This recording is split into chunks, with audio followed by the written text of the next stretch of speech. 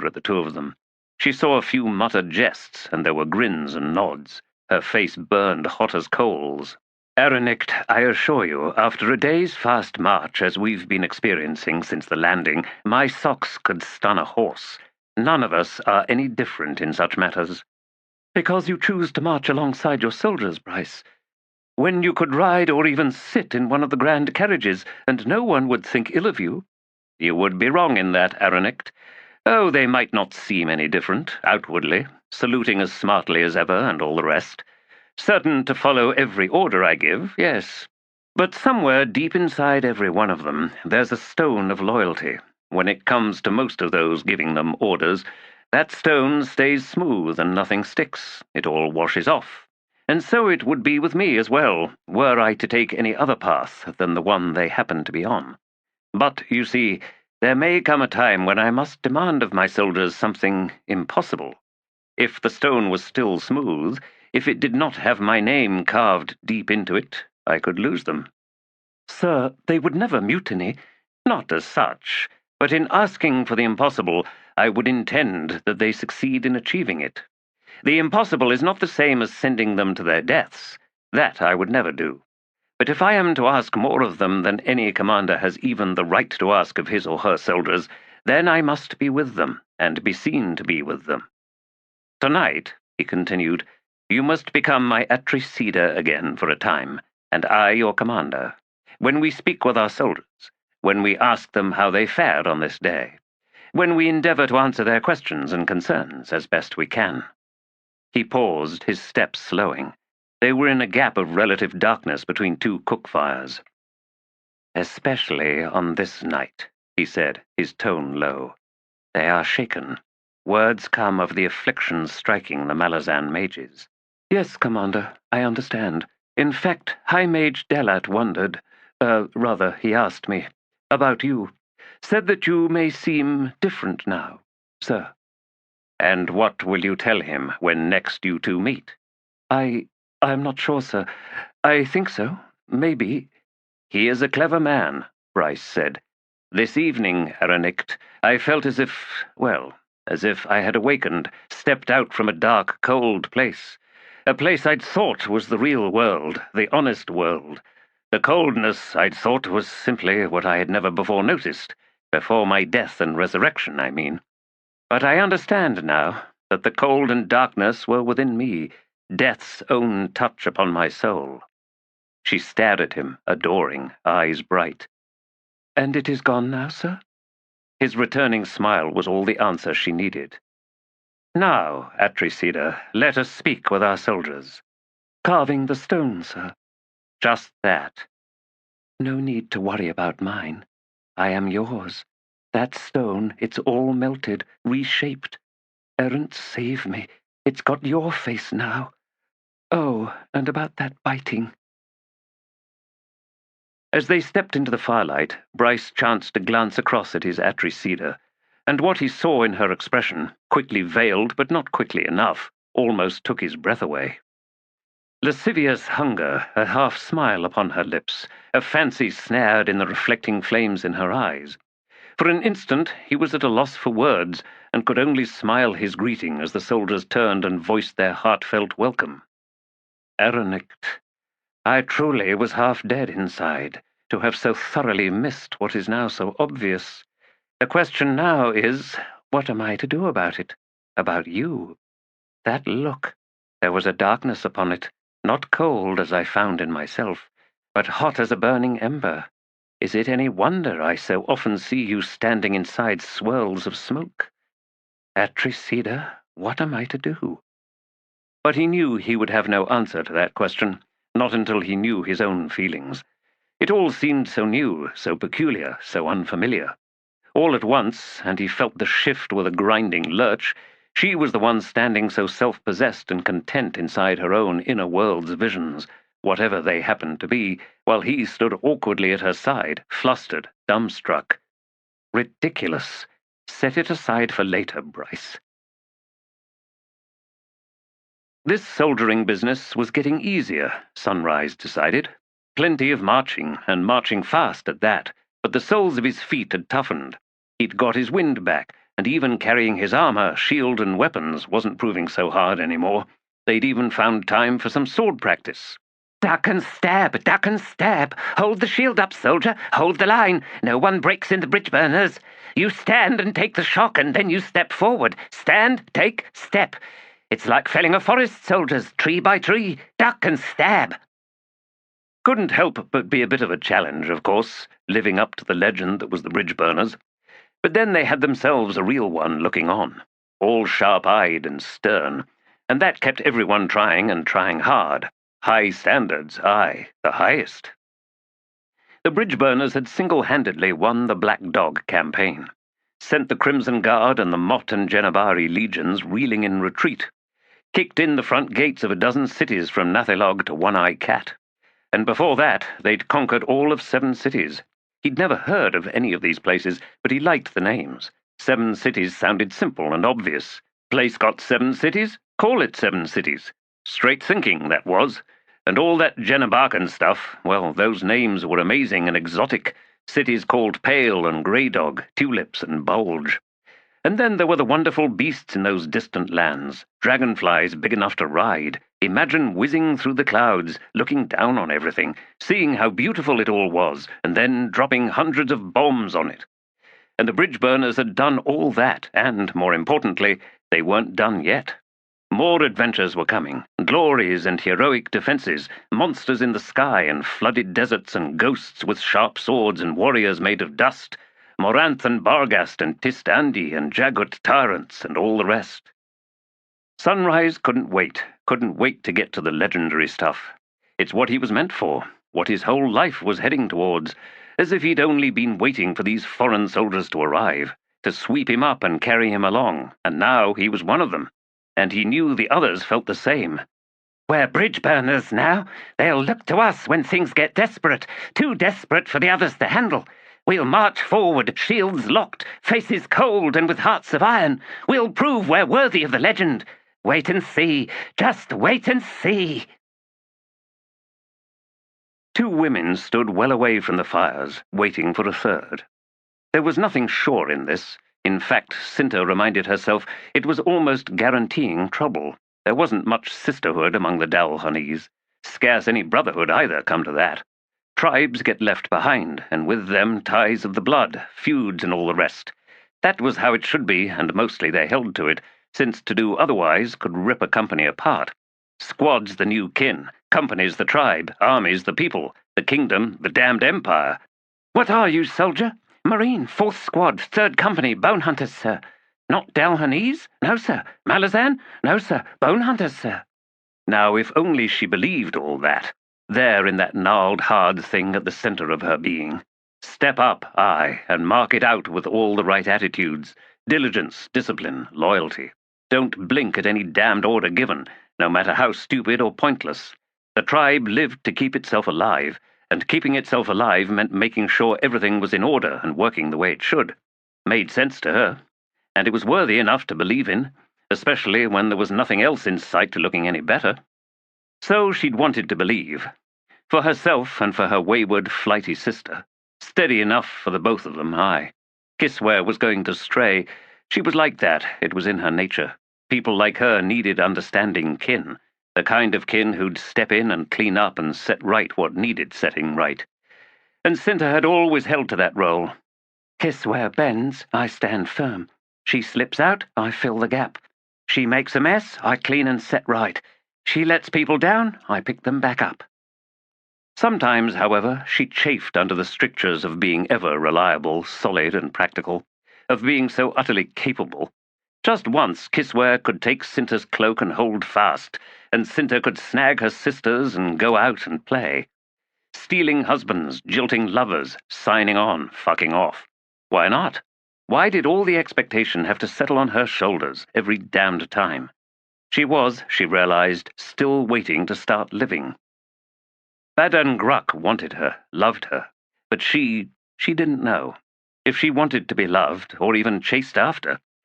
She played it out, aye, as if it was all real. She even spent time telling herself it was the way it looked.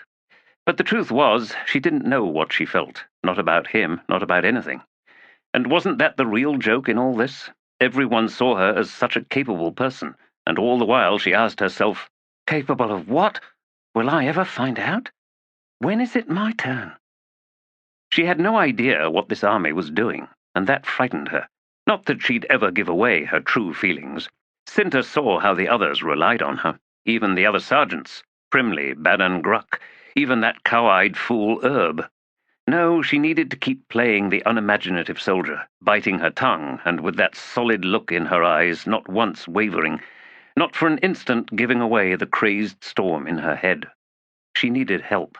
They were marching into blackness, a future profoundly unknown, barring the simple, raw truth that at some point they would all draw their weapons, they would all stand facing an enemy that sought their annihilation. They would be told to fight, to kill. But will we? Can we? If you could show us a cause, Adjunct, a reason, just a handful of worth, we'd do as you ask. I know we would. She glanced across at her sister. Kisware stood, a faint smile on her face to mark whatever inner peace and satisfaction she found so easy to indulge, her eyes on the blurry stars in the northern sky. Amused patience and the promise of derision. That was her most favoured expression, there on those deceptively sweet and innocent features. Yes, she was breathtaking in her natural beauty and charm, and there was that wild edge, sticky as honey, that so drew to her otherwise reasonable men. She froze lives and loves in amber, and her hoard was vast indeed. Could I be like her? Could I live as she does? Look at that half-smile, so contented. Gods, how I wish... There had to be a way out of this, and her sister had better find it soon. Else Kisware feared she would go mad. She'd joined the Malazan Marines, for hood's sake, not some renegade army marching up some damned god's ass. She'd joined knowing she could hand it all back to them once boredom forced the situation. Well, not that they'd happily let her go, of course, but disappearing wasn't so hard, not in a civilized land like the Malazan Empire. So many people, so many places to go, so many possible lives to assume. And even in the military itself, who really cared which face was which beneath the rim of the helm? Could be anyone, so long as they took orders and could march in step. She could have slept her way into some soft posting, in Unta or Liheng or Quan itself. Even Genabakis would have been fine, if only her sister hadn't jammed her nose into things, always trying to take charge, constantly stepping into Kisware's path and causing grief, complicating everything, and that had always been the problem. But Cinta hadn't figured it out yet. Kisware had run to the Marines to escape her sister's infuriating interference in her life, among other things. But she followed, didn't she? She followed, and so did Badan Gruck. It's not my choice, not my fault at all. I'm not responsible for them. They're all grown up, aren't they? So if I want to desert now, before we head into some place where I can't, well, that's my business, isn't it? But now Cinta had dragged her out from the cosy fire, and here they were, waiting for one of Erb's soldiers, and what was all this about anyway? Running. Is that it, finally? I hope so, sister. I hope you've finally come to your senses. This time I'm with you. But why this woman we hardly even know? Why not Badan Gruck? We got to get out, and now I got to get out, and I don't need anyone's help to do it. Stow away with a Duras trader. Easy, nothing to it. 2 of us could do it, even 3. But 4? Now that's a stretch. It's logistics, sister, plain and simple. The kind you like so much, straightforward. Too many and we'll get caught. You'll want Badan too, and 4's too many. She'd wait, however. She'd see what Cinta had in mind here, with this meeting. She could work on Cinta later, but nothing direct, since that never worked. Cinta was stubborn. She could dig in deeper than anyone Kisware knew. No, Kisware would have to twist carefully, so that the decision, when it finally went the right way, would seem to be coming from Cinta herself. It wasn't easy, but then Kisware had had a lifetime of practice. She knew she could do it. Cinta softly grunted, and she turned to see a figure approaching from the camp, swaying hips, and everywhere a whole lot of what men liked. A Dalhanese, for sure, which was why Cinta had invited her in the first place. But since when did 3 Dalhanese women agree about anything? Madness. Cinta, this won't work. You remember the histories. It's us women who start most of the wars, snaring the wrong men, using them up, humiliating them, throwing one against another, whispering blood vengeance beneath the firs at night. A sly comment here, a look there. We've been in charge a long time, us women of Dalhon, and we're nothing but trouble. Masangilani was from a savannah tribe. She was tall, making her curvaceous form all the more intimidating. She had the look of a woman who was too much for any man, and should a man get her, he'd spend his whole life convinced he could never hold on to her. She was a monster of sensuality, and if she'd stayed in her tribe, the whole north half of Dalhon would be in the midst of a decades-long civil war by now. Every Dalhonese god and mud spirit tossed in on this one, didn't they? She's got pieces of them all. And here I thought I was dangerous. "Center," she said under her breath.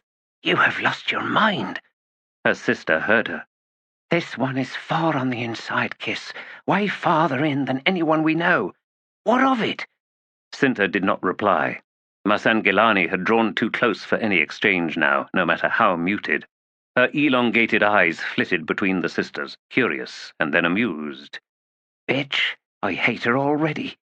"Southerners," she said. "I've always liked Southerners. Your sweat smells of the jungle, and you're never as gangly and awkward as us Northerners. Did you know I have to special order all my armor and clothes? I'm no standard fit anywhere, except maybe among the Fen, and that's no good because they're extinct." Kisware snorted. "You ain't that big." And then she looked away as she realized how petty that sounded. But Gilani's smile had simply broadened. "The only real problem with you Southerners is that you're barely passable on horseback. I'd not count on you to ride hard as me, ever. So it's a good thing you're Marines. Me, I could be either, and to be honest, I'd have jumped over to the Scouts long ago." "So why didn't you?" Kisware asked. She shrugged. "Scouting's boring. Besides, I'm not interested in always being the one delivering bad news." "Expecting bad news?" "Always." And her teeth gleamed. Kisware turned away. She was done with this conversation. Cinta was welcome to it. "So," Masangilani said after a moment, "Sergeant Cinta, rumor has it you're a natural, a talent. Tell me if that's true or not, since it's the only thing that brought me out here. The chance that you are, I mean.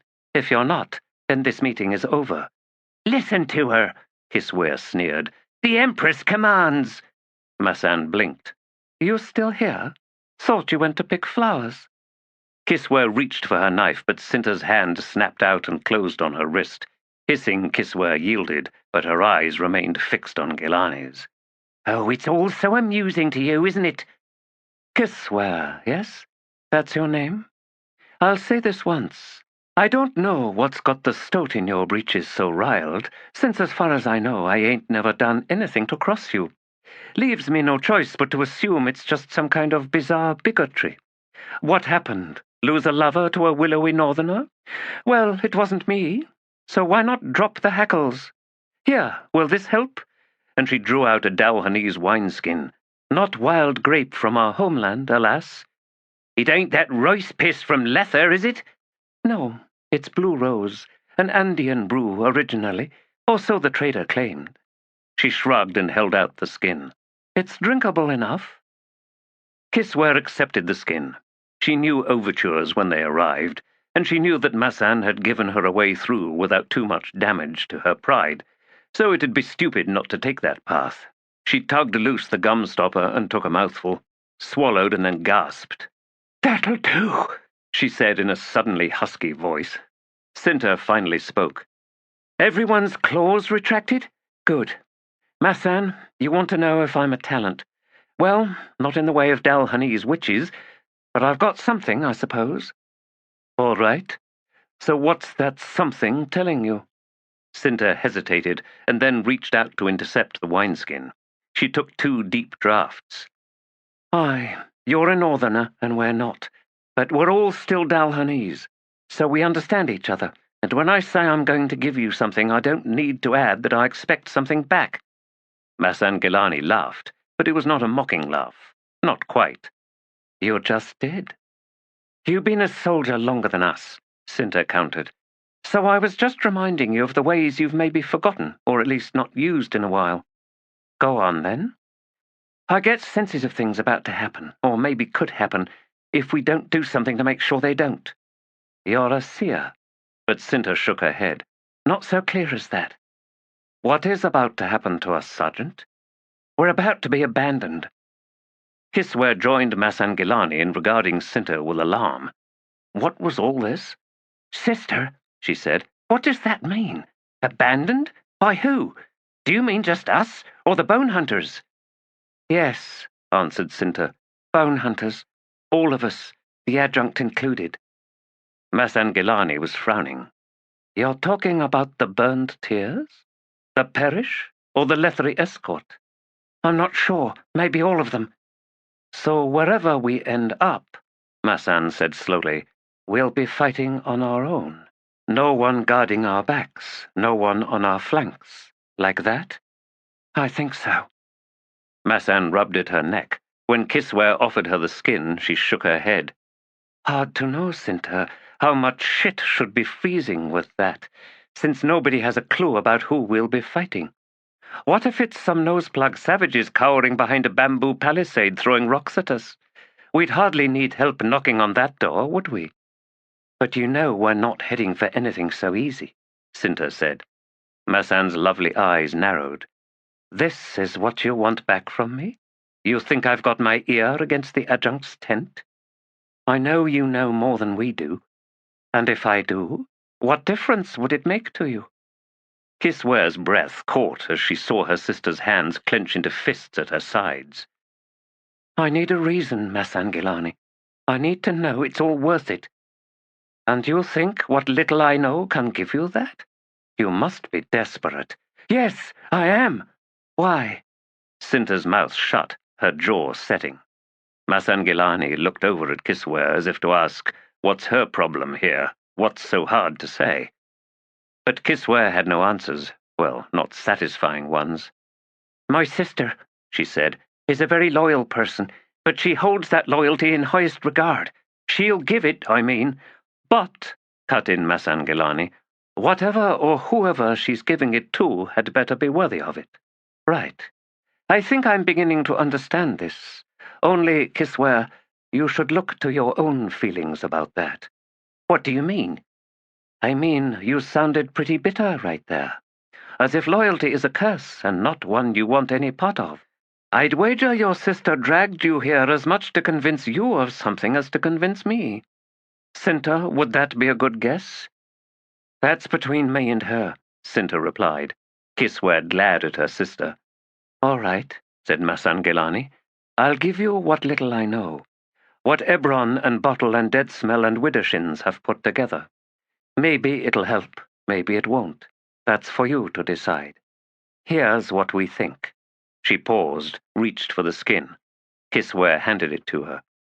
Masan drank, then squatted before them, taking the pose of the teller of tales, one they knew well, and both sisters followed suit.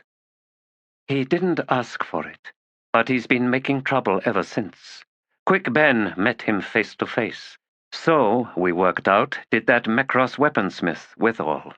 He's poison, and he knows it, and he can't help it, because he doesn't belong here. There are pieces of him scattered over half the world, but the biggest one is sitting in this place called Kolance, and it's being used. We're going to kill the crippled god. Kisware shot her sister a wild look. But who'd want to stop us doing that? Cinta shook her head. Her face was wretched with confusion. Masan was eyeing them, and when she spoke, her voice was flat. You jumped the wrong way, Cinta, like a one-eyed mongoose. She drank again, sloshed the skin, and then scowled. Should have brought two. We don't think we're off to kill the chained one. In fact, it's those chains we're after. Well, the adjunct, I mean. What she's after. She lifted her head and fixed on Cinta's eyes, and then Kisware's. We're going to set the bastard free. Kisware barked a savage laugh. No wonder they'll all abandon us, and I'm the first in line to join them. Be quiet, Cinta said through the hands she'd lifted to her face. She was trembling, no, shuddering, and Kisware saw the glitter of tears trickle to the heels of her sister's palms. Masangilani's face was grave, patient. Kisware rounded on Cinta. You cannot! No! This is impossible! What if they're wrong? They must be. Even the adjunct's not that stupid. Every god and ascendant in the world will be coming against us, never mind those idiots in Colance. She's lost her mind. Our commander's insane, and there's no damned law anywhere says we have to follow her. Cinta drew a deep breath and then lowered her hands. Something solid filled her face, as if implacable stone was replacing the soft tissues beneath her onyx skin. The bleakness drained from her eyes as they settled on Kisware. "It will do," she said. "I think," she added, "nothing else would have." "What?" "It is just, sister. Just." "They'll all turn on us," Kisware retorted. "You said so yourself." "If we do nothing, yes, they will turn on us. And what little chance we had to succeed will go with them. We need to change their minds." "How?" asked Masangilani. "I will tell you how," said Cinta, "and it begins with you, Kisware." "I didn't say I was going to help." "You're going to desert." What?" "That's how this starts. It's the only way. Now, it's what you want, and don't tell me any different. You're deserting the Bonehunters, and you're doing it tonight, on the fastest horse Masangilani can find you." But Masangilani held up a staying hand. "Hold on. I need to talk this over with—" "Of course," cut in Cinta, "but it changes nothing. Now, you need to hear the rest, because I need you to do the same." "Desert? Me?" Cinta nodded. "But you'll ride in a different direction, Masangilani. Different from Kisware. With luck, you'll both return." "And get hanged? No thanks, sister." "You won't. The adjunct is cold iron, the coldest there ever was. She'll work it out, fast as lightning. She'll work it out." "Then why don't we just go tell her?" asked Masangilani. "We figured it all out, but there's a problem. Only you got an idea on how to fix it." Cinta smiled, and it was a smile that would have fitted well on the adjunct's own face. "I will do just that, once you two are gone." "She might just chase us down anyway." "She won't. I said she's quick." "So why wait until we leave?" Cinta rubbed at her face, wiping away the last of the tears. "You don't get it. She's locked in a room, a prison of her own making. In there she hears nothing, sees nothing. In there she is absolutely alone, and holding on with white knuckles. It's her burden, and she won't dump it on anyone else, not even her fists, not even on her high mage, though he's probably worked it out by now. She's put herself between us and the truth, but it's killing her."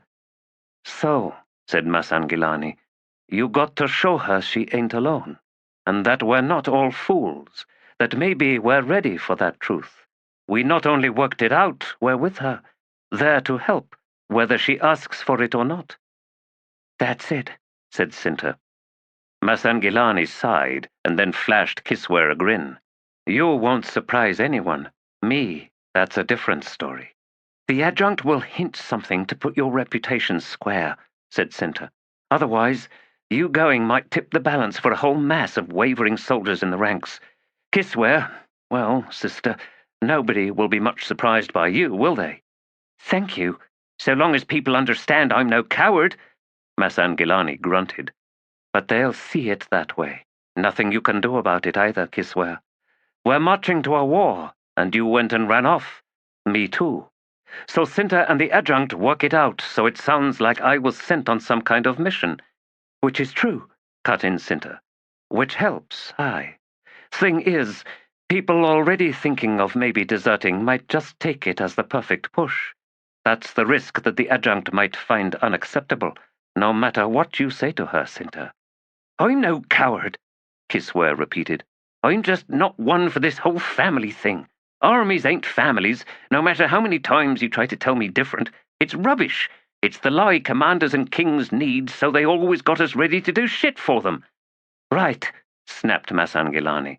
"And I guess in that snarly jungle where you grew up, you never heard any stories about what happens when armies mutiny. Kill their commanders, depose their country's ruler, take over. What's that got to do with the whole we're family business?" "I'm saying some people run things and the rest should just stay out of it. That's all. Just like in a family. Somebody's in charge, not everybody. Usurpers never been anything better or even different from whoever they killed. Usually they make it worse. That whole family thing, It's about fighting to survive. You stand fast for kin, not strangers. Don't you get that? And the ones in charge exploit it, use us up. They ain't interested in being kin to the rest of us, and you know it. You two, Cinta said, could go at this all night, but we don't have the time. I swear, since when did you care what the people you leave behind think of you? Unless, of course, you've found some pride as a bone hunter. Do you want me to help you or not? All right, peace then. The point is, it's only looking like you're deserting, the way Faradan Salt did outside Yagatan. I ride south, Cinta nodded. I go find the Perish and the Kundril. Yes, and say what? You convince them not to abandon us. How in Hood's name do I do that? Cinta's look was wry. Try using your charms, sister. Masangilani spoke. Sergeant, if she's going after both of them, where am I going? That's not so easy to say, Cinta admitted haltingly. Masan snorted. Work on that answer, Cinta. Meanwhile, let's go steal some horses. Ah, Lieutenant, found you at last. Master Sergeant now, sir. Of course. And where are your charges, Master Sergeant? Dispensed with, sir. Excuse me. Rather dispersed, sir. Inserted seamlessly into the ranks, not a stitch out of place. Why, that is simply superb, Master Sergeant. You would deserve a commendation if you deserved anything. Alas, having perused the latest roster updates, I have discovered that not a single one of those recruits can be found anywhere in the army. Yes, sir. They're well trained. At what, Master Sergeant? Disappearing? Well now, sir, I am reminded of a story from my youth. May I? Please, do go on. Thank you, sir. Ah, my youth. A sudden zeal afflicted young Aramstos pause. Aramstos? Yes, sir.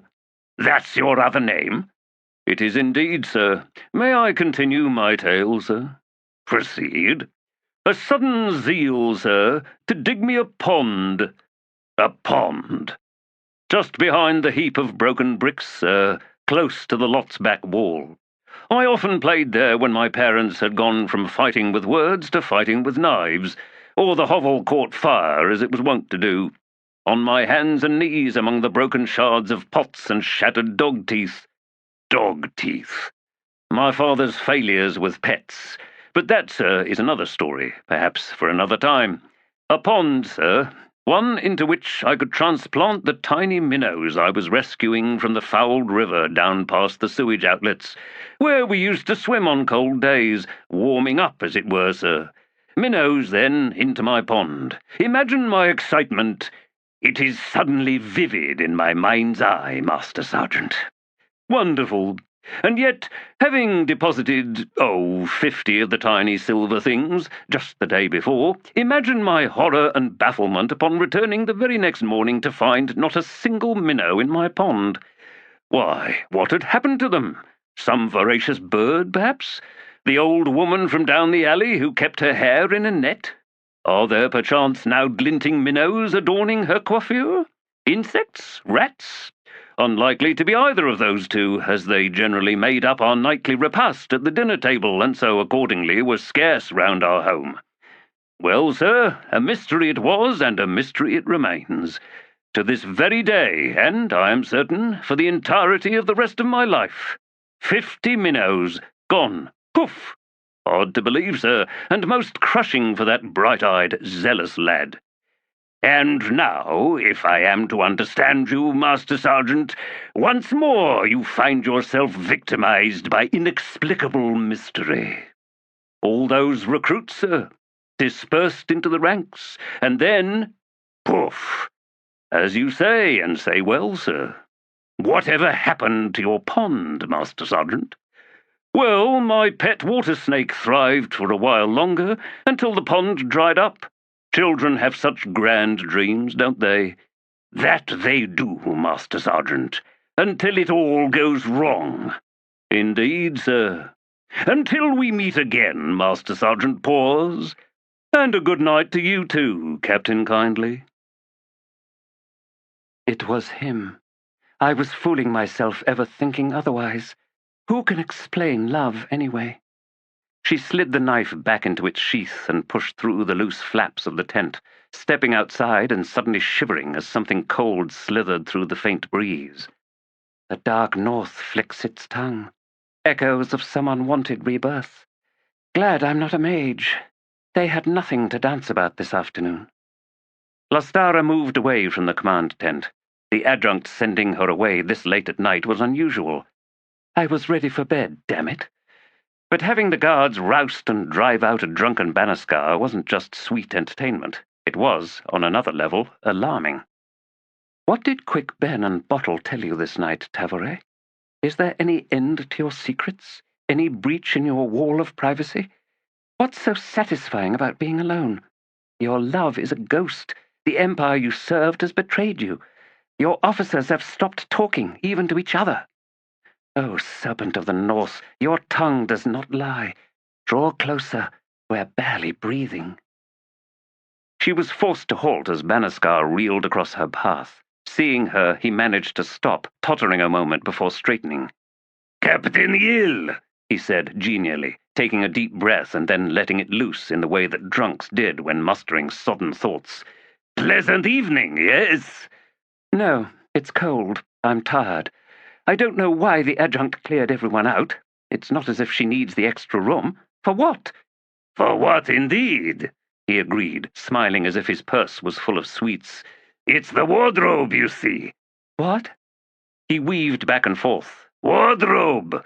Yes, that's the word. I think so. Not makes for easy travel, though. Doesn't, rather. But sometimes... Where was I? Oh, sometimes the wardrobe's so big the girl, she just runs away from it fast and long as she can. Is that what I mean? Did I say it right?" "Wardrobe." Banaskar pointed at her, nodding. "Precisely." "Who runs away from a wardrobe?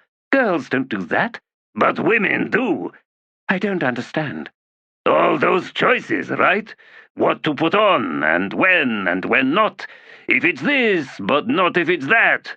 What to put on, Captain Yill. Choices, surrounding you, closing in, creeping. Girl's got to run, and let's hope she makes it." Sniffing, Lastara stepped round the fool and continued on between the tent rows. "It was him, but you let him go. Maybe you thought he'd come back, or you'd just find him again. You thought you had the time. But the world's always armed, and all it takes is a misstep, a wrong decision. And suddenly you're cut, you're bleeding right out. Suddenly he's gasping his last breaths, and it's time to put him away. Just close him up like a scroll bearing bad news. What else can you do? It was him, but he's gone, and he's not coming back." Her pace slowed. She frowned. "Where am I going? Ah, that's right. New Whetstone, that's it. The world's armed, adjunct, so be careful. Kick open that wardrobe, girl, and start throwing on that armor. The days of fates are over, all those nights among the glittering smirks of privilege and entitlement." "You idiot, Banaskar! There's only one item in her wardrobe. What's to choose?" She almost heard him reply, "And still she's running away." No, this conversation wasn't even real, and it made no sense anyway. Resuming her journey to the Smith's compound, she encountered a Marine coming up the other way. A quick exchange of salutes, and then passed. "A sergeant, Marine, Dalhonese. Where in Hood's name is she going this time of night? Never mind. Whetstone. They keep wearing out, and the sound of the iron licking back and forth, the way it just perfectly echoes the word in my head. Amazing. Perfect. It was him. It was him. It was him." Most of the ties and fittings on his armor had loosened or come undone. The heavy dragon-scale breast and back plates hung askew from his broad shoulders. The clawed bosses on his knees rested on the ground as he knelt in the wet grasses. He'd pulled off the bone-strip gauntlets to better wipe the tears from his cheeks and the thick smears of snot running from his nose. The massive bone-handled battle-axe rested on the ground beside him. He'd bawled through half the night until his throat was raw and his head felt packed solid with sand. Where was everyone? He was alone, and it seemed he'd been alone for years now, wandering lost on this empty land. He'd seen old camps, abandoned villages. He'd seen a valley filled with bones and rubble. He'd seen a limping crow that laughed at him only to beg for mercy when he caught it. Stupid. His heart had gone all soft, and he foolishly released it, only to have the horrid thing start laughing at him all over again as it limped away. It only stopped laughing when the boulder landed on it. And now he missed that laughing crow and its funny hopping. At least it had been keeping him company. Stupid boulder. The day had run away and then come back, and it wasn't nearly as cold as it had been earlier. The ghost of old Hunch Arbat had blown away like dust, and was that fair? It wasn't. So he was lost, looking for something, but he'd forgotten what it was, and he wanted to be home in Letheras, having fun with King Tehol and sexing with Shurk Elal, and breaking the arms of his fellow guards in the palace. Oh, where were all his friends? His bleary, raw eyes settled on the battle-axe, and he scowled. It wasn't even pretty, was it? "Smash," he mumbled. "Crush. Its name is Rilk, but it never says anything. How'd it tell anybody its name? I'm alone. Everybody must be dead. Sorry, Crow.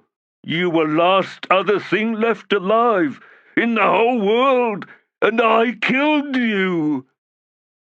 "Sorry I missed it," said a voice behind him. Ublala Pung climbed to his feet and turned round. "Life!" "I share your exultation, friend." "It's all cold around you," Ublala said. "That will pass." "Are you a god?" "More or less, Toblakai. Does that frighten you?" Ublala Pung shook his head. "I've met gods before. They collect chickens." "We possess mysterious ways indeed." "I know." Ublala Pung fidgeted and then said, "I'm supposed to save the world." The stranger cocked his head. "And here I was contemplating killing it." "Then I'd be all alone again," Ublala wailed, tears springing back to his puffy eyes. "Be at ease, Toblakai. You are reminding me that some things in this world remain worthwhile. If you would save the world, friend, that draconian armor is fine preparation, as is that weapon at your feet. Indeed, I believe I recognize both." "I don't know," Ublala said. "I don't know where to go to save the world. I don't know anything." "Let us journey together, then." "Gods make good friends," nodded Ublala Pung, pleased at this turn of events. "And spiteful enemies," the stranger said. "But we shall not be enemies, so that need not concern us. Wielder of Rilk, wearer of Dra Alkalaint, what is your name?" He swelled his chest. He liked being called wielder and wearer of things. "Ublala Pung, who are you?" The stranger smiled. "We will walk east, Ublala Pung. I am named Draconis." "Oh, funny." "What is?" "That's the word old Hunch Arbat's ghost screamed before the black wind tore him to pieces." "You must tell me how you came to be here, Ublala Pung." "I'm no good with questions like that, Draconis." The god sighed. "Then we have found something in common, friend. Now, collect up Rilk there and permit me to refasten your straps." "Oh, thank you. I don't like knots."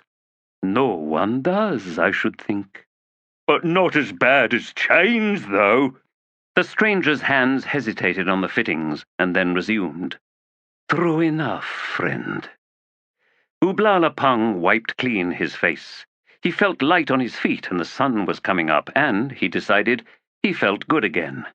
Everybody needs a friend. Chapter 20.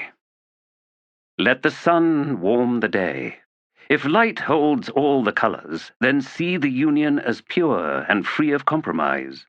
Walk the stone and burden of earth with its manes like cats lying in wait as the wind slips silken and slides round the curl of your sure vision.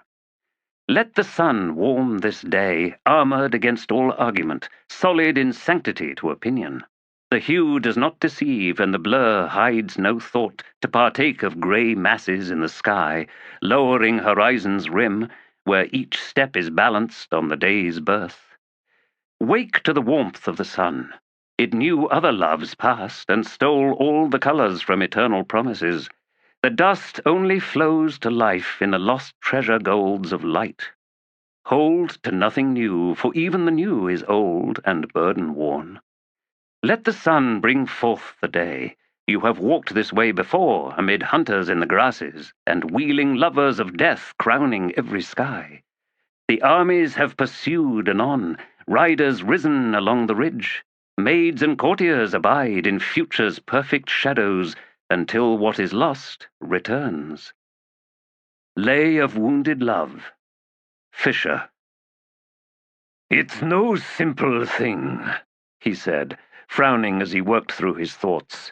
But in the world, among people, that is. Society, culture, nation. In the world, then, there are attackers and there are defenders. Most of us possess within ourselves elements of both, but in a general sense a person falls to one camp or the other, as befits their nature. The wind swept round the chiselled stone. What guano remained to stain the dark, pitted surfaces had been rubbed thin and patchy, like faded splashes of old paint. Around them was the smell of heat lifting from rock, caught up, spun, and plucked away with each gust of the breeze. But the sun did not relent its battle, and for that Ryad Eles was thankful. Silchas Rowan's eyes were fixed on something to the northwest, but an outcrop of shaped stone blocked Ryad's line of sight in that direction. He was curious, but not unduly so. Instead, he waited for Silchas to continue, knowing how the white-skinned Tistandi sometimes struggled to speak his mind. When it did come, it often arrived all at once and at length, a reasoned, detailed argument that Ryad received mostly in silence. There was so much to learn. This is not to say that aggression belongs only to those who are attackers, Silchas resumed. Far from it, in fact. In my talent with the sword, for example, I am for the most part a defender. I rely upon timing and counterattack. I take advantage of the attacker's forward predilections, the singularity of their intent. Counterattack is, of course, aggression in its own way. Do you see the distinction? Ryad nodded. I think so. Aggression takes many forms. Active, passive, direct, indirect. Sudden as a blow, or sustained as a siege of will. Often it refuses to stand still, but launches upon you from all possible sides. If one tactic fails, another is tried, and so on. Smiling, Ryad said, Yes, I played often enough among the Imas children. What you describe every child learns, at the hands of the bully and the rival. Excellent. Of course you are right. But bear in mind, none of this belongs solely within the realm of childhood. It persists and thrives in adult society. What must be understood is this.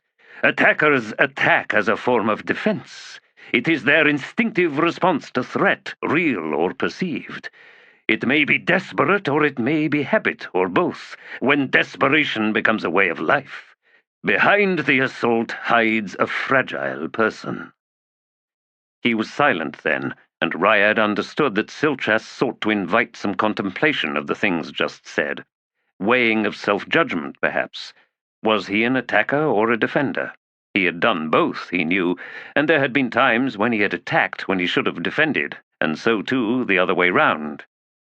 I do not know which of the two I am, not yet. But I think I know this much. When I feel threatened, I attack. Cultures tend to invite the dominance of one over the other, as a means by which an individual succeeds and advances, or, conversely, fails and falls. A culture dominated by attackers, and one in which the qualities of attacking are admired, often overtly encouraged, tends to breed people with a thick skin, which nonetheless still serves to protect a most brittle self. Thus the wounds bleed but stay well hidden beneath the surface. Cultures favoring the defender promote thin skin and quickness to take offense, its own kind of aggression, I am sure you see. The culture of attackers seeks submission and demands evidence of that submission as proof of superiority over the subdued. The culture of defenders seeks compliance through conformity, punishing dissenters and so gaining the smug superiority of enforcing silence, and from silence, complicity. The pause that followed was a long one, and Ryad was pleased that it was so, for Silchas had given him much to consider. The Emas? Ah, defenders, I think. Yes, always exceptions, of course. But he said there would be. Examples of both, but in general, yes, defenders.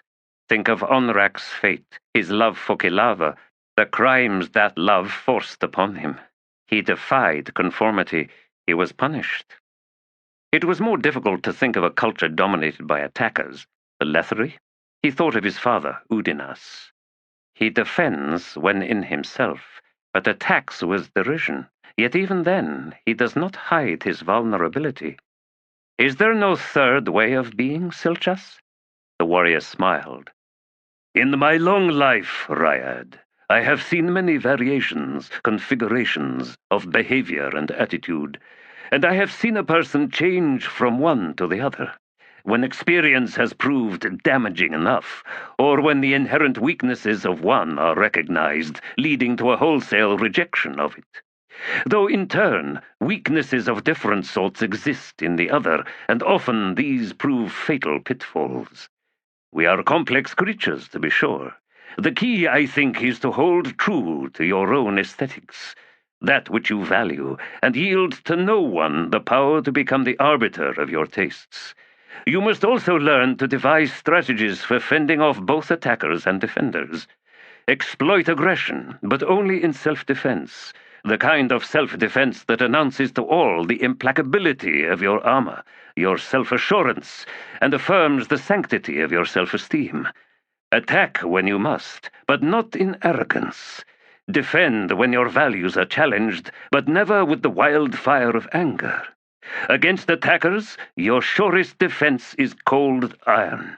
Against defenders, often the best tactic is to sheathe your weapon and refuse the game. Reserve contempt for those who have truly earned it, but see the contempt you permit yourself to feel not as a weapon, but as armor against their assaults. Finally, be ready to disarm with a smile, even as you cut deep with words.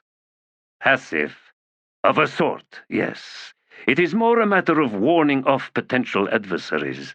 In effect, you are saying, be careful how close you tread. You cannot hurt me, but if I am pushed hard enough, I will wound you. In some things you must never yield. But these things are not eternally changeless or explicitly inflexible. Rather, they are yours to decide upon, yours to reshape if you deem it prudent. They are immune to the pressure of others, but not indifferent to their arguments. Weigh and gauge at all times, and decide for yourself value and worth. But when you sense that a line has been crossed by the other person, when you sense that what is under attack is in fact your self-esteem, then gird yourself and stand firm. Ryad rubbed at the fine hairs downing his cheeks. Would these words of yours have come from my father, had I remained at home? In his own way, yes. Udinas is a man of great strength. But great strength, Ryad. He is strong enough to stand exposed, revealing all that is vulnerable within him. He is brave enough to invite you ever closer. If you hurt him, he will withdraw as he must, and that path to him will be thereafter forever sealed. But he begins with the gift of himself. What the other does with it defines the future of that particular relationship. What of trust? The red eyes flicked to his and then away again. I kept them safe for a long time. he said in a low voice, evading the Lethery mages and soldiers. None of that was necessary. My father knew. I believe Firsengar did as well. So neither then trusted you. On the contrary, they trusted me to hold to my resolve. Now it was Ryad's turn to look away. Did she really have to die? She was never really alive, Ryad. She was sent forth as potential. I ensured that it was realized. Our seeds filled with hope? We might think so. But in truth, hope belongs to the creator of that seed and to those who choose to plant it. She was still a child to everyone's eyes. The Azath used what it found. Is she still alive, then? Silchas Ruin shrugged. Perhaps more now than ever before. Alive but young, and very vulnerable. And so now, Ryad said, my father yearns for the survival of the Azath, and he hopes too for your continued resolve. But maybe hope is the wrong word. Instead, it's trust. If so, then you have answered your own question. But what of my resolve? Do you trust in that, Silchas Ruin? They draw nearer, the Tist Andi said, rising from his perch on the stone. Then he paused. Be wary, Ryad. She is most formidable, and I cannot predict the outcome of this parley. What will she make of me? He asked, also straightening. That is what we shall discover. His horse had stepped on a particularly vicious fist of cactus. Torrent dismounted, cursing under his breath. He went round and lifted the beast's hoof and began plucking spines. Olar Ethiel stood to one side, watching. It had turned out that escaping the hoary old witch wasn't simply a matter of riding hard and leaving her behind. She kept reappearing in swirls of dust, with that ever-present skull grin that needed no laugh to add sting to its mockery. Following the heavy wagon tracks, he had ridden past 2 more dragon towers, both as lifeless and ruined as the first one. And now here they were, approaching yet another. Arcane machinery had spilled out from rents in the stone, lying scattered, spreading outward from the foot of the edifice 100 or more paces on all sides. Crumpled pieces of armor and broken weapons lay amidst the wreckage, as well as grizzled strips and slabs of scaled hide. The violence committed at this particular tower remained, intrusive as bitter smoke. Torrent tugged loose the last thorn, and collecting the reins, led the horse forward a few steps. "Those damned things," he said. "Were they poisoned?" "I think not," Olar Ethiel replied. "Just painful. Local Bedarin know to avoid stepping on them." "There are no local Bedarin," snapped Torrent. "These are the wastelands and well-named." "Once, long ago, warrior, the spirits of the earth and wind thrived in this place." "So what happened?" Her shrug creaked. "When it is easy to feed, one grows fat." "What the fuck does that mean?" He faced the tower. "We'll walk for—" Motion in the sky caught his attention as 2 massive shapes lifted from the enormous carved head of the stone dragon. "Spirits below!" A pair of dragons, real ones. The one on the left was the hue of bone, eyes blazing bright red, and though larger than its companion, it was gaunter, perhaps older. The other dragon was a stunning white, deepening to gold along its shoulders and serrated back. Wings snapping, sailing in a curving descent, the 2 landed directly in their path, halfway between them and the tower. The earth trembled at the twin impacts. Torrent glanced at Olar Ethiel. She was standing still as a statue. "I thought you knew everything, witch, and now I think you thought the same. Look at you, still as a hare under the cat's eyes." He looked back in time to see both dragons shimmer and then blur, as if nothing more than mirages. A moment later, 2 men stood in place of the giant creatures. Neither moved. Even at this distance, Torrent could see how the dragons had so perfectly expressed the essences of these 2 figures. The one on the left was tall, gaunt, his skin the shade of bleached bone. The other was younger by far, thickly muscled, yet nearing his companion's height.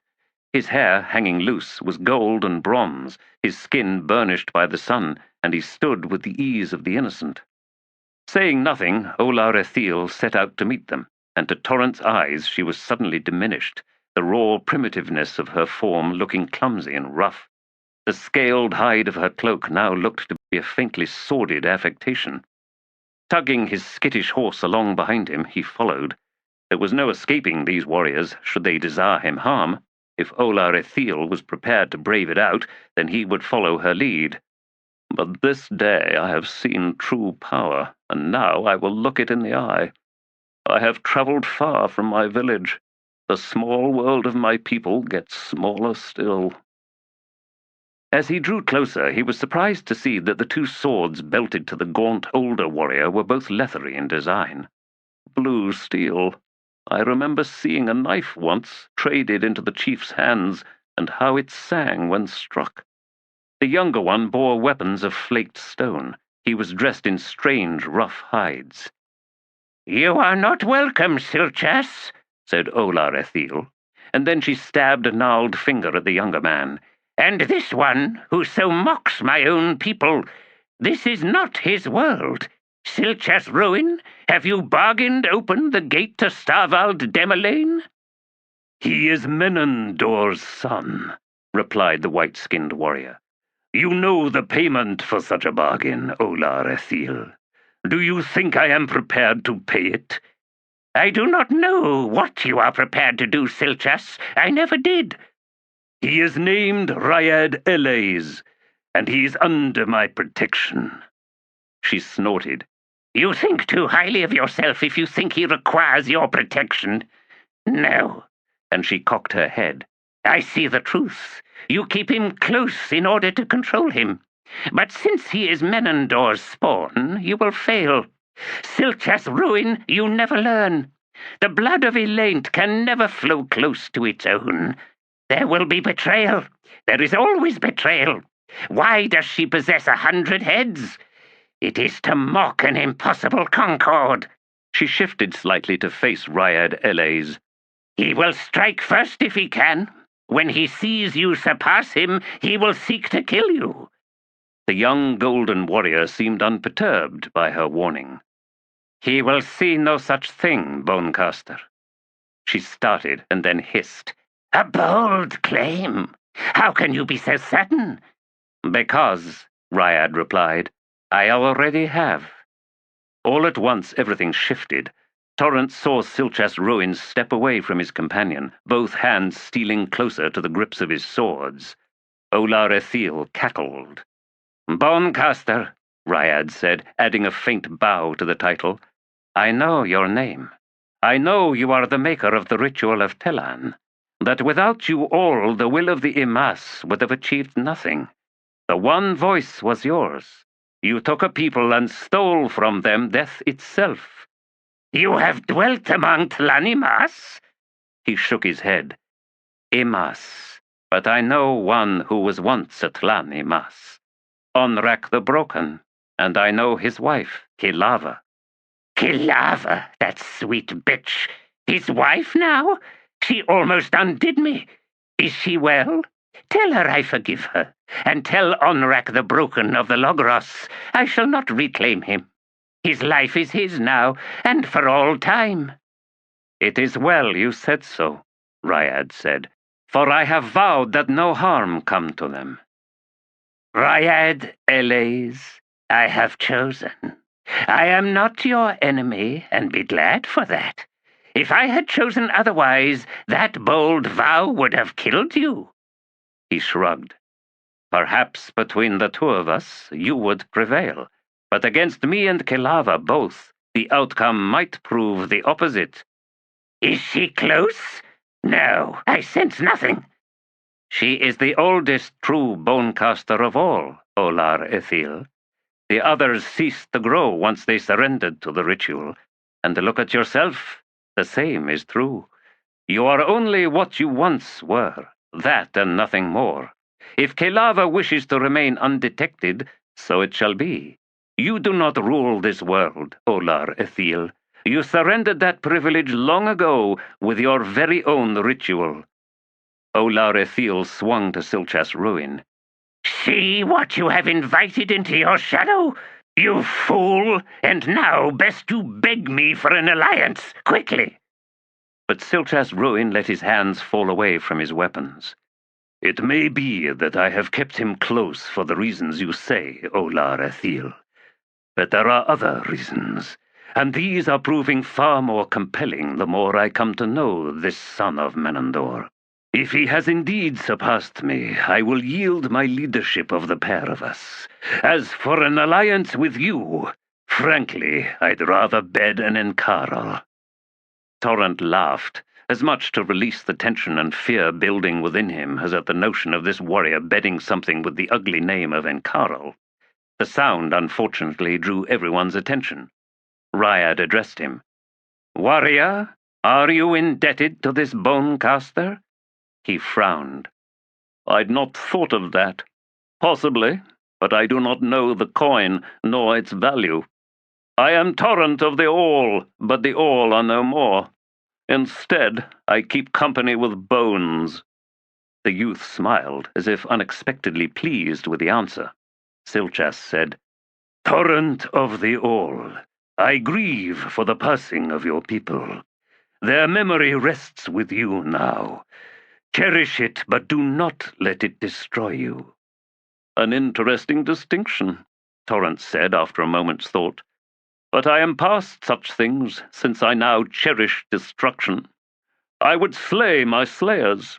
I would end the lives of those who have ended mine." He glanced across at Olarethil. "Perhaps this is the coin between me and this undead witch." Sorrow tinged Ruin's face, but he said nothing. Ryad's smile was gone. "Look around then, warrior. This is the home you would make for your enemies and for yourself. Does it please you?" "I think it does, Ryad Eles." The young man's displeasure and disappointment at that answer was plain to see. A short span of silence, and then Olarethil spoke. "You have waited to spring this ambush, Silchas Ruin. Were the words we have exchanged all you sought, or is there something else?" "My curiosity is satisfied," Silchas said to the Bonecaster. "But I will give you this as a gesture, if you will, as evidence that I wish no enmity between us. 2 undead dragons are seeking you. I know them of old. They will bow and scrape and swear fealty, but in their hearts they are vile." Olarethil sniffed. "I thought I sensed something on our trail. You say you know them, while I do not. I find that odd, given the world you and I once shared." "From when the Elaint were unleashed, out through the gate, seeking to claim realms to rule amidst the shattered remains of Kurald Imurlan." He paused, and then added, "My own encounter with them was brief, but violent. They are true spawn of Tiam." "Yet they travel together. Why has neither one committed treachery upon the other?" "I believe they are twins, Olarethil, hatched from a single egg, as it were. Among all the Elaint during the Wars of Shadow, they came closest to victory. It was the last time I stood beside my brother, the last time he held my flank and I his. For a time, then," and his voice fell away, "we were happy." Though Torrent knew nothing of these Wars of Shadow, nor the other players involved, he could not but hear the sorrow in Ruin's voice, and it stung him deep inside. "Fucking regrets. We all have them, don't we? Live long enough and maybe it's all we have.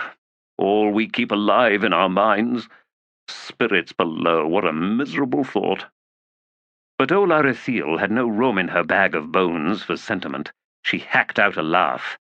"Happy delivering death! Oh, you were all such righteous fools back then. And now among you and your brothers only you remain, like a thorn no one can dig loose. Tell me the great cause you have espoused for yourself this time, Silchas Ruin. Tell me about all the regrettable but necessary deaths to shore up your grisly road. Do not think I won't cheer you on, nor this mortal beside me either, if one would purchase truth from his words. You are welcome to mayhem, Silcheth Ruin. You and this flawed fire of a child at your side, and Kilava too, for that matter. At her outburst, Silcheth frowned. Speak what you are hiding, Bonecaster. Gesture for gesture? Very well. Erastus has summoned the elders. Setul Las, Kilmandaros, male, and now Draconis, yes. When you hide yourselves so well, you yield your touch on this trembling world. You become blind. Your brother is dead, Silcheth Ruin. Dragnipur is shattered. Draconis is loose upon the realm, darkness in his hands. And what does his old lover see now that she sets eyes upon us all once more? Have you greeted your mother yet, Silcheth? Have you felt her touch upon your brow? I thought not. She grieves for the son she cherished the most, I think, in whom the black flames of her love burned brightest. She reserves true spite and contempt for... Torrent's backhanded swing caught her full in the face, hard enough to knock her from her feet, falling in a clatter of bones. As he loomed over her, he found he'd drawn his sword. Spite, witch? Well, you'd know of it better than anyone. Now shut that bony jaw and keep it shut. Her black-pitted eyes seemed to fix upon his own as if baring claws, but he did not flinch. Destruction? You scrawny bitch. I fear only its escape. He stepped back and shot Silcheth a glance. The man looked so wounded it was a wonder he was still standing. He had wrapped his arms about his own torso, curled in and shrunken. The liquid that leaked down from his eyes traced crimson glints down his hollowed cheeks. Torrent saw Ryad, his face ravaged with distress, take a step towards his companion, and then he wheeled to advance on Olar Ethil. Torrent stepped into his path. Go back, he said. Now is not the time. Console your friend, Ryad. I will lead her away from here. The young warrior trembled, his eyes incandescent with fury. She will not. Heed me? She will. Ryad, the attacks are over. He started, eyes widening. Attacks? Then he nodded. Yes, I see. Yes. He nodded again, and then turned round, ready to give his youthful strength to an old man suddenly broken. And so he surpasses, and leadership now belongs to him. Simple as that. Torrent sheathed his sword and swung up onto his horse. He gathered the reins, shot one last withering look upon Olar Ethil, who'd yet to move, and then kicked his mount into motion. On to the trail of the wagon, east and south. He did not look back, but after a time he saw a spinning cloud of dust lift from a nearby rise. She was with him. I see you, sweet as crotch rot. But will you even admit I probably just saved your sorry sack? Didn't think so. As the sun painted gold the brutal facing of the stone tower, a figure of gold and bronze stood above another who knelt, bowed forward over his thighs with his face in his hands. Neither moved until long after the sun set and darkness claimed the sky. There had been an old man among the Barghast, brain-addled and prone to drag onto his shoulders a tattered, mangy wolf hide, and then fall to his hands and knees, as if at last he had found his true self. A beast incapable of speech beyond yips and howls, he would rush in amongst the camp dogs, growling, until he had subdued every bewildered, cowering animal. He had sought to do other things as well, but Setok found even the memory of those to be too pitiful and painfully pathetic to revisit. The giant plains wolf, Ball Jag, reminded her of that old man. Hide patched and rotted, in places hanging in mangled strips, its muzzle was perpetually peeled back, revealing the massive oak-hued teeth and fangs, as if the entire world deserved an eternal challenge. The creature's black-pitted eye-holes haunted her, speaking to her in eloquent silence. "I am death," they said. "I am your fate and the fate of all living things. I am what is left behind. Departed from the world, I leave you only this." She wondered what had happened to that old man, to make him want to be a wolf. What wound stuck in his mind made him lose all sense of his true self? And why was there no going back, no finding that lost self? The mind held too many secrets. The brain was a sack of truths, and their power, hiding there inside, was absolute. Twist one truth into a lie, and a man became a wolf. His flesh and bones could only follow, straining to reshape themselves. 2 legs to 4, teeth to fangs, new forms and new purposes to give proof to the falsehood. But such lies need not be so obvious as that old man with his broken brain, need they? The self could become lost in more subtle ways, could it not? Today I am this person. Tomorrow I am another. See the truths of me? Not one is tethered. I am bound to no single self, but unleashed into a multitude of selves. Does this make me ill? Broken? Is this why I can find no peace? The twins walked 5 paces in front of her. They were one split in 2, sharp-eyed, round faces peering into the mirror where nothing could hide. Truths could bend, but not twist. I willingly followed Tok Anaster, even as I resented it. I have my very own addiction, and it is called dissatisfaction. And each time it returns, everyone pays. Kafal, I let you down. I cried out my own failure of faith. I forced you to flee me. Where are you now, my soft-eyed priest? Balljag's dead eyes fixed on her again and again as they walked. She lagged behind the twins. The boy's weight was making the muscles of her arms burn. She would have to set him down again, and so their pace would suddenly slow to a crawl. Everyone was hungry. Even an undead wolf could find little to chase down out here. The withered grasses of the plains were long behind them now. Soil had given way to stones and hard-packed clay.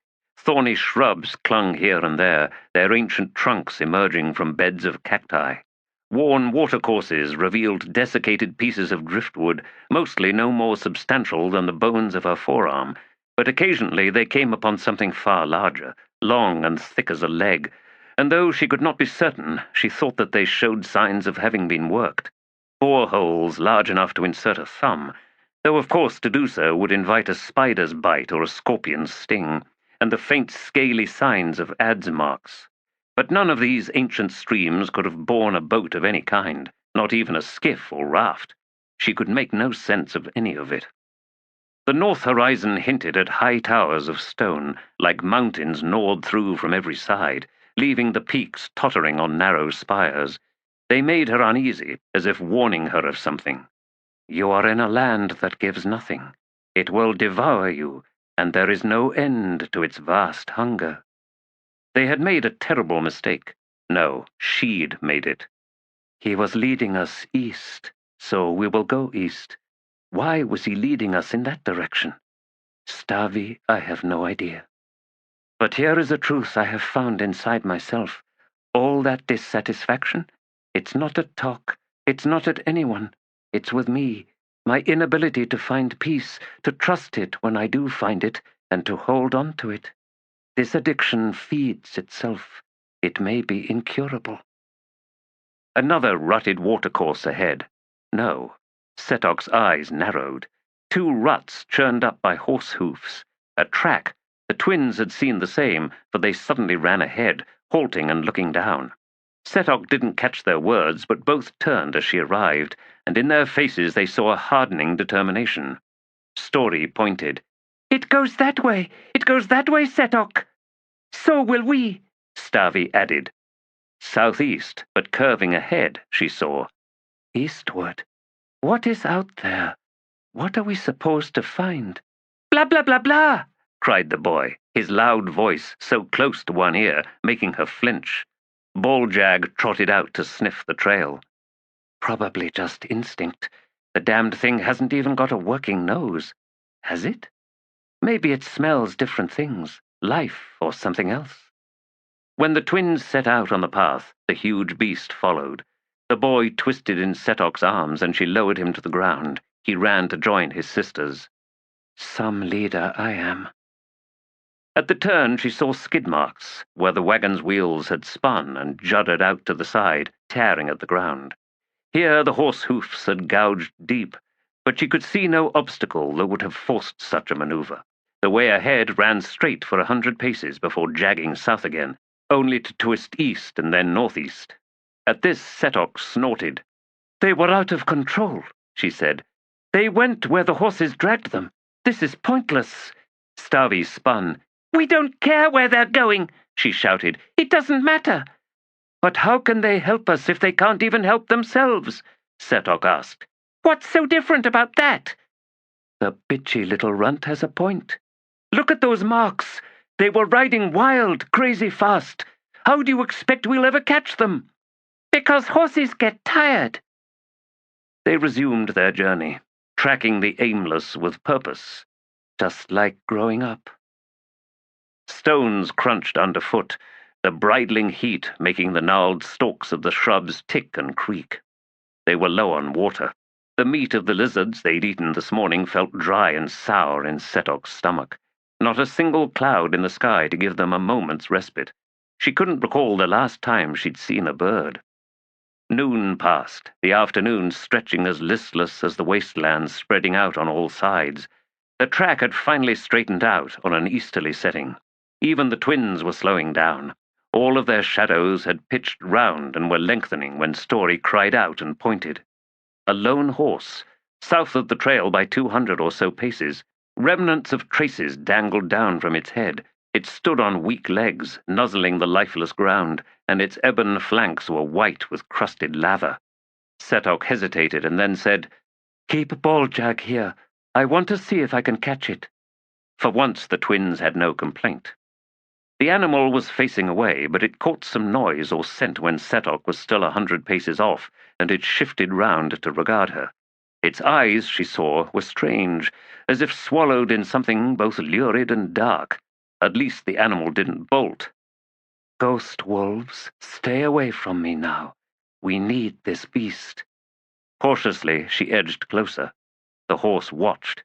It had been eating cactus, she saw, and scores of spines were embedded in its muzzle, dripping blood. "Hungry, starving," she spoke in low, soothing tones. "How long have you been out here, friend? All alone, your companions gone. Do you welcome our company? I'm sure you do. As for those spines, we'll do something about that. I promise." And then she was close enough to reach out and touch the animal, but its eyes held her back. They didn't belong to a horse. They looked demonic. "It's been eating cactus. How much?" She looked to where she had seen it cropping the ground. "Oh, spirits below, if all that is now in your stomach, you are in trouble." Did it look to be in pain? How could she tell? It was clearly weary, yes, but it drew a steady and deep breath, ears flicking curiously as it in turn studied her. Finally, Setok slowly reached out to take the frayed leather traces. When she gathered them up, the animal lifted its head, as if about to prod her with its wounded muzzle. Setok wrapped the reins about her left hand and gingerly took hold of one of the spines. She tugged it loose. The horse flinched. That and nothing more. Sighing, she began plucking. If she licked the blood from the spines? What would the beast think of that? She decided not to find out. "Oh, but I dearly do want to lick this blood. My mouth yearns for that taste. I can smell its warm life. Old man, give me your skin." When she'd removed the last spine, she reached up and settled a hand on its blazoned brow. "Better? I hope so, friend." "Mercy," said a thin voice in accented trader tongue. "I'd forgotten about that." Setok stepped round the horse and saw, lying in a careless sprawl on the ground, a corpse. For an instant her breath caught. "Talk? Who? No. Saw him, though, once. Funny eyes." "Does nothing dead ever go away around here?" Setok demanded, fear giving way to anger. "I don't know. But can you even hope to imagine the anguish people like me feel when seeing one such as you?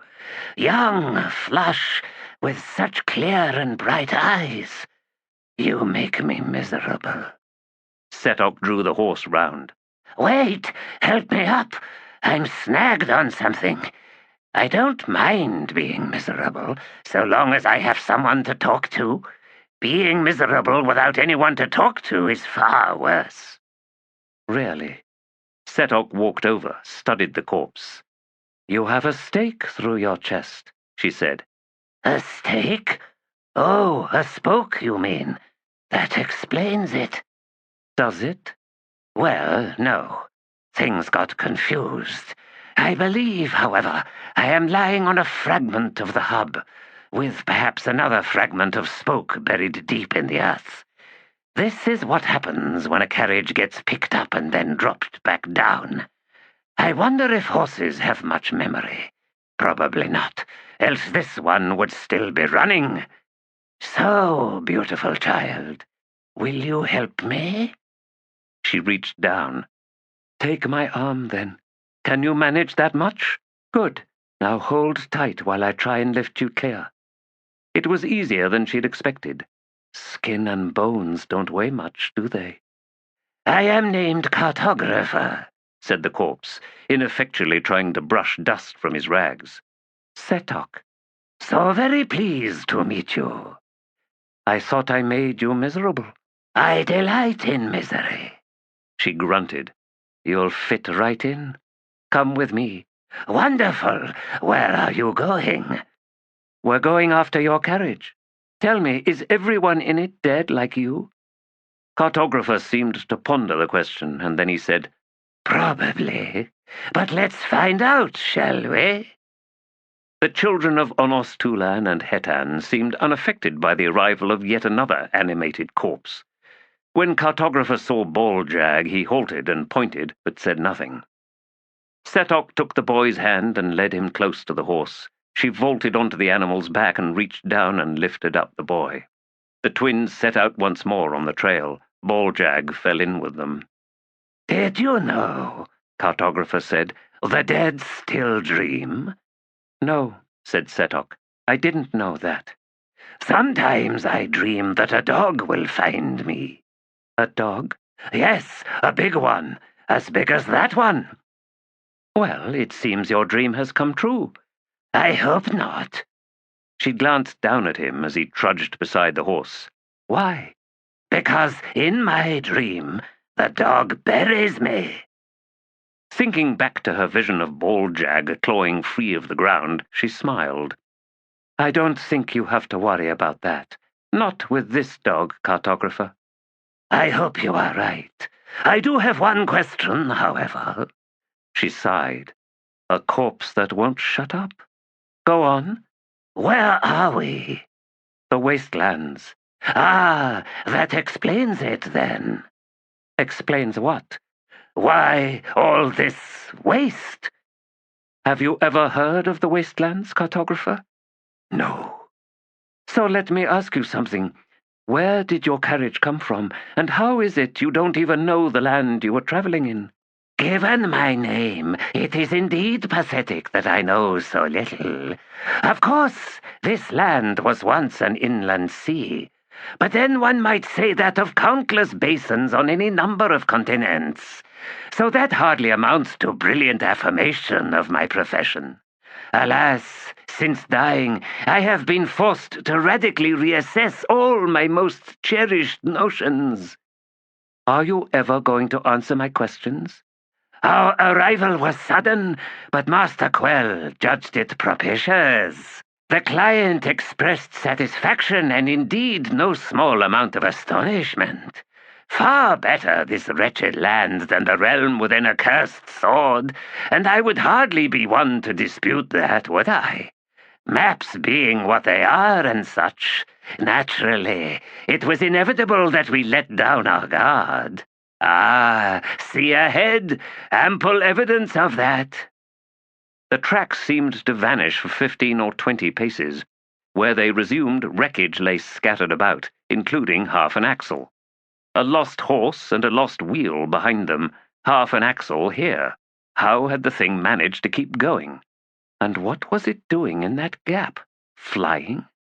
"Spirits below, Cartographer!" And then she stopped. From her height astride the horse, she could make something out ahead. Daylight was fading, but still, I see it. 2 more stretches without tracks. Then, where they resumed, various parts of ornate carriage lay strewn about. She saw one large section of painted wood, possibly from the roof, bearing deep gouges scored through it, as if some massive hand had been tearing the carriage to pieces. Some distance ahead rested the carriage itself, or what was left of it. The humped forms of dead horses lay thrown about to the sides. "Cartographer, it struck from the sky," the corpse replied. "Was it a dragon? It most assuredly was not. An Encaral? What Encaral could boldly lift from the ground the entire carriage and all its horses? No, not an Encaral. Mind you, I was witness only to the first attack. Tell me, Setok, do you see anyone?" "Not yet," she replied. "Starvey, Story, hold up there." She lifted the boy and set him down on the ground. "I will ride ahead. I know it's getting dark, but keep your eyes on the sky. There's something up there. Somewhere. Hopefully not close."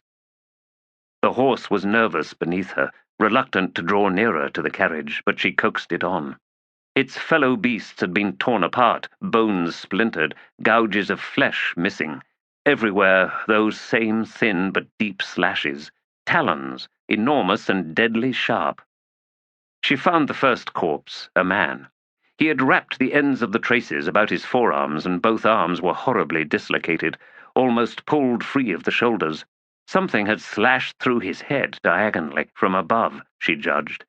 Through his skullcap helm, down along one side of the nose and out beneath the jaw, leaving him with half a face. Just beyond him was another man, neatly decapitated. She couldn't see the head anywhere close by. She halted her mount a few paces from the destroyed carriage. It had been huge, 6-wheeled, likely weighing as much as a clan yurt, with the entire family shoved inside. The attacker had systematically dismantled it from one flank, as if eager to get within. Blood stained the edges of the gaping hole it had made. Setok clambered up to peer inside. No body, but a mass of something was heaped on the side that was now the floor, gleaming wet in the gloom. She waited for her eyes to adjust. Then, in revulsion, she pulled back. Entrails. An occupant had been eviscerated. Where was the rest of the poor victim? She perched herself on the carriage and scanned the area. There, half of him anyway, the upper half. And then she saw tracks, the ground scuffed, 3 or 4 paths converging to form a broader one, and that one led away from the wreckage, eastward. Survivors. But they must have been on the run, else they would have done more for their dead. Still, a few made it. For a little while longer, anyway. She descended from the carriage and mounted the horse. "Sorry, friend, but it looks like you're the last." Swinging the horse round, she rode back to the others. "How many bodies?" Cartographer asked when she arrived. 3, for certain. Tracks lead away. 3, you say? That I saw. 2 on the ground, 1 in the carriage, or rather bits of him left in the carriage." "A man? A man in the carriage?" "Yes." "Oh dear, that is very bad indeed." Returning to the wreckage, Cartographer moved to stand over each victim, shaking his head and muttering in low tones, possibly a prayer. Setok wasn't close enough to hear his words. He rejoined her once they were past. "I find myself in some conflict," he said. "On the one hand, I wish I'd been here to witness that dread clash, to see Trake's mortal sword truly awakened, to see the Trell's rage rise from the deepness of his soul. On the other hand, witnessing the gruesome deaths of those I had come to know as friends, well, that would have been terrible. As much as it grieves me to say, there are times when getting what one wants yields nothing but confusion. It turns out that what one wants is in fact not at all what one wants. Worse is when you simply don't know what you want. You'd think death would discard such trials, if only it did." "There's blood on this trail," said Setok. "I wish that surprised me. Still, they must have succeeded in driving the demon away, in itself an extraordinary feat." "How long ago did all this happen?" Not long. I was lying on the ground from mid-morning. I imagine we'll find them. We already have, she said. They've camped.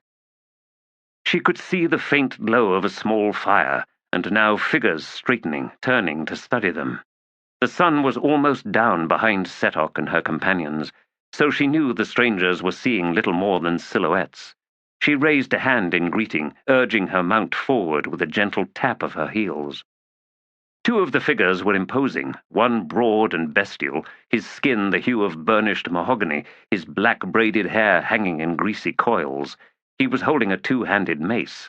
The other was taller, his skin tattooed in the stripes of a tiger, and as Setok drew closer, she saw a feline cast to his features, including amber eyes bisected by vertical pupils. The two heavy-bladed swords in his hands matched the barbed patterns of his skin. Three others were visible, two women and a tall young man. He was long-jawed and long-necked, with blood-matted hair.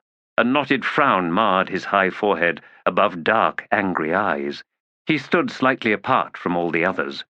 Setok's eyes returned to the two women, both short and plump, neither one much older than Setok herself, but their eyes looked aged, bleak, dulled with shock. Two more survivors were lying close to the fire, asleep or unconscious. The bestial man was the first to speak, addressing Cartographer, but not in a language that Setok recognized. The undead man replied in the same tongue, and then turned to Setok.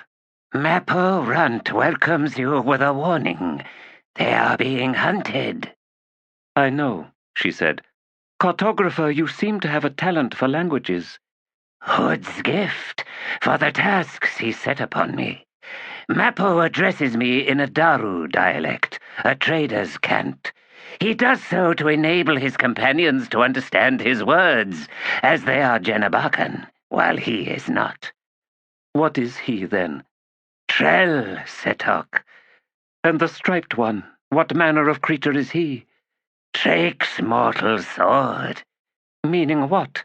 Ah, Drake is the tiger of summer, a foreign god. Gruntle is the god's chosen mortal weapon. The one Cartographer had named Gruntle now spoke, his eerie eyes fixed upon Setok. She noted that he had not sheathed his swords, whilst the Trell had set down his mace.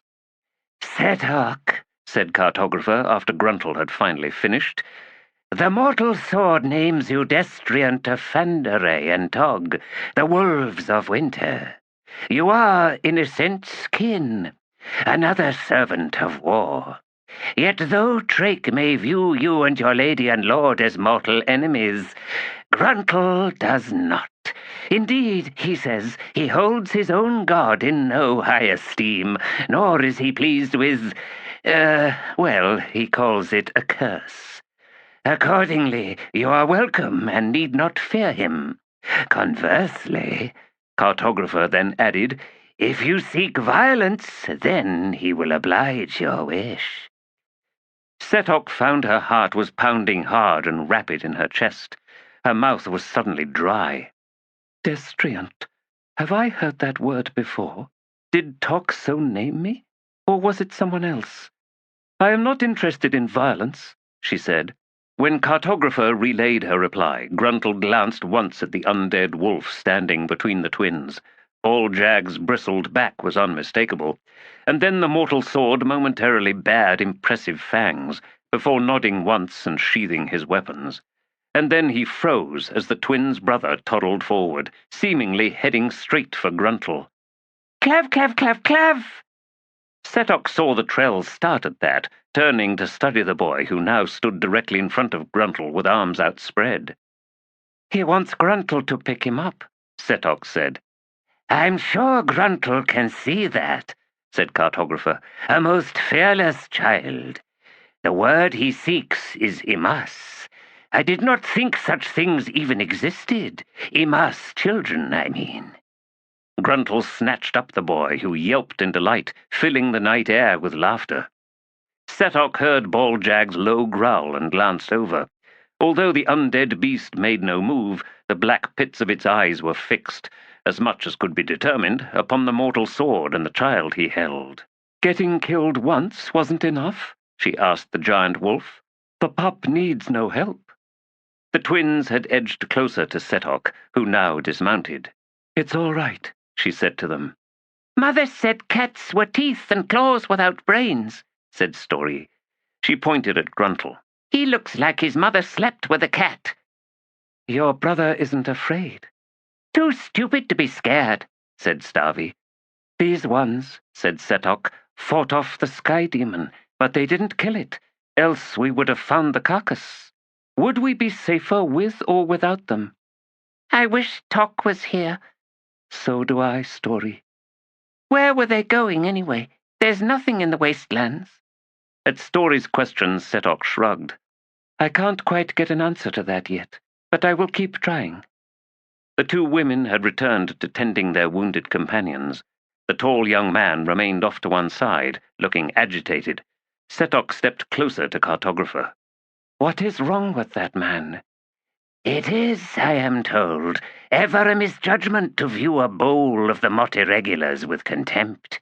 Amby is angry, and that anger is slow to fade. His brother is sorely wounded, near death, in fact. Does he blame Gruntle or Mappo for that? Hardly. Oh, I gather that both of those you speak of fought valiantly against the Sky Demon. Certainly the mortal sword is made for such encounters. But neither Gruntle nor Mappo succeeded in driving the creature away. The Bowls despise such things as demons and the like, and once awakened to anger, they prove deadly against such foes. Precious Thimble calls it a fever, but Master Quell suggested that the Bowls themselves are the spawn of sorcery. Perhaps a Jaghut creation gone awry. Would that explain the Bowls' extravagant hatred for Jaghut? Possibly. In any case, it was Amby and Jula Bowl who sent the demon fleeing. But the residue of that fury remains in Amby, suggesting that he maintains his readiness should the demon be foolish enough to return. Setok studied the man with renewed interest, and more than a little disbelief. What did he do to it? Bite it with those huge front teeth? Cartographer then said, Earlier you mentioned Tok. We here all know him. Indeed, it was Tok who guided us from the realm of Dragnipur. And Gruntle, why, he once got drunk with Tok Anaster. That would be before Tok got himself killed, one presumes. The twins were listening to this, and Setok saw relief in their eyes. More friends of Tok. Will that do, girls? Seemed it would. Cartographer, what is a destriant? Ah, well, a destriant is one who is chosen from among all mortals to wear the skin of a god. The skin? Too poetic? Let me think, then. Look into the eyes of 1,000 priests. If there is a destriant among that 1,000, you will find him or her. How? The truth is in their eyes, for you shall, in looking into those eyes, find yourself looking upon the god's own. Tok bears a wolf's eye. Because he is the herald of war. The title chilled her. Then why is his other eye not a wolf's eye, too? It was human, I'm sure. Exactly. Why? Cartographer made the mistake of scratching his temple, and came away with a swath of crinkled skin impaled on his fingernails. He fluttered his fingers to send it drifting away into the night. Because, I imagine, humans are the true heralds of war, don't you think? Maybe, but she wasn't so sure. Tok was leading us into the east. If he's the herald of war, as you say, then... Cartographer nodded. I should think so, Setok. He was leading you to a place and a time where you will be needed. As destriant to the wolves of winter, to gods of war. She looked over to where Baldrag stood, just beyond the firelight, deathly and deathly still, the huge teeth forever bared, the eyes forever empty. The skin of war, and I am to wear it.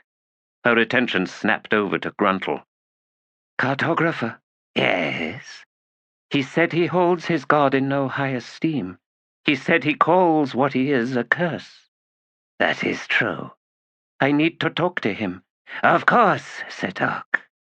The mortal sword had sat down by the fire, with the boy perched on one bouncing knee. The barbed tattoos seemed to have inexplicably faded, as had the feline traits of his features. The man looked almost human now, barring the eyes. There was quiet pleasure in the face. "What would Onos Tulan have made of this? Tok, were you bringing us to these ones?"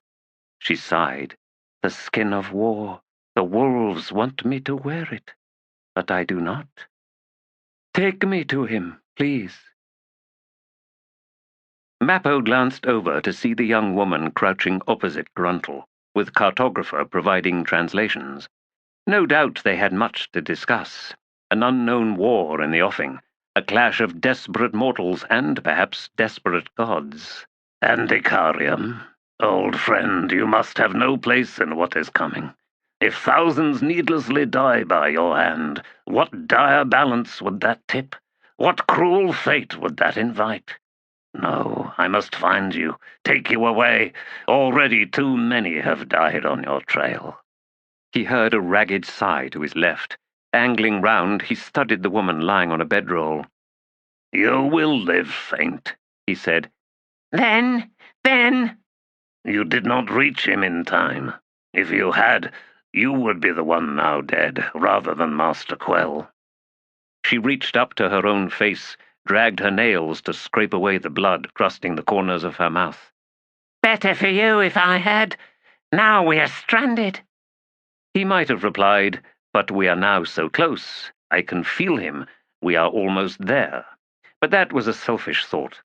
Delivering Mappo was but half the task.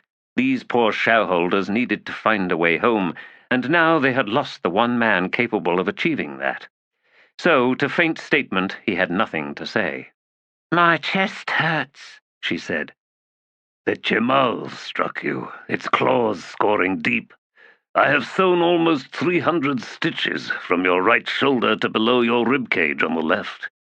She seemed to think about that for a moment, and then she said, "So we've seen the last of Faint's bouncing tits." "You did not lose them, if that is what you fear. They will still, bounce, if perhaps unevenly." "So the gods really do exist. Listen, Precious Thimble, is she still alive?" "Yes." "Then we have a chance." Mappo winced. "She is young, Faint, mostly untutored." "There's a chance," Faint insisted. "Beru's black nipples, this hurts."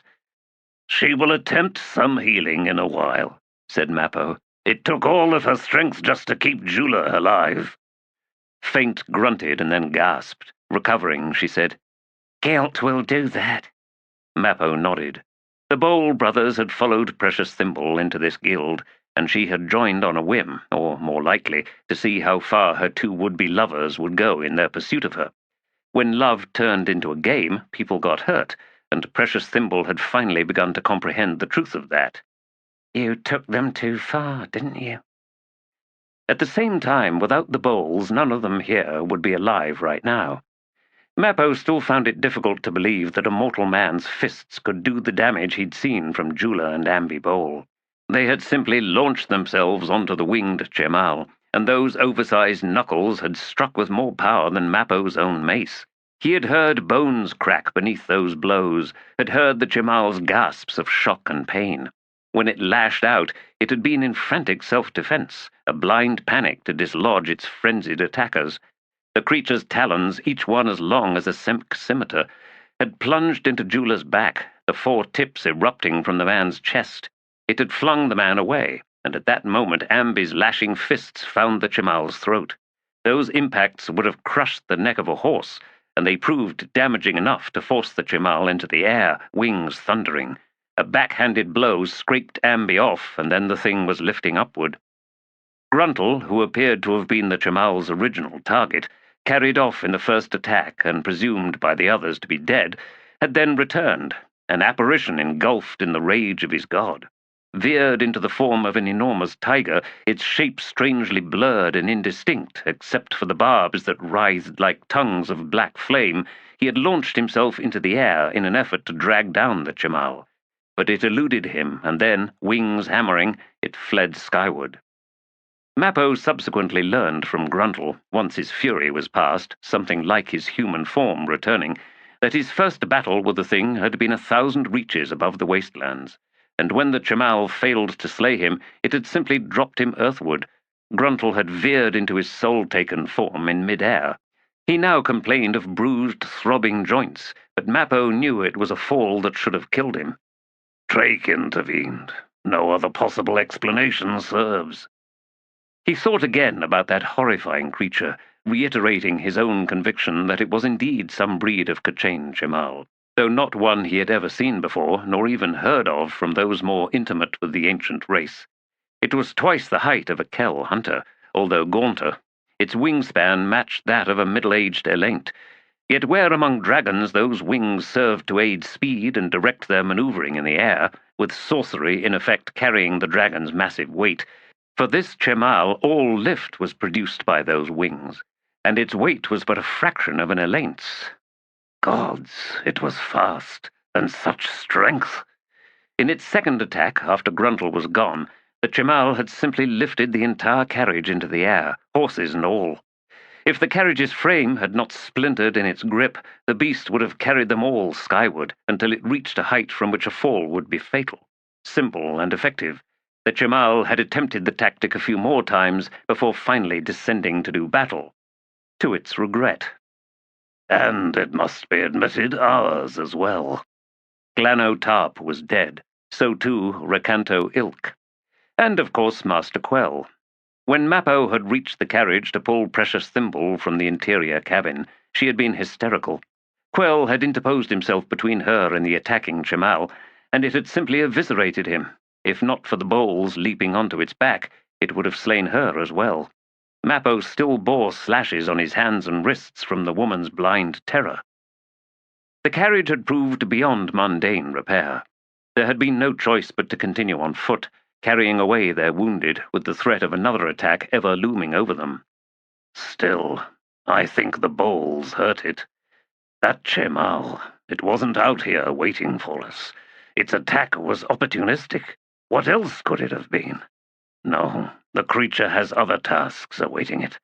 For all I know, it too is hunting Icarium, a possibility too terrible to consider. In any case, let us hope it has now concluded we're too much trouble. His eyes strayed to his mace, lying on the ground close to hand. He had managed to strike the Chamal one solid blow, enough to rock it back a step. It had felt as if his mace had collided with an iron obelisk. His shoulders still ached.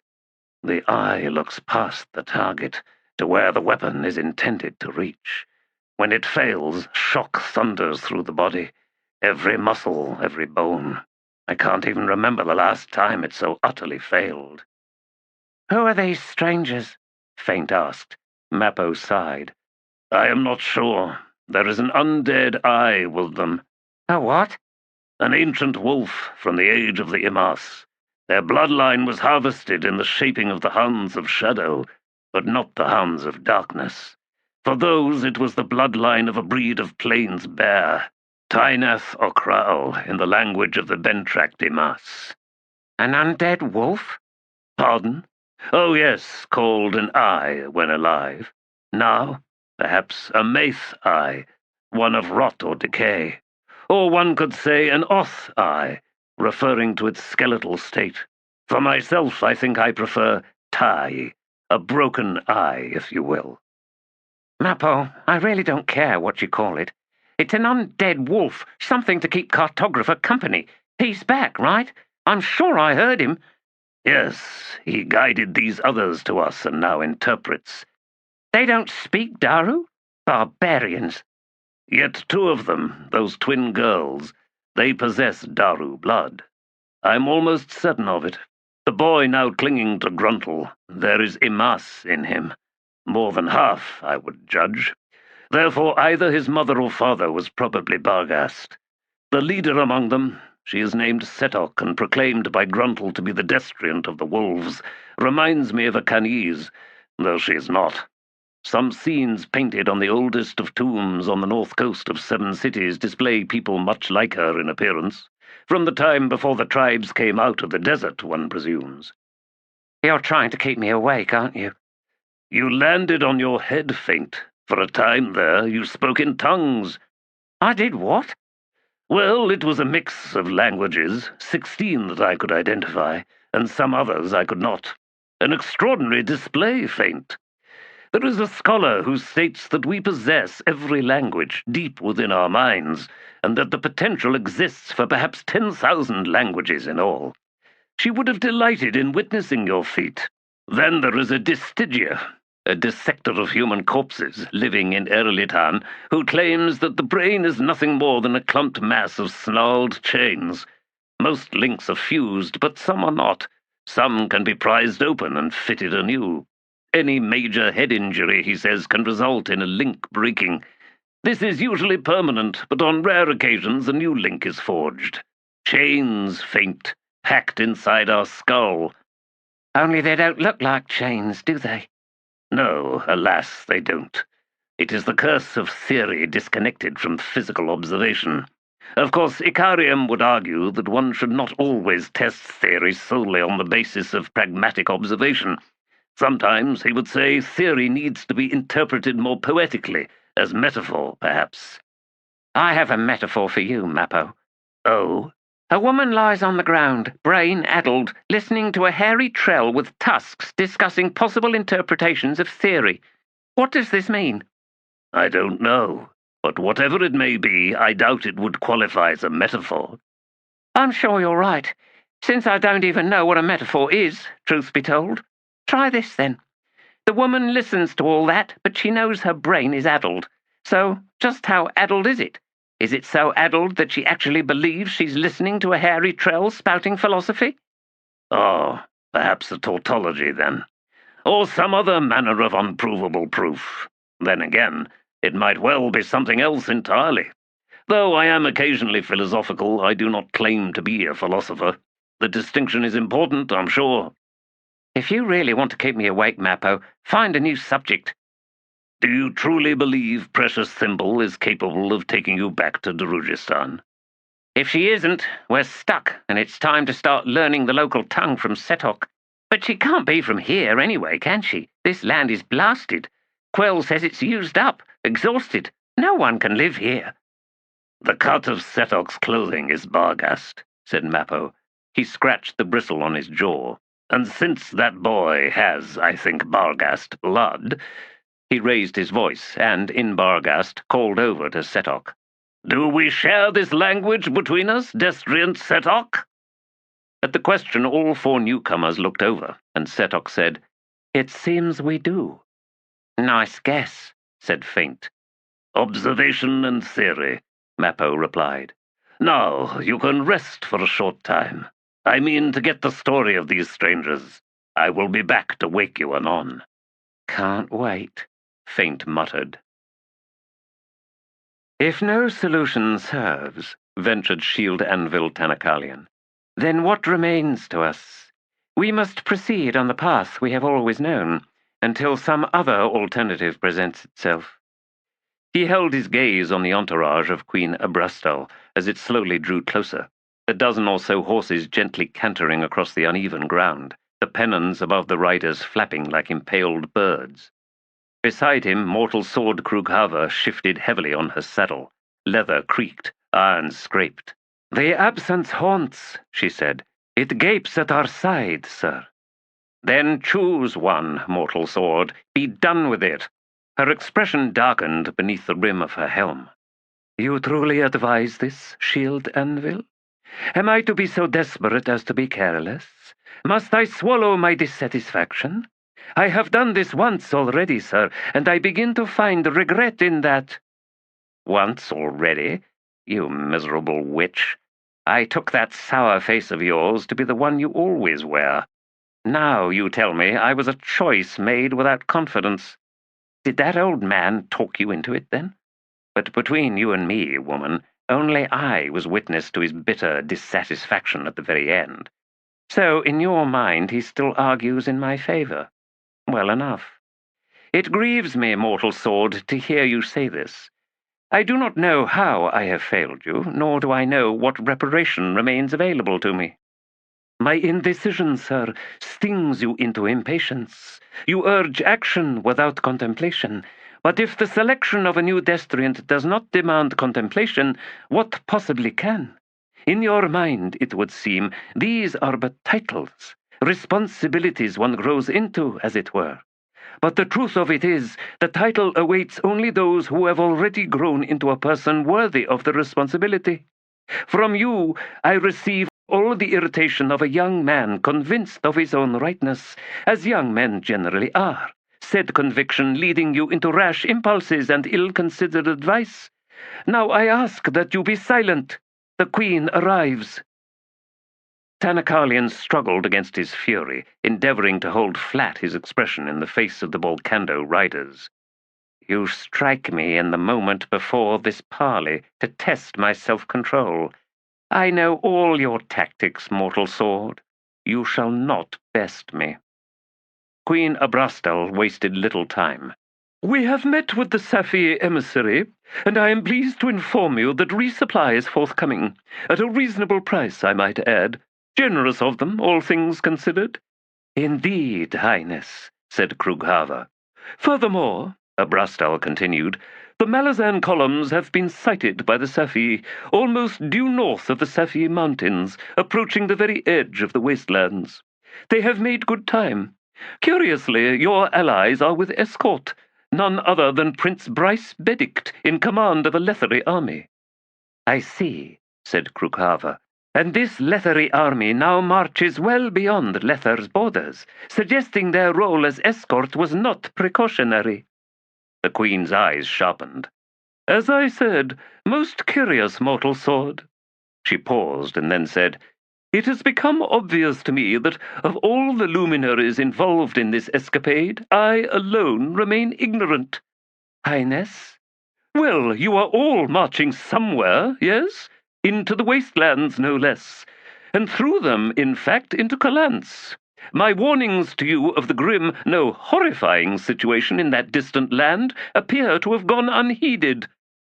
On the contrary, Queen Abrastal, said Krughava, we heed them most assiduously, and hold your concern in the highest regard.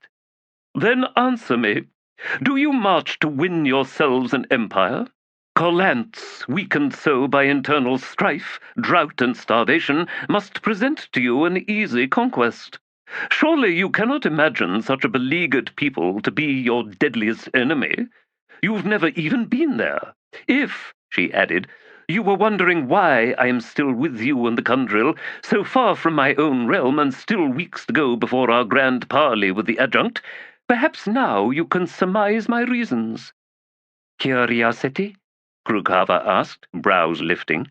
A flash of irritation lit Abrastel's features. Yes, Queen, I know how you feel. A more apt description would be unease. As co-ruler of Volcando, it is my responsibility to hold tight the reins of my people. I am well aware of the human tendency towards chaos and cruelty. The very purpose of rule, as I hold it, is to enforce civility. To achieve this, I must begin with a personal adherence to the same. Does it distress me that I am perhaps aiding a horde of rabid conquerors? Does it sit well with my conscience that I am assisting in the invasion of a distant kingdom? At the earning of vast profits from us, Krughava said, one would conclude that much civility can be purchased for yourself, Highness, and for your people, at no direct cost or burden to you, I might add. She was genuinely angry now, Tanakalian could see, this hard, clear-eyed queen sitting astride her horse in the insignia of a soldier. A true ruler of her people, a true servant of the same. Mortal sword, I am speaking of conscience. It was my understanding, Highness, that coin in sufficient quantities could serve anything. Is this not the belief dominating Lethar and Safinand, and indeed Volcando? Then you do in truth seek to descend upon the poor people of Kalance? If it is so, Highness, should you not be relieved? After all, even without the Malazans, we were at the very walls of your capital. To win ourselves a kingdom, well, yours was entirely within our reach, without need for further marching and all the hardships that entails. As for the Malazans, why, they have just completed a successful conquest of the Empire of Lether, a most opulent nest, were they inclined to settle in it. This is precisely my point, Abrastel snapped, tugging her helm to loose a cascade of fiery sweat-strung hair. Why Calanthe? What in the errant's name do you want with Calanthe? Highness, said Krughaver, unperturbed by the Queen's uncharacteristic outburst, an answer to that question would find you in a difficult situation. Why? Because you speak to me of conscience. By withholding explanation of our purpose, Highness, we leave to you the comfort of the solitary consideration of your own people. You are their queen, after all, and therein lies the crucial difference between us. We perish begin and end with responsibility only to ourselves and to the purpose of our existence. The same is true for War Leader Gaul and the burnt deers. And finally, and most importantly, an identical circumstance obtains among the Bonehunters. She cocked her head a fraction. Prince Bryce, however, may soon find himself facing a difficult decision, to return to Lether or to continue accompanying the adjunct and her allies. And so, retorted Abrastel, in serving only yourselves, you are prepared to deliver misery and suffering upon a broken people? While this is not our desire, Highness, it may well come to that. In the shocked silence that followed, Tanakalian saw the Queen's eyes flatten, and then a frown slowly knot her brow. The skittering clouds of uncertainty edged into her expression. When she spoke, it was a whisper. You will not explain yourself to me, will you, mortal sword? You have the truth of that, Highness. You say you serve none but yourselves. The assertion rings false. I am sorry you think so, Krughaver replied. In fact, Abrastel went on, I now begin to suspect the very opposite. The mortal sword said nothing. You have the truth of it, Tanakalian silently answered, mocking Krughaver's own words. What we do is not in service to ourselves, but to all of you. Can anything be more glorious? And if we must fall, if we must fail, as I believe we will, is no end sweeter than that? The grandest failure this world has ever seen. Yes, we all know the tale of Coltane's fall outside Arren. But what we shall find at the end of our days will beggar that tale. We seek to save the world, and the world will do all it can to stop us. Watch us lose. Watch us squeeze the blood from your stony heart. But no, there shall be none to witness. If existence itself can be said to be poetic, we stand in that silence, unyielding servants to anonymity. None to see, none to even know. Not a single grave, nor stone lifted to cast shade upon our scattered bones. Neither hill nor tomb. We shall rest in emptiness, not forgotten, for forgetting follows remembrance, and there shall be no remembrance. His heart thundered with the delicious beauty of it, all of it. The perfect hero is one whose heroism none sees. The most precious glory is the glory lost on senseless winds. The highest virtue is the one that remains forever hidden within oneself. Do you understand that, mortal sword? No, you do not. He watched, flushed with satisfaction, as Queen Abrastel gathered her reins and pitched her horse about with a vicious twist. The entire entourage hastened to follow. The gentle canter was gone, awkward jostling knotting the troop like a hand twisting cloth, stretching out confused behind their departing queen. Gift me with your wisdom, Shield Anvil. Her dry request made him start. The flush of heat in his face suddenly fed darker feelings. They will leave us, mortal sword. The Balkando are done with us. She snorted. How long must I wait? For what, mortal sword? For wisdom in my shield anvil. They were as good as alone. The Perish camp settled behind them. It seems I can say nothing that pleases you, mortal sword. Queen Abrastel needs to understand what we intend. She cannot let it go. Now she will maintain her resolve in the hope that the adjunct Tavare will provide her with satisfaction.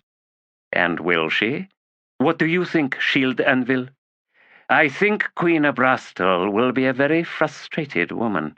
Finally, yes. The adjunct is selfish, said Tanakalian. Krukhaver's head snapped round. Excuse me? She could invite others to share in this glory. This Evertine Legion of the Queens, it looks to be a formidable army, well-trained, capable of marching in step with us, unlike the Conquestor of Alt's soldiers. Were they to stand at our side in Calanthe, Sir, cut in the mortal sword, if the adjunct is selfish, for what you clearly imagine to be a glorious achievement, then it may serve you better to consider that selfishness as one of unprecedented mercy. I am aware of the likely outcome of this venture, mortal sword, perhaps more than even you. I know the souls awaiting me. I see their mortal faces every day. I see the hope they settle upon me. Nor am I regretful that what we seek shall be unwitnessed, for with our brothers and sisters I am their witness. When I spoke of the adjunct's selfishness, I did not mean it as a criticism. Rather, I was indicating the privilege I feel in her permitting the Grey Helms to share her fate. Krukhaver's bright blue eyes were fixed on him, calculating, thoughtful. I understand, sir. You await the death of the Grey Helms. While you look upon them and see naught but their souls soon to be gifted to you, what do they see in the eyes of their Shield Anvil? I shall honor them all, Tanakalian replied. Will you? Of course. I am Shield Anvil. Will you embrace the soul of every brother and sister, free of judgment? Unsullied in your love for each and every one of them? And what of our enemies, sir? Will you take them into your arms as well? Will you accept that suffering defies boundaries and that pain carves no line in the sand? He was silent. How could he answer her? She would see the lie. Tanakalian looked away. I am Shield Anvil to the perished Grey Helms. I serve the wolves of winter. I am the mortal flesh of war, not the sword in its hand. He glanced back at her. Do I crowd your throne, mortal sword? Is that what all this is about? Her eyes widened. You have given me much to consider, Shield Anvil. Leave me now. As he walked back into the camp, he drew a deep breath and shakily let it out. She was dangerous, but then he'd always known that. She actually thinks we can win. Well, I suppose that is the role of the mortal sword. She is welcome to the delusion. No doubt it will serve well our brothers and sisters when the wolves howl. As for me, I cannot be so blind, so willfully defiant of the truth. We can manage this between us, mortal sword. I will follow your will in not choosing a destriant. Why share the glory? Why muddle things at all? A difficult, searing conversation, but he'd survived it yet. Yes, now we understand each other. It is well. After the Shield Anvil was gone, the mortal sword stood for a time, eyes on the gloom rising skyward in the east. Then she turned and gestured with one gauntleted hand. A runner quickly joined her. Send word to Worley de Gaulle. I will visit him this evening, one bell after supper. The soldier bowed and departed. She studied the eastern horizon once more. The mountains surrounding the kingdom of Safinand formed a jagged wall to the north, but there, in the place of Dark's birth, there was no hint of anything but level plain, the wastelands. She would suggest to Gaul that they march hard now, taking up stores from the Safi traders as they went. It was imperative that they link up with the adjunct as soon as possible. This was one of the matters she wished to discuss with Gaul. There were others. A long, sleepless night awaited her. The Gilk war chief grinned as he watched Queen Abrastel ride back into the camp. Fire hair indeed. Flames were ready to spit out from her, from every place an imaginative man might imagine. And, of course, he was a most imaginative man. But a woman like that, well, far beyond his reach, and more's the pity as far as he was concerned. Spoltatha had emerged from his tent behind him and now edged up on his right. Her eyes, so like her mother's, narrowed as they tracked the woman's approach. "Trouble," she said. "Stay away from her, Specs, for this night at least." His grin broadened. "Afraid I can't do that, Wildcat. Then you're a fool.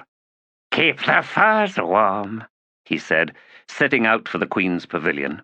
Soldiers of the Evertine Legion watched him stride past their posts, and he was reminded of a pet lion he'd once seen in the camp of another clan. It had had the freedom of the camp and was in the habit of sauntering back and forth in front of the cages crowded with hunting dogs. Those beasts were driven into a frenzy, flinging themselves bloody and stupid against the iron bars. He'd always admired that lion, its perfect insouciant strut, its lolling tongue, and the itch that always made it pause directly opposite the cages for a leisurely scratch and then a broad yawn. Let the eyes track him, let them glitter beneath the rims of their helms. He knew these soldiers so wanted to test themselves against the white-face Barghast, against the Gilk, who were the match of any civilized heavy infantry unit anywhere in the world. But they had little chance of ever doing so.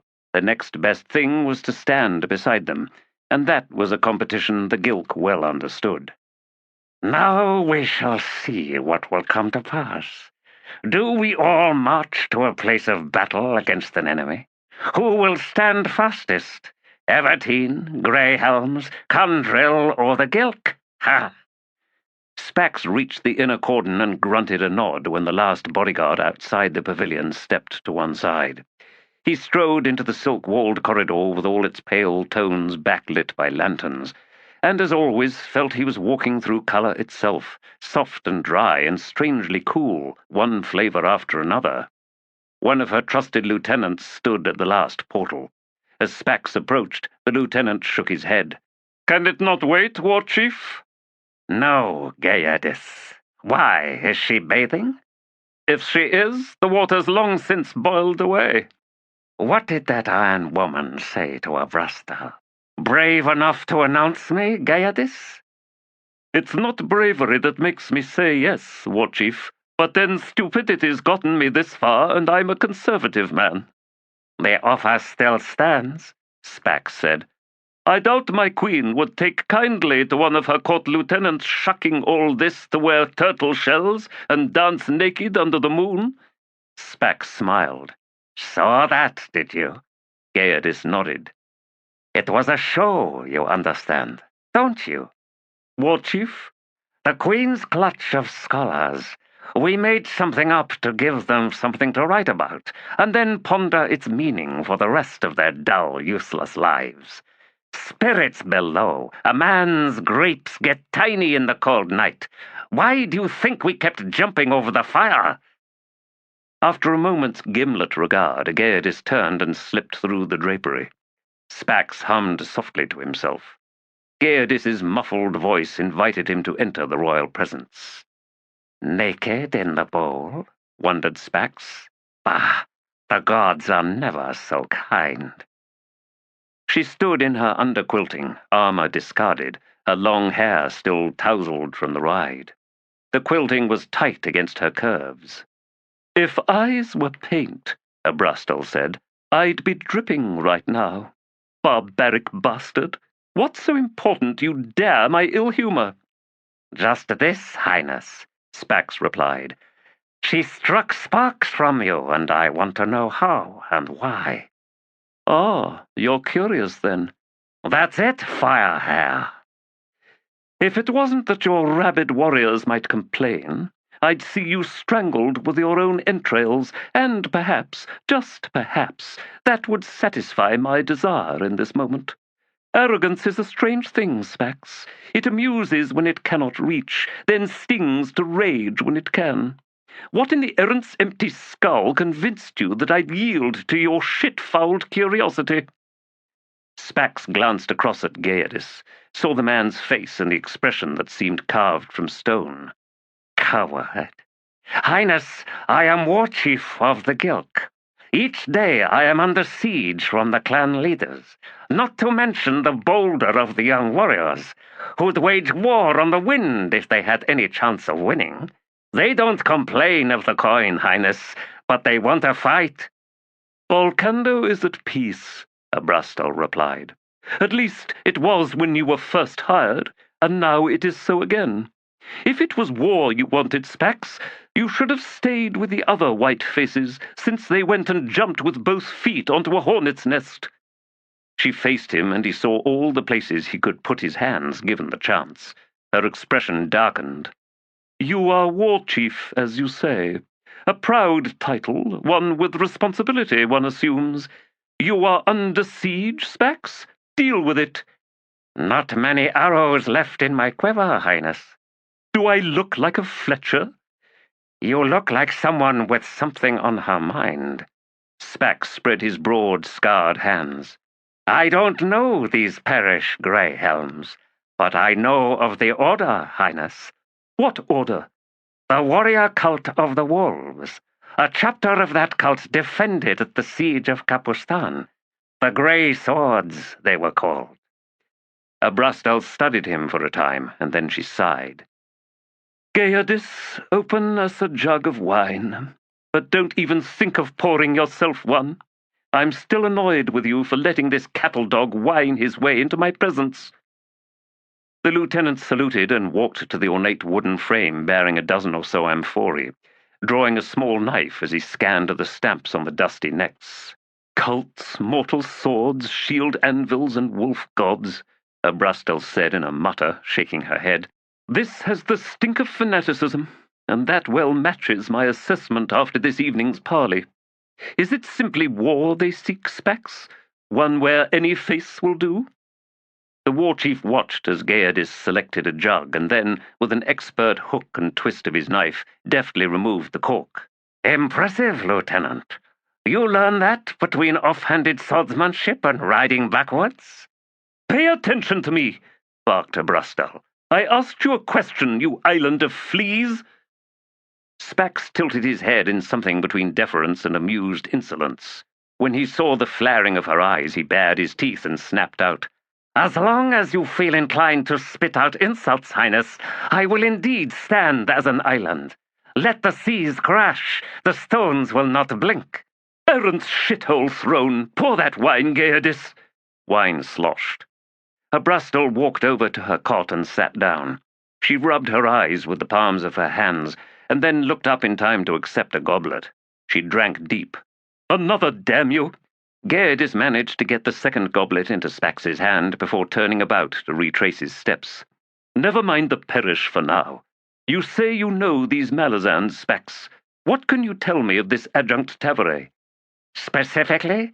Almost nothing, Highness. Never met her, and the Barghast have never crossed her path. No, what I can do is tell you about the cant of the Malazan military, as it took shape at the hands of Dassem Ultor, and the way the command structure changed." "It's a start. But first, what does her title mean? Adjunct? To whom? To what?" "Not sure this time round," the war chief admitted after swallowing down a mouthful of wine. "They're a renegade army, after all. So why hold on to the old title? Because it's what her soldiers are used to, I suppose. Or is there more to it? Highness, the adjunct, as far as I've gathered, was the weapon-bearing hand of the Empress. Her murderer, if you like. Of rivals inside the Empire, enemies outside it. Slayer of sorcerers, she carries an otataral weapon, proof against any and all manner of magic." Abrastal remained sitting through this, only to rise once more when he paused. She held out her empty goblet, and Geodis poured again. "Elite, then, specially chosen. How many of these adjuncts did this Empress have at any one time?" Spax frowned. "I think one." The Queen halted. "And this Malazan Empire, it spans 3 continents?" "And more, Highness." "Yet Tavare is a renegade. The measure of that betrayal—" She slowly shook her head. "How can one trust this adjunct? It is impossible. I wonder, did this Tavare attempt to usurp her Empress? Is she even now being pursued? Will the enemy they find be none other than her Malazan hunters? Spax shrugged. I doubt the Grey Helms would care much either way. It's a war, as you said. Any face will serve. As for the Kundril, well, they're sworn to the adjunct personally, so they will follow her anywhere. Yes, and why would they do that to a betrayer? Highness, this is none of our concern, said Spax. As much as my warriors lust for a fight, we have put ourselves at a tactical disadvantage. After all, it would have been better to deal with the Kundril and the Perish back in Volcando, and then take on the Bonehunters later. Mind you, it's still possible. A secret emissary to the Safi, a few tens of thousands of coins. We could catch them by surprise. No. After all, Spax, if it truly is none of our concern, as you say, why attack them at all? Just my point, Highness. I was simply observing that our opportunity for a tactical advantage is fast disappearing, assuming we had cause, which we haven't. I'm not prepared to make any such assumption, War Chief. Thus my dilemma. It is as you describe. None of the 3 foreign armies still poses us any threat. They have made plain their desire to vanish into the east. Is it time to dust off our hands and return to our beloved homeland? It might be, Highness. But then, and her frown deepened. Very well, she said. I have sent a daughter eastward by sea, Spax, a most precious daughter. It seems you and I share the same curse, curiosity. Collance has fallen silent. Our trader ships find nothing but empty ports, abandoned villages. The Palacia Sea is empty of traffic. Even the great net ships have vanished, and yet, something is there, perhaps deep inland, a power, and it's growing. Spax studied the Queen. She was not dissembling. He saw her fear for her daughter. Gods, woman, you've got enough of them. What's the loss of one? And it was genuine. Your heiress? Does it work that way in Volcando? How should I know, when I don't even care? Summon her to return, Highness. Too late, Spax. Too late. Highness, said the war chief, do you mean to tell me we're going with the foreigners? Across the wastelands? Gaeadis had frozen in place, 2 strides to one side where he had been about to open another jug. The lieutenant's eyes were on his queen. I don't know, Abrastel said eventually. No, in fact, we are not equipped for such a venture, nor, I imagine, would they even welcome us. Nonetheless, I will see this adjunct. She fixed Spax with a look that told him her tolerance was at an end, and she said, Chew on what you've heard this night, War Chief, and if your stomach still growls, do not bring your complaints to my tent. Spax dipped his head and then handed his goblet to Gaeadis. I hear your maid's readying that bath, Highness. A most restorative conclusion to this night, I'm sure. Good night to you, Highness, Lieutenant. Once outside, he set out, not back to his clans, but to the encampments of the burned tears. It had occurred to him, when envisioning the grand parley to come, that he and Gaul would, in all likelihood, be the only men present. An exciting notion. He wasn't sure Gaul would see it that way, of course, if the rumors he'd picked up were true, but there was another rumor that, if accurate, could offer a common rug for them both. Not a drinker of fancy wines, this Gaul. No, the man likes his beer, and if manhood has any measure, it's that. Just my opinion, mind. Now, let's see, War Leader Gaul, if you share it. Stepping beyond the Legion's last row of tents, Spax paused. He spat to get that foul taste from his mouth. Wines for women. Gaeadis, I bet that trick with the cork has spread 1,000 soft thighs. You'll have to teach it to me one day. She might as well have tied a cask of ale to her belly. Her lower back was bowed, and every shift of weight made the bones creak. Muscles quivered, others were prostrate with exhaustion. Her breasts, which had never been modest or spry, now sat resting uneasy on the swell of that damned cask. Everything was swollen and too big. How was it that she kept forgetting? Of course, amidst all these groans and shuffles and grunts, her thoughts swam through honey. So sweet, this drowning. The world glowed, life shouted, sang. "Hoary witches of old," she muttered under her breath, "you've a lot to answer for." There was no possible position in which to sit in comfort, so Hanavat, wife to Gaul, had taken to walking through the camp each night. She was the wandering moon of her people's legends, in the ages before her sister moon's betrayal, when love was still pure and night lay down in the arms of darkness. Oh, the legends were quaint, if ever tainted with sorrow, that inevitable fall from grace. She wondered if such creations, those tales of times lost, were nothing more than a broken soul's embrace of regret. The fall was in sensibility's wake, too late to do anything about, but this, look around, this is what it made of us. The moon had ceased to wander. Snared in the webs of deceit, it could only slide round and round the world it loved, never to touch, doomed to tug at its lover's tears, that and nothing more. Until, in some distant future, love died, and with it all the pale fires of its wonder, and at last night found her lover, and in turn darkness swallowed her whole, and that was the end of all existence. Hanavat could look up now and see a vision that did not fit with the legend's prophecy. No, the moon had been struck a mortal blow. She was dying, and still the web would not release her, whilst, ever cool, ever faint, her sister moon watched on. Had she murdered her rival? Was she pleased to witness her sister's death throes? Hanavat's gaze strayed southward to the jade lances arcing ever closer. The heavens were indeed at war. "Tea, Hanavat?" Her attention, drawn down from the skies, found the shapes of two women seated round a small fire banked against the steaming pot. "Shelamasa, Rafala." Rafala, who'd been the one voicing the offer, now lifted into view a third cup. "We see you pass each night, Mahib. Your discomfort is plain to our eyes. Will you join us? Rest your feet." "I was fleeing the midwives," Hanavat said. She hesitated and then waddled over. "The seed wakeners are cruel. What's wrong with just an egg? We could manage one, I think, about the size of a palm nut." Shalamasa's laugh was low and wry. "But not as hard, I'd hope." "Or as hairy," Rafala added. The two warrior women laughed.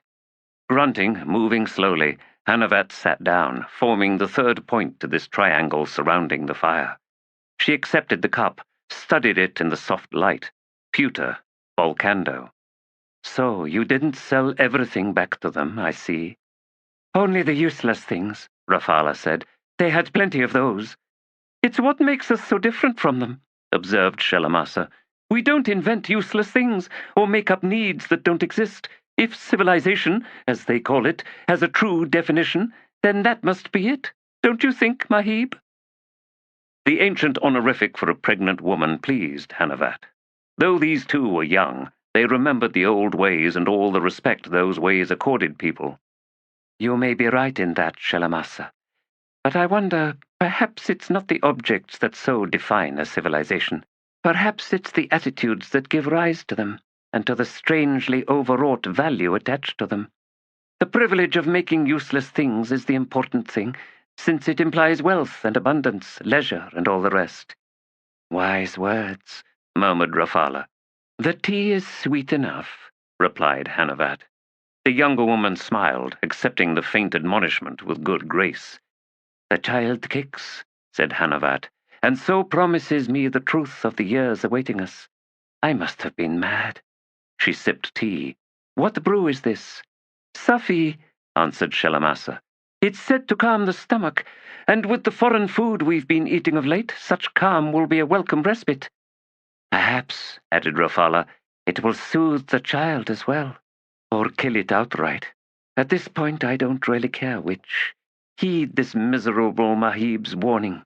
Do this once to know what it means, but leave it at that. Don't let the dream serpents back into your thoughts, whispering to you of pregnancy's bliss. The snake lies to soften your memories. until there is nothing but clouds and the scent of blossoms in your skull, and before you know it, you've gone and done it again. Why would the serpents lie, Mahib? Are not children women's greatest gift? So we keep telling ourselves, and each other. She sipped more tea. Her tongue tingled as if she'd licked a bell of pepper. But not long ago my husband and I invited our children to a family feast, and my, how we did feast, like starving wolves trying to decide which among us was the stranded Bedouin calf. All night our children flung that bloody hide back and forth.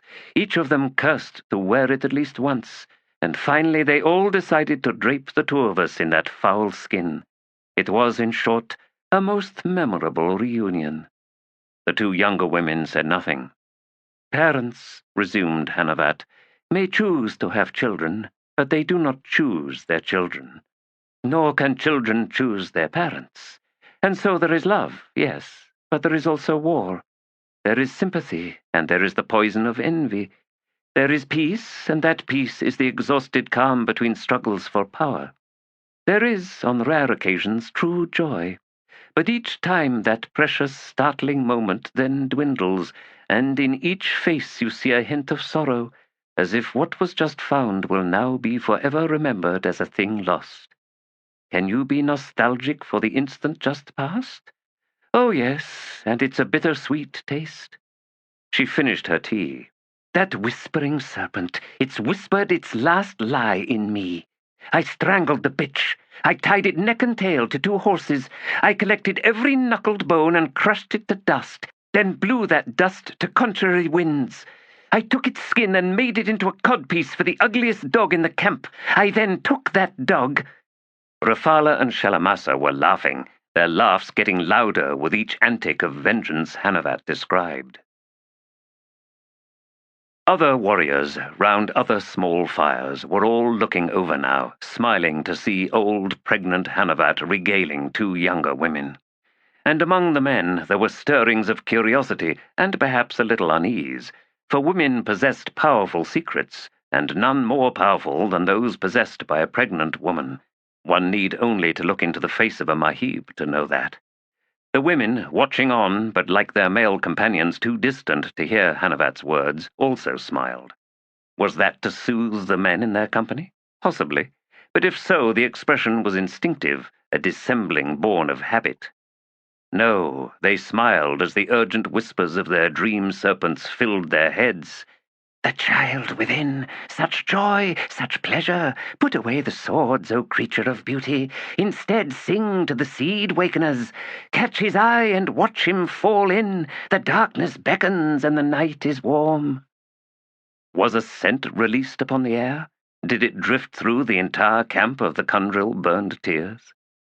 In the war leader's campaign tent, Gaul sat with a bellyful of ale, heavy as a cask, leaning on his belt, and eyed with gauging regard the tall, iron-haired woman pacing in front of him. Off to one side sat the Gilk Bargast Spax, even drunker than Gaul, his own red-shot, bleary gaze tracking the mortal sword as she sought to prize from Gaul every last detail regarding the Malazans. Where had this sudden uncertainty come from? Had not the Perish sworn to serve the adjunct? Oh, if Queen Abrastel could witness what he was witnessing! But then she'd be interested in all the unimportant matters, wouldn't she? Eager to determine if the Great Alliance was weakening, and all that. All the while missing the point, the matters that were truly interesting and so sharply relevant to this scene before him. The war leader's wife was nowhere to be seen, and it had already occurred to Spax that he should probably leave. Who knew if or when Krughava would finally take note of the look in Gaul's eyes, and what might she do then? Instead, Spax sat sprawled in the leather sling of the three-legged chair, too comfortable to move, and, it had to be admitted, too fascinated as she fired question after question into the increasingly senseless arrow butt that was Gaul. When would she realize that the man had stopped answering? That while she went on attacking and attacking, he'd stopped defending long ago? He so wanted to see that moment, her expression, yes, one he could take away with him and remember for evermore. What would it take for her to notice?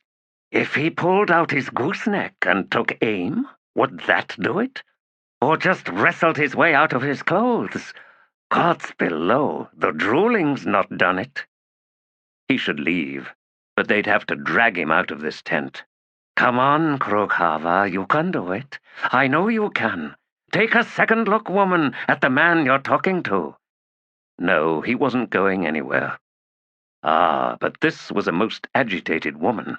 Something about a weakening resolve, or was it a failure of confidence, a sudden threat from within the ranks of the Grey Helms themselves? Someone missing in the command structure, the necessary balance all awry. A young man of frightening ambitions. Oh, swamp spirits be damned, he was too drunk to make sense of any of this. Why am I sitting here? What is she saying? Pay attention, Krukava. Never mind him. Can't you see this bulge? No one wants the goose to honk. Come and strangle it, woman. I'll solve your agitation. Yes, if only you women understood that.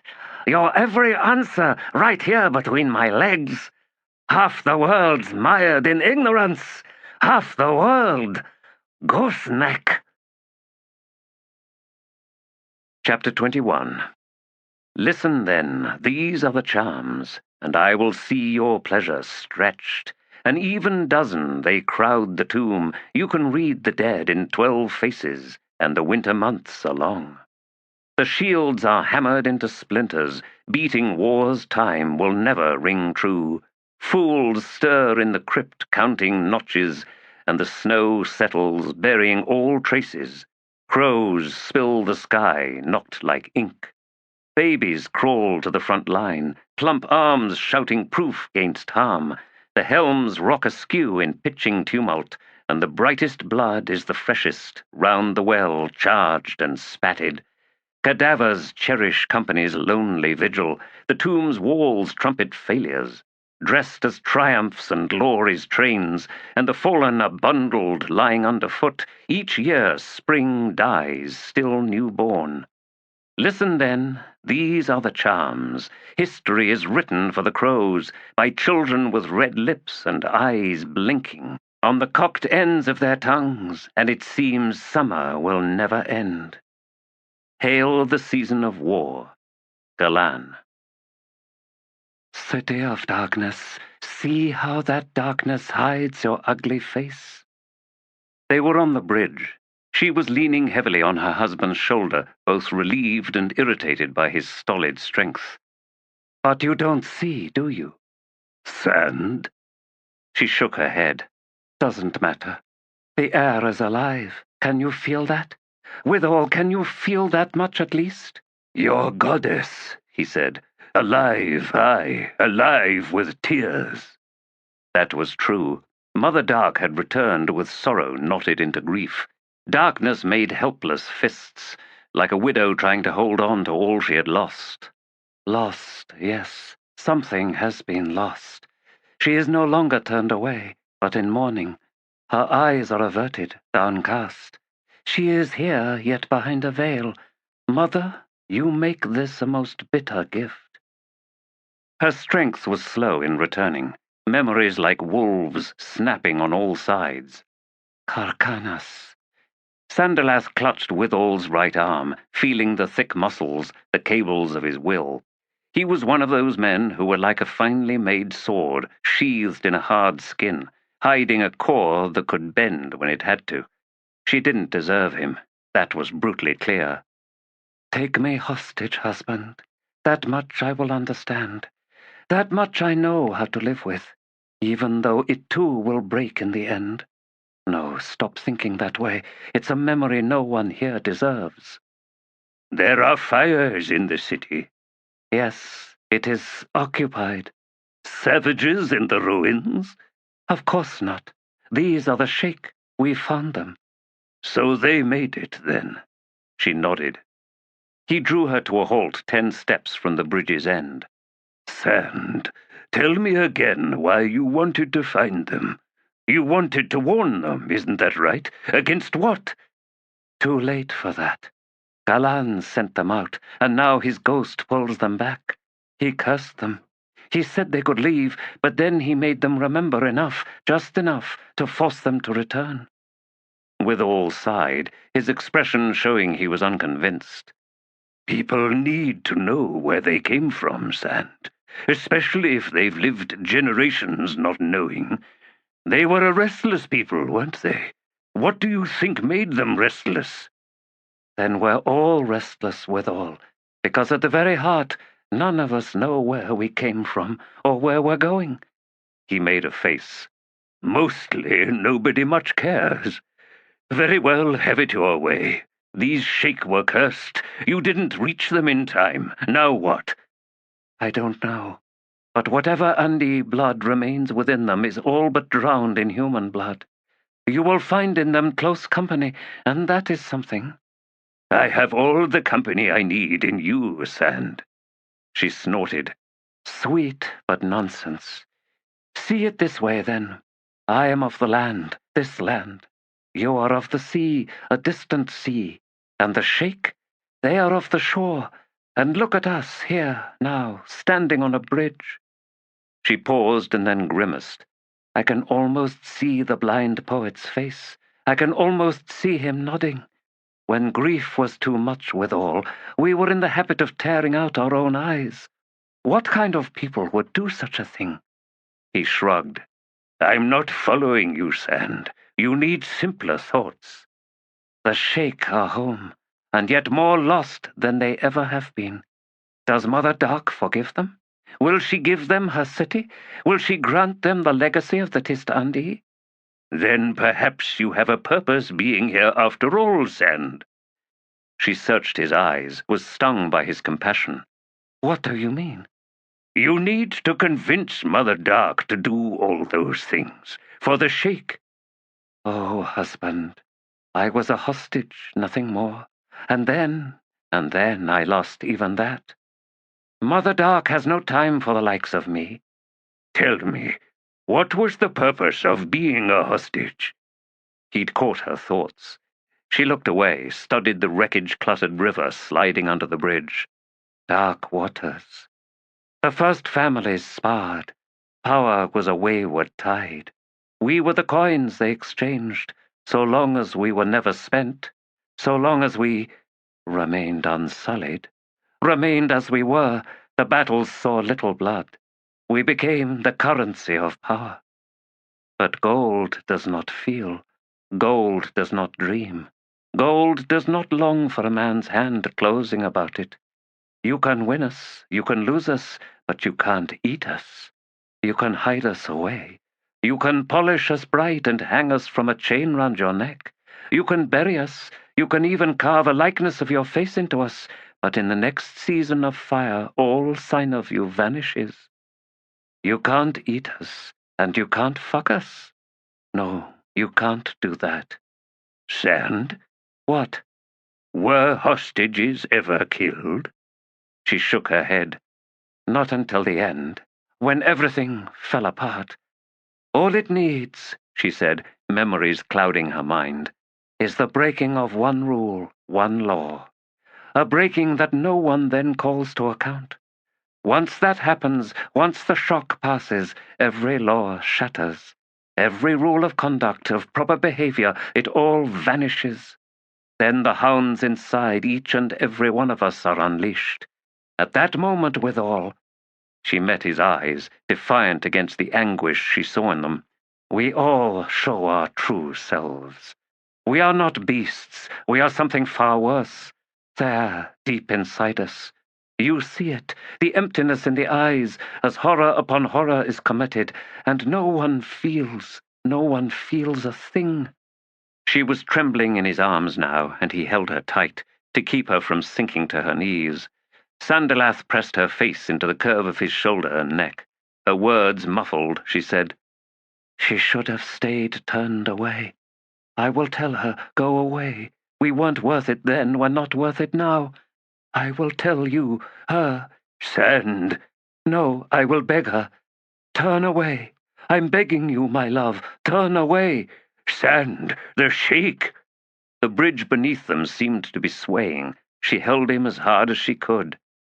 The Sheik, my love. They found us. Her eyes closed. I know. Well? Brevity adjusted her sword belt. Well, what? Should we go and talk to 'em, love? No, let's just stand here. Maybe they'll go away. Snorting, Pithy set out. Dark, dark, dark, she muttered. It's all dark. I'm sick of dark. I'm going to torch the forest, or maybe a few buildings. Fire, that's the solution. And lanterns, giant lanterns, torches, oil lamps, white paint. You going to go on like that all the way to 'em? Brevity asked, keeping pace a step behind her. That woman looks like she walked out of one of them wall paintings in the temple. Maybe she did. Then what? Got lost? Our lookout watched 'em coming up the road. Nah, the point is, her people built this city. She's got more claim to it than the sheikh, and that's the problem. You're saying she won't like the new neighbours? Too bad. She's only got that one man. Besides, she looks sick. Their conversation ended as they drew closer to the two strangers. The man's eyes were on them, even as he continued to support the woman in his arms. "Hello," he said. Trader tongue, Pithy nodded. And the same. Mekros? "Good guess," he replied. "I am named Withal. You're Leathery, not Sheik." Good guess, Pithy responded. We're the Queen's Honour Guard. I'm Captain Pithy, and this is Captain Brevity. Is your mate sick? "She is Tist Andi," he said. "She was born in this city." Oh, said Pithy, and she shot her friend a look that asked, now what? Brevity cleared her throat. Well then, if it's a homecoming, we'd best bring her in. At that the woman finally looked up. Pithy's breath caught, and beside her Brevity started. Thank you, said the Tist Andi. Tears had streaked her face. Need another shoulder to lean on? Pithy asked. No. And she disengaged herself from Withal's arms. Straightening, she faced the gate. I'm ready. Pithy and Brevity let her and Withal take the lead, at a pace of their choosing. As soon as they'd moved a half-dozen strides ahead, Brevity turned and plucked Pithy's sleeve. See her face? She whispered. Pithy nodded. She ain't just like them in the wall paintings, Pithy. She is one of them. I'd swear it. Side room, first one on the left, just inside the altar room. The only one without stone beds. She's in there. Her and maybe 10 others. They got manacles on their wrists. That's right. One of them. No wonder she ain't happy about coming home, Pithy said. Once we're in, you go get the witches and bring 'em over. Unless Tovis or Yedan have come back, in which case get them. That'd be a better choice, Brevity replied. Them witches are still drunk. They ain't drunk for real. You know what I mean. Eel-eyed, horny. The kind of drunk that makes a woman ashamed of being a woman. They ain't drunk, I told you. So get 'em, all right? All right. But we should have buried 'em when we had the chance. The deeper shadow of the gate's arch slipped over them like a shawl. Sandalath slowly released her breath. Mother Dark's pervasive presence filled the city, and she felt her weariness drain away as the goddess's power touched her. But the benediction felt indifferent. The grief was still there, appallingly fresh, a reopened wound or something else. She could not be sure. So, sorrow does not end. And if you cannot let it go, Mother, what hope do I have? Something brushed her mind, an acknowledgement, a momentary recognition. Sympathy? She sighed. Withal, will you walk with me? Of course, as I am doing right now, Sandalath. No, the temple, the Tarondai. She met his eyes. Corald Galen, to the very foot of Mother Dark. What is it you seek? He asked, searching her face. She turned back to the two leathery women standing a few paces behind. You spoke of a queen, she said. Twilight, said Pithy. Jan Tovis. And her brother, added Brevity. Yedan Derek, the watch. I must go to the temple, Sandalath said. We heard. But I would speak with her. They left us a while back, Pithy said. Went into the forest. When the witches finally come round, they said the two of them, Tovis and her brother, probably rode to the first shore. That was after they was in the temple. The queen and the prince, I mean. The witches won't go anywhere near it. The temple, I mean. Sandalath cocked her head. Why do I make you so nervous, Captain? You ain't changed much, blurted Brevity. What? Oh, in the Scaral, the Chamber of Hostages. Pithy nodded. Only the witches said this city's been dead a long, long time. No, said Brevity, a long time. I said that, Pithy retorted, scowling at her companion. You didn't say it right, is all. Long, long. Sandalath faced her husband again. This world is born anew, she said. Mother Dark has returned and now faces us.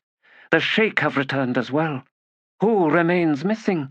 The Tist-Andi, my people. I want to know why. And do you think she'll answer you? Withal asked, but it was a question without much behind it, and that made Sandalath curious. Husband, has she spoken to you? He grimaced, then reluctantly nodded. But not to me. Mother Dark, am I so flawed in your eyes now? There was no silent reply to that. The presence remained unperturbed, as if deaf to Sandalath, deaf and willfully blind. Not fair, not fair. Sand?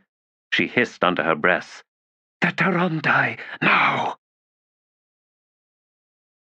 Beyond the scores of buildings now occupied by the Sheikh and refugee islanders, Karkanos remained a place of ghosts.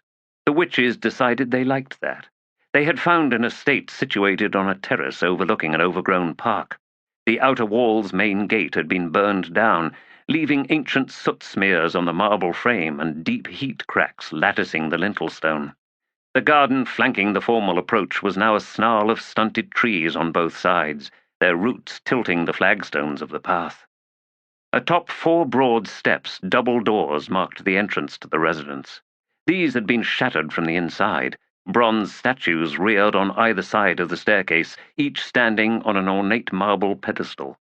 If they had been fashioned in the likeness of living creatures, decided Pulley, then the world was a stranger place than she had ever imagined.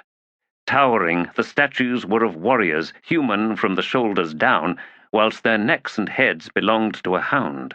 Both sentinels bore weapons, a double-bladed axe for the one on the left, a 2-handed sword for the one on the right. Verdigris marred the details of the beastly visages, but there was enough to see that the two were not identical. The sword-wielder was terribly scarred, a slash that had cleaved through one eye, deep enough to bite bone.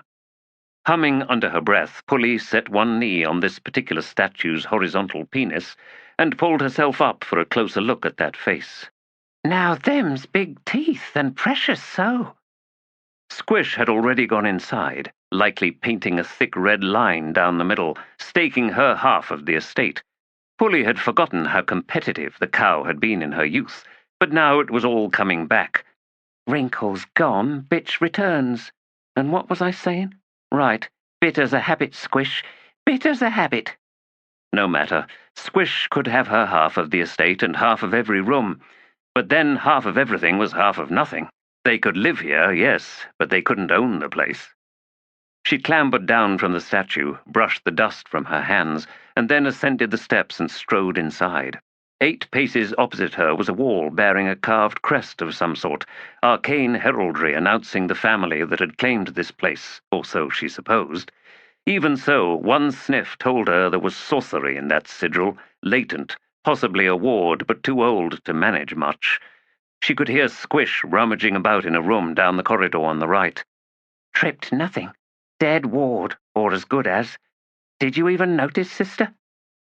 One thing was impossible not to notice. Ever since they'd crawled out of that deathly sleep, they'd felt the presence of the goddess. Mother Dark had looked upon them both, had gathered up their souls like a pair of knuckled dice.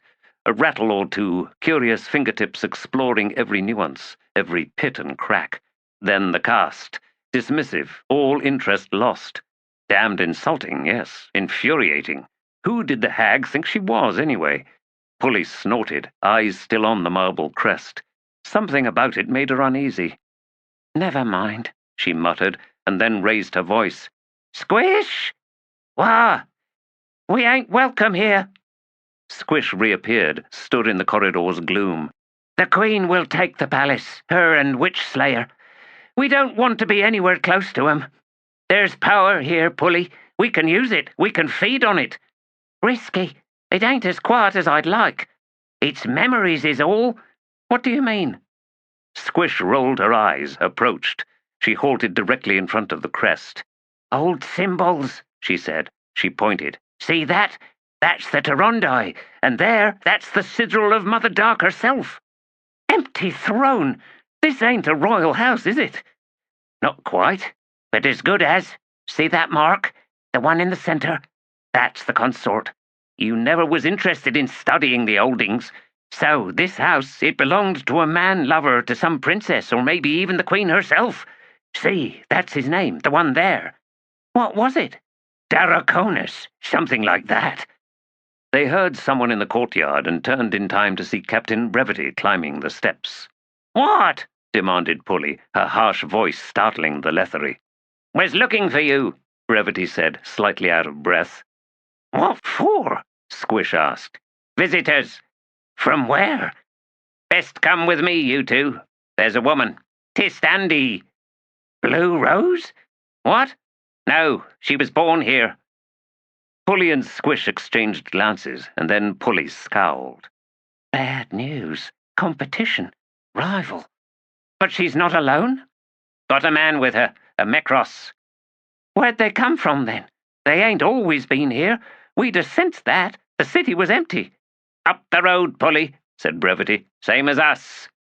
We got here first, Squish growled. Brevity blinked. It's a big city, witch. Now, you coming? Where is she? Pulley asked. The temple. Bad news. The worst. Fine, then, she snapped. Yedan Derrig had walked 1,000 or more paces along the ethereal first shore, but now at last he was returning, and in one hand, Jan Tovis saw, he held a sword. The weapon flashed green in the incandescent fall of liquid light. The blade was long as a man's leg, yet thinner than the width of a hand. A wire basket hilt shielded the grip. As he came up to where she stood, something lit his eyes. A hast sword, sister. And it's healed. Yes. But how can a broken sword grow back? Quenched in dragon's blood, he replied. Hast weapons are immortal, immune to world decay. They can shear other blades in two. He held up the sword. This is a 5-blade sword. Tested against 5, cut through them all. Twilight, there is no higher caliber of sword than the one you see here. It was the possession of a hustas, a master of the house itself. Only children of the forge could own such weapons. And the woman threw it away. It is a mystery, Yedan Derrig said. She was Galan's escort. Not that. The matter of how a 5-blade hust sword broke in the first place. Ah, I see your point. He looked round. Time dissolves here, this close to the Sea of Light. We have been away from our people too long. Not my fault, she said. True, mine. No matter. It is time to go back. Jan Tovis sighed. What am I to do? She asked. Find the palace, sink down onto whatever throne I find? The muscles of his jaws knotted beneath his beard, and he glanced away. We have things to organize, he eventually said. Staff for the palace, officers for the guard, work teams. Is the river rich with fish? If not, we are in trouble. Our stores are depleted.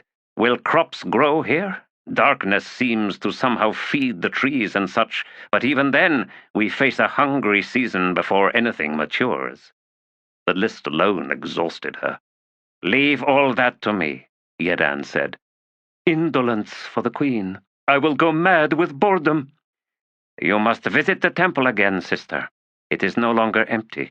It must be sanctified once more. I am no priestess. Royal blood will suffice. She shot him a look. Indeed. How much? Yedan shrugged. Depends. On what? On how thirsty she is. If she drains me dry, the threat of boredom will prove unfounded.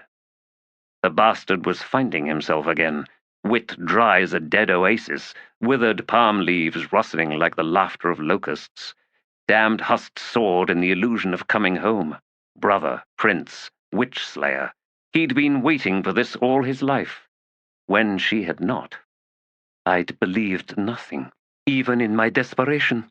I walked cold as a ghost, doomed to repeat a lifetime's past of failure. And my blood, gods below, my blood, this realm demands too much of me.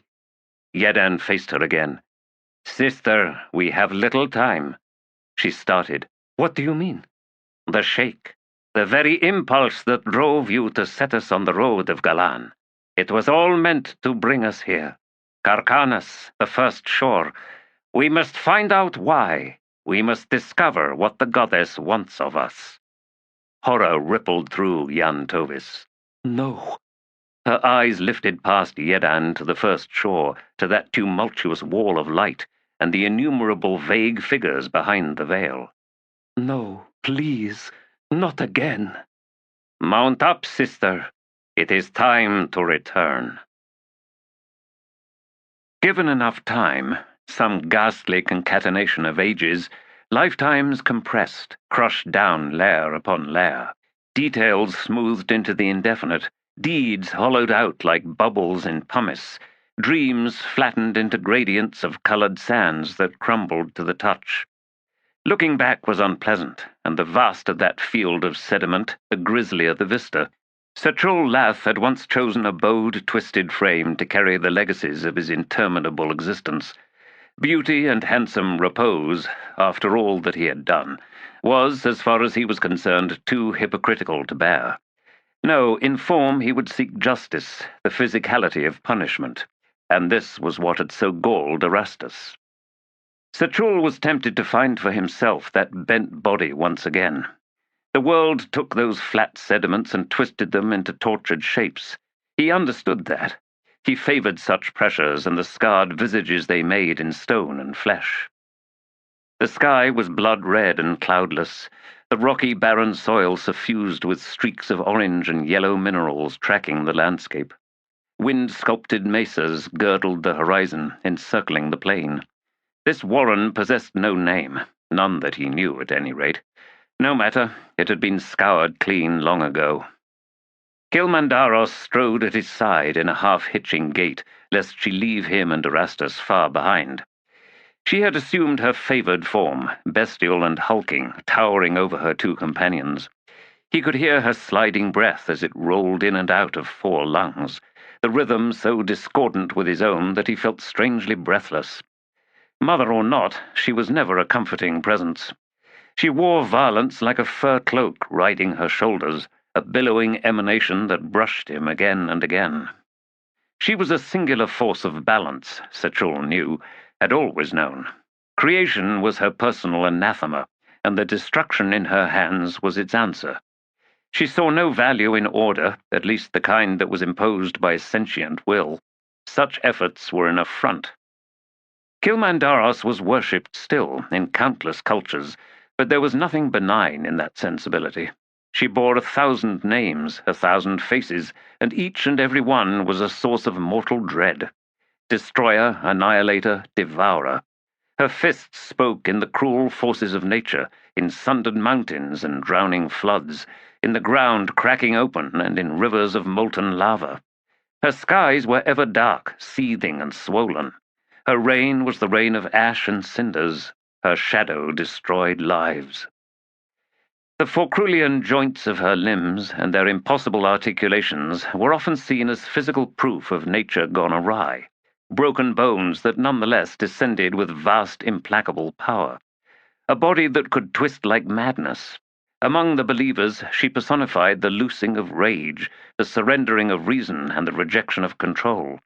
Her cult was written in spilled blood, disfigurement, and the virtue of violence. "Dear mother, what lessons do you have for your son?" Erastus walked ahead, a man convinced he knew where he was going. The worlds awaited his guiding hand, that nudge that all too often invited Kilmandaros into her swath of mindless destruction. Yet between them was Setchul Lath, lord of chance and mischance, caster of knuckles. He could smile the mockery of mercy, or he could spit and turn away. He could shape every moment of his mother's violence, Who lives, who dies? The decision was his. His was the purest worship of them all. So it had always been, and so it would always remain. No matter what god or goddess a mortal fool prayed to, Sechul Lath was the arbiter of all they sought. Save me, save us, make us rich, make us fruitful. The gods never even heard such supplications from their followers. The need, the desire, snared each prayer, spun them swirling into Sechul's domain.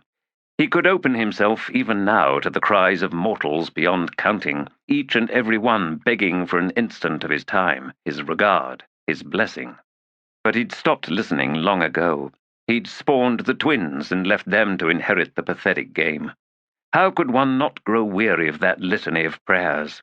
Each and every desire, so heartfelt, invariably reduced to a knot of sordidness. To gain for oneself, someone else must lose. Joy was purchased in reams of sorrow. Triumph stood tall on heaps of bones. Save my child? Another must die. Balance, all must balance. Can existence be any crueler than that? Can justice be any emptier? To bless you with chance, I must curse another with mischance. To this law even the gods must bow. Creation, destruction, life, death. No, I am done with it all. Leave it to my Oponai. The twins must ever face one another, lest existence unravel. They are welcome to it. No, he'd had his fill of mortal blood. But immortal blood, that was another matter. With it, he could... what? I can break the fulcrum. I can send the scales crashing down. It's all pointless anyway. The Chimal saw to that. We rise and we fall, but each and every time the cycle renews, our rise is never as high as the last time, and the fall in turn takes us farther down. Mortals are blind to this spiral. All will end, energies will lose their grip, and all will fade away. I have seen it. I know what's coming. Erastus sought a resurrection, but what he sought was impossible. Each generation of gods was weaker. Oh, they strode forth blazing with power, but that was the glow of youth, and it quickly dissipated. And the mortal worshippers, they too, in their tiny, foreshortened lives, slid into cynical indifference, and those among them who held any faith at all soon backed into corners, teeth bared in their zeal, their blind fanaticism, where blindness was a virtue and time could be dragged to a halt and then pulled backward.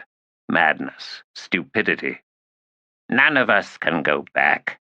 Erastus, what you seek will only precipitate your final fall, and good riddance. Still, lead on, old friend, to the place where I will do what must be done, where I will end everything.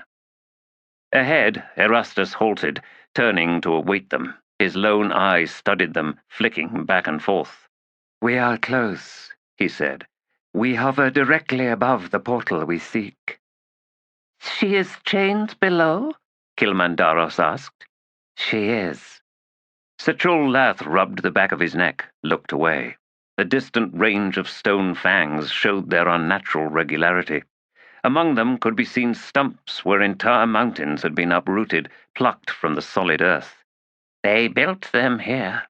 They were done with this world. They devoured every living thing by then. Such bold confidence. He glanced back at Erastus. There will be wards. "Demolane wards, yes," Erastus said. At that, Kilmandaros growled. "Speak then, Erastus, of dragons. She is ready. She is ever ready." "We must be prepared," Erastus continued. "Kilmandaros, you must exercise restraint. It will do us no good to have you break her wards and then simply kill her." "If we knew why they imprisoned her in the first place," Sechul said, "we might have what we will need to bargain with her." Erastus's shrug was careless. "That should be obvious, Knuckles. She was uncontrollable. She was the poison in their midst." "She was the balance, the counterweight to them all. Chaos within. Is this wise? Perhaps there's another way." Erastus scowled.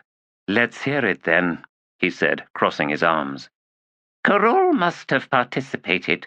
He must have played a role in this chaining. After all, he had the most to lose. She was the poison, as you say, but if she was so to her kin, that was incidental. Her true poison was when she was loose in Carol's blood, in his warrens. He needed her chained, negated. He paused, cocked his head. Don't you think it curious that the crippled god has now taken her place? That he is the one now poisoning Carol? The diseases are not related, Erastus said.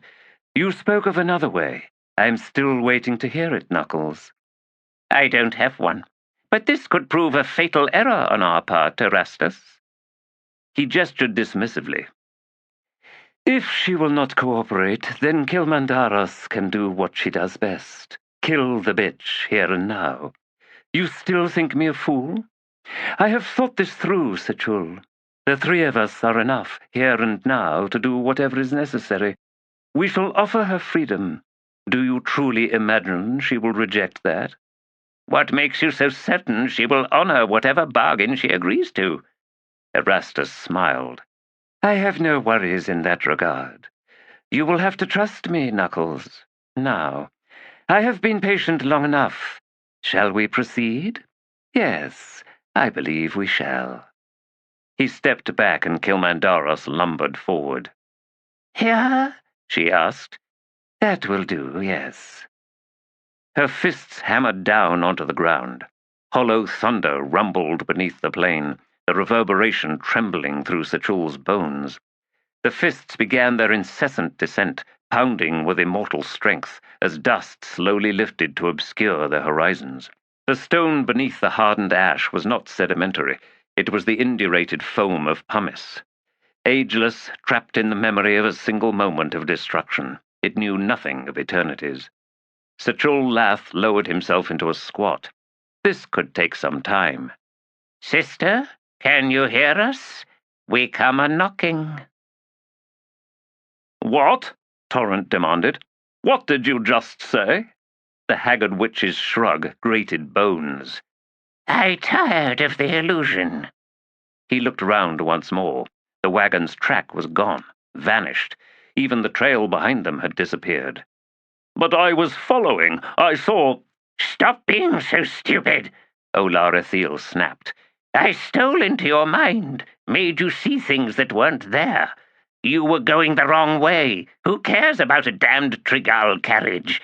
They're probably all dead by now. She gestured ahead. I turned you from that trail, that's all. Because what we seek is right there. If I could kill you, I'd do it, said Torrent. Stupid as only the young can be, she replied with a snort. The only thing young people are capable of learning is regret. That's why so many of them end up dead, to the eternal regret of their parents. Now, if you've finished the histrionics, can we continue on? I am not a child. That's what children always say, sooner or later. With that, she set out, trudging past Torrent, whose horse shied away as soon as the bonecaster drew too close. He steadied the animal, glaring at Olar Ethel's scaled back. What we seek is right there. His gaze lifted, another one of those damned dragon towers, rising forlorn on the plain. The bonecaster was marching towards it as if she could topple it with a single kick. No one is more relentless than a dead woman. With all the living ones I've known, I shouldn't be surprised by that. The desolate tower was still a league or more away. He wasn't looking forward to visiting it, not least because of Olar Ethel's inexplicable interest in this one in particular, but also because of its scale. A city of stone built upward instead of outward. What was the point of that? Well, self-defense. But we've already seen how that didn't work. And what if some lower section caught fire? There'd be no escape for everyone trapped above. No, these were the constructs of idiots, and he wanted nothing to do with them. What's wrong with a hut? A hooped tent of hides. You can pick it up and carry it anywhere you want to go, leaving nothing behind. Rest lightly on the soil, so the elders always said. But why did they say that? Because it made running away easier, until we ran out of places to run. If we'd built cities just like the Lethery, why, they would have had to respect us and our claim to the lands we lived on. We would have had rights, but with those huts, with all that resting lightly, they never had to take us seriously, and that made killing us all that much easier." Kicking his horse into motion, he squinted at that ragged tower. Maybe cities weren't just to live in. Maybe they were all about claiming the right to live somewhere.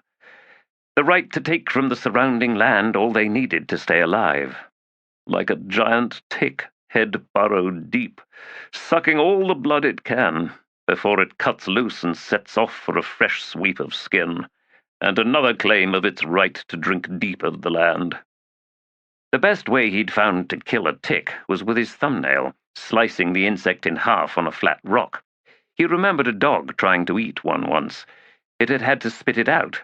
Ticks tasted foul, too foul even for dogs, which he'd not thought possible. Cities probably tasted even worse.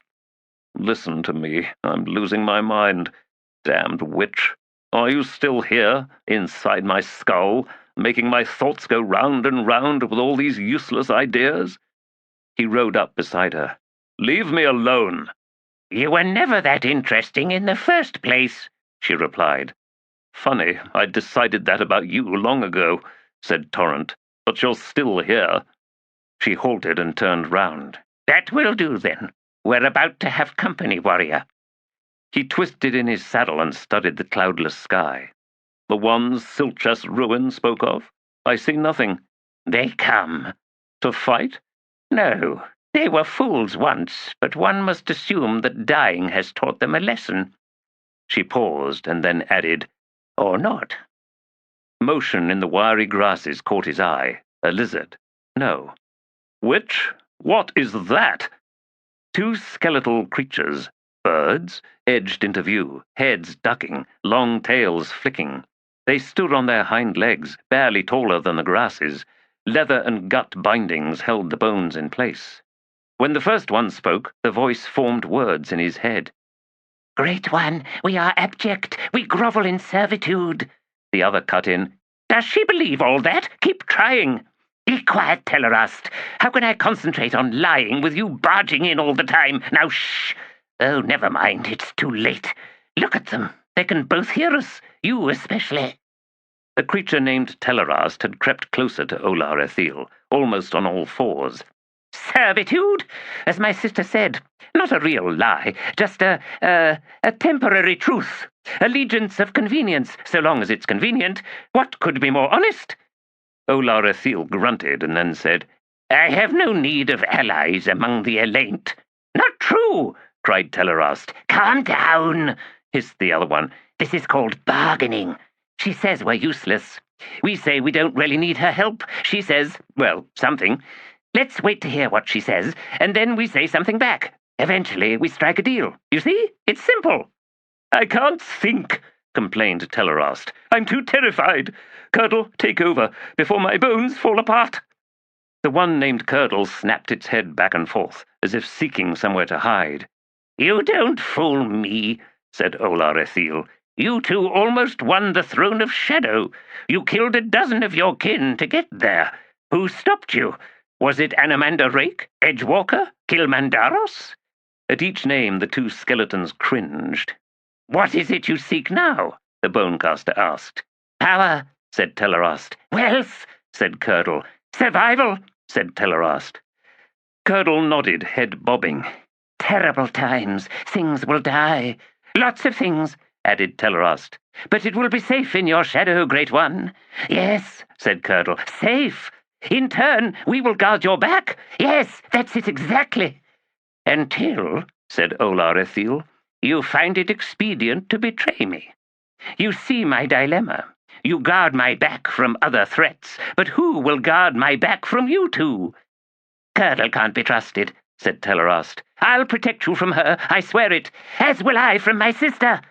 Curdle spun to face Telerast and snapped her tiny jaws. Clack, clack, clack. Telerast hissed in reply. Olar Ethil turned to Torrent. "Elaint?" she said. "Elaint?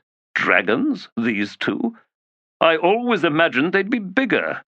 "Soul taken," said Olar Ethil. and then she regarded the two creatures once more. Or, I think, diverse, yes? Born as Tist Andi, one woman, but two dragons. Nonsense, insane, ridiculous, impossible. Impossible, conceded Olar Ethil. For most, even among the Andi. Yet you found a way, didn't you? How? The blood of the Elaint resists the fever of diverse. A ritual would have been necessary, but what kind? Not Corald Galain, nor Corald Emolan. No, you have made me curious. I will have the answer. This is the bargain I offer. Tell me your secret, and you shall have my protection. Betray me, and I will destroy you both. Curdle turned to her companion. If we tell her, we are undone. We're already undone, you idiot. We were never meant to be soul-taken. It just happened that way. But we were true Elaint. Be quiet! Olar Ethil suddenly stepped forward. True Elaint? But that makes no sense. Two who become one? Soul-taken? A Tist Andi soul-taken? No, you twist every truth. I cannot believe a thing you say. Look what you did, Curdle. Now we... Ah! Tellerast's cry came when Olar Ethil's bony hand snapped out, snaring the skeleton. It writhed and strained in her grip. She held it close, as if about to bite its head off. Tell her! Tellerast shrieked. Curdle, tell her everything! I will, I promise. Elder One, listen, I will speak the truth. Go on, said Olar Ethil. Tellerast now hung limp in her hand, as if lifeless, but Torrent could see the tip of its tail twitching every few moments. Curdle leapt to a clear patch of dusty earth. With one talon it inscribed a circle round where it stood. We were chained, Elder, terribly, cruelly chained, in a fragment of Emolan. Eternal imprisonment stretched before us. You could not imagine the torment, the torture of that. So close to our precious prize. But then the three stood before us, between us and the throne. The bitch with her fists, the bastard with his dread sword. Edgewalker gave us a choice. Kilmandaros and the chains, or Anamanda and Dragnipur. Dragnipur! We knew what Draconis had done, you see. We knew what that sword's bite would do. Swallow our souls. No! The skeleton visibly shivered. We chose Kilmandaros. To Elaint, said Olar Ethil. Yes, sisters. Or lovers, said Tellerast, still lying as if dead. Oh, that, yes. We don't remember. Too long ago, too many centuries in chains. The madness! Such madness! But then a stranger found us. Who? Barked Olar Ethil. Decimbalakis, said Curdle. He held chaos in his hands. He told us its secret, what he had made of it. He was desperate. His people, humans, were making a mess of things. They stood as if separate from all the animals of the world. They imagined they were the rulers of nature, and cruel their tyranny, so cruel, slaughtering the animals, making the lands barren deserts, the skies empty but for vultures. Soul taken, said Olar Ethil. Diverse. He created a ritual out of chaos, to bind humans to the beasts, to force upon them their animal natures. He sought to teach them a lesson about themselves. Yes, Elder, yes, to all of that. He brought the ritual to his people. Oh, it was an old ritual, much older than Decimbalakis, much older than this world. He forced it upon his subjects. This tale I know well, said Olar Ethil. I was there when we gave answer to that. The swords of the Tlanimas dripped for days. But there were no dragons, not there, not then. You'd begun the slaughter, said Curdle. He'd fled even before then, taking his diverse form. The Deragoth. Yes, he knew you were hunting him. He needed allies. But we were chained, and he could not break those chains. So he offered to take our souls, and he brought us a corpse, a woman, Tist Andi. Where did he come by it? Olar Ethil asked. Who was she? He never told us. But when he bound our souls to her, we stood unchained. We thought we were free. We vowed to serve him. But you did not, did you? Curdle hesitated. You betrayed him. No, it wasn't like that. Each time we sought to assemble into our true selves, the chains returned. Each time we found ourselves back within Emerlan. We were useless to him, don't you see?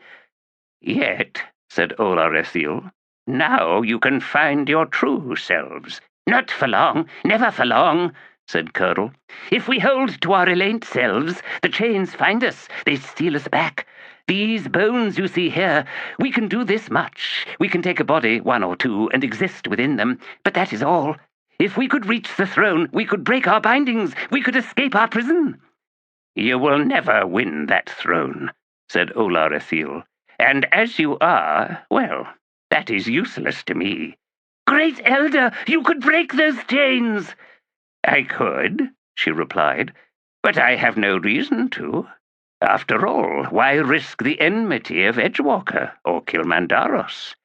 No, they chained you two for a reason.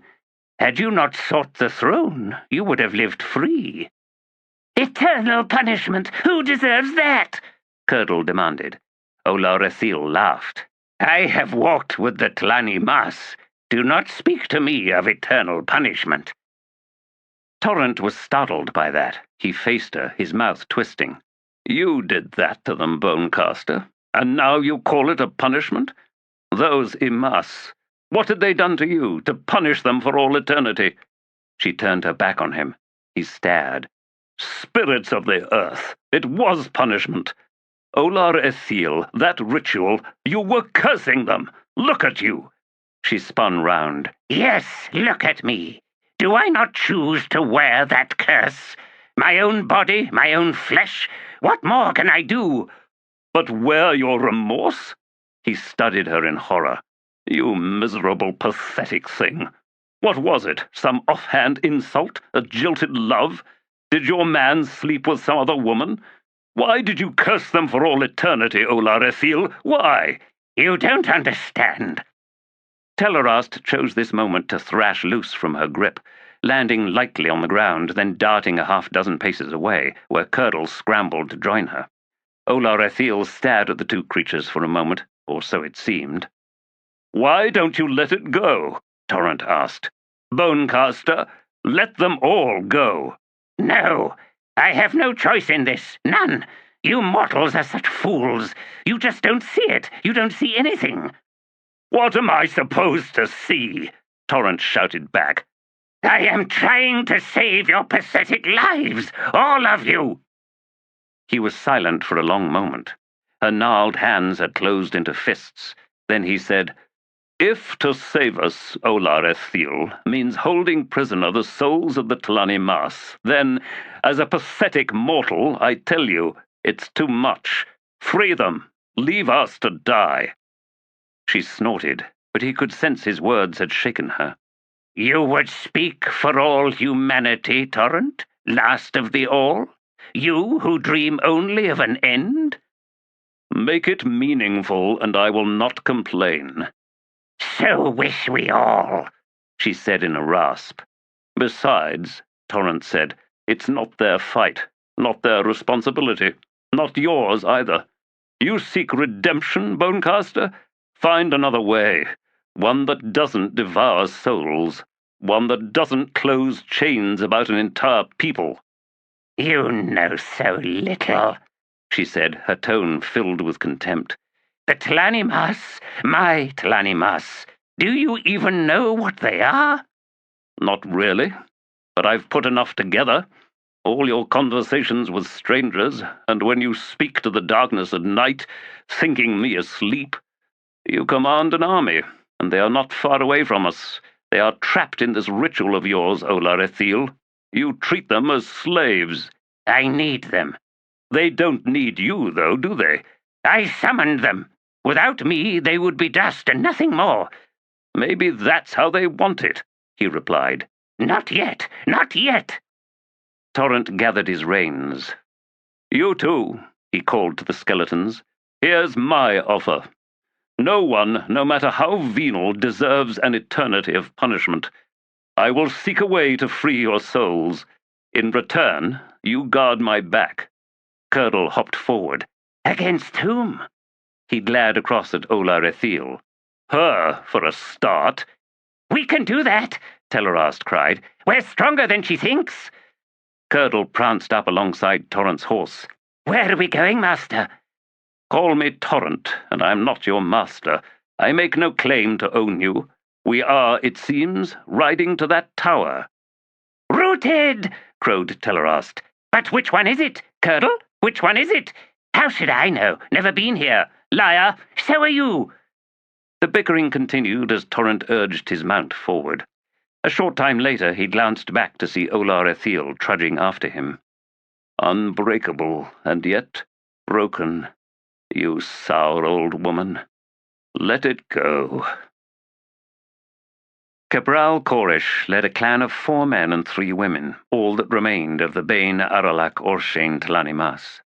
Once, not long ago, the Copper Ashes clan had numbered 3,116.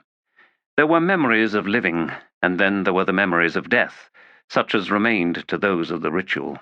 In her memories of death, the final battle with the Order of the Red Spires hung blazing in her mind, a frozen scream, the abrupt howl of annihilation. She had stood upon the edge of the abyss, longing to join her fallen kin, but held back by the duty of her title. She was clan chief, and so long as will remained to her, she would be the last of the Copper Ashes to fall. That time had not yet come, and the wake of the Red Spires was stretched out behind her, lifeless, desolate, the echoes of her scream like a bony hand at her back. The First Sword had, perversely, elected to retain his corporeal form, walking with the weight of stone across this ravaged land, his long-bladed weapon dragging a careless furrow. The warriors of the Orshain and the Brold had in turn surrendered the bliss of dust and now strode in a ragged, colourless mass behind him. She walked among them, her 7 warriors arrayed around her. They were battered, permanently scarred by the sorcery of the 3. The tattered remnants of skin and tendon that remained were blackened, scorched. The sections of exposed bone were burnt white, webbed with cracks. The flint weapons they held had lost their sepia hue, the reddish-brown replaced by mottled mauves and blue-greys. Furs, leather, and hides were gone. Among all in her clan, Cabral Corish alone had succeeded in drawing close enough to the 3 to swing her blade. She remembered with vivid clarity the shock upon the face of the bearded one, when her curved weapon's edge had bit deep, scoring the flesh deep and wide across his chest. Blood, the gleam of notched ribs, rings of mail scattering against the stones of the parapet. He had staggered in retreat, but she was in no mood to relent. His companions had driven her back, a concatenation of magics hammering her from the ledge. Engulfed in raging sorcery, she had tumbled to the foot of the wall. It should have ended there, but Cabral was clan chief. She had just witnessed the slaughter of almost her entire clan. No, she would not yield to oblivion. When she had risen, shrugging off the terrible chaotic flames, she had looked up to see 2 of the 3. They were in turn peering down at her. In their faces, disbelief, the stirrings of fear. Inistral Ovan had sounded the withdrawal then. She could have defied him, but she had obeyed, for the 7 who remained standing, for the last of her kin. Yet even now her memory of the bite of her blade's edge was the sweetest nectar in the hollowed husk of her soul. Cabral Corish stood on the wall of the fastness. She delivered a wound upon one of the 3, the only Tlanimas to have done so. Had he stood alone, she would have killed him. The bearded one would have fallen, the first breach in the defences of the 3. Cabral Corish, who had made the curved blade she held, naming it Brawl, cold eye, and see the stain of his blood, running black as night. In the moment the war turned, she was recalled. The Copper Ashes had fallen for nothing. No gaining of ground, no victory. They had been flung away, and one day she would make Inistral Ovan pay for that. Enough reason to persist this secret vow. The First Sword could have his war, his search for answers, his demand for an accounting with Olar Ethiel. Cabral Corish had her own reasons for continuing on. Olar Ethiel, who had summoned them all, was welcome to her secret motives. Cabral did not care. Besides, Olar Ethiel had given her another chance, and for that alone Cabral would do as she asked, until such time that the opportunity for vengeance presented itself. Inistral Ovan bore the shame of defeat, and he did so without dissembling, but it was not good enough, not even close. I will punish him. I will find for him an eternity of suffering. Upon the lost lives of my kin, this I do vow. It wasn't smell. He was not capable of picking up a scent, but something that nevertheless reached into his mind, pungent, redolent of memories Kultur Manal weathered as would an ice spire a blizzard's wind. He was annealed in madness, polished bright with insanity. All conflict within him had been smoothed away until he was nothing more than the purity of purpose. The Kachin Shemal were upon this land, the slayers of his wife, his children. Their vile oils had soaked this dusty soil, their scales had whispered through the dry air. They were close. Hatred died with the ritual of Telan. So it was held, so it was believed by every Telani Mas. Even the war against the Jaghut had been a cold, unfeeling prosecution. Kultur Manal's soul trembled with the realization that hatred was alive within him, blistering hatred. He felt as if all his bones were massed, knotted into a single fist, hard as stone, a fist that but awaited its victim. He would find them. Nothing else mattered. The first sword had not bound his kin, a dread error, for Kalt knew that wars raged within each and every one of them. He could feel as much, swirls of conflicting desires, awakened hungers and needs. An army must kneel before a single master. Without that obeisance, each warrior stood alone, tethers loose, and at the first instant of conflict each would seek his or her own path. The first sword, in his refusal to command, had lost his army. He was a fool. He had forgotten what it meant to rule. Whatever he sought, whatever he found, he would discover that he was alone. First sword.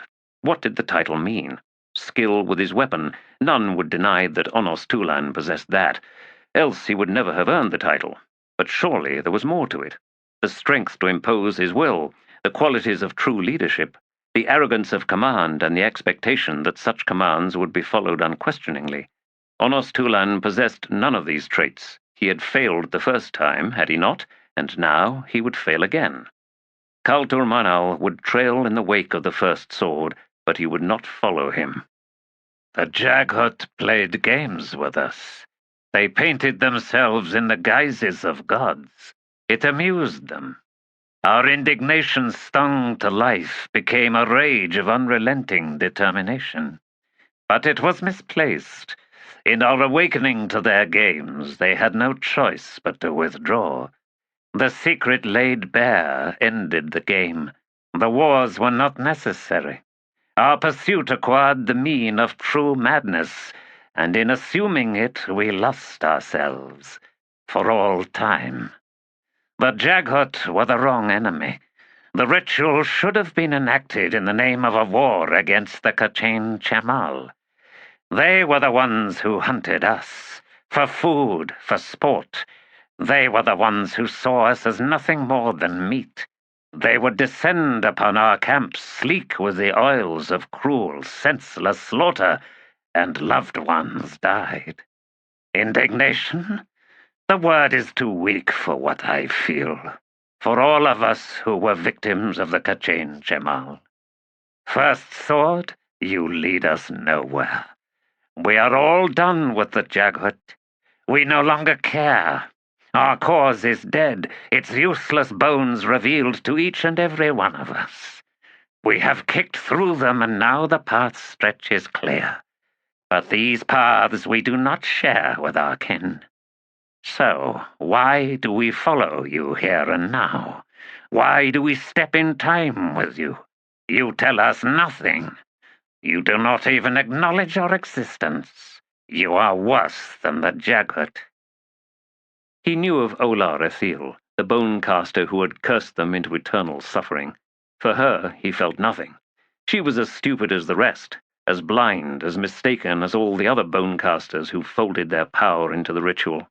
Will you fight her, First Sword? If so, then you will do it alone. We are nothing to you, and so you are nothing to us. Do not let the eyes deceive. We are no army. We are no army. Nomkala found the bonecaster Ulag Togtil at her side. He was, without question, the biggest warrior among the Imas she had ever seen. Trell blood. She wondered what he had looked like in the flesh. Frightening, no doubt, broad-mouthed and tusked, his eyes small as an ice boar's. She had few memories of Trell. They were all but gone in her time, among the first to be driven from the face of the earth by the humans. Indeed, she was not even certain her memories were true ones, rather than something bled into her by the Orshane. Sour blood, that. A deluge of vicious sentiments, confused desires, depthless despair, and pointless rage. She felt under assault. These Orshane were truly tortured, spiritually destroyed. But neither she nor her kin had acquired any skill in fending off this incessant flood. They had never before experienced the like. From the first sword himself, however, there was nothing. Not a single wisp of thought escaped him, not a hint of emotion. Was he simply lifeless, there in his soul? Or was his self-command so absolute that even her most determined assaults upon his thoughts simply slid off, weak as rain on stone? The mystery that was Onos Tulan dogged her. "A measure of mercy," Ulag said, intruding upon her thoughts. What is Bonecaster? "You bleed as well, Nomkala. We are all wayward. Bone trembles, darkness spins in what remains of our eyes. We believe we are the creators of our thoughts, our feelings, but I think otherwise." Do you? He nodded. "We roil in his wake. All this violence, this fury, it devours us, each one, and is shaped by what it eats. And so we believe each of us stands alone in our intent. Most troubling, Nomkala. How soon before we turn upon one another?" Then there is no measure of mercy, she replied. "That depends." On what? "On how subtle is Onos Tulan." Please explain. "Nomkala. He has said he will not compel us to obedience. He will not be as a Tlanimas. This is significant. Is he aware of the havoc wrought in his wake? I believe he is." Then what purpose? "We will see." Only if you are correct, and if the first sword is then able to draw us to him, before it is too late. What you describe holds great risk, and the longer he waits, the less likely he will be able to gather us. "That is true," he rumbled in reply. You believe in him, don't you? "Faith is a strange thing. Among the Tlanimas, it is little more than a pale ghost of memory. Perhaps, Nomkala, the first sword seeks to awaken it in us once more, to make us more than Tlanimas. Thus he does not compel us. Instead, he shows us the freedom of mortality, which we'd all thought long lost. How do the living command their kin? How can a mortal army truly function, given the chaos within each soldier, these disparate desires?" What value in showing us such things? Nomkala asked. We are not mortal. We are Tlanimas. He shrugged. "I have no answer to that yet. But I think he will show us." He had better not wait too long, Bonecaster. "Nomkala," Ulag was regarding her. "I believe you were beautiful once." Yes, once. "Would that I had seen you then." But she shook her head. Imagine the pain now, had you done so. "Ah, there is that. I am sorry." As am I, Bonecaster. "Are we there yet? My feet hurt." Draconis halted, turned to observe the half-blood Toblakai. "Yes, perhaps we can rest for a time. Are you hungry?" Ublala nodded. "And sleepy. And this armor chafes my shoulders, and the axe is heavy, and I miss my friends." "There is a harness ring for your axe," Draconis said. "You don't have to carry it at the ready. As you can see, no one can come upon us without our seeing them from some distance away." "But if I see a rabbit or a chicken, I can run it down and then we can eat." That won't be necessary. You have already seen that I am able to conjure food and water. Ublala scowled. I want to do my part. I see. I am sure you will before too long. You see something? Ublala straightened, looked round. Rabbit? Cow? Those two women over there? Draconis started, and then searched until he found the two figures, walking now towards them, but still 300 or so paces away, coming up from the south, both on foot. We shall await them, he said after a moment. But, Ublala, there is no need to fight. No, sex is better. When it comes to women, I mean. I never touched that mule. That's sick, and I don't care what they said. Can we eat now? Build us a fire, Draconis said. Use the wood we gathered yesterday. All right. Where is it? Draconis gestured, and a modest stack of broken branches appeared almost at Ublala's feet. Oh, there it is. Never mind, Draconis. I found the wood. The woman in the lead was young, her garb distinctly barbaric. Her eyes shone from a band of black paint that possibly denoted grief, while the rest of her face was painted white in the pattern of a skull. She was well-muscled, her long braided hair the color of rust. 3 steps behind her staggered an old woman, barefoot, her hide tunic smeared with filth. Rings glittered on blackened fingers, a jarring detail in the midst of her disheveled state. The two stopped 10 paces from Draconis and Ublala. The younger one spoke. Ublala looked up from the fire he'd just sparked to life. Trader tongue, I understand you. Draconis, they're hungry and thirsty. I know, Ublala. You will find food in that satchel and a jug of ale. Really? What satchel? Oh, never mind. Tell the pretty one I want to have sex with her, but say it more nicely. Ublala, you and I speak the same trader tongue, more often than not, as we are doing now. He stepped forward. Welcome, then. We will share with you. The younger woman, whose right hand had closed on a dagger at her belt as soon as Ublala made his desire plain, now shifted her attention back to Draconis. I am Relata, a skin cut of the Akrata Whiteface Barghast. You are a long way from home, Relata. Yes. Draconis looked past her to the old woman. And your companion? I found her, wandering alone. She is Sakara, a highborn among the white faces. Her mind is mostly gone. She has gangrenous fingers, Draconis observed. They must be removed, lest the infection spread. I know, said Relata, but she refuses my attentions. It's the rings, I think, her last claim to wealth. The skin-cut hesitated and then said, My people are gone, dead. The white-faced Barghast are no more. My clan, Sakara's, everyone. I do not know what happened. Dead! Shrieked Sakara, holding up her rotted hands. Frozen! Frozen dead! Ublala, who jumped at the old woman's cries, now edged closer to Draconis. That one smells bad, he said, and those fingers don't work. Someone's going to have to feed her. Not me. She says awful things. Relata resumed. She tells me this 100 times a day. I do not doubt her. I cannot. I see slaughter in her eyes, and in my heart I know that we are alone. The infection has found her brain, said Draconis. Best if you killed her, Relata. Leaving me the last of the white faces? I do not have the courage to do that. You give me leave to do so? Draconis asked. Relata flinched.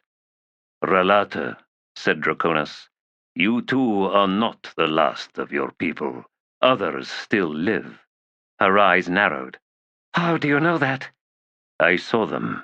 At a distance, dressed little different from you, the same weapons. They numbered some 5,000 or 6,000, perhaps more. Where? When? Draconis glanced over at Ublala. Before I found my Toblakai friend here. 6, 7 days ago, I believe. My sense of time is not what it used to be. The very change of light still startles me. Day, night, there is so much that I had forgotten. He passed a hand over his face and then sighed. Relata, do you give me leave? It will be an act of mercy, and I will be quick. She will not suffer. The old woman was still staring at her blackened hands, as if willing them to move, but the swollen digits were curled into lifeless hooks, her face twisted in frustration. Will you help me raise her cairn? Of course. Relata finally nodded. Draconis walked up to Sakara. He gently lowered the woman's hands, and then set his own to either side of her face. Her manic eyes darted and then suddenly fixed on his. At the last instant, he saw in them something like recognition. Terror, her mouth opening. A swift snap to one side broke the neck. The woman slumped, still gaping, eyes holding on his even as he slowly lowered her to the ground. A few breaths later, and the life left that accusing, horror-filled stare. Straightening, he stepped back, faced the others. It is done. I'll go find some stones, said Ublala. I'm good at graves and stuff. And then, Relata, I will show you the horse, and you'll be so happy. The woman frowned. Horse? What horse? What Stoopley the whore calls it, the thing between my legs. My bucking horse, the one-eyed river eel, the smart woman's dream, what Shurkilal calls it. Women give it all sorts of names, but they all smile when they say them. You can give it any name you want, and you'll be smiling too. You'll see. Relata stared after the Toblikai as he set off in search of stones, and then she turned to Draconis. He is but a child. Only in his thoughts, Draconis said. I have seen him stripped down. If he tries, if either of you tries to rape me, I'll kill you. He won't, nor will I. You are welcome to journey with us. We are traveling east, the same direction as the Barghast I saw. Perhaps indeed we will catch up to them, or at least cross their trail once more. What is that meat on the fire? She asked, drawing closer. Bedarin. There are none in the wastelands. Draconis shrugged. Still she hesitated, and then she said, I am hunting a demon, winged. It murdered my friends. How are you able to track this winged demon, Relata? It kills everything in its path. That's a trail I can follow. I have seen no such signs. Nor I of late, she admitted. Not for the past 2 days, since I found Sakara, in fact. But the path seems to be eastward, so I will go in that direction. If I find these other Barghast, all the better. If not, my hunt continues. Understood, he replied. Now, will you join me in some ale? She spoke behind him as he crouched to pour the amber liquid into 2 pewter tankards. I mean to bury her with those rings, Draconis. We are not thieves, he replied. Good. She accepted the tankard he lifted to her. Ublala returned with an armload of boulders. Ublala, said Draconis, save showing your horse for later.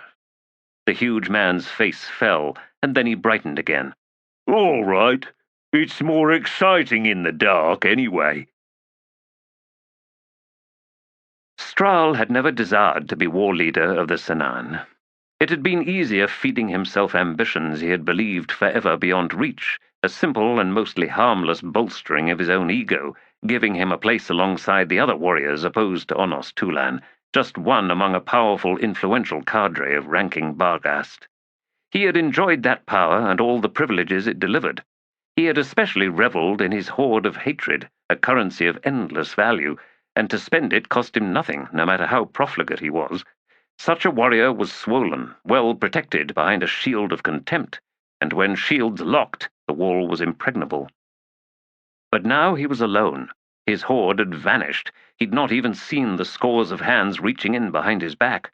A war leader's only wealth was the value of his or her word. Lies sucked the color from gold. Truth was the hardest and purest and rarest metal of all. There had been an instant, a single blinding instant, when he'd stood before his tribe, raising high that truth, forged by hands grown cold. He had claimed it for his own, and in turn his kin had met his eyes, and they had answered in kind. But even then, in his mouth there had been the taste of ashes. Was he nothing more than the voice of the dead, of fallen warriors who each in turn had been greater than Strahl could ever hope to be? He could voice their desire, and he had done precisely that, but he could not think their thoughts, and so they could not help him, not here, not now. He was left with the paltry confusions of his own mind, and it was not enough. It had not taken long for his warriors to discover that. After all, where could he lead them? The people of the settled lands behind them sought their blood. The way ahead was ravaged, lifeless, and, as bold as the gesture had been, the Senan had fled a battle, leaving their allies to die. No one wanted the guilt of that. They gave it all to Strahl. Had he not commanded them? Had he not ordered their withdrawal? He could not argue the point. He could not defend himself against the truth as they spoke. "This belongs to me. This is my crime. The others died to give it to me because they stood where I now stand. Their courage was purer. They led. I can only follow. If it had been any other way, I could have been their match." He squatted, facing away from the few remaining fires of the camp stretched out in a disorganized sprawl behind him. Stars spread a remote vista across the jade-soaked sky. The talons themselves seemed much closer, as if moments from cleaving the heavens and slashing down to the earth itself. No clearer omen could be imagined. Death comes, an age ends, and with it so end the white-faced Barghast, and then their gods, who were freed only to be abandoned, given life only to die. Well, you bastards, now you know how it feels. They were almost out of food. The shouldermen and witches had exhausted themselves drawing water from this parched land. Soon the effort would begin killing them, one by one. The retreat had already claimed the eldest and weakest among the Senan. We march east. Why? No enemy awaits us out there. The war we sought is not the one we found, and now glory has eluded us. Wherever that one true battle is, the white faces should be there, cutting destiny off at the knees. So sought Humbral Tar, so sought Onos Tulan, but the great alliance is no more. Only the Senan remain, and we falter and soon will fade. Flesh to wood, wood to dust, bone to stone, stone to dust. The Barghast shall become a desert. Only then will we finally find the land on which to settle. These wastelands, perhaps, when the wind stirs us awake with each dawn. Before long, he knew, he would be cut down. Sometimes, after all, guilt must be excised with a knife. He would not resist. Of course, as the last surviving Senan staggered and fell, the final curse on their lips would be his name. Strahl, who stole from us our glory. Not much of a glory, to be sure. Maral Ebb had been a fool, and Strahl could shrug off most of the venom when it came to that fiasco. Still, we could have died with weapons in our hands. That would have been something, like spitting to clear the taste. Maybe the next watery mouthful of misery won't be as bad. Like that. Just that one gesture. Eastward, then, each step slowing. Suicide was such an ugly word, but one could choose it for oneself. When it came to an entire people, well, that was different. Or was it? I will lead us until someone else does.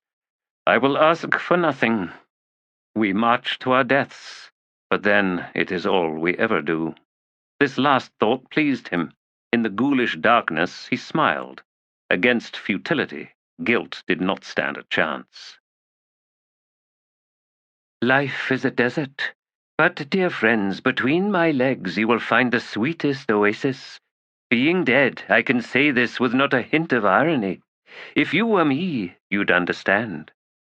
You have a curious expression on that painted face, Captain. What are you thinking? Shurkalal pulled her gaze from the desolate sweep of sullen grey waves and glanced over at Falash, 14th daughter of King Tarkulf and Queen Abrastal of Bolkando. My first mate was complaining, Princess, a short time ago. This has been a pleasant enough journey thus far, if somewhat tedious. What cause has he to complain? He is a noseless, one-eyed, one-handed, one-legged, half-deaf man with terrible breath, but I agree with you, Princess. No matter how bad things can appear to be, they can always get worse. Such is life." "You speak with something like longing, Captain." Shurk shrugged. "You may be young, but you are not easily deceived, Princess. I trust you comprehend my unique circumstances." Falash pursed her plump lips, fluttering her fingers dismissively. "It took some time, to be honest. Indeed, it was my handmaiden who first broached the possibility. You do well in disguising your situation, Captain, a most admirable achievement." "Thank you, Highness." "Still, I wonder what so consumed your thoughts. Skorgan Kaban, I have learned, has no end of gripes, not least the plague of superstitions ever haunting him." "He has not been at his best," Shurk admitted, "ever since you purchased this extension, in fact. 1,000 rumors have drifted from Kolantz, not one of them pleasing. The crew are miserable, and to the first mate that misery feeds his every fear." "It is well understood, I trust," said Falash, "that most of the Perish fleet has preceded us. Have we seen any indication that disaster befell them?" "That depends," Shurk replied. "The absence of evidence of any sort is ominous enough, especially for sailors." "Then they can never be satisfied, can they?" "Absolutely true, which is why I adore them so." "Captain?" She smiled at the princess. "Neither can I. You wondered what I was thinking, and that is my answer." "I see." "No, little girl, you do not. But never mind. Give it time." Falash continued. "How frustrated you must be." "If it is frustration, it is a most delicious kind." "I find you fascinating, Captain." The plump princess was wearing a fur-lined cloak, the hood drawn up against the sharp offshore wind. Her round, heavily made-up face looked dusted and flawless.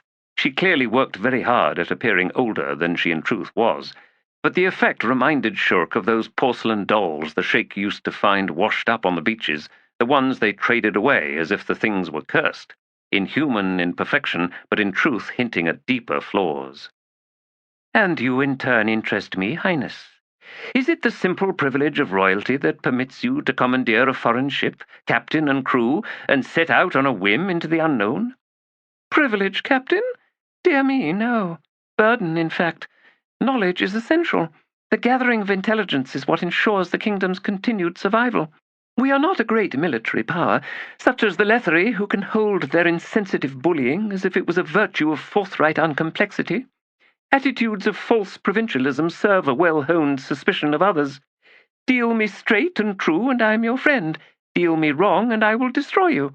So goes the diplomat's theme of discourse.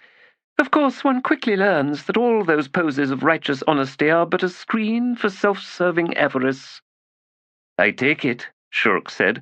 "The children of the Balkando king and queen are well schooled in such theories of diplomacy." "Almost from birth, Captain." Shurk smiled at the exaggeration. "It seems your sense of Lether is somewhat antiquated, if I dare venture an opinion on the matter." But Falash shook her head. "King Tehol is perhaps more subtle than his predecessors. The disarming charm hides a most devious mind." "Devious? Oh, yes, Highness, absolutely." "Naturally," Falash went on, "one would be a fool to trust him, or believe anything he says. I would wager his queen is precisely the same." "Indeed? Consider this, if you will, Princess. You see two rulers of a vast empire who just so happen to despise virtually every trait that empire possesses. The inequity, the cruel expression of privilege and the oppression of the dispossessed. The sheer idiocy of a value system that raises useless metals and meaningless writs above that of humanity and plain decency. Consider two rulers who are trapped in that world. Yes, they would dismantle all of it if they could. But how? Imagine the resistance. All those elites so comfortable with their elevated positions of power. Do you truly believe such people would willingly relinquish that?" Shurk leaned on the rail and regarded Falash, whose eyes were wide. "Well, Highness? Imagine, in fact, if they delivered upon you and your people a diplomatic onslaught of emancipation. The end of the nobility and all the inherited rank and privilege, you and your entire family, Princess, out on your asses. The end of money and its false strictures. Gold? Pretty rings and baubles, oh yes, but beyond that? Might as well hoard polished stones from a shoreline. Wealth as proof of superiority? Nonsense. Proof only of the power to deliver violence.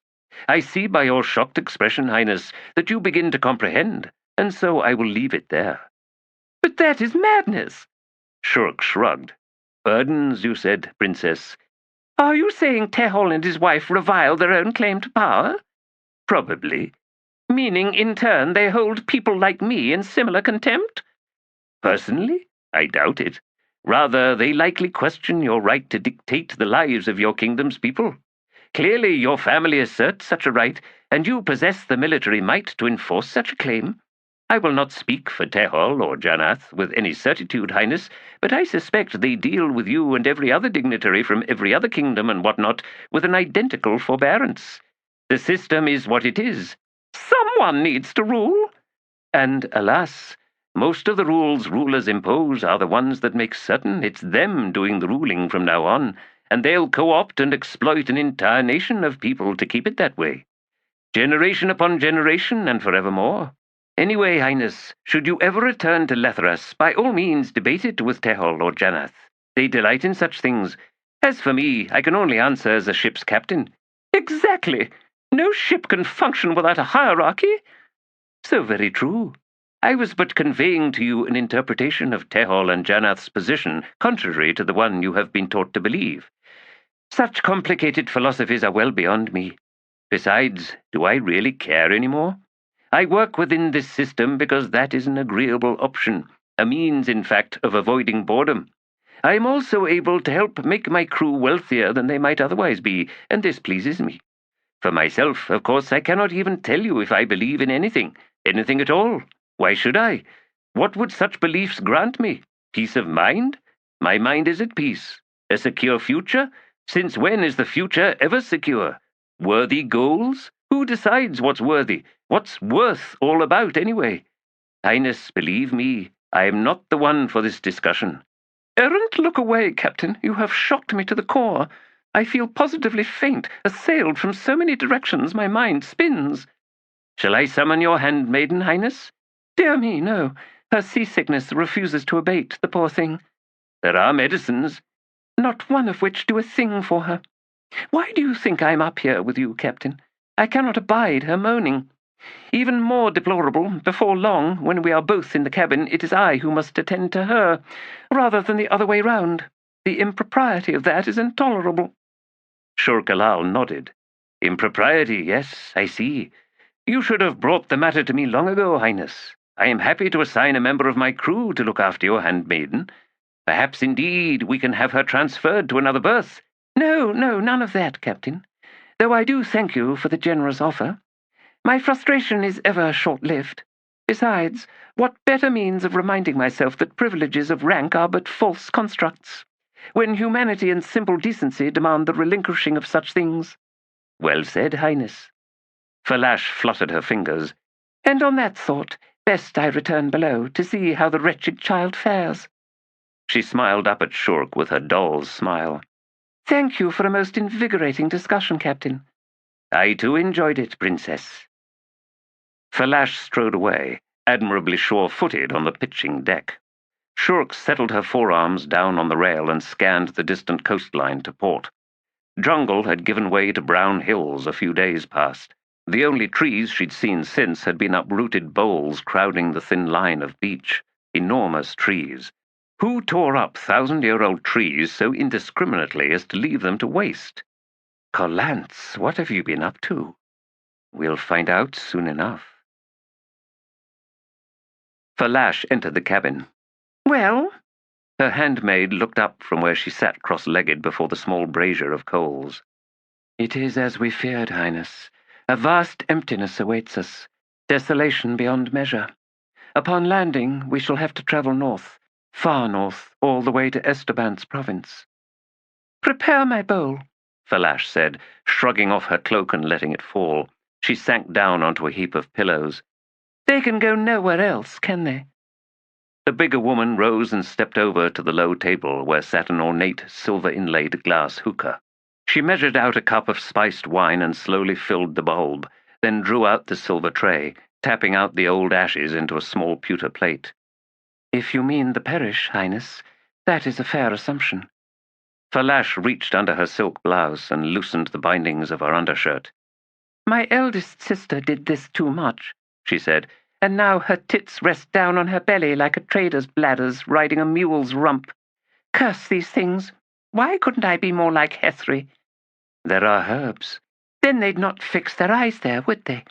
No, these damned things are my first gifts of diplomacy. Just seeing those dilated pupils is a victory. The handmaid brought over the hookah. She'd already drawn it alight, and aromatic smoke spread out through the cabin. She had been doing this for her mistress for 4 years now. Each time it preceded an extended period of intense discussion between her and the princess. Plans were created, tested, every detail hammered into place with the steady tap-tap-tap of rounding a copper bowl. Hethry views you with great envy, Highness. She's an idiot, so that's no surprise. Have we heard from Mother's cedars? Still nothing. The wastelands seethe with terrible powers, Highness, and it is clear that the Queen intends to remain there. Like us, she seeks answers. Then we are both fools. All of this is so far beyond Bolcando's borders that we will be hard-pressed to extend any legitimate reasons to pursue the course we're on. What did Calance contribute to our kingdom? Black honey, hardwoods, fine linens, parchment, and paper. In the past 5 years? Falash's eyes glittered in a veil of smoke. Nothing. Precisely. My question was in fact rhetorical. Contact has ceased. We acquired nothing essential from them in any case. As for the wastelands and the motley armies crawling about on them, well, they too have left our environs. We dogged them at our peril, I believe. The Queen marches beside some of those armies, Highness. We must assume she has discovered something, providing a compelling reason for remaining in their company. They march to Calance. Indeed. And we don't know why. The handmaid said nothing. Falash sent a stream of smoke ceilingward. Tell me again of the undead in the wastelands. Which ones, Highness? The ones who move as dust on the winds. The handmaid frowned. At first I thought that they alone were responsible for the impenetrable cloud defying my efforts. They number in the thousands, after all, and the one who leads them emanates such blinding power that I dare not look too long upon it. But now, Highness, there are others, not dead, to be sure, even so. One of darkness and cold, one of golden fire high in the sky, another at his side, a winged knot of grief harder and crueler than the sharpest cut diamond. Still others hiding in the howl of wolves. Wolves? Falash cut in. Do you mean the Perish? No and yes, Highness. I can be no clearer than that. Wonderful. Go on. Yet another, fiercer and wilder than all the others. It hides inside stone. It swims in a sea thick with the pungent flavors of serpents. It waits for the moment, and grows in its power, and facing it, Highness, whatever it faces is more dreadful than I can bear. This clash, will it occur on the wastelands? I believe so, yes. Do you think my mother knows? The handmaid hesitated, and then said, Highness, I cannot imagine her cedars to be anything but utterly blind and thus ignorant of that threat. It is only because I am able to see from this distance, from the outside, as it were, that I have gleaned as much as I have. Then she is in trouble. Yes, I think so, Highness. You must find a way, said Falash, to reach through to her. Highness, there is one way, but it risks much. Who will bear that risk? Everyone aboard this ship. Falash pulled on her mouthpiece, blue rings that floated, wavered, and slowly flattened out, drifting to form a chain in the air. Her eyes widened upon seeing it. The handmaid simply nodded. He is close, yes. My mind has spoken his name. And this omen here before us? Highness, one bargains with an elder god at great peril. We must pay in blood. Whose blood? The handmaid shook her head. Falash tapped the amber tube against her teeth, thinking. Why is the sea so thirsty? Again, there was no possible answer to that question. Highness? Has the damned thing a name? Do you know it? Many names, of course. When the colonists from the First Empire set forth, they made sacrifice to the salty seas in the name of Gistal. The Tist Edur in their great war canoes opened veins to feed the foam, and this red froth they called blood-mane. In the Edur language that word was male. The Jek who live upon the ice call the dark waters beneath that ice the Lady of Patience, Barutalan. The Sheik speak of Neral, the Swallower. And on, Highness. Falash sighed. Summon him, and we shall see what cost this bargain. As you command, Highness. On the foredeck, Shurkalal straightened as the lookout cried out. She faced out to sea. That's a squall. Looks to be a bad one. Where in the errant's bunghole did that come from? Pretty? Skorgan Caban clumped into view from amidships. Say that, Captain. Swing her out, Pretty. If it's gonna bite, best we lock jaws with it. The thought of the storm throwing undying gratitude onto that treefall shore wasn't a pleasant one, not in the least. The black wah-wool cloud seemed to be coming straight for them. Piss in the boot. This dance won't be fun. Chapter 22. This is ancient patience, belly down on the muds lining the Liana shore. Everyone must cross rivers in high flood. Bright blossoms float past on the way down to the snake mangroves harboring the warm sea. But nothing slides smooth into the swirling waters hunting their bold beauty. We mill uneasy on the verge, awaiting necessity's paroxysms, the sudden rush to cross into the future. Rivers in high flood dream of red passages, and the lizards will feed as they have always done. We bank on numbers, the chaotic tumult, the frenzied path on the backs of loved ones, fathers and mothers, the quill lickers inscribing lists of lives, this solid stand, that slippage of desire. Ancient patience swells the tongue, all the names written in tooth-row jaws. We surge, we clamber, eyes rolling, and the distant shore calls to us. That ribbed future holds us a place in waiting. But the river scrolls down high in its hungry season, and the lizards wallow fat in the late afternoon sun. See me now in the fleck of their lazy regard, and now I wait with them for the coming rains. The season of high flood, Gamas Enictodon. Children will wander. They will walk as if the future did not exist. Among adults, the years behind one force focus upon what waits ahead, but with children this is not so. The past was a blur of befuddled sensations. The future was white as the face of the sun. Knowing this yielded no comfort. Badal was still a child, should one imagine her of a certain age, but she walked like a crone, tottering, hobbling. Even her voice belonged to an old woman, and the dull, fused thing behind her eyes could not be shaken awake. She had a vague recollection, a memory or an invention, of looking upon an ancient woman, a grandmother perhaps, or a great-aunt, lying shrunken on a bed, swaddled in wool blankets, still breathing, still blinking, still listening. And yet those eyes, in their steady watching, their grainy observation, showed nothing. The stare of a dying person. Eyes spanning a gulf, slowly losing grip on the living side of the chasm, soon to release and slide to the side of death. Did those eyes feed thoughts, or had things reduced to mere impressions, blobs of color, blurred motions, as if in the closing of death one simply returned to the way things had been for a newborn? She could think of a babe's eyes, in the moments and days after arriving in the world, seeing but not seeing, a face of false smiles, the innocence of not knowing. She had knelt beside a nameless boy, there on the very edge of the crystal city, and had stared into his eyes, knowing he saw her, but knowing nothing else. He was beyond expression. Oh, the horror of that, to see a human face beyond expression, to wonder who was trapped inside, and why they'd given up getting out. He'd studied her in turn, she could see that much, and held her gaze, as if he'd wanted company in his last moments of life. She would not have turned away, not for anything. The gift was small for her, but all she had, and for him, perhaps it was everything.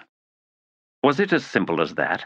In dying, did he offer, there in his eyes, a blank slate, upon which she could scribble anything she liked, anything and everything that eased her own torment? She'd find those answers when her death drew close, and she knew she too would remain silent, watchful, revealing nothing. And her eyes would look both beyond and within, and in looking within she would find her private truths, truths that belonged to her and no one else. Who cared to be generous in those final moments? She'd be past easing anyone else's pain. And this was Badal's deepest fear, to be so selfish with the act of dying. She'd not even seen when the life left the boy's eyes. Somehow, that moment was itself a most private revelation. Recognition was slow, uncertainty growing leaden as she slowly comprehended that the eyes she stared into gave back not a single glimmer of light. Gone. He is gone. Sunlight cut paths through the prisms of crystal walls, giving his still face a rainbow mask.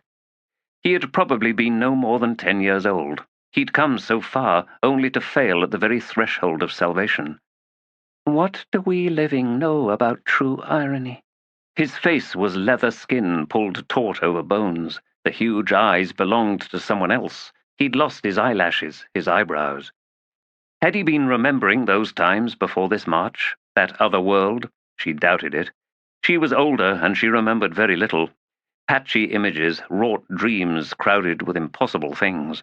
Thick green leaves, a garden, amphorae with glistening flanks, something wonderful in her mouth. A tongue free of sores, lips devoid of splits, a flashing smile. Were any of these things real? Or did they belong to her fantastic dreams that haunted her now day and night? I grow wings. I fly across the world, across many worlds. I fly into paradise and leave desolation in my wake, because I feed on all that I see. I devour it whole. I am discoverer and destroyer both. Somewhere awaits the great tomb, the final home of my soul. I will find it yet. Tomb, palace. When you're dead, what's the difference? There I will reside forever, embraced by my insatiable hunger. She'd dreamed of children, looking down from a great height, watching them march in their tens of thousands. They had cattle, mules, and oxen. Many rode horses. They glittered blindingly in the hard sunlight, as if they bore the treasures of the world on their backs. Children, but not her children. And then the day ended and darkness bled to the earth, and she dreamed that it was at last time to descend, spiraling, moaning through the air. She would strike swiftly, and if possible, unseen by any. There were magics below, in that vast multi-limbed camp. She had to avoid brushing those. If need be, she would kill to silence, but this was not her true task. She dreamed her eyes, and she had more of those than she should, no matter, fixed upon the two burning spots she sought. Bright golden hearth flames. She had been tracking them for a long time now, in service to the commands she had been given. She was descending upon the children, to steal fire. Strange dreams, yes, but it seemed they existed for a reason. The deeds done within them had purpose, and this was more than anything real could manage. The quitters had been driven away, by song, by poems, by words. Brederal, the betrayer among them, had vanished into the city. Rut oversaw the ribby survivors, and everyone slept in cool rooms in buildings facing onto a broad fountain in the center of which stood a crystal statue weeping the sweetest water. It was never quite enough, not for them all, and the basin of the surrounding pool was fissured with cracks that drank with endless thirst. But they were all managing to drink just enough to stay alive. Behind a glittering building they'd found an orchard, the trees of a type none had seen before. Fruits massed on the branches, each one long and sheathed in a thick skin the color of dirt. The pulp within was soft and impossibly succulent. It filled the stomach with no pangs. They'd quickly eaten them all, but the next day Sadik had found another orchard, bigger than the first one, and then yet another. Starvation had been eluded, for now. Of course, they continued to eat those children who, for whatever reason, still died. No one could think of wasting anything, never again. Badal walked the empty streets closer to the city's heart. A palace occupied the center, the only structure in the city that had been systematically destroyed, smashed down as if with giant mallets and hammers. From the mounds of shattered crystals, Badal had selected a shard as long as her forearm. Having wrapped rags around one end, she now held a makeshift weapon. Brederal was still alive. Brederal still wanted to see them all dead. Badal meant to find her first, find her and kill her. As she walked, she whispered her special poem, Brederal's poem, her poem of killing. Where is my child of justice? I have a knife that will speak true to the very heart. Where is my child of justice, spat out so righteously on a world meant to kneel in slavery? Where is my child of justice? I want to read your proof of what you say you deserve. I will see your knife. Where is my child of justice? Let us lock blades. You claim whatever you please. I claim no right but you. She had sailed down in her dreams. She had stolen fire. No blood had been shed, no magics were awakened. The children slept on, seeing nothing, peaceful in ignorance. When they awoke, they would face the rising sun and begin the day's march. By this detail alone, she knew that these children were indeed strangers. She'd looked upon the boy until life left him. Then, with Ruthan, Sadik, and 24 others, she had eaten him. Chewing on the stringy, bloody meat, she thought back to that look in his eyes, knowing, calm, revealing nothing. An empty gaze cannot accuse, but the emptiness was itself an accusation, wasn't it? When Sadik looked upon the city they'd found in the heart of the glass desert, he believed he was seeing the structure of his very own mind, a pattern writ on a colossal scale, but in its crystalline form it was nevertheless the same as that which was encased in his own skull. Seeking proof of this notion, he'd left the others behind, even Badal, and set out to explore, not from street to street, but downward. He soon discovered that most of the city was below ground. The crystals had settled deep roots, and whatever light was trapped within prismatic walls up above sent down deeper, softer hues that flowed like water. The air was cool, tasteless, neither dry nor damp. He felt as if he walked a world between breaths, moving through that momentary pause that hovered motionless on all sides, and not even the muted slap of his bare feet could break this sense of eternal hesitation. Vast caverns waited at the very base, a dozen or more levels down from the surface. Crystal walls and domed ceilings, and as Sadik edged into the first of these, he understood the secret purpose of this city. It wasn't enough to build a place in which to live, a place with the comforting crowds of one's own kind. It wasn't even enough to fashion things of beauty out of mundane necessity.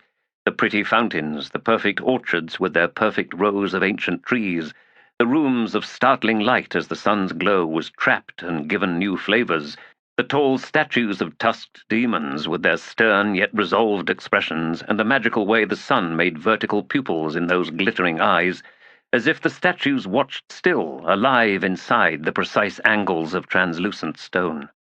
None of these was sufficient reason for building this city. The revelation of the true secret was down here, locked away and destined to survive until oblivion itself came to devour the sun. Above on the surface, the buildings, the domes and spires and tilted towers, the rooms and the plazas and spiral staircases, they each marked the perfect placement of a single enormous machine, a machine of light and colors, but not just light, not just colors. Sadik walked into the cavern, breathless with wonder. Each day, each moment he could manage, Sadik listened to the words of Badal. He listened, and he watched, and all that he heard and all that he saw passed through his surface, shifted and bounced, curled and bent until reaching the caverns of his memory, where they reformed, precise and exact, destined to live on, secure in perfection for as long as Sadik himself remained alive. But this city had defeated mortality, and, he realized, it had defeated time as well. Far above, the sun's light fed the city's memories, all the life it had once held within its chambers and halls, on its streets and in the squares with their fountains. The chaotic angles of the walls around him flowed with scenes, murky and ghostly, not of Rut and the children now dwelling above, but of the inhabitants of long, long ago, persisting here for all eternity. They were tall, with skin the color of lichen. Their lower jaws bore tusks that rose up to frame the thin-lipped mouths. Men and women both wore long, loose clothing, dyed in deep but vibrant colors. They wore braided belts of grey leather, weaponless, and nowhere could Sadik see armor. This was a city of peace, and everywhere there was water, flowing down building walls, swirling in pools surrounding fountains. Blossom-filled gardens bled their riotous colors into rooms and down colonnaded hallways. Sadik walked through cavern after cavern, seeing all that had once been, but nowhere could he find those moments that must have preceded the city's death, or rather the fall of the tusked people and their rich culture. Invaders? Desert savages? He could find nothing but the succession of seemingly endless days of perfection and tranquility. The scenes seemed to seep into his mind, as if impressing themselves upon his own crystalline brain, and he began to comprehend details of things he had no way of knowing. He came to discover the city's name. He saw the likeness in the statues and realized that they all belonged to the same individual, and that variations arose solely from the eyes of the sculptors and their skill as artists. And as he drew closer to what he knew was the center of the city, to its most cherished heart, he now saw other creatures. In what seemed peaceful coexistence, huge two-legged reptiles began appearing in scenes. These were the ones Badal had spoken about, the ones who had found the city. But Sadiq now knew more than she did. They'd found it, yes, but it had not been empty. In finding it, they found the ones who dwelt in it, who called it their home.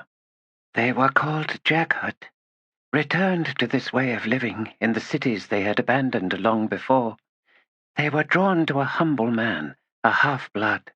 They were drawn to his great machine of memories, this place he made by his own hand. What he did not possess within him, he built around him, to trap all that he was. The city is called Icarius. He left a cavern, walked down a twisting passage murky with dark hues, and came upon the buried heart of the city. Sadiq cried out.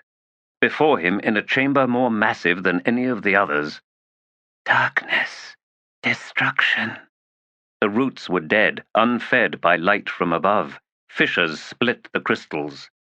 Broken. His heart is broken.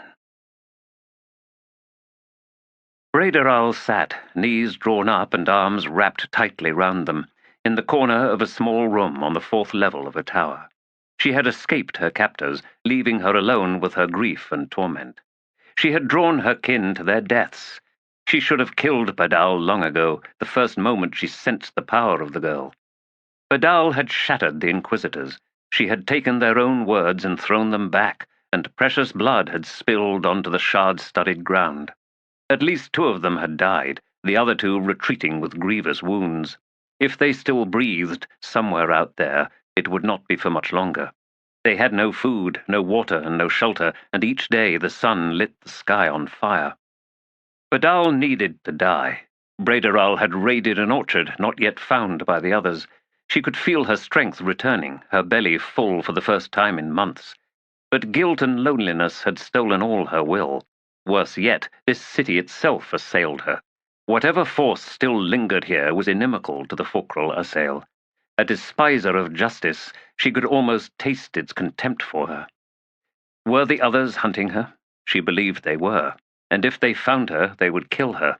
They would rend her flesh from her bones and eat until their stomachs were swollen. Perhaps that was fitting. Perhaps indeed it served a kind of justice, the kind that recognized the price of failure. Still, could she kill Badal? Rut alone was not enough to oppose her. Sadiq was nothing more than Badal's pet. Standing over Badal's cold corpse, Brederal could command the others to obedience. Yield, kneel, die. Wasn't it what they wanted? The purest peace of all. She stiffened, breath catching, as she heard sounds from somewhere outside. Rising into a crouch, Brederal edged out of the corner and approached the window overlooking the ruins of the palace. She peered out. Badal, wielding a crystal sword, but not just any fragment. No, this was from the palace. It blazed in the girl's hand, blinding enough to make Brederal snatch her head back in pain. The palace was destroyed, yet somehow it lived on. She hated this city. And now it is Badal who haunts me. She will drive that shard into my chest, and it will drink deep. She needed to hide. Badal turned at a scuffling sound from one of the towers, catching a glimpse of a face pulling back from a small window halfway up. Was it time, then? So soon? She could unleash the power of her voice. She could, she knew, compel Brederal to come to her. She had been able to overwhelm 4 adult quitters. One of their children, weak and alone, would be unable to defend herself.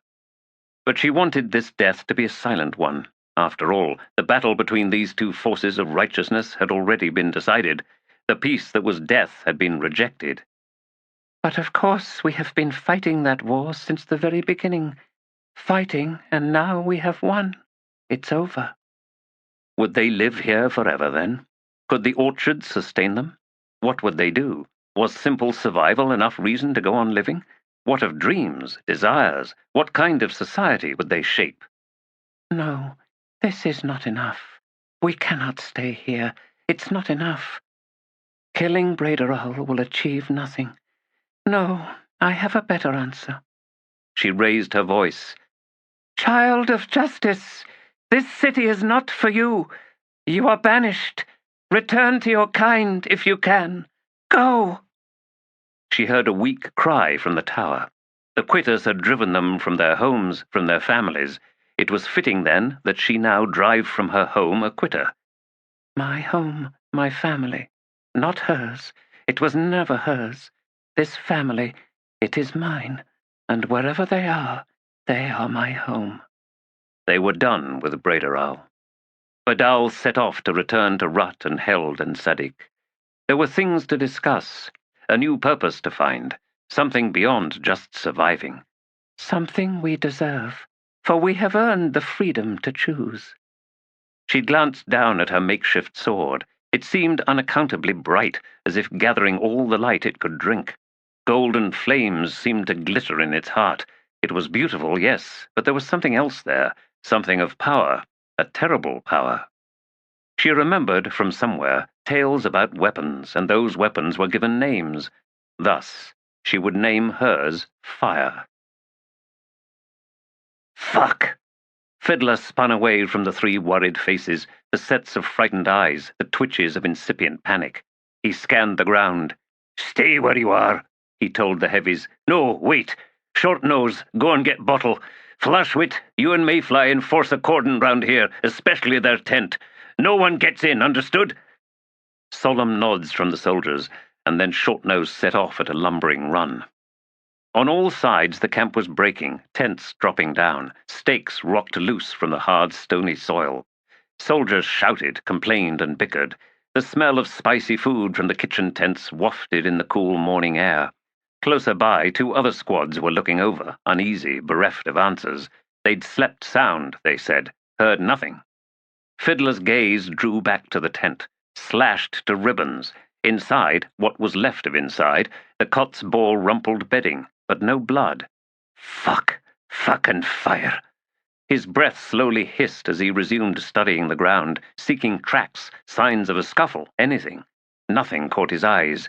Too scared to concentrate. Where in Hood's name is Bottle? Flashwit had come to him half a bell earlier. He'd barely crawled out from his tent to find her standing in front of him, a look of dread on her broad face. They're gone, Sergeant. What? Who's gone? Their tent's all cut up, but no bodies. Flashwit, what are you talking about? Whose tent? Who's gone? Our sergeant and corporal, gone. Gessler? Stormy? Their tent's all cut up? Not cut up, he discovered, after following Flashwit back to the 5th Squad's camp. Slashed. The thick canvas was rent from all sides, with what must have been frenzied zeal, and of Gessler and Stormy there was no sign. Their weapons and armour were gone as well, and the heavies were in tents to either side, barely room to walk between them, and in the dark with all the guy ropes and stakes. No, this doesn't make sense. He turned to see Shortnose and Bottle jogging up to where stood Mayfly, who held out thick arms as if to bar their passage. Let him through, Mayfly, but no one else.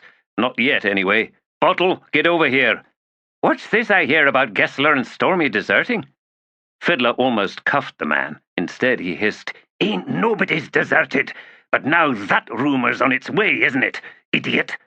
Sorry, Sergeant. It's too damned early in the morning for me to be thinking straight. Better wake up fast, Fiddler snapped. He pointed at the tent. Look for signs all round it. Someone had to walk in to get that close. And if you find a single drop of blood, let me know. But quietly, understood?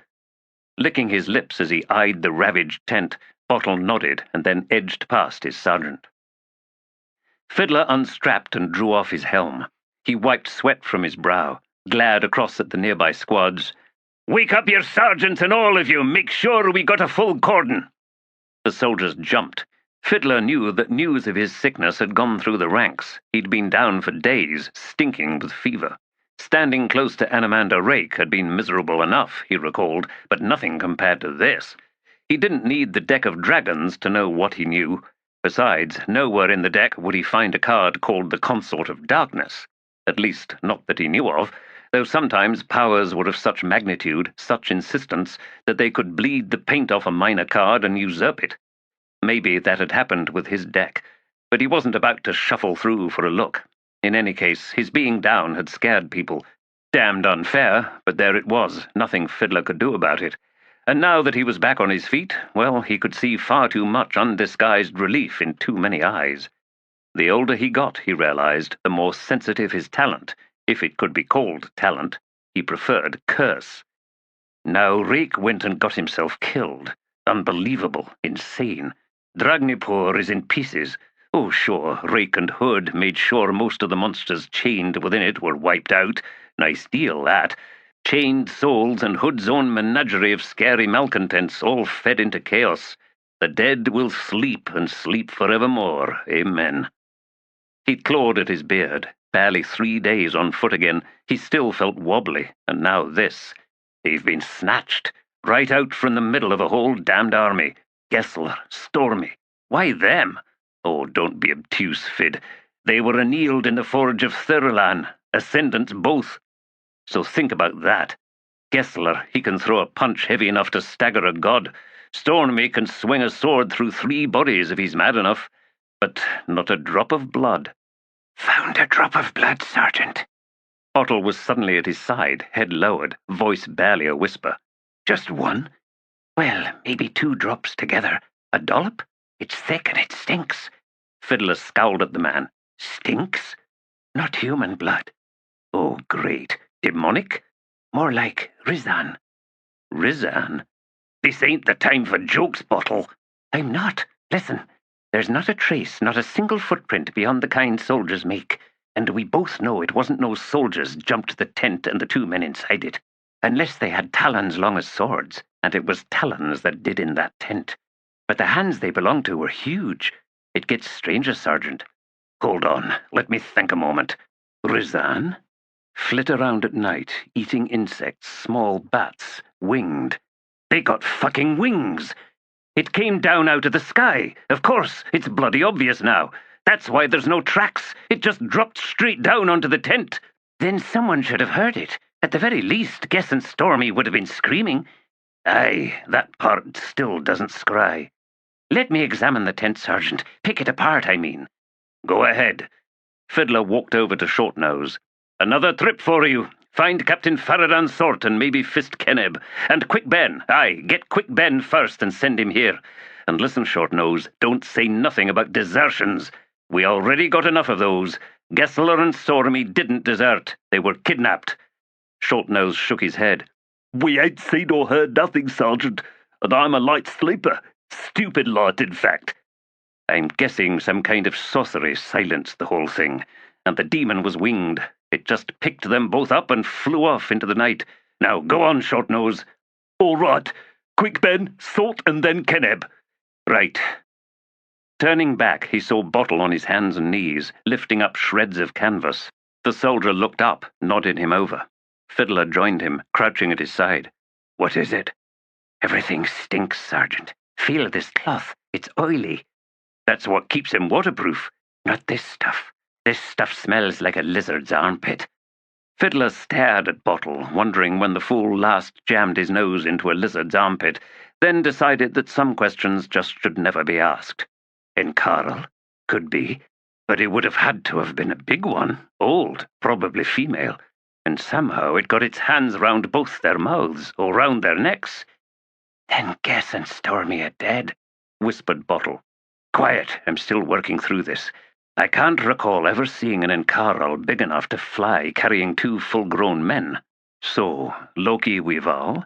Draconic lapdogs? Not a chance. A bull Encarl masses more than a Weval. But then Weval fly in packs, in clouds I think it's called. So if a dozen came down striking fast, maybe. But all those wing beats. No, somebody'd hear of the ruckus for certain. So, not Wival, and probably not an Encarl. What's that leave us with? Bottle stared at him. Dragon? Do dragons smell like risen armpits? How the hood would I know? Bottle demanded. Calm down. Sorry I asked. But it doesn't work anyway, said Bottle after a moment. The slashed tent. The rents aren't big enough for a dragon's talons or teeth. And if a dragon did swoop down, wouldn't it just pick up the whole thing? Tent, people, cots, the whole works? Good point. So we're back to a giant Rizan? I was just saying what it smelled like, Sergeant. I didn't mean a real Rizan, or even one of those slightly bigger ones we got round here. If it wasn't for the wings, muttered Fiddler, I might think Kachain Chimal. They died out 100,000 years ago, Sergeant. Maybe even longer. Even the ones Hedge went up against at Black Coral. They were undead, so probably stinking of crypts, not oil. Quick Ben arrived, pushing through the crowd that had gathered. Short-Nose said something about, shit, they have a cat fight or something? Snatched, said Fiddler. Something with wings, big enough to shut them both up. Not a sound, Quick. Smells like magic. Like lizards, you mean? Cut in Bottle. Look at this, High Mage. Quick Ben held out a hand and Bottle gave him the strip of canvas. Lizards, Bottle? Feel the oil? This is Kachain Chimal. They ain't got wings, objected Fiddler. But Quick Ben was squinting skyward. Under his breath, he said, Some do. But no one heard a damn thing, Quick. The oil is like the breath of a dragon, Fid, just not as virulent. It came down, sprayed the tent, took off again. The stuff soaked through, filled the air in the tent, and inside you could have knocked their heads together and neither one would have woken up. So it came back down, sliced through the tent to keep all the guys and stakes in place, and took them both. You can't know all this, Bottle began, but stopped at a look from Fiddler. Quick, Ben, you snake-eyed, shifty, know-it-all bastard from the bunghole of 7 cities. I never liked you, never trusted you, even when I had to. The things you know about, why, I... Bottle blurted, Quick! The strings you tied, they weren't snapped. Then they're still alive, right? You tied strings to them, to Gessler and Stormy. You did, didn't you? Got lazy, Quick Ben said with a slow blink. Had too many. It was hard concentrating, so I cut down on them, Bottle. Didn't even think about Guess and Stormy. You're lying. Head back to the squad, Bottle, said Fiddler. Help Tar get us ready to march. Sergeant, get out of here, soldier. Bottle hesitated, and then, jabbing a warning finger at Quick Ben, he stalked off. Strings still humming, Quick? Listen, Fid, I cut 'em just like I told Bottle. Don't even try. Yeah, well, you ain't Whiskey Jack, are you? I don't have to answer to you. I'm High Mage now, and that means... It means, do I have to talk to the adjunct directly, or are you going to keep spinning round on that flagpole? How long can you keep up the puckered butt, Quick? All right. They're alive, I know that much. Close by? No, a Shigal assassin can fly 200 leagues in a single night. A what? Never mind. Why those two? No idea. I hear the adjunct's a damned dragon herself these days. Fine, I figure someone needed them. A Shigral assassin Kachain Chimal needed Gessler and Stormy? Shigal. But they don't go rogue, not this way anyway, meaning it was sent to find them. Sent by who? Quick Ben licked his lips, looked away, and then shrugged. A matron, obviously. A matron? A Kachain Chimal matron? A real, live, breathing Kachain Chimal matron? Keep it down, will you? People are looking. We can... Fiddler's helm caught the High Mage flush on the side of his head. Watching the wizard fall in a heap was, for Fiddler, the most satisfying experience he'd known in years. He stepped back, glared round. High Mage Quick Ben needs to commune with his gods. Now all of you, finish breaking your camps. We march in half a bell. Go! Fiddler stood, waiting for the captain and Fist Keneb. His threats about the adjunct had come back to sink fangs deep into his backside. They'd need to talk to her. With Quick Ben up and awake and cornered with nowhere to hide. She could take over wresting answers from the smug bastard. For himself, he glanced down at the unconscious wizard. He'd had enough. Never liked him. Need him, count on him, pray for him, love him, aye. But like him? Not a chance. Goat sticker, doll maker, soul eater. Probably soul taken or diverse too, if I'm any judge of things. Whiskey Jack, did you hear the sound it made hitting his head? This old helm of mine? Did it stir the dead all around you? Did you all sit up, rush to the gate? You looking in on us right now, Sarge? Hey, all you bridge burners, how'd I do? Fist Keneb had ridden out alone just before dawn, passing through bleary-eyed pickets and cantering eastward until the sun broke the distant horizon.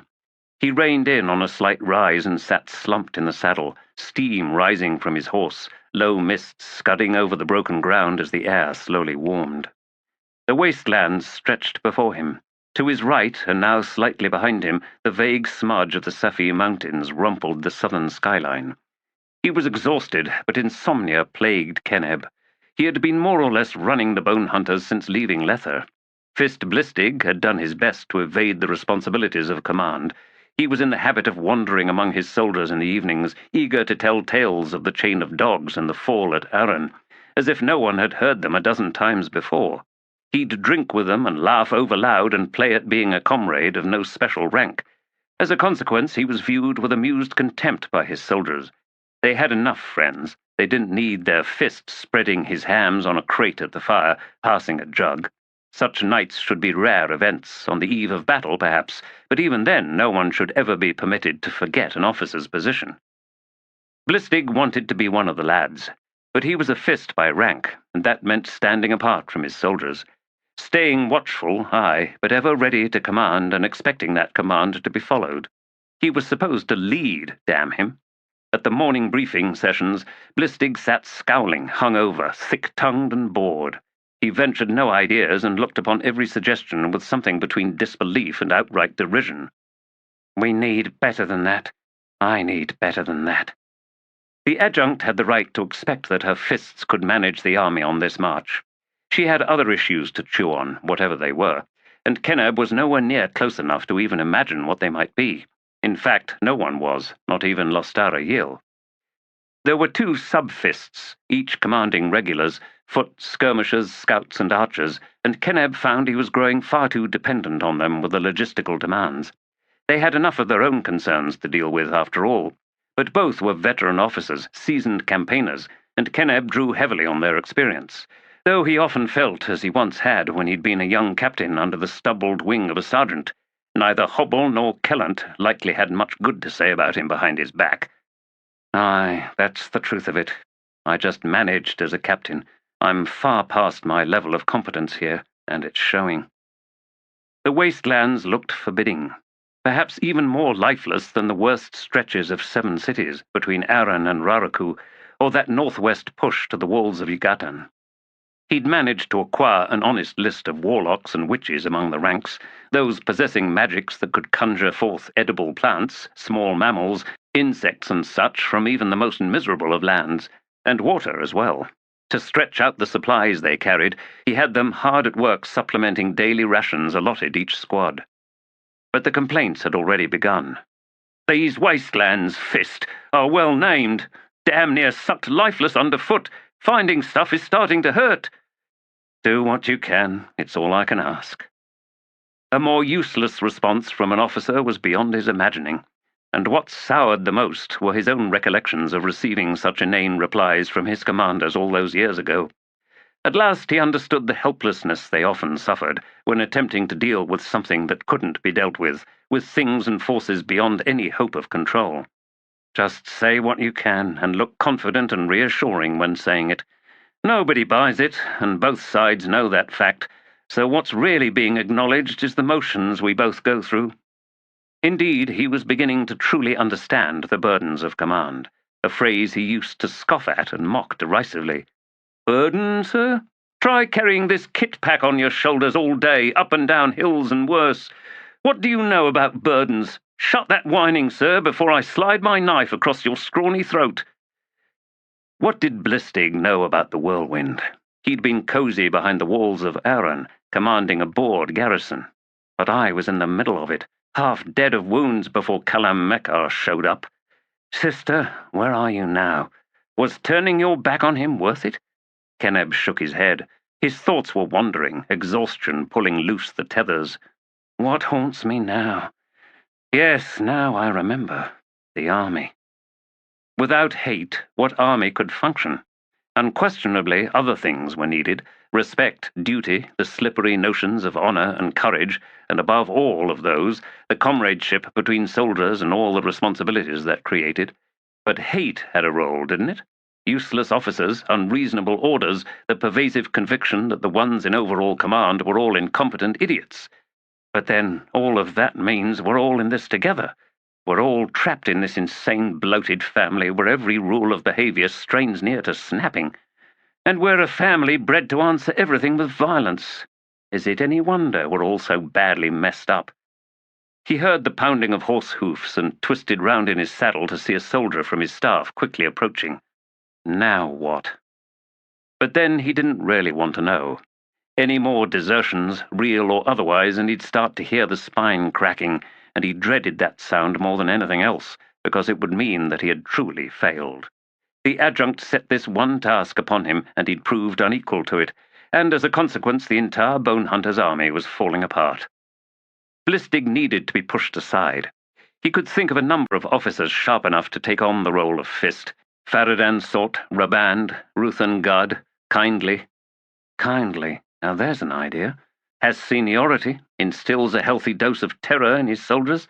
Brilliantly unreasonable. Aye, Kindly. Now all I need to do is convince the adjunct. The rider reined in. Fist, the adjunct requests your presence in the sub-camp of the 5th Squad, 9th Company, 8th Legion. There has been an incident. What kind of incident? I don't know, sir. Captain Yield didn't say. Keneb glanced back at the rising sun, and then the stretch below it. Wastelands. Even the name leaves a sick feeling in my gut. Let's go then, Bulge. On the way, you can amuse me with another story about Master Sergeant Paws. The scarred man's round, pocked face split into a smile. Aye, sir. Got plenty. They set out at a brisk canter. After relaying Fiddler's orders to the squad, Bottle returned to the 5th Squad's camp. He found a solid cordon round it and was forced to use his sergeant's name to push his way through. The 3 heavies were sitting close to a weak dung fire, looking morose. Fiddler stood close to the motionless, prostrate body of Quick Ben. Alarmed, Bottle hurried over. What happened? He try a quest? You back again? I sent you away, soldier. Not a good idea, Sergeant. You shouldn't have let Quick try anything. Why? Bottle pointed down. That's why. He's still alive, isn't he? He'd better be. Aye. Now watch this about avoiding any magics, Bottle.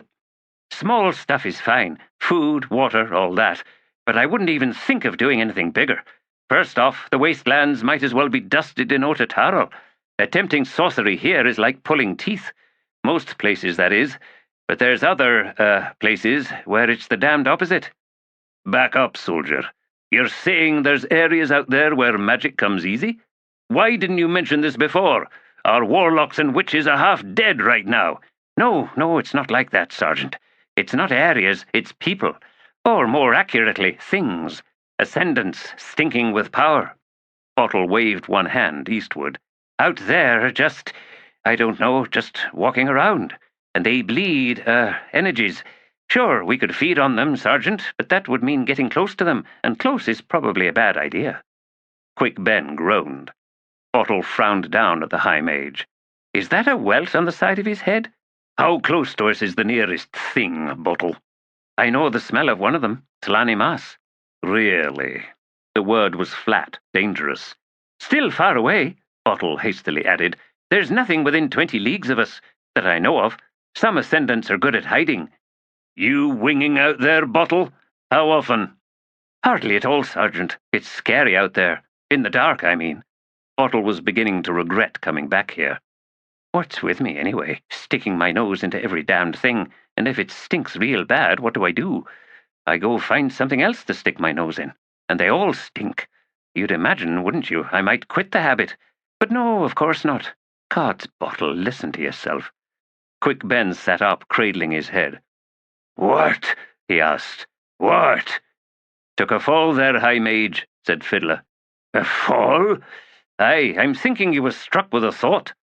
Quick Ben spat, gingerly probing the side of his head. Must have been some thought, he muttered. Hit so hard I can't even remember it. Happens, said Fiddler. Listen, Bottle. Wasn't it Lanny Maas who kidnapped Gessler and Stormy? It was what we talked about before, to change him all. Wait, said Quick Ben. Who said anything about Lanny Maas? I did, Bottle replied. You were the one talking about winged Kachange Himal. Fiddler snorted.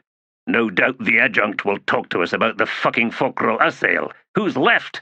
Oh, the Jaghut. Still days away, said Bottle and Quick Ben in unison, and then glared at each other. Fiddler's face reddened. You bastards, he hissed under his breath. Both of you. We've got a Jaghut tracking us? Not one, admitted Bottle. I counted 14. Each one a walking armory. But I don't think they're actually following us, Sergeant, unless our High Mage knows more about it, which is possible. Fiddler had buried the fingers of one hand in his beard and looked ready to start tearing loose handfuls.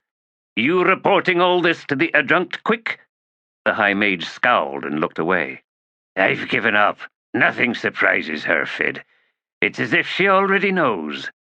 Bottle, any hint of Kachange Himal? Your nightly explorations go out how far? Depends on how crowded it is out there, Bottle admitted. But thinking on it, there's plenty of agitation going on, especially among the winged stuff, the Rinazan, the Cape Moths. The scaled rats keep massing and setting off on wild paths, as if trying to follow something. Oh, and I've caught the occasional scent on the winds, but I took those to be draconic. I don't even know what a Kachange Himal smells like. Quick Ben flung the scrap of canvas at Bottle. Yes, you do. It dropped at Bottle's feet. Right, he said, looking down at it. Oily lizards. Draconic, said Fiddler. Forgot about those. Anyone we know, quick? You're asking me? Bottle's the one smelling them. I am. Well? The wizard hesitated and then said, Aye, we bloodied him at Letheras. Can't keep a fly from buzzing your shit, said Bottle, earning hard looks from both men. Look, the wastelands may be all wastes, but they ain't empty, Sergeant. I'm wagering the High Mage here suspects why it's so crowded. In fact, he added, I think you know too, Sergeant, that pig of a reading you did, and then what hit you a few days back. Someone showed up, and you probably know who. Bottle, cut in Fiddler, just how much do you really want to know? I told you to keep your head down, didn't I? Now here you are, and here comes the adjunct and Yill. I sent you back to the squad for a reason, soldier. You should have listened. Now it's too late. Keneb sent Bulge off to finish striking his command tent and rode through the breaking camps of the 9th Company. Soldiers stopped talking to watch him ride past.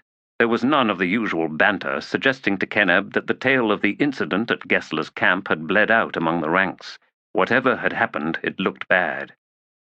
It'd be nice to get some good news, for a change. The High Mage has opened us a warren that'll take us right to wherever it is the adjunct wants us. A lovely warren, rolling fields of flowers and gambolling deer that fall dead at our feet whenever we get hungry. Water? No, the rivers are rivers of wine. Ground soft as pillows every night, too. It's great. Oh, and when we get there, the enemy take one look at us and drop their weapons and send for wagons loaded with the booty of a king's vault. And the women, why... Keneb! He turned in his saddle to see Blistig riding up from a side avenue. The man fell in alongside him. The morning's turned into Hood's Hole, Keneb. What else did you hear? About what? Got called to the 9th, 5th squad. That's all I know. Gessler and Stormy have deserted. There was a glint in Blistig's eyes. Ridiculous. The word's gone out, right out. The whole damned army knows it now. She's losing it, Keneb, and none too soon as far as I'm concerned. We ain't gonna hold for this march across the wastelands. She'll have to disband us. I liked the look of Letheras. How about you?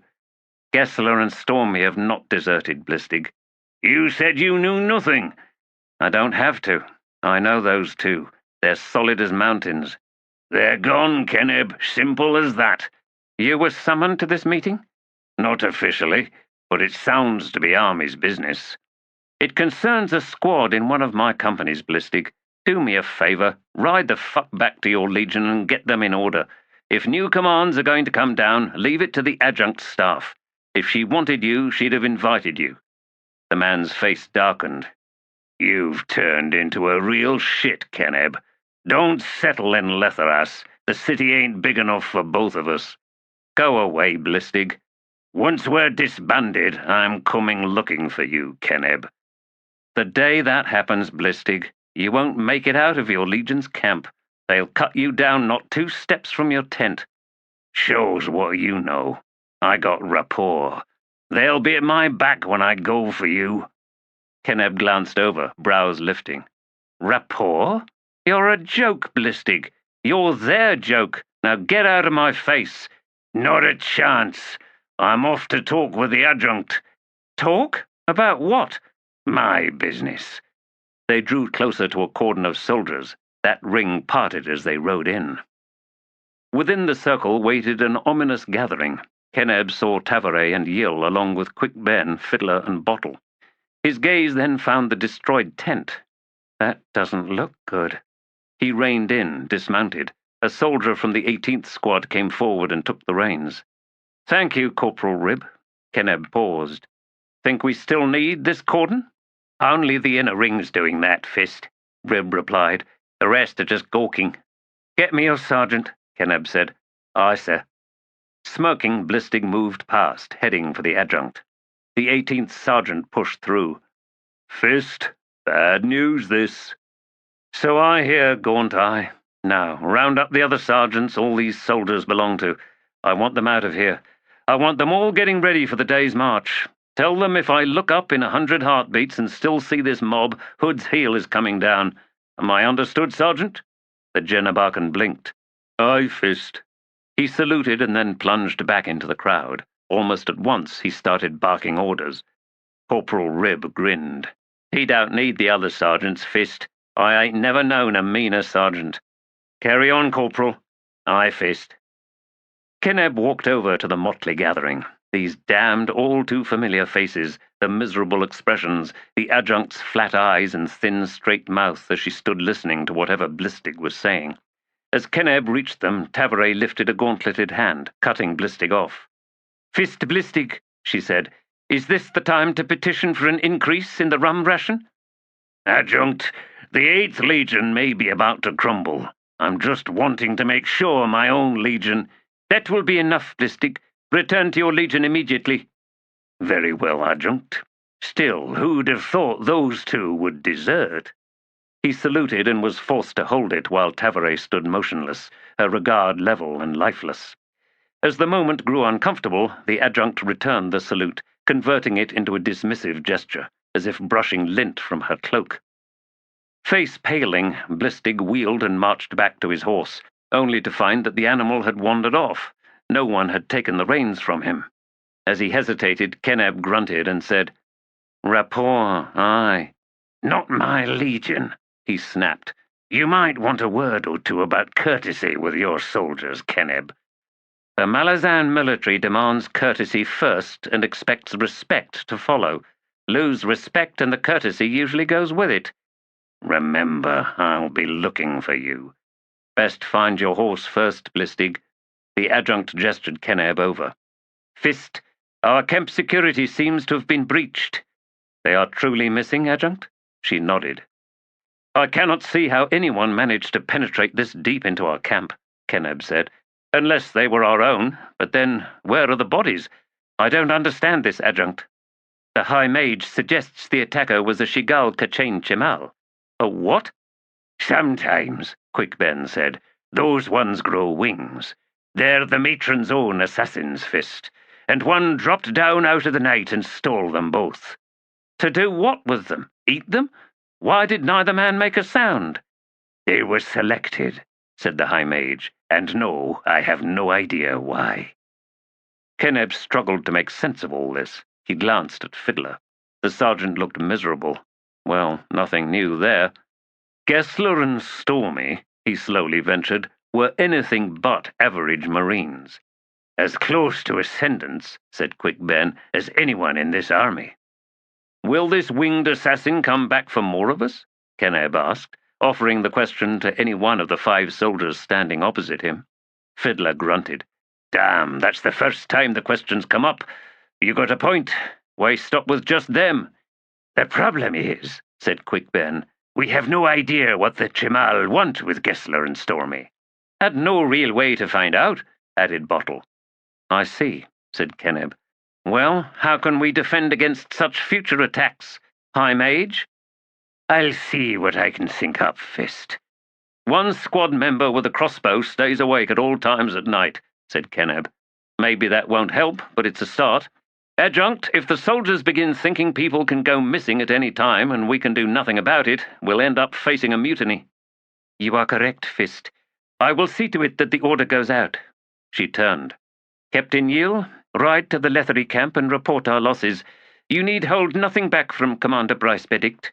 Include in your report our conjectures. As Lostara made to leave, Quick Ben said, Captain, be sure that Atricida Aranict is present. She nodded and then departed. The adjunct stepped close to Keneb. Fist, we have suffered a wound here. It may prove deeper and more serious than any of us presently believe. You may be assured that I will do all that is in my power to find and retrieve Gessler and Stormy. But understand, we must continue the march. We must hold this army together. Aye, Adjunct. To that end, we have another problem. He was just here, in fact. She held his gaze. I am aware of that, Fist. I am also aware of the additional burdens you have been forced to carry as a consequence. I will deal with this matter shortly. In the meantime, we need to make certain that the rumor of Gessler and Stormy deserting is laid to rest. The truth is unpleasant enough in its own right that none will think us dissembling. Summon your officers, Fist. She then turned to her High Mage. Do what you can to protect us. I will, Adjunct. And find them, Quick Ben. Again, whatever I can do, I will do it. We cannot lose any more veterans. She did not need to add that without them the chains of this army would snap at the first moment of trouble. Even now, one more gust of ill wind could do us all in. Gessler and Stormy, you damned idiots. Probably tossing dice in that rank tent you shared, or stitching a solid wall down the middle to close another spat. As bad as brothers you two were. And now you're gone, and there's a huge hole in my company of Marines, one I can't hope to see filled. The Adjunct and the High Mage had left. Fiddler and Bottle drew close to their Fist. Fire, sir. Keneb frowned at Fiddler. Excuse me? It's the fire. The one they went through. Thinking on it, I doubt that winged lizard will be back. I can't be sure, but my feeling is we've seen the last of it. And the last of them. You said this to the Adjunct? Just a feeling, sir. I'm sending Bottle out tonight to see what he can find. Bottle looked thrilled at the prospect. Let me know what he discovers, Sergeant. Immediately. Don't wait until morning. I'm not sleeping anyway. I know the feeling, sir. As soon as we get something, then. Good. Go on now. I'll see to dispersing Gessler's squad. Hold on. Why not take one now? Take your pick, Fid. Short nose will do. He's hiding a brain behind all that gnarly bone and whatnot. Are you sure? Keneb asked. I sent him to collect 4 people in a specific sequence. I didn't need to repeat myself, sir. And he's a heavy? Aye, sometimes things ain't what they seem, you know. I'll have to think about that, Fiddler. All right, take him and get going. Outrider Henar Weigalf walked up the main avenue between the ordered rows of the Leathery camp. Though a horseman, the ground trembled slightly with each step he took, and there was little debate as to who was the tallest, biggest soldier in Bryce's army. He drew curious stares as he made his way to HQ. He wasn't astride his huge horse, after all, and not riding at a torrid pitch, making people scatter as was his habit. Thus, seeing him on foot was shocking in itself, quite apart from the fact that he was striding into the heart of the encampment. Henar Weigalf hated crowds. He probably hated people. Could be he hated the world. Trailing 2 steps behind him was Lance Corporal Odinid, who was attached to the commander's staff as a message-bearer. This was his sole task these days, finding soldiers and dragging them back to Bryce Benedict. The commander was conducting intensive and extensive interviews, right through the whole army. Odinid had heard that for the most part Bryce was asking about the wastelands, collecting rumors, old tales, wispy legends. The most extraordinary thing of all, when it came to these interviews, was Bryce Beddick's uncanny ability to remember names and faces. At day's end, he would call in a scribe and recount for her a complete and detailed list of those soldiers and support staff he'd spoken with that day. He would give ages, places of birth, military history, even family details such as he had gleaned, and he would add notes on whatever each soldier knew or thought they knew about the wastelands. The Beddict brothers, Odinid concluded, were probably not even human, probably both God-touched. Hadn't Bryce returned from the dead, and hadn't he been the only one, until that Tarthanal, to have defeated the Emperor of 1,000 deaths? Henar Weigalf had been summoned for an interview, but this time there was more to it, or so Odinid suspected. An officer from the Bonehunters had ridden into camp early this morning. Something had happened. Odinid didn't rank high enough to be able to lounge around in the HQ tent, and the commander's inner circle were a close-mouthed lot, one and all.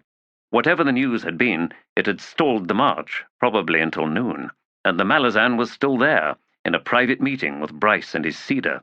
Odinid had seen them himself when he'd been summoned in and told to head to the Outriders and bring back Henar Weigalf. Or, had said Bryce, I think he is so named, the tall one, the one with blue rose ancestry, has in his train about 10 specially bred horses strong enough to carry him, a family of horse breeders, I seem to recall. And the man slept on his right and pissed standing on one leg. Yes, that's him all right. The added thought made Odinid smile. God-touched. Bryce hadn't even interviewed Henar yet. They reached the front entrance to the command tent. Henar halted, ignoring the lone guard standing beside the flap as he turned to Odinid. Do you announce me? No, just go in, Outrider. Henar had to duck, something that never put him in a good mood. There were reasons for living out in the open, good ones, and even these flimsy walls of canvas and now silk seemed to push in on him. He was forced to deepen his breathing, struggling to beat down the panic rising within him. 2 other aides waved him through to the inner chambers. He tried not to see them once the gestures were made. Walls were miserable enough. People crowded inside the tight spaces they made, with Henar trapped in there with them, was even worse. They were breathing his air. It was all he could do not to snap both their necks. That was the problem with armies, too many people. Even the relatively open camp with its berms and corner fortlets and widely spaced tent rows could instill in him a wild desperation. When he delivered dispatches into such camps, he rode like a madman, just to push through and deliver the message and then get the damned out as quickly as possible.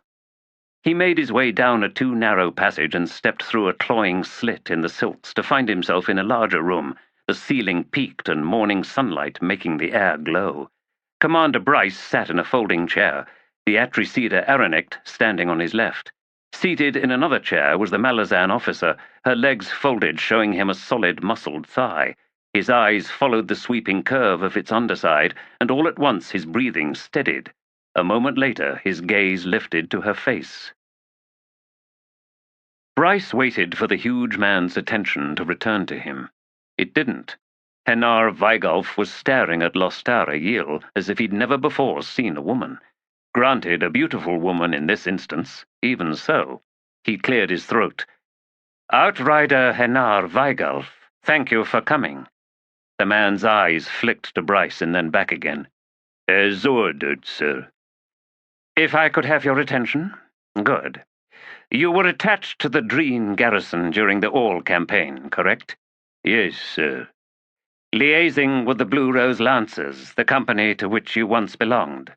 Yes, sir. Bryce frowned. Well, this isn't working. Outrider, may I introduce to you Captain Lostara Yil, adjutant to the Adjunct Tavere of the Bonehunters. Captain, this is Outrider Henar Weigalf. In the manner of Blue Rose Court etiquette, Henar lowered himself onto one knee and bowed his head. Captain, it is a pleasure.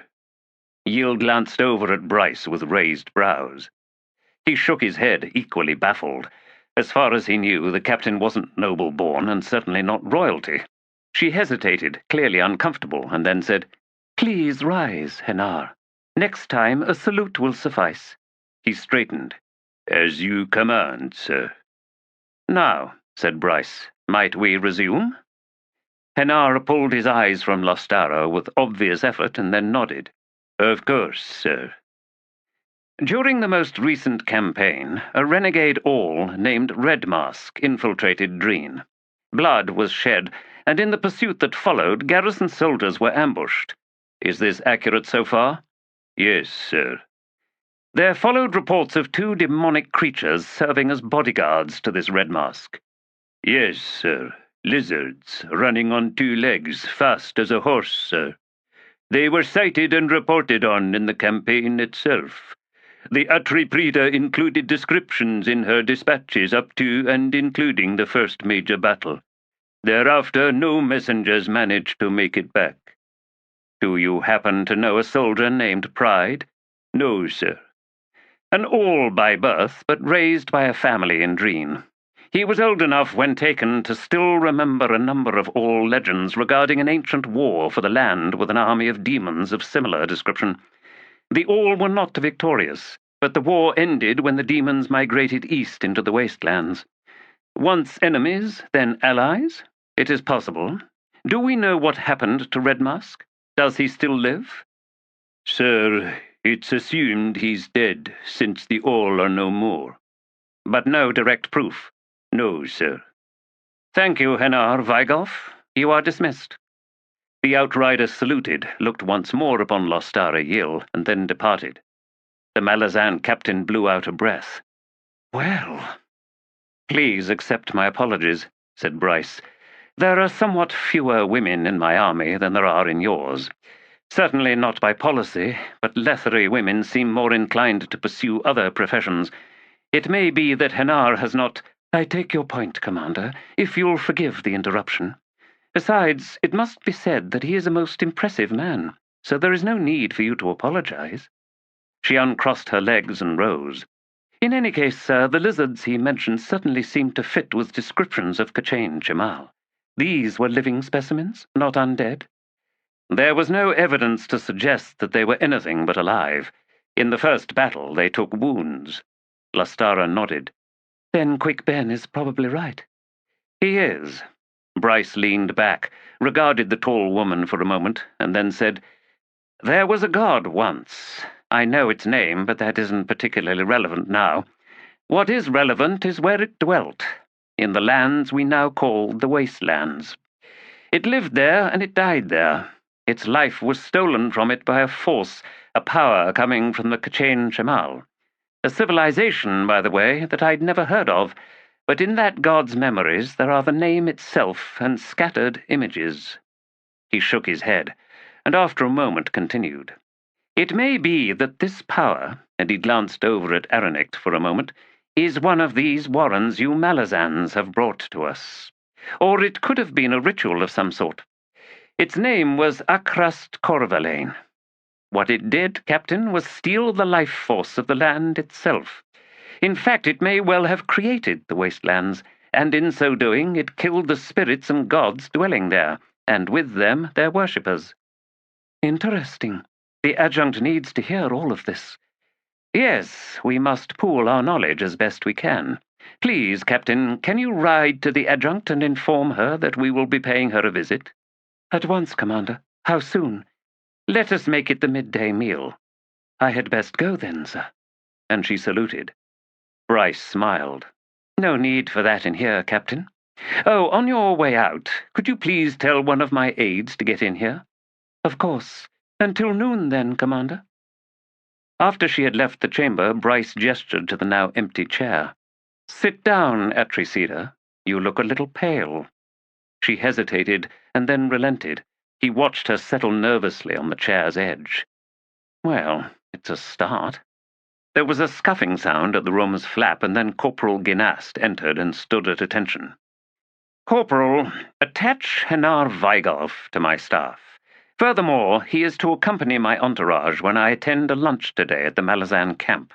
Issue him the appropriate cloak and inform him he is now a lance corporal." Excuse me, Commander, but isn't Vigolf Blue Rose?" "He is. What of it?"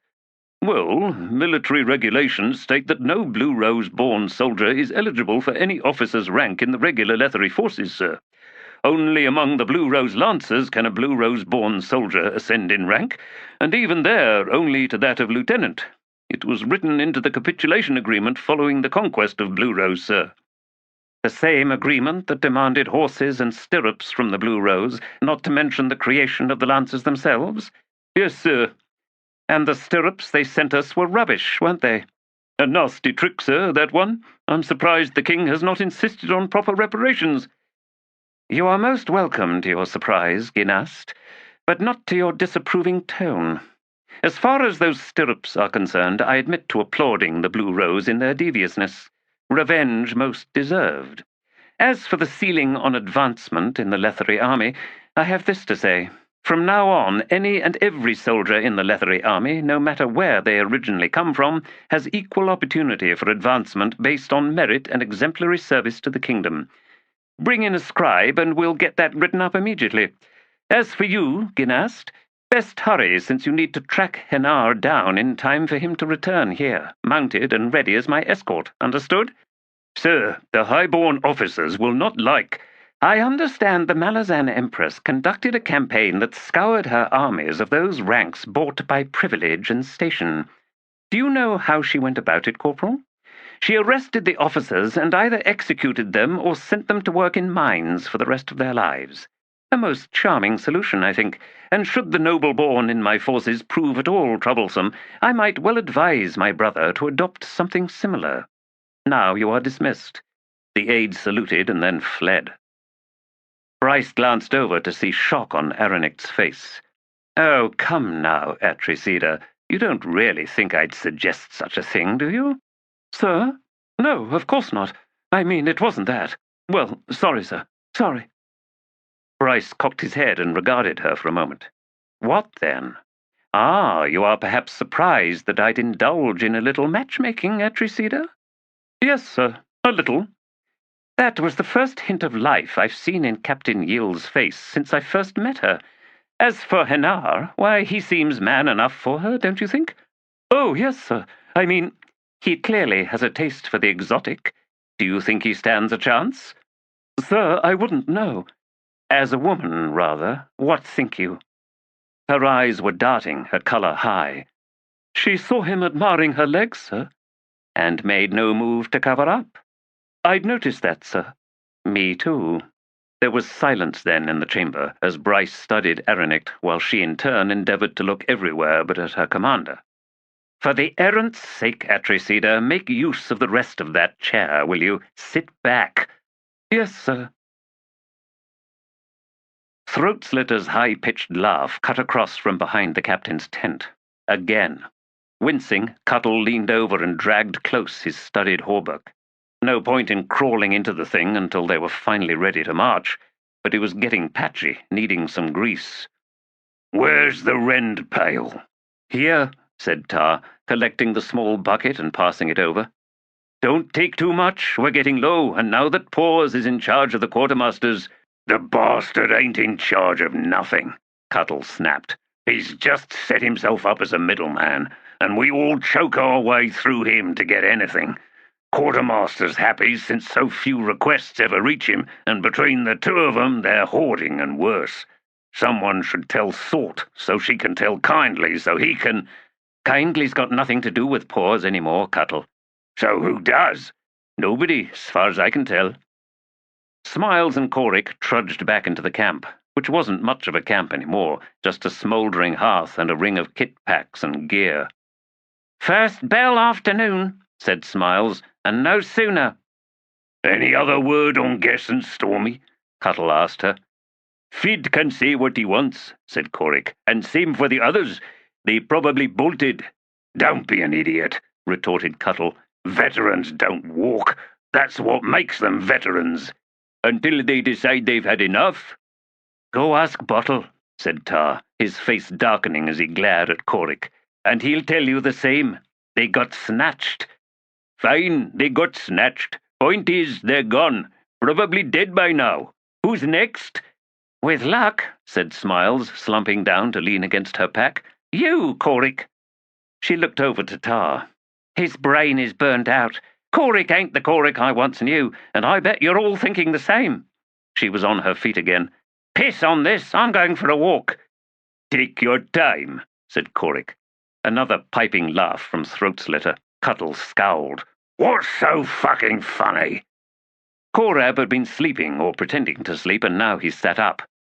I'll go find out, Cuttle. It's getting on my nerves, too. If he's being a bastard, Korab, punch his face in. Aye, Cuttle. Count on it. Cuttle paused to watch him tramp off. He grinned over at Tar.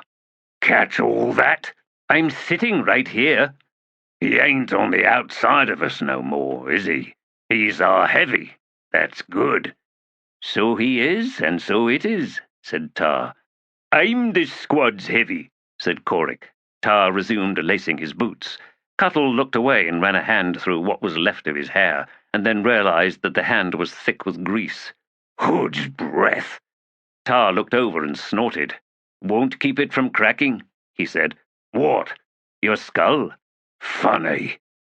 Korik stood as if he didn't know where to go, as if he no longer belonged anywhere. After a moment he walked off, in a direction opposite to the one Smiles had taken. Cuttle resumed rubbing down his hauberk. When he needed more grease, he collected it from the top of his head. He might, you know.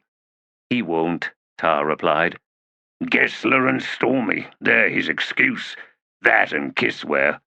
Kissware didn't care about anybody but Kissware. And Korik does? Used to, maybe. But now he's all inside his own head. And in there it's as Smiles says, burnt up, nothing but cinders. He won't run. Why are you so sure, Tar? Because somewhere inside, in all those ashes, something remains. He still has something to prove. Not to himself, he can convince himself of anything, but to all of us, like it or not, admit it or not, he's stuck. We'll see, I guess. Tar reached over and collected some grease from Cuttle's temple. He started rubbing down his boots. Funny, said Cuttle. Korab walked round the command tent to find Throat-Slitter, Widdershins, and Dead Smell crouched in a huddle just beyond the latrine trench. He made his way over. Stop that laughing, Throat-Slitter, or I'll have to bash your face in. The three men looked over guiltily. Scowling, Throat-Slitter said, Like to see you try, soldier. No, you wouldn't. What are you doing? Playing with scaled rats. What's it to you? Korab edged closer and peered down. Three of the scrawny things were struggling in the grass, their tails tied together. That's not a nice thing to do. Idiot, said Widdershins. We're going to eat them for lunch. We're just making sure they don't go nowhere. You're torturing them. Go away, Korab, said Throat-Slitter. Not until you either untie their tails or snap their necks. Throat-Slitter sighed. Explain it to him, Dead Smell. They ain't got brains, Korab. Just ooze like pus in those tiny skulls. They're like termites or ants. They can only do any thinking if there's lots of them. Looks like three ain't enough. Besides, they stink of something, like magic, only oilier. Me and Wid were trying to figure it out, so leave us alone, will you? We're eating greasy magic? Korab asked. That sounds bad. I'm not eating those things anymore. Then pretty soon you're gonna go hungry, Widdershins said, reaching down to flip one of the scaled rats onto its back. The other two attempted to drag it away, but chose opposite directions. There's millions of these things out here. Hood knows what they live on. We saw a swarm of them this morning, like a glittering river. Killed about 50 before the rest took off. The flipped-over rat managed to right itself, and once more the three were all pulling in different directions. More and more of them every day, like maybe they're following us. The notion chilled Korab, though he wasn't sure why. It wasn't as though the rats could do anything. They didn't even seem to be going for their food supplies. I heard they got a nasty bite. If you let 'em, aye, said Dead Smell. So, Throat-Slitter, they stopped being funny?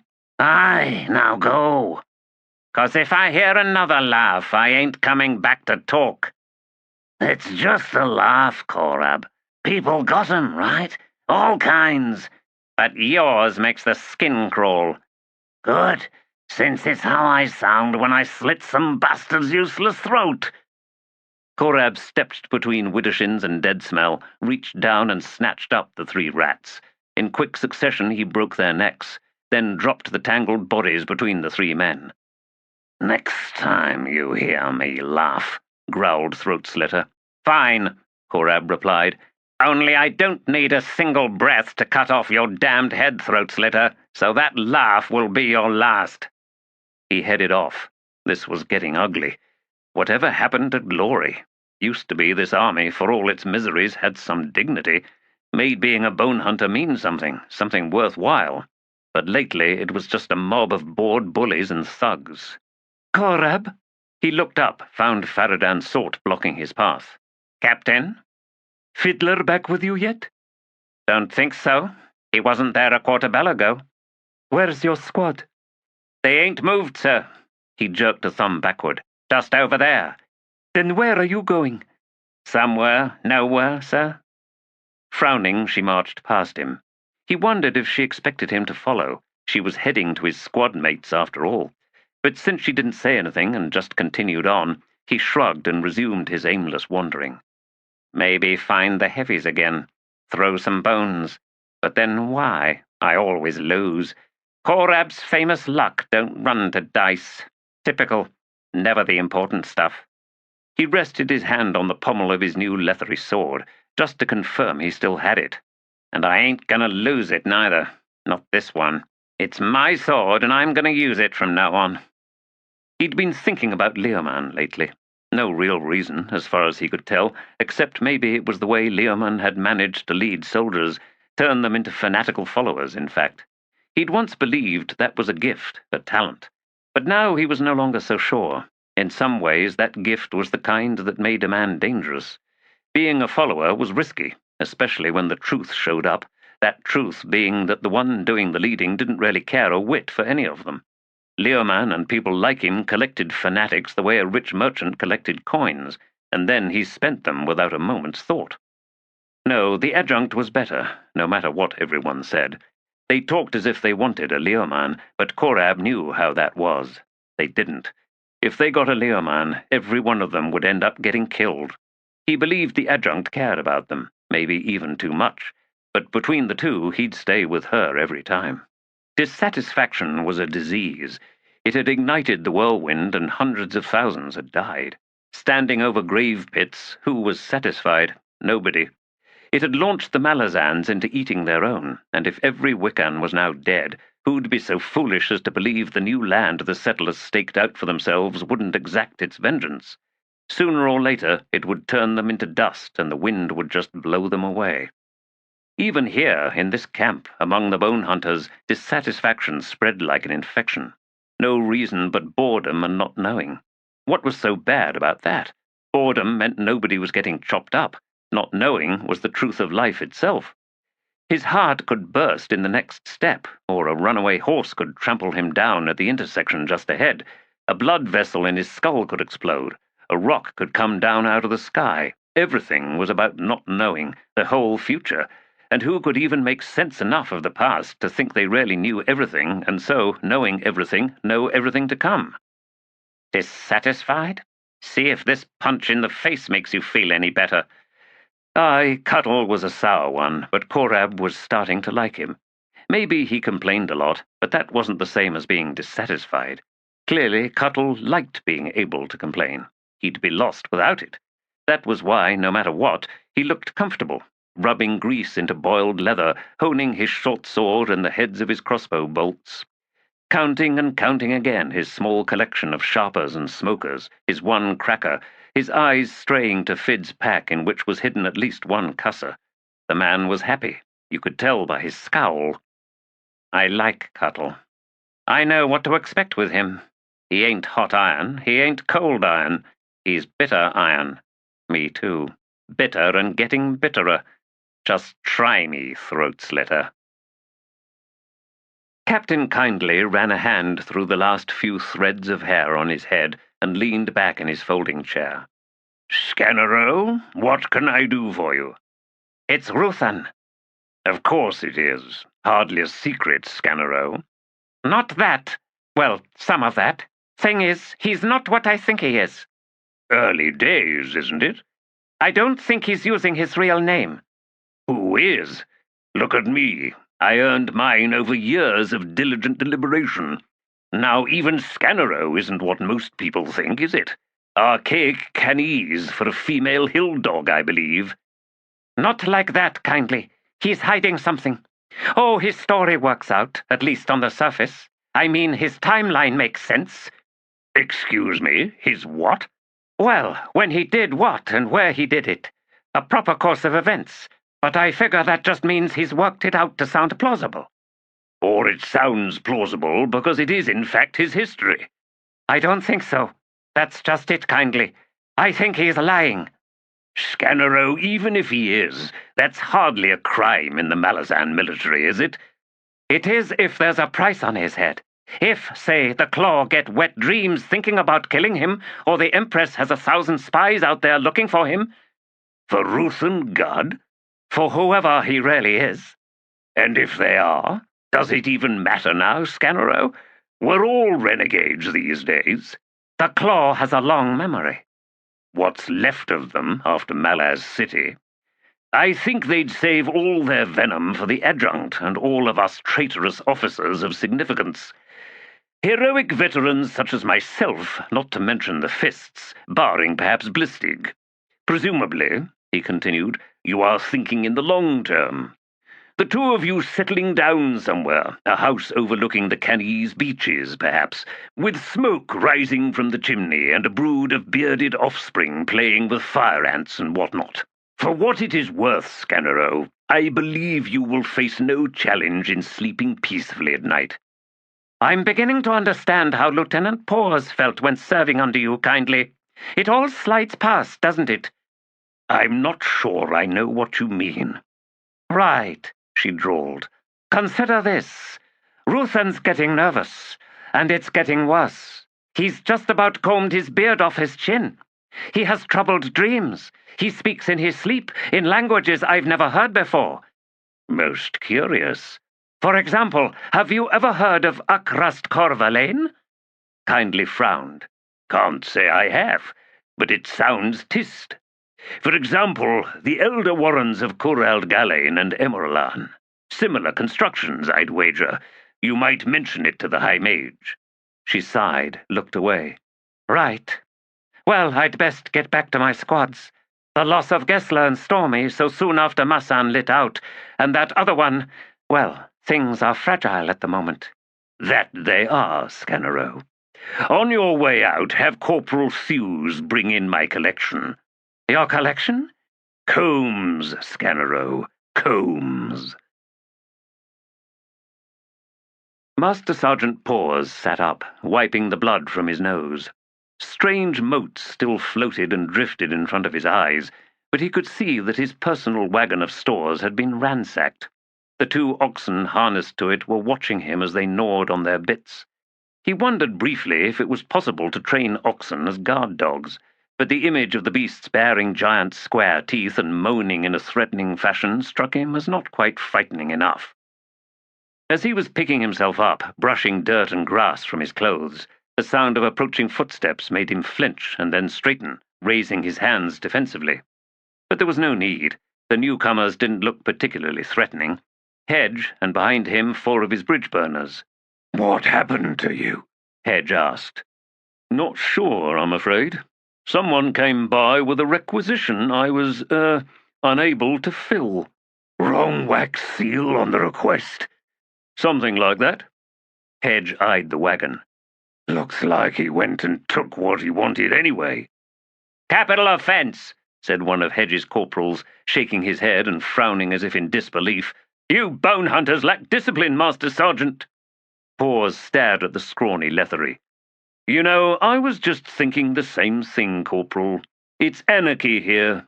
I truly feel under siege, a lone island of reason and order in a storm of rapacious chaos.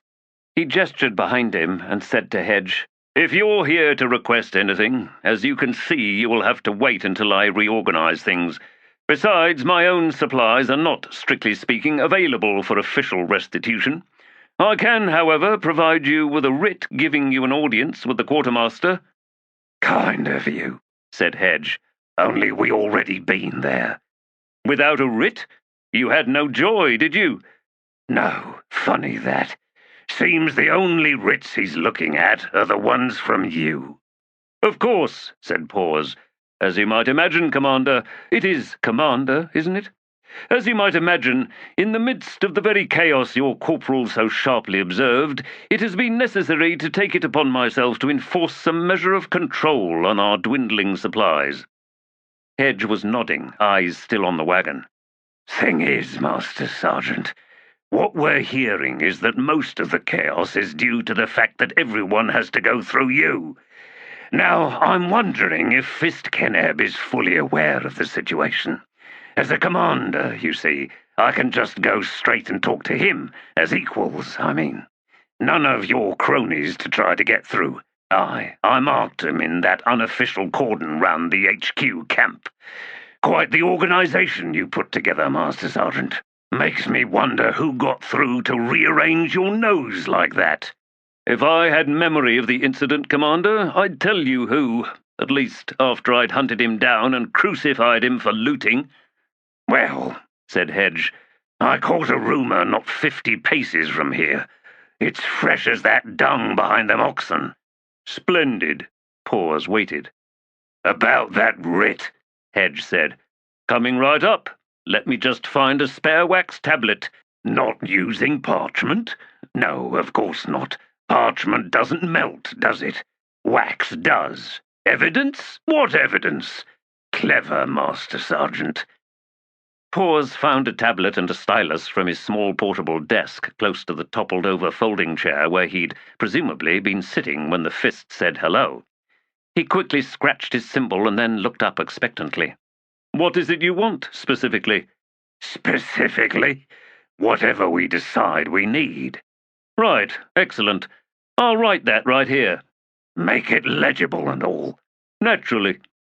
Pause handed the tablet over, waited while Hedge squinted at it. Finally the bastard looked up and smiled. "Rumor is it was Nefarious Bread who done cracked you one." "Oh, him. Who else would it be? How silly of me. I don't suppose you know what he looks like?" Hedge shrugged. "Big, I heard. Got a brow like a rock shelf, a hamster's eyes, a nose spread from here to Malaz Island, and he can crush rocks with his teeth. More hair than a bull bedouin's dangly sack. Knuckles that can bust a Master Sergeant's nose." "You can stop there," said Pause. "I have an amazingly precise picture in my head now, thank you." "Mayfly says that's all wrong, though," Hedge added. "Bread's tall but skinny," says Mayfly, "and his whole face is tiny, like the bud of a flower, with sweet and pleasant eyes and pouty lips." "And Mayfly dreams about him every night, aye. Well, this has been a wonderful conversation, Commander. Is our business finished? As you can see, I have some work to do here." "So you do, so you do." He and the oxen watched them leave. Then he sighed. "Gods, they really are bridge burners." He glared at the oxen. "Chew on that some, you useless oafs." Skulldeath, last surviving prince of some 7 cities desert tribe and the most frightening melee killer Sergeant Center had ever seen, was plaiting Ruffles' hair. The style was markedly different from anything the Dalhon tribes favored, but on Ruffles' round and somewhat small head the effect was, to Cinter's eyes, somewhere between functional and terrifying. "Leak it at," muttered Nep Furrow, his blotched brow wrinkling into folds that reminded her of turtle skin. "Disgusting." "I don't know," interjected Primly. "Those curls will be all the padding she needs under her helm.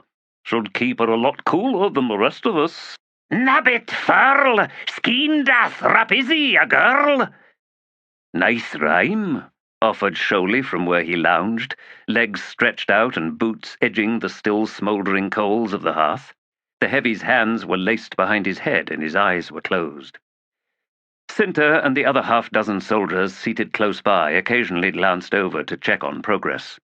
Through a flurry of hand signals, bets had been laid on when Sholey would finally notice he was cooking his feet. Corporal Rim was doing the 10 count, and he'd already reached 60. Ruffles' now ubiquitous pipe was puffing smoke into Skulldeath's eyes, and he had to keep wiping them as he worked his wooden plug and bone hook. Strange, mused Cinta, how it was misfits always found each other in any crowd, or, in this case, wilderness. Like those savanna grass spiders that dangled finger-long feelers out in front of them in the mating season. Catching herself thinking about spiders again, for perhaps the 5th time since the morning, she looked over at the recumbent, motionless form of Sergeant Hellion, who'd stumbled into their camp thinking it belonged to her own squad. She was so drunk, Rim kept her from getting too close to the fire, lest the air round her should ignite. She'd been running from the spiders. What spiders? Hellion didn't explain. Instead, she'd toppled. Skulldeath had looked her over for a time, stroking her hair and making sure none of her limbs were pinned at odd angles, and when at last he fell asleep, it was curled up against her. The mother he never had, or the mother he never left. Well, all those lost princes in fairy tales ain't nearly as lost as Skulldeath here.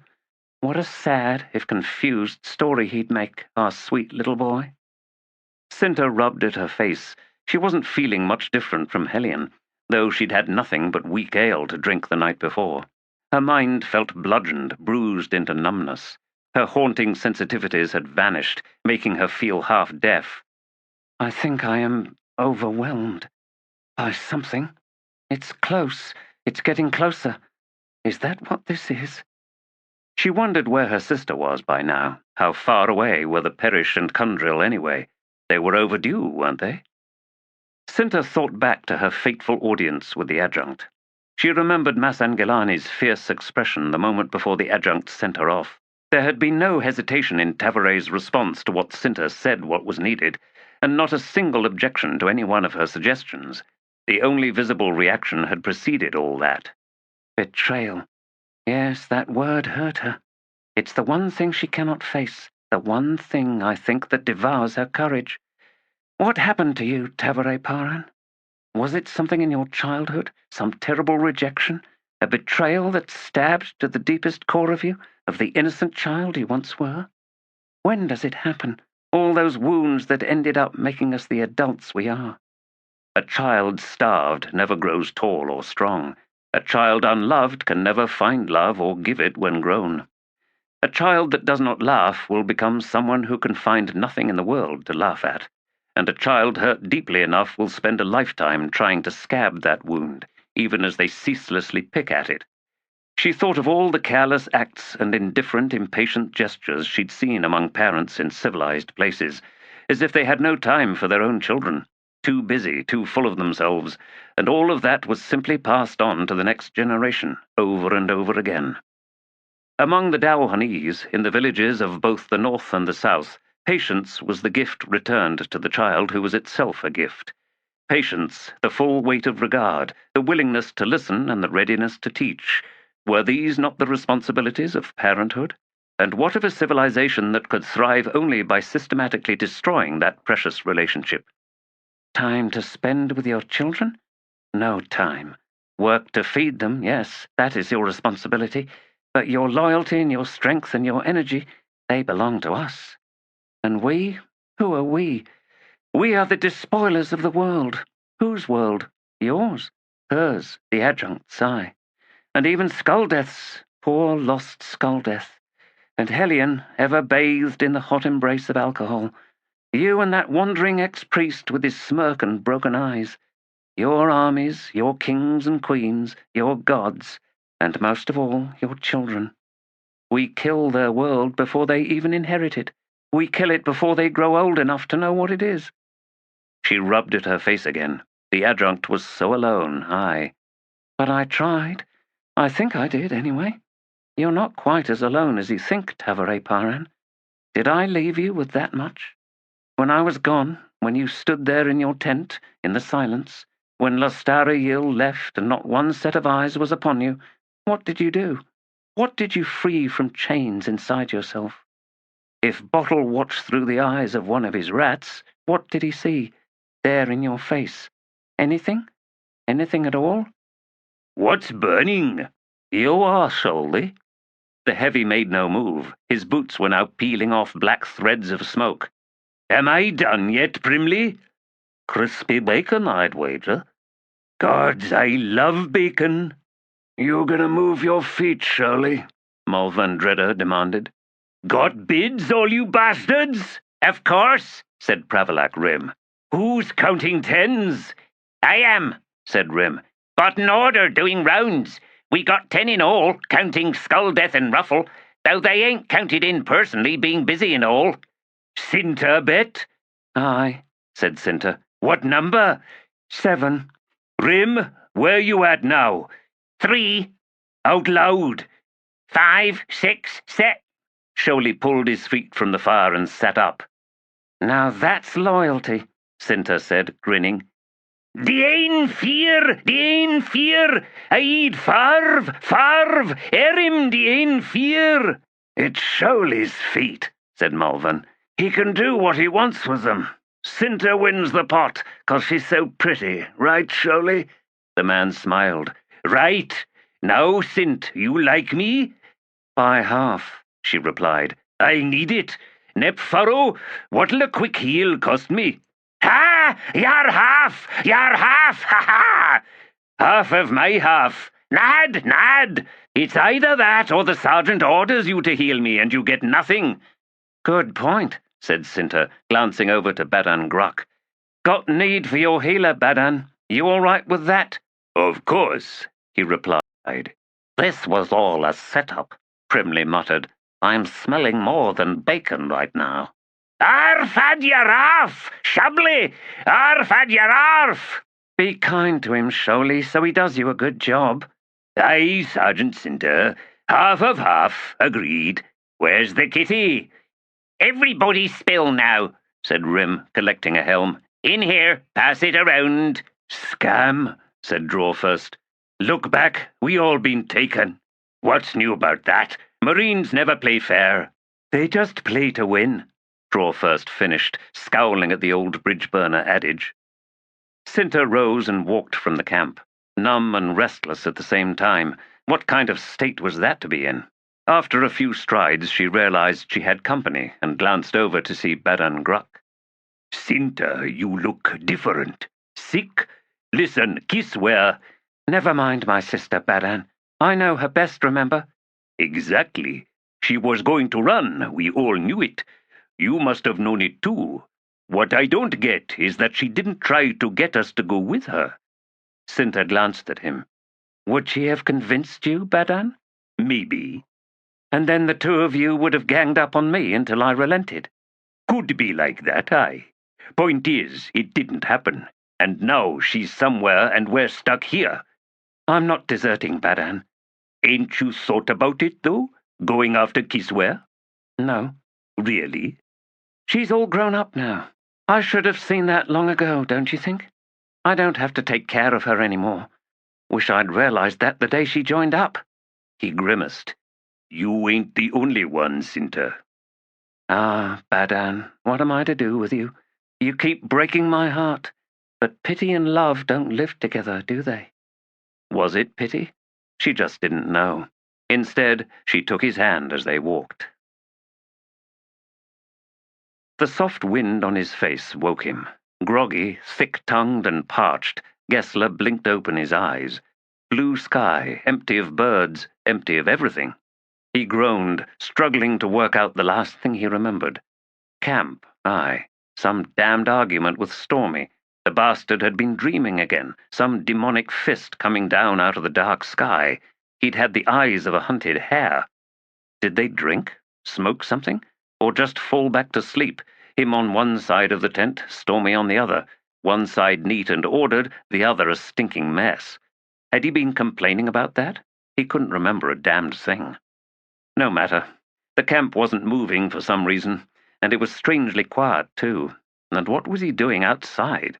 He slowly sat up. "Gods below, they left us behind." A stretch of broken ground, odd low mounds in the distance. Had they been there last night? And where were the hearths, the makeshift berms? He heard a scuffling sound behind him and twisted round, the motion rocking the brain in his skull fierce enough to make him gasp. A woman he'd never seen before was crouched at a small fire. Just to her right was Stormy, still asleep.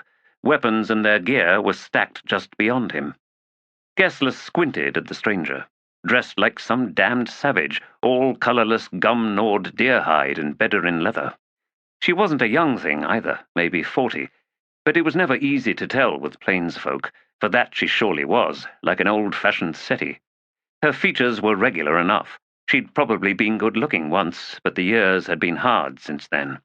When his assessing gaze finally lifted to her dark brown eyes, he found her studying him with something like sorrow. "Better start talking," Gessler said. He saw a water skin and pointed at it. She nodded. Gessler reached over, tugged loose the stopper, and drank down 3 quick mouthfuls. An odd flavour came off his lips, and his head spun momentarily. "Hood's knocker! What did I do last night?" He glared at the woman. "You understanding me?" "Trader tongue," she said. It was a moment before he comprehended her words. Her accent was one he'd never heard before. "Good. There's that at least. Where am I? Who are you? Where's my damned army?" She gestured, gone, and then said, "You are for me, with me, by me?" She shook her head, clearly frustrated with her limited knowledge of the language. "Calith, my name." Her eyes shifted away. "Destriant Calith." "Destriant? That's not a title people just throw around. If it doesn't belong to you, you and your whole damned line are cursed, forevermore. You don't use titles like that. Destriant to what god?" "God, no God. Kachain Chemal. Asil Nest. Matron Gansan Asil. Calith me, Elan." He raised a hand. Hold it. I'm not understanding much of that. Kachain Chemal, aye. You're a destriant to the Kachain Chemal. But that can't be. You got it wrong." "Wrong, no. I wish, yes." She shifted slightly and pointed at Stormy. "He shield anvil." Then she pointed at Gessler. "You mortal sword." "We ain't." And Gessler trailed off, gaze straying over to Stormy. "Someone called him Shield Anvil once, I think. Can't recall who it was, though. Actually, maybe it was Mortal Sword, come to that." He glared at her. "Whoever it was, though, it wasn't no Kachain Chemal." She shrugged. "There is war. You lead, him and you. Gansan Asil send me to find you. I find you. You are fire. Gorol see you, fill my head with you. Burning, beacons, you and him, blinding. Gorol collect you." Collect? Gessler abruptly stood, earning yet another gasp as his head reeled. "You snatched us!" "Me not me. Gorol."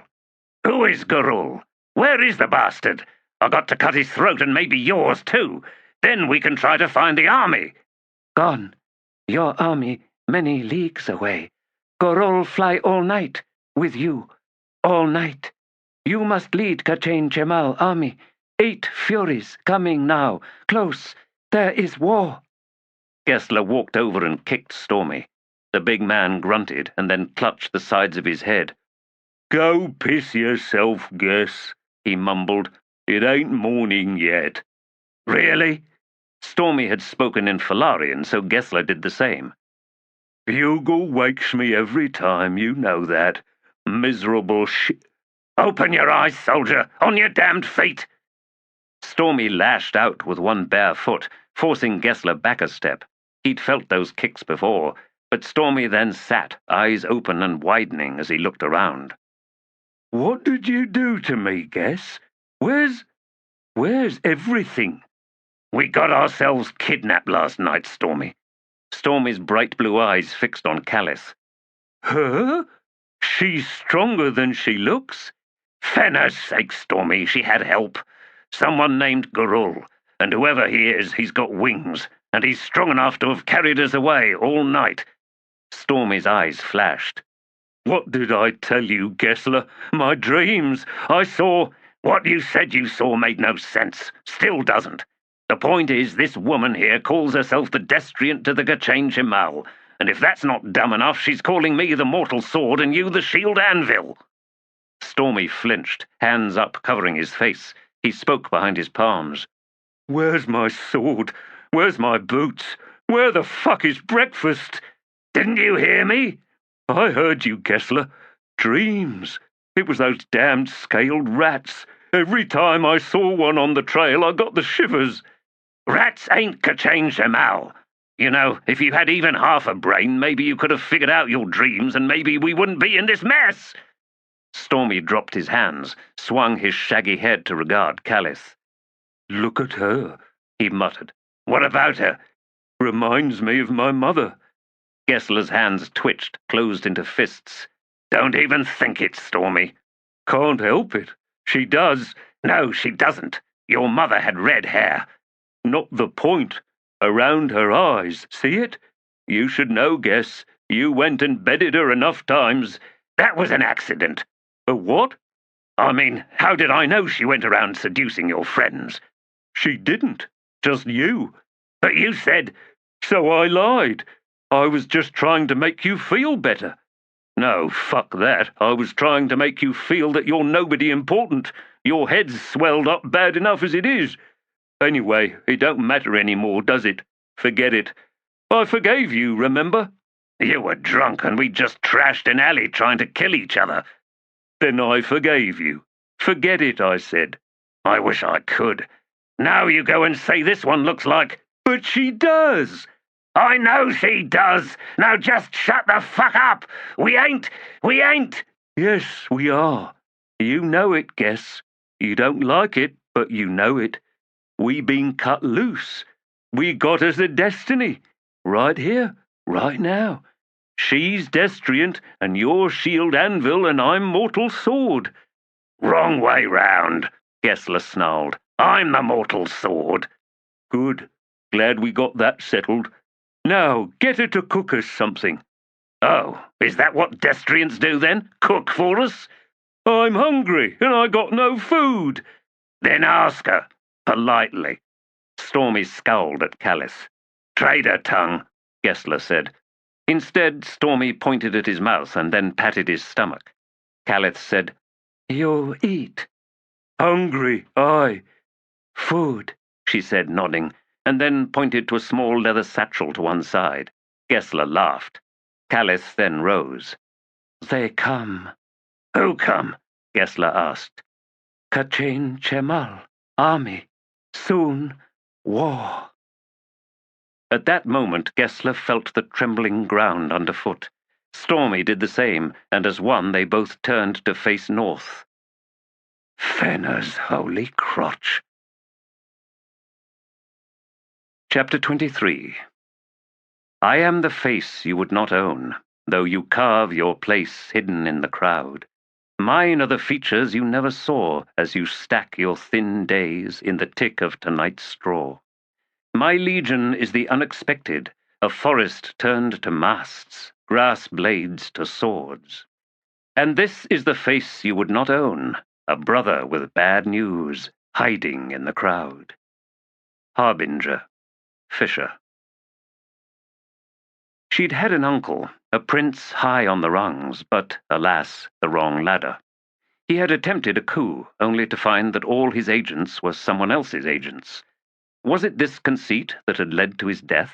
Which choice made it all inevitable?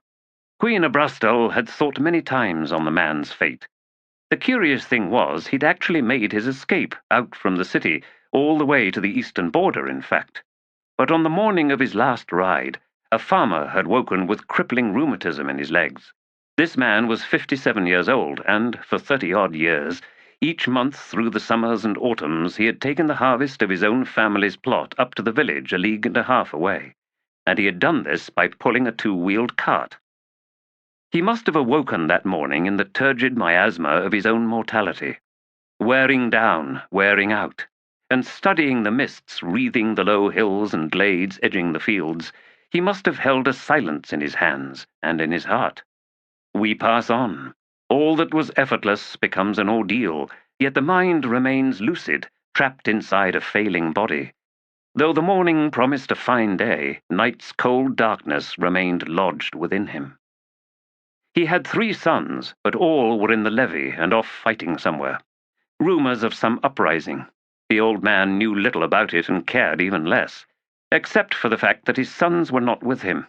In motions stiff with pain, he had hitched up the mule to a rickety flatbed wagon. He could as easily have chosen the cart, but the one mule he owned that wasn't too old or lame was a strangely long-bodied specimen, too long for the cart's yoke and spar.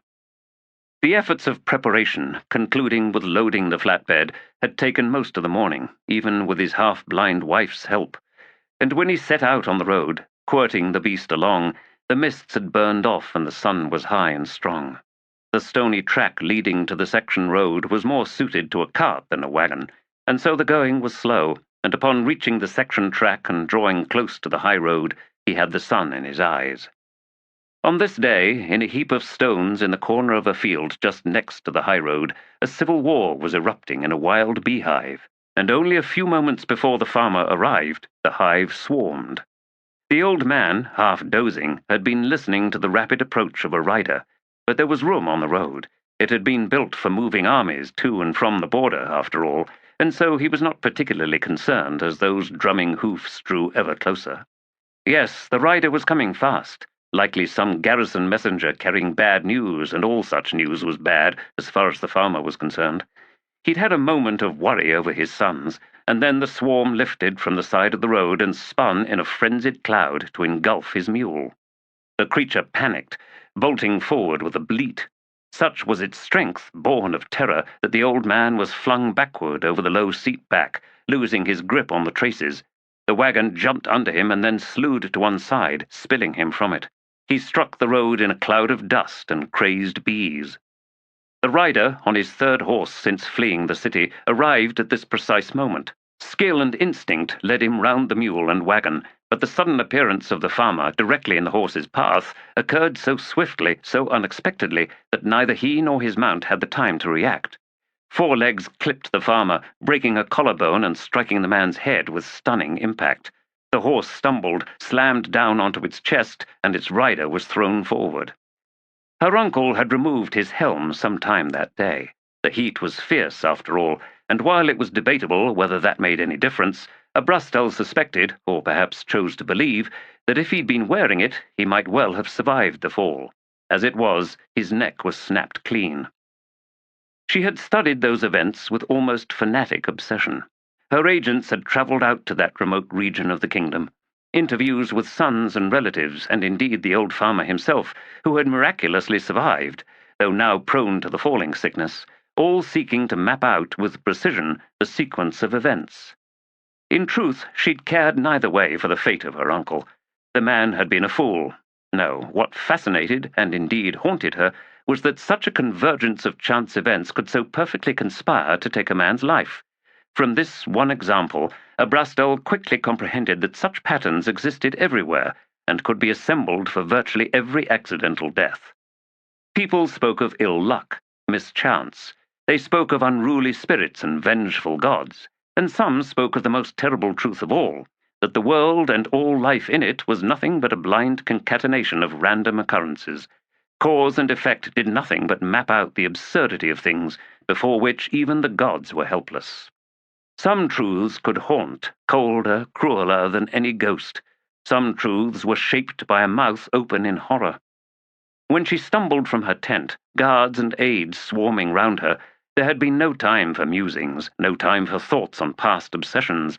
There had been nothing but the moment itself, red as blood in the eyes, loud as a howl trapped inside a skull. Her daughter had found her.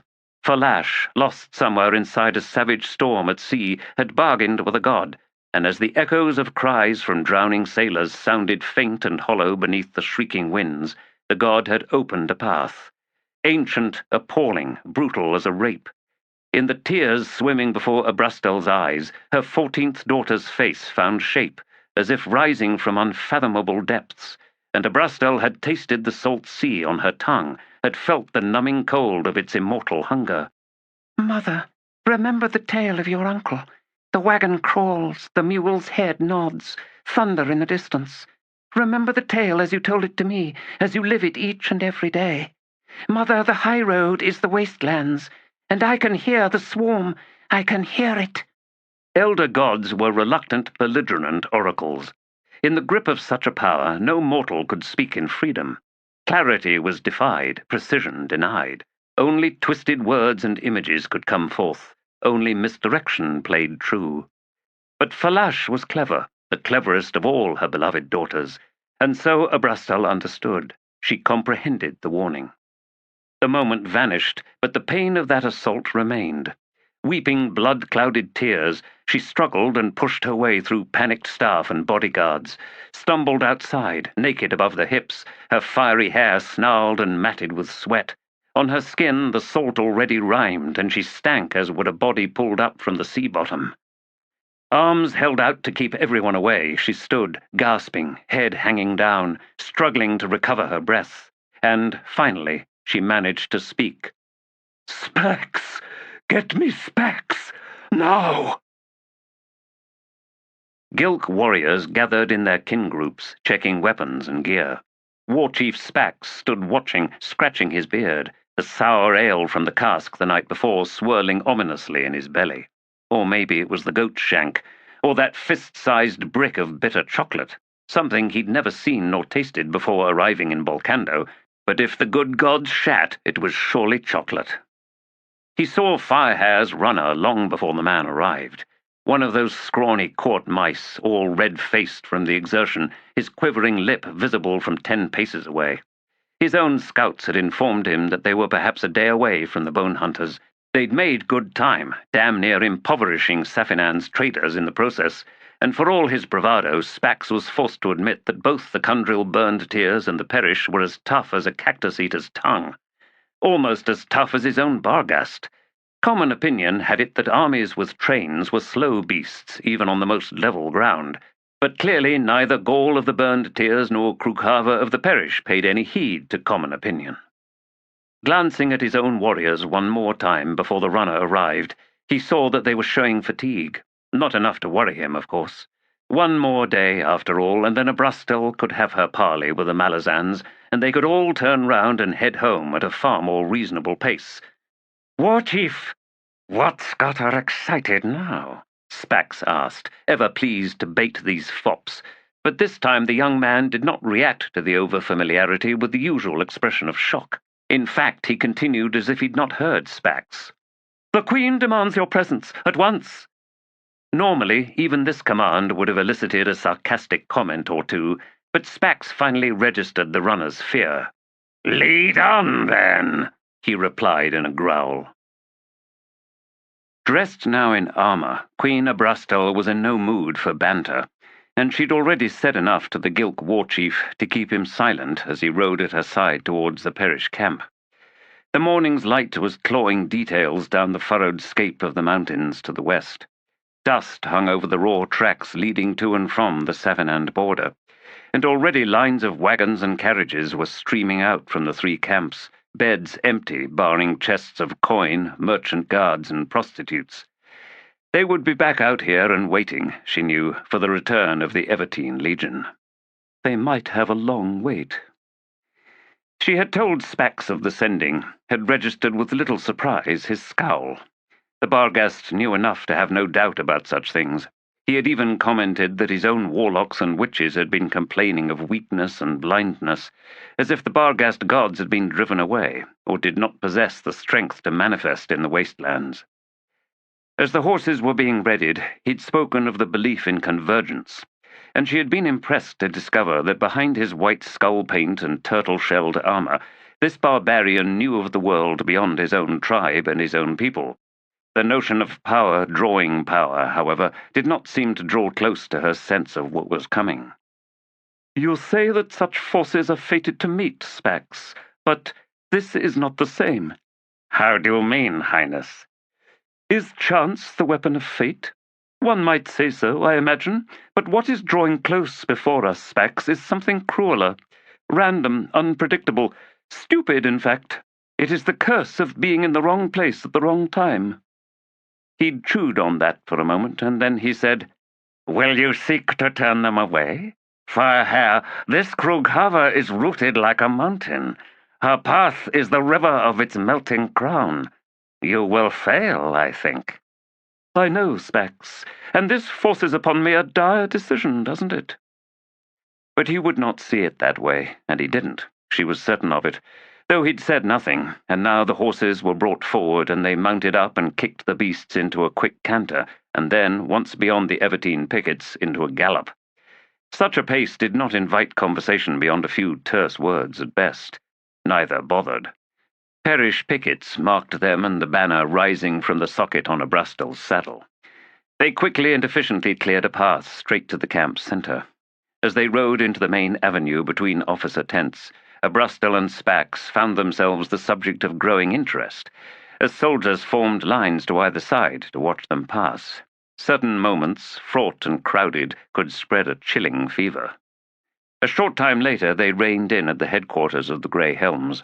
The mortal sword Krughava and shield-anvil Tanakalian stood awaiting them, kitted in full armor, as was their habit. Abrastel was the first to slip down from her winded horse. The Gilk followed a moment later. Krughava bowed with a tilt of her head. "Queen, you are welcome among the perish." "Forget the formal shit," Abrastel cut in. "Your command tent, if you please." A flicker of something in the woman's hard eyes, and then she gestured to the tent behind her. Spax said, "Might want to summon Gaul." "Already done," Tanakalian replied with a half-smile that did not belong to this moment. "It should not be long." Abrastel frowned at the shield-anvil, and then swept past him and the mortal sword, trailed a step behind by Spax. A few moments later the four were in the tent's main chamber. Krughava ushered her aides away and then sent the guards to the tent's outer perimeter. Drawing off her gauntlets, the mortal sword faced Abrastel. "Highness, the agenda is yours. Will you await War Leader Gaul before beginning?" "No. He's a smart man. He'll work it out. Mortal sword, we find ourselves in a storm that can only be seen from the outside. We ourselves as yet sense nothing, for we are close to its heart." She glanced to the shield-anvil and then back to Krughava.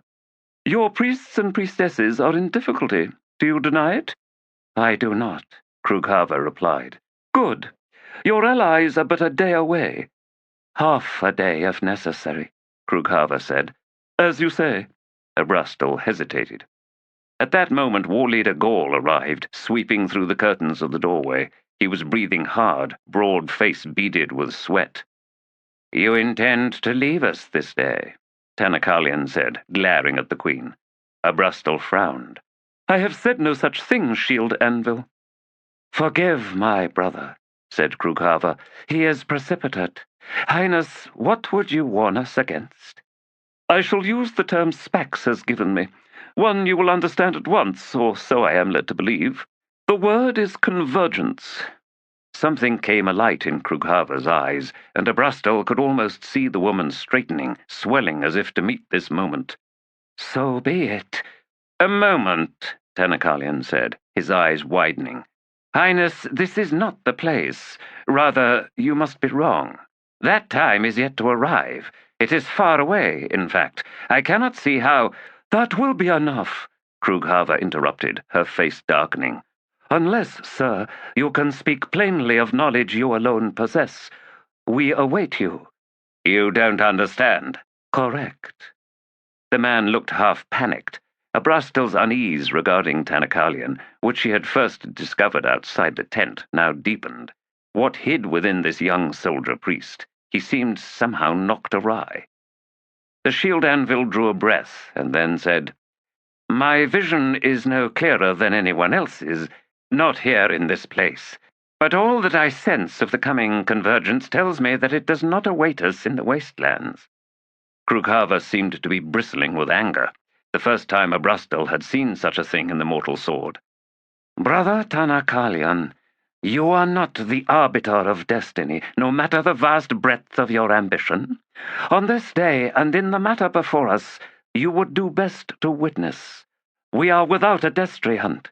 We cannot help but be blind to our future." She faced Abrastel. "The Grey Helms shall strike for the Bonehunters. We shall find them this day.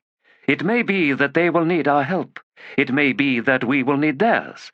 After all, to stand in the heart of a storm is, as you say, to be blind to all dangers, yet safe from none." Gaul spoke for the first time. "The Kandrel shall ride as the tip of the spear, mortal sword. We shall send swifts out ahead, and so be the first to sight our allies. If they be in dire need, word shall wing back." "That is well, and I thank you, war leader," said Krukava. "Highness, thank you for your warning." "We are coming with you." Spax turned, his face expressing shock, but the mortal sword nodded. "The glory that is within you, Highness, refutes all disguise. Yet I humbly suggest that you change your mind, that you heed the objections your guild commander is so eager to voice. This is not your destiny, after all. It belongs to the Bonehunters, and to the Kandril, and to the Perish Grey Helms." "The Gilk," Abrastal replied, "are under my command. I believe you have misapprehended War Chief Spax. He is surprised, yes, but so long as he and his Barghast bed themselves in my coin, they are mine to lead." "It is so," said Spax. "Mortal sword, you have indeed misapprehended me. The Gilk are without fear. We are the fist of the white-faced Barghast." "And if that fist drives into a wasp's nest?" Tanakalian asked. Abrastal started. Spax bared his teeth. "We are not children who die at the sting shield anvil. If we should stir awake such a nest, look to your own." "This is wrong. Enough," snapped Krughaver. "Shield Anvil, prepare to embrace all who may come to fall this day. That is your task, your responsibility. If you so cherish the gleam of politics, then you should have stayed in the kingdom shores of Perish. We who are here refused those gains. We left our homes, our place of birth. We left our families and our loved ones. We left the intrigue and the deceit and the court dances of death. Will you now presume to broach that bitter wine? Go, sir, harness your strength." Face pale, Tanakalian bowed to Abrastal, Spax, and Gaul, and then left. "Highness," Krughaver said, "you risk too much." "I know," she replied. "And yet?" She nodded. "And yet." "Damned women! It's all women!" She reined in her mount atop a low hill, eyes scanning the south. Was there dust on the horizon? Possibly. Kisware arched to ease the ache in her lower back. Her thighs were on fire, as if dipped in acid. She was low on water, and the horse beneath her was half dead. "Fucking adjunct! Lostara Yill! That bitch of a sister! It's not fair!" She had been undecided, but no longer. Oh, she'd find the fools, the pompous Perish and the rutting Kandril who'd weep at a broken pot. She'd deliver all the useless pleas for help to Krughaver, another hood-damned woman, and then she'd be done with it. "I'm not going back. I've deserted, right? I'm riding right through them. Safinand. I can get lost there. It's ringed in with mountains. I don't care how squalid it is, it'll do." What else did they expect from her? Some heroic return at the head of 2 armies, riding to the rescue, snatching them all back from the very gates of Hood? That kind of rubbish belonged to Cinta, or even Masangilani, who was riding to find an ally that might not even exist. Yes, leave the legend to that northern slut. She had all the necessary traits, after all. Kisware was carved from softer stuff, not bronze, more like wax, and the world was heating up. They'd saluted her on her way. They'd decided to put all their trust and faith in her. "And I will find them. That is a dust cloud. I can see it now. I can reach them, say whatever I need to say. The adjunct says, 'O mortal sword, that betrayal does not suit the Perish, nor the Kandril. Come to her,' she asks. The adjunct says the sword's for wearing and wielding, not sitting on. It's a weapon, it's not courage, no matter how straight up it holds you. The adjunct says there is a betrayer among you, and by that betrayer's words you doom the Bonehunters. The adjunct says the blood is on your hands, you frigid cow." "Find whatever means," Cinta had said. "Use whatever you need to use. Shame them, shit on them, spit on them, or turn sly and build up the fires until their boots burn. blind them by reflecting the blazing sun of their own egos, beg, plead, drop to your knees and suck them dry. Use your wiles, Kissware. It's what you do best. Gods, she hated them all. That knowing look in their eyes, that acceptance of everything that wasn't good within her. Yes, they knew she'd not come back, and they didn't care. She was expendable, whipped like an arrow, and once it struck, why, it was spent, a shattered thing lying on the ground. So, a broken arrow she would be. Fine. Why not? They expected nothing more, did they? Kissware kicked her horse into motion. It answered reluctantly. Not much further, she said as she worked it into a loose canter. See those riders? Cundrill. Almost there. I don't need to convince them of anything. They're on their way already. I just need to add a few spurs to their boots. Who knows? Maybe it's what Krukava goes for anyway. She has that look about her, I think. Here, sweetie, I bring spikes and whips. The riders of the Vedith Swift, drawing towards the lone soldier, were commanded by Rafala, who held sharp eyes on the stranger. A Malazan, to be sure, she could see. On a tarred horse. She tasted the excitement, proof that something was happening. Yet another clench of history's jaws, and no struggle could pull one free. Gaul had sent them out ahead, riding hard. Find the Bonehunters, ride into their column and speak to the adjutant. Tell her to wait, or indeed to angle her march southward. The terrible gods were gathering. She could see it in the high clouds building to the southwest, tumbling down off the mountains. The armies must come together and so stand as one, facing down those gods. Such a moment awaited them. Adjunct Tavare, commander of the Bonehunters, Gaul, war leader of the Cundrill Burned Tears, Krughava, mortal sword of the wolves, and Abrastel, queen of Bolcando and commander of the Evertine Legion. Oh, and the Gilk, too.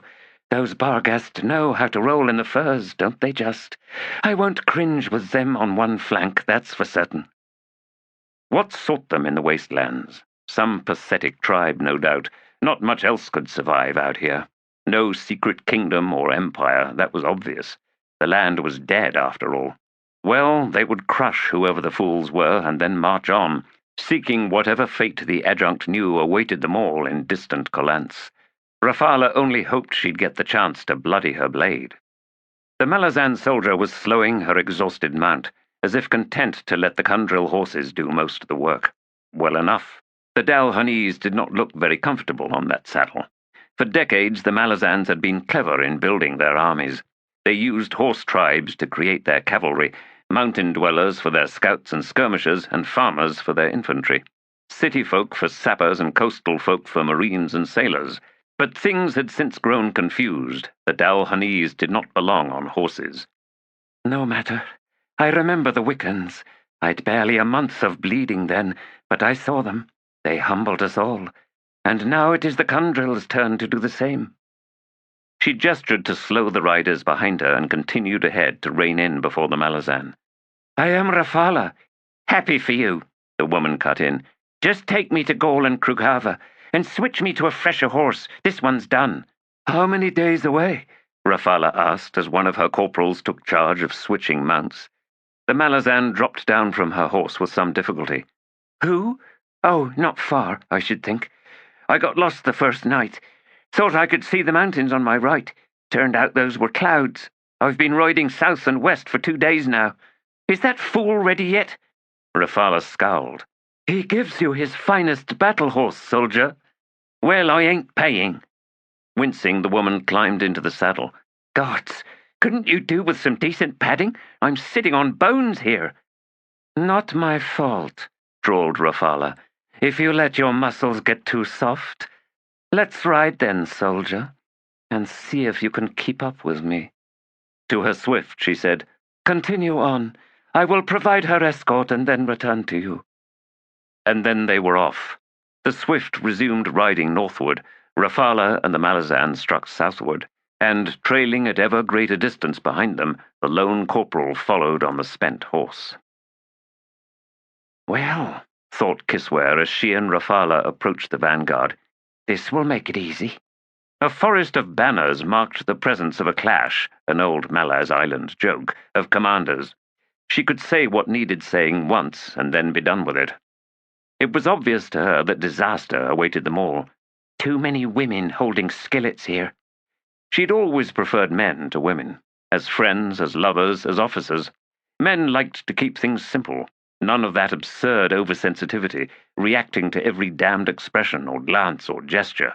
None of that stewing over some careless passing comment.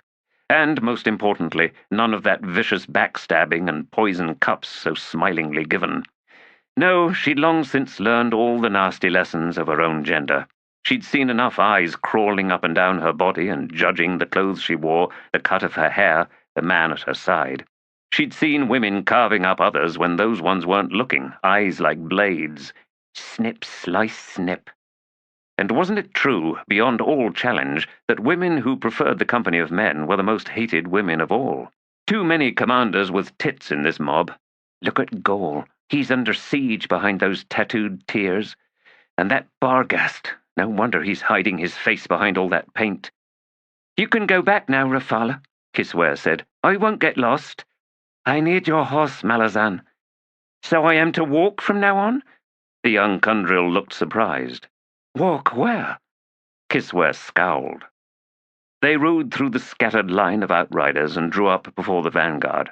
The mounted commanders made no concession to their arrival, continuing on at a steady trot, forcing Rafala and Kisware to swing round and fall in step beside them. That attitude annoyed Kisware. When was the last time they'd even seen each other? Rafala spoke. Wally de Gaul, I bring you a Malazan messenger. And then she said to Kisware, I will go and find you another horse. Good. Don't take too long. With a flat look, Rafala pulled her mount round and headed into the trailing columns. A red-haired woman Kisware had never seen before was the first to address her in the trader tongue. Malazan, where are your kin? My kin? Your fellow soldiers. Not far, I think. You should reach them today, especially at this pace. Marine, said Krukava, what word do you bring us? Kisware glanced about, noting the various staff officers clumped round the commanders. Can we get a little more private here, Mortal Sword? You and War Leader Gaul, I mean. Queen Obrastel of Balkando and War Chief Spax of the Gilk White Faces have allied their forces with our own, sir. This said, I will send our staffs a short distance away. She faced the Queen. Acceptable, Highness? Obrastel's face registered distaste. Oh, yes, they're worse than flies. Go, all of you. 20 or more riders pulled away from the vanguard, leaving only Krughava, Tanakalian, Gaul, the Queen, and Spax. Better? Krughava asked. Kisware drew a deep breath. She was too tired to have to work at this. Among the seers serving the adjunct, Mortal Sword, I can say this no other way. The threat of betrayal was judged to be very real. I was sent to confirm the alliance. The Mortal Sword went deathly pale. Kisware saw the foreign queen cast a sharp look at the young shield anvil Tanakalian. What? Fuck, they know more of this than I do. Seems the threat is real after all. Sister, you have eyes that see what others do not. No wonder I'm always running away from you. War Leader Gaul was the first to respond. What is your name, soldier? Kisware, 10th Squad, 3rd Company, 8th Legion. Kisware. Spirits know how you Malazans can make a name and invitation never ceases to delight me. I will answer the adjunct's fear as the Kundril must.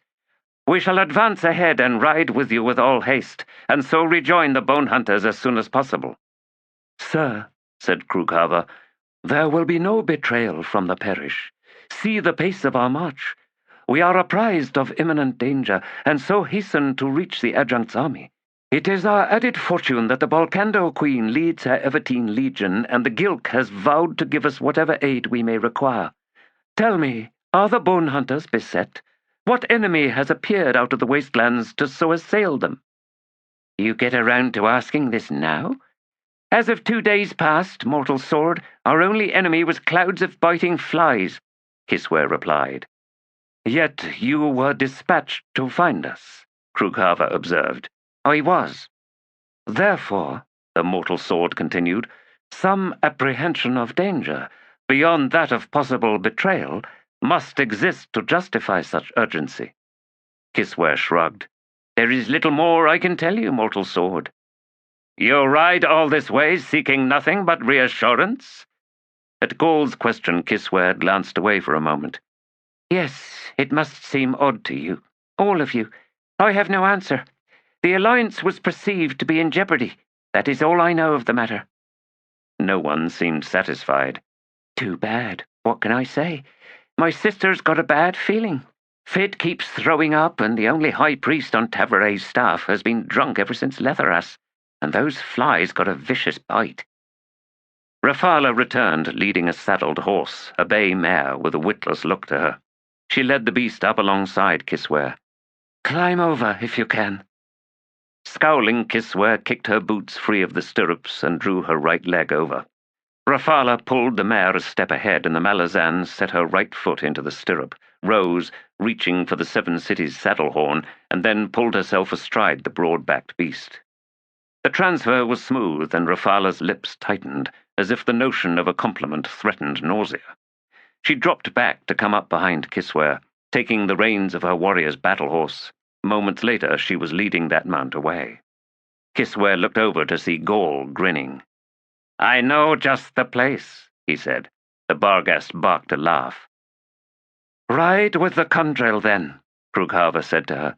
Lead them to the Bonehunters. Gods below! How to get out of this? I fear I would only slow them, mortal sword. While this mount is fresh, I, alas, am not. Ever slept between two horses? Gaul asked. Excuse me? A slung hammock, Kisware, with tent poles to keep the beasts apart. This is how we carry wounded whilst on the move. All these women looking at her, knowing, seeing what the men did not. Showing all your sharp little teeth, are you? So delighted to see me trapped. To Gaul, she said, If it comes to that need, war leader, I will tell you.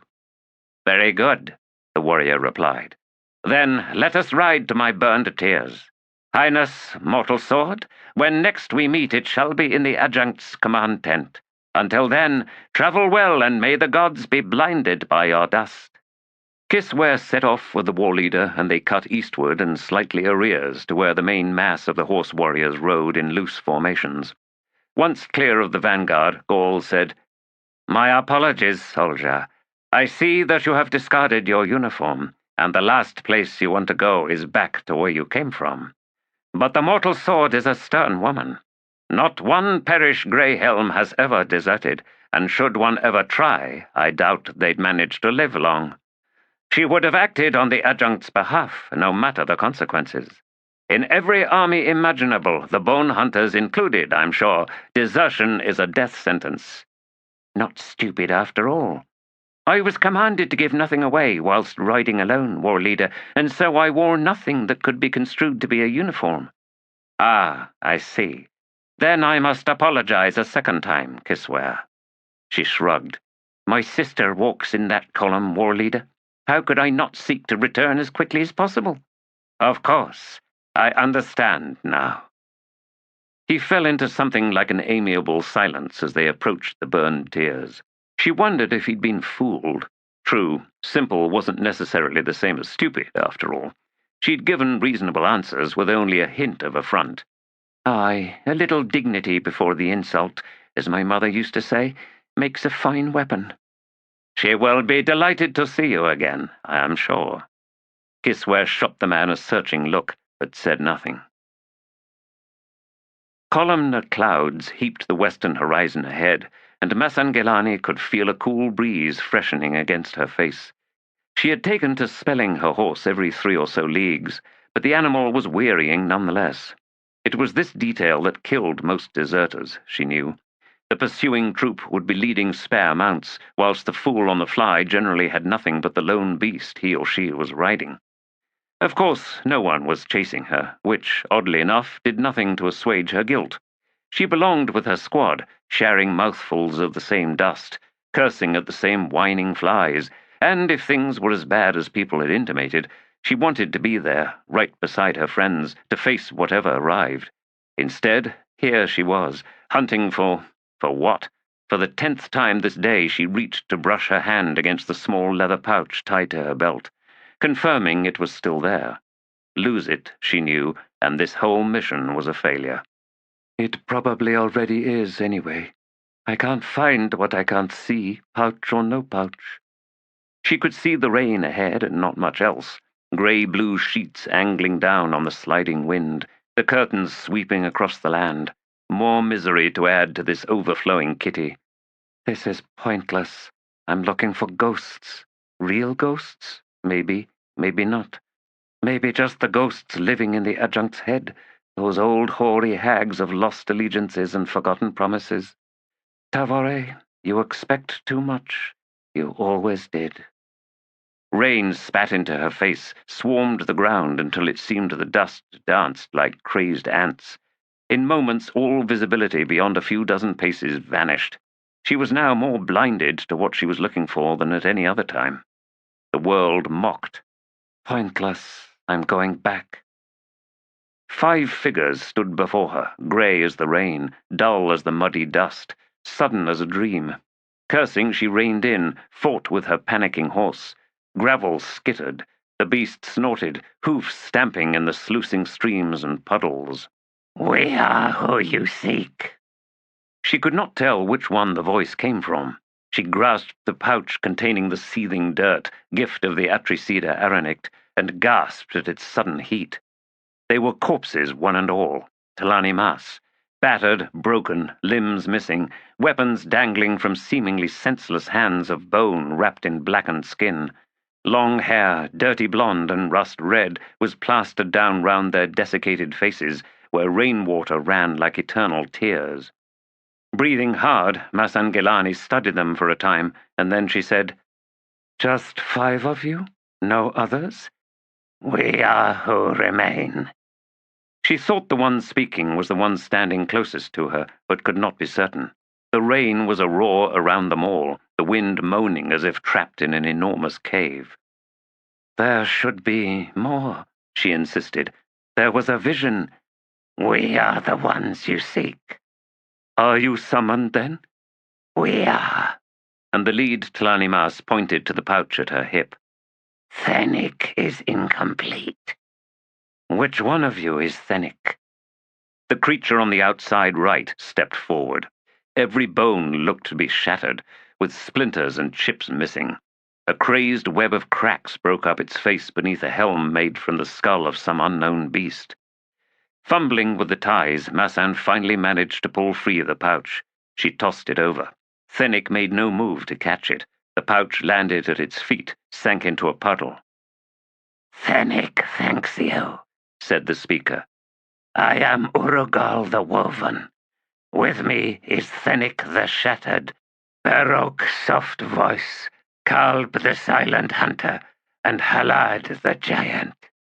We are the Unbound, who once numbered 7. Now we are 5. Soon we shall be 7 again. There are fallen kin in this land. Some refuse the enemy. Some will not follow the one who leads nowhere. Frowning, Masangilani shook her head. You've lost me. No matter. I was sent to find you. Now we must return to the Bonehunters, my army. It's where... Yes, she is the hunter of bones indeed, Urugal said. Her hunt is soon complete. Ride on your beast. We shall follow. She wiped water from her eyes. Thought there'd be more of you, she muttered, gathering her reins and dragging her horse round. Can you keep up? She asked over one shoulder. You are the banner before us, mortal. Masangilani's frown deepened. She'd heard something like that before, somewhere. 4 leagues to the northwest, Onos Tulan suddenly halted, the first time in days. Something not far away had brushed his senses, but now it was gone. Talani Mas, strangers. He hesitated as the more distant and altogether different wave of compulsion returned, insistent, desperate. He knew its flavor, had known its flavor for weeks now. This was what Tok the Younger had sought, what he had demanded of the first sword. But he was no longer the friend Tok once knew, just as Tok was no longer the friend Tool himself remembered. The past was both dead and alive, but between them it was simply dead. The summons was Malazan. It was the claim of alliance as had been forged long ago between the Emperor and the Logros Tlanimas. Somewhere to the east a Malazan force waited. Danger approached, and the Tlanimas must stand with allies of old. Such was duty, such was the ink of honor written so deep as to stain the immortal soul. He defied the command. Duty was dead, honor was a lie. See what the Sinan had done to his wife, his children. Mortality was the realm of deceit, the sordid room of horror hid in the house of the living, its walls crusted and streaked, dark stains on the warped floor. Dust crowded the corners, dust made of skin flakes and snarls of hair, nail clippings and clots of phlegm. Every house had its secret room, where memories howled in the thick silence. He had once been of the Logros. He was no longer. He had one duty now, and it was truly lifeless. Nothing would turn him aside, not the wishes of Tok the Younger, not the mad aspirations of Olar Ethil.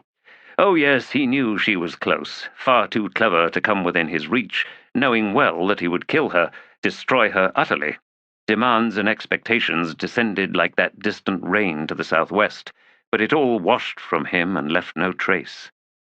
There had been a time when Onos Tulan had chosen to stand close to mortal humans, when he had turned his back upon his own kind, and in so doing he had rediscovered the wonders of gentler emotions, the sensual pleasures of camaraderie and friendship, the gifts of humor and love, and then, at last, he had achieved the rebirth of his life, a true life.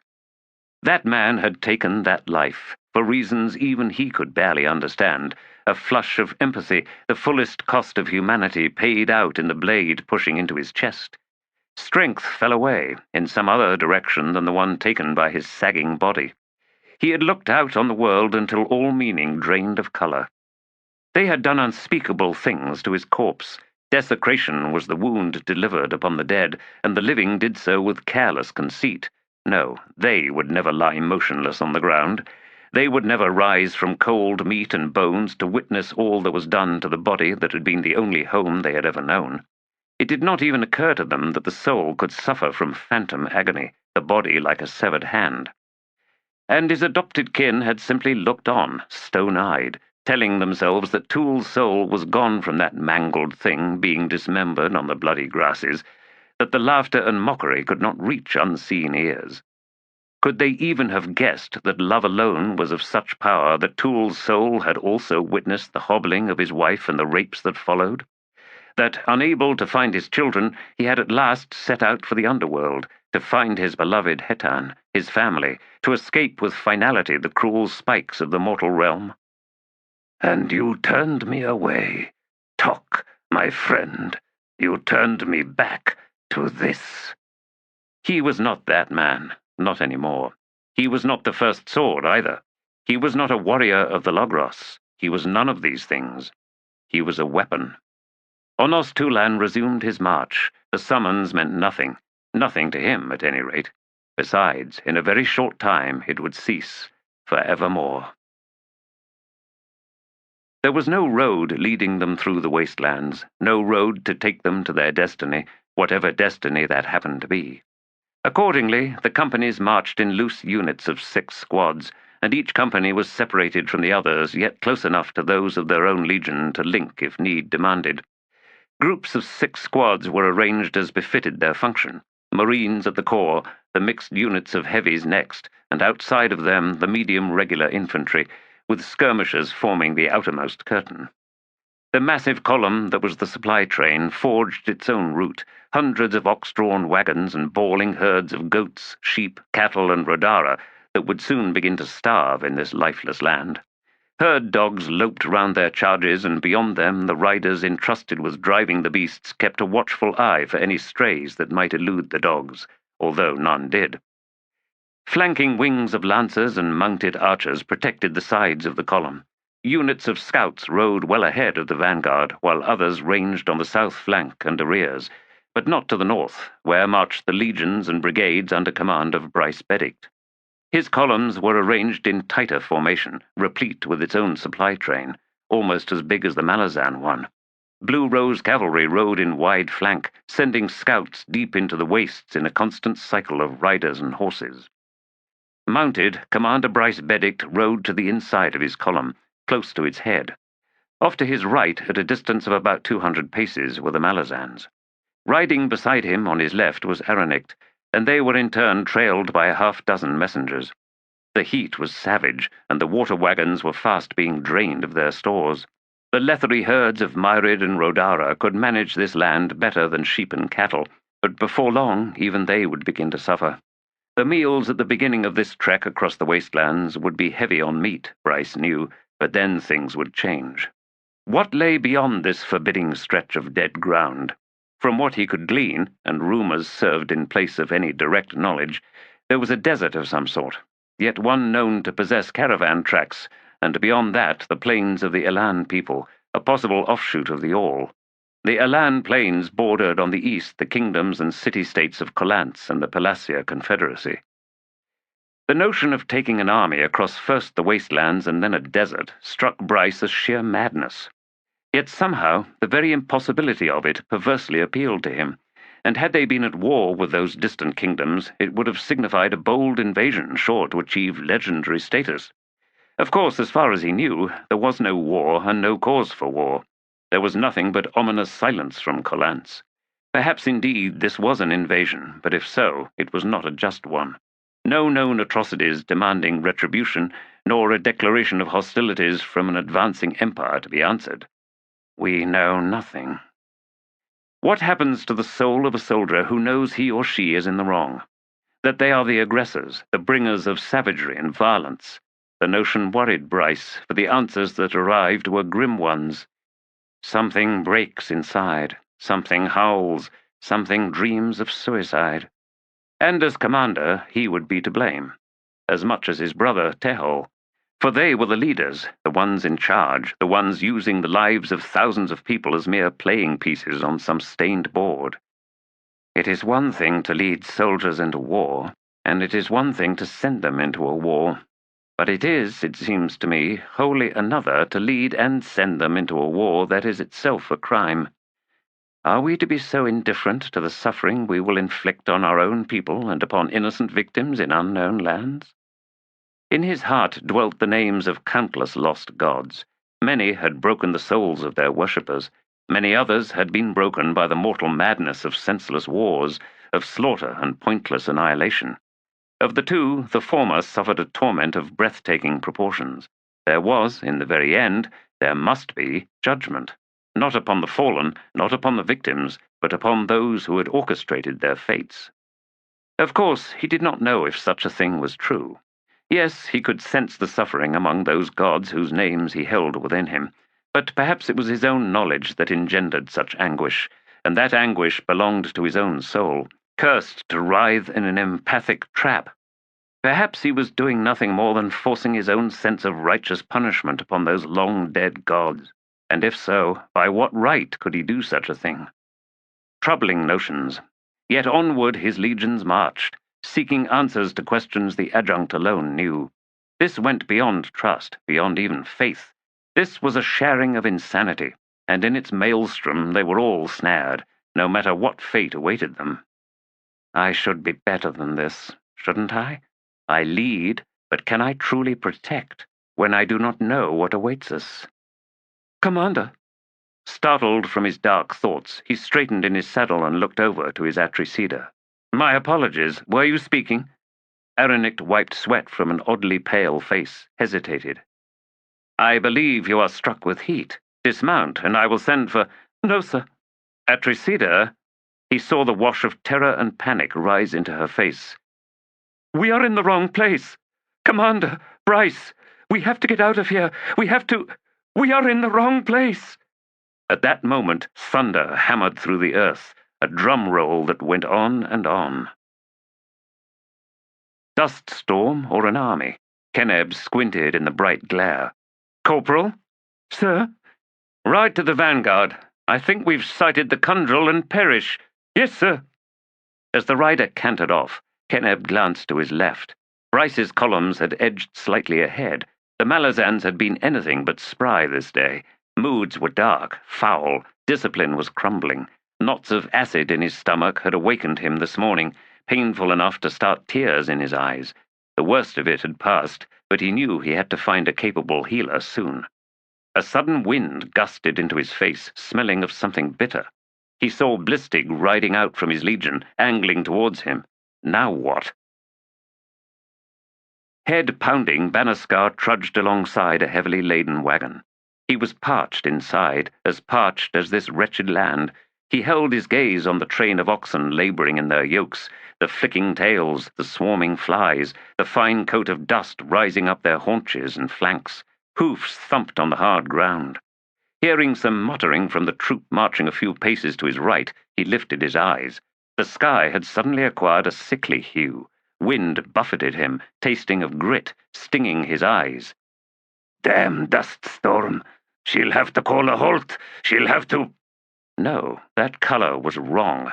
Mouth dry as stone, he felt a tightening in his throat, a pain in his chest. Gods, no! That wind is the breath of a warren! It's— Oh, worm of autumn, no! He staggered as convulsions took him. Half blinded in pain, he fell onto his knees. Sergeant Sunrise dropped his kit bag and hurried over to the fallen priest's side. "Ramjugs, get Bevedict! He's looking bad here."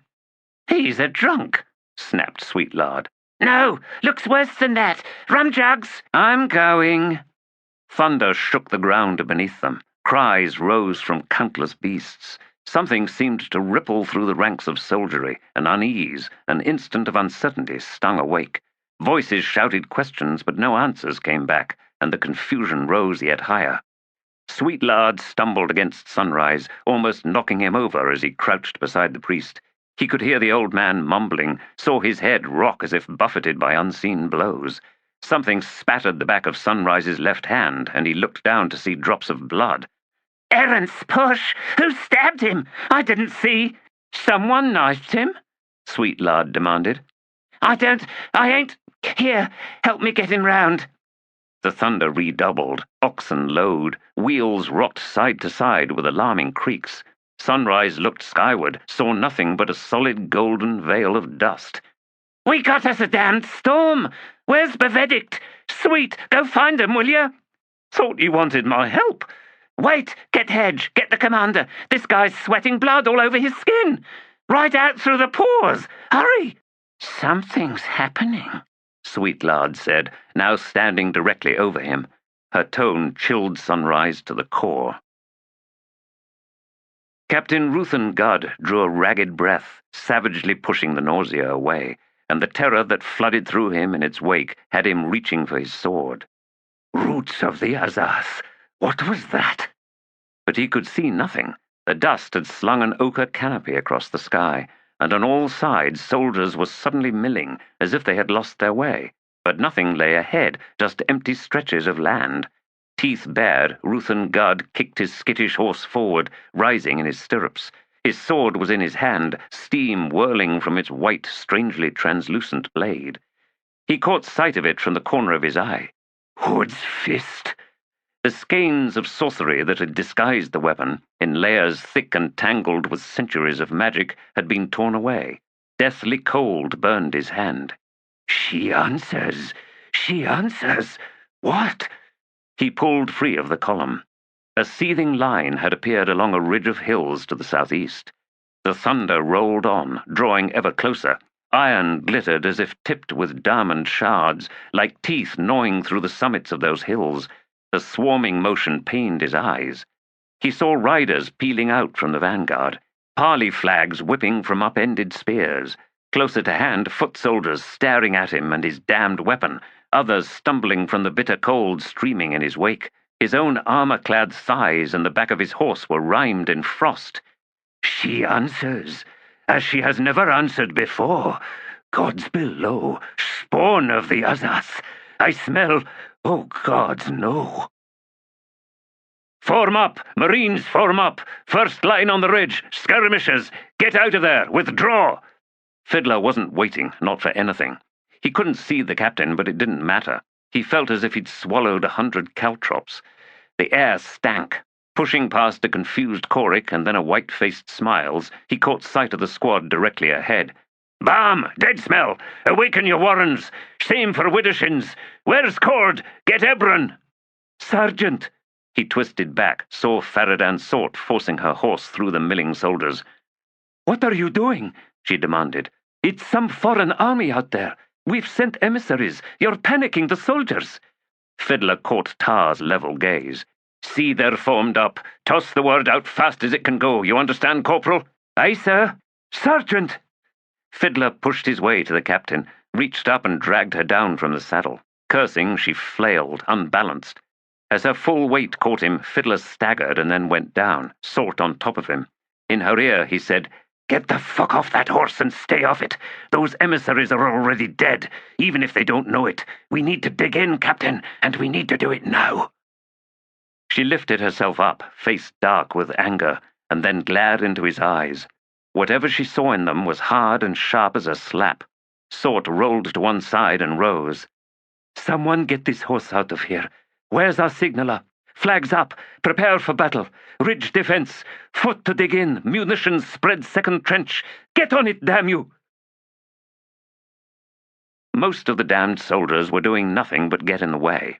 Snarling and cursing, Bottle forced through the press until he reached the closest supply wagon. He scrambled onto it, pulling himself by the rope netting until he was atop the heaped bales. Then he stood. A half-dozen of the adjunct's emissaries were cantering towards that distant army.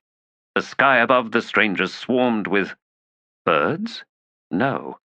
Renazan. And some bigger things. Bigger. Enkarl? Wival? He felt sick enough to void his bowels. He knew that smell. It had soaked into his brain ever since he'd crawled through a shredded tent. That army isn't human. Adjunct, your emissaries. Something blinding arced out from the foremost line of one of the distant phalanxes. It cut a ragged path above the ground until it struck the mounted emissaries. Bodies burst into flames. Burning horses reeled and collapsed in clouds of ash. Bottle stared. Hoods, holy shit. Cinta ran as fast as she could, cutting between ranks of soldiers. They were finally digging in, while the supply train, the wagons herded like enormous beasts between mounted archers and lancers, had swung northward, forcing, she saw, the Leathery forces to divide almost in half to permit the retreating column through their ranks. That wasn't good. She could see the chaos rippling out as the huge wagons plunged into the narrow avenue.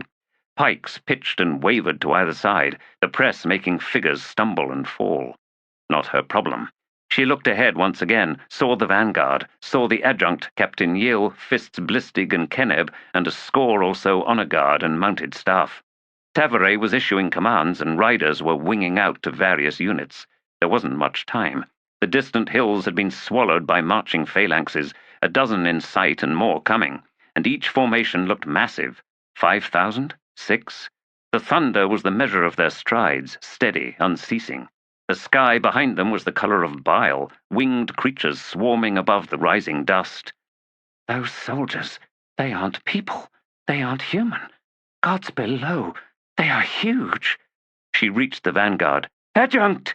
Tavaret's helmed head snapped round. Adjunct, we must retreat. This is wrong. This isn't... Sergeant, Tavaret's voice cut through like a blade's edge. There is no time. Furthermore, our obvious avenue of retreat happens to be blocked by the Leathery legions. Send a rider to Bryce. We have done so, Sergeant. They aren't human. Flat eyes regarded her. No, they are not. Kachane, they don't want us. We're just in their fucking way. Expressionless, the adjunt said, It is clear they intend to engage us, Sergeant. Wildly, Cinta turned to Keneb. Fist, please. You need to explain. Cinta, said Tavaret. Kachane Naruk. Keneb's face had taken on the color of the sickly sky. Return to your squad, Sergeant. Quick Ben stood wrapped in his leather cloak, 30 paces on from the Malazan vanguard. He was alone. 300 paces behind him, the Leathery companies were wheeling to form a bristling defensive line along the ridge on which the column had been marching. They had joined their supply train and herds to the Bonehunters, and it seemed an entire city and all its livestock was wheeling northward in desperate flight. Bryce intended to defend that retreat. The High Mage understood the logic of that. It marked perhaps the last rational moment of this day. Ill luck, stupid, pathetic, miserable mischance. It was absurd. It was sickening beyond all belief. Which gods had clutched together to spin this madness? He had told the adjunct all he knew, as soon as the Warren's mouth had spread wide, as soon as the earth trembled to the first heavy footfall of the first marching phalanx. We saw their sky keeps. We knew they weren't gone. We knew they were gathering. But that was so far away, and so long ago now. The reek of their oils was heavy on the wind that still poured out from the Warren. Beyond the ochre veil he could see a deepness, a darkness that did not belong. They have come here, to the wastelands. They have been this way before. Ambitions and desires spun like ash from a pyre. All at once it was clear that nothing was important, nothing beyond this moment and what was about to begin. Could anyone have predicted this? Could anyone have pierced the solid unknown of the future, carving through to this scene? There were times, he knew, when even the gods staggered back, reeled with blooded faces. No, the gods didn't manage this.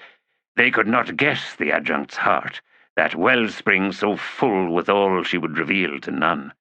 We were ever the shaved knuckle, but in whose hand would we be found? None knew, none could even dream.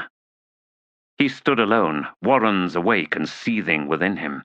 He would do what he could, for as long as he was able, and then he would fall, and there would be no one left but a score of squad mages and the Atricida. On this day we shall witness the death of friends. On this day we may well join them.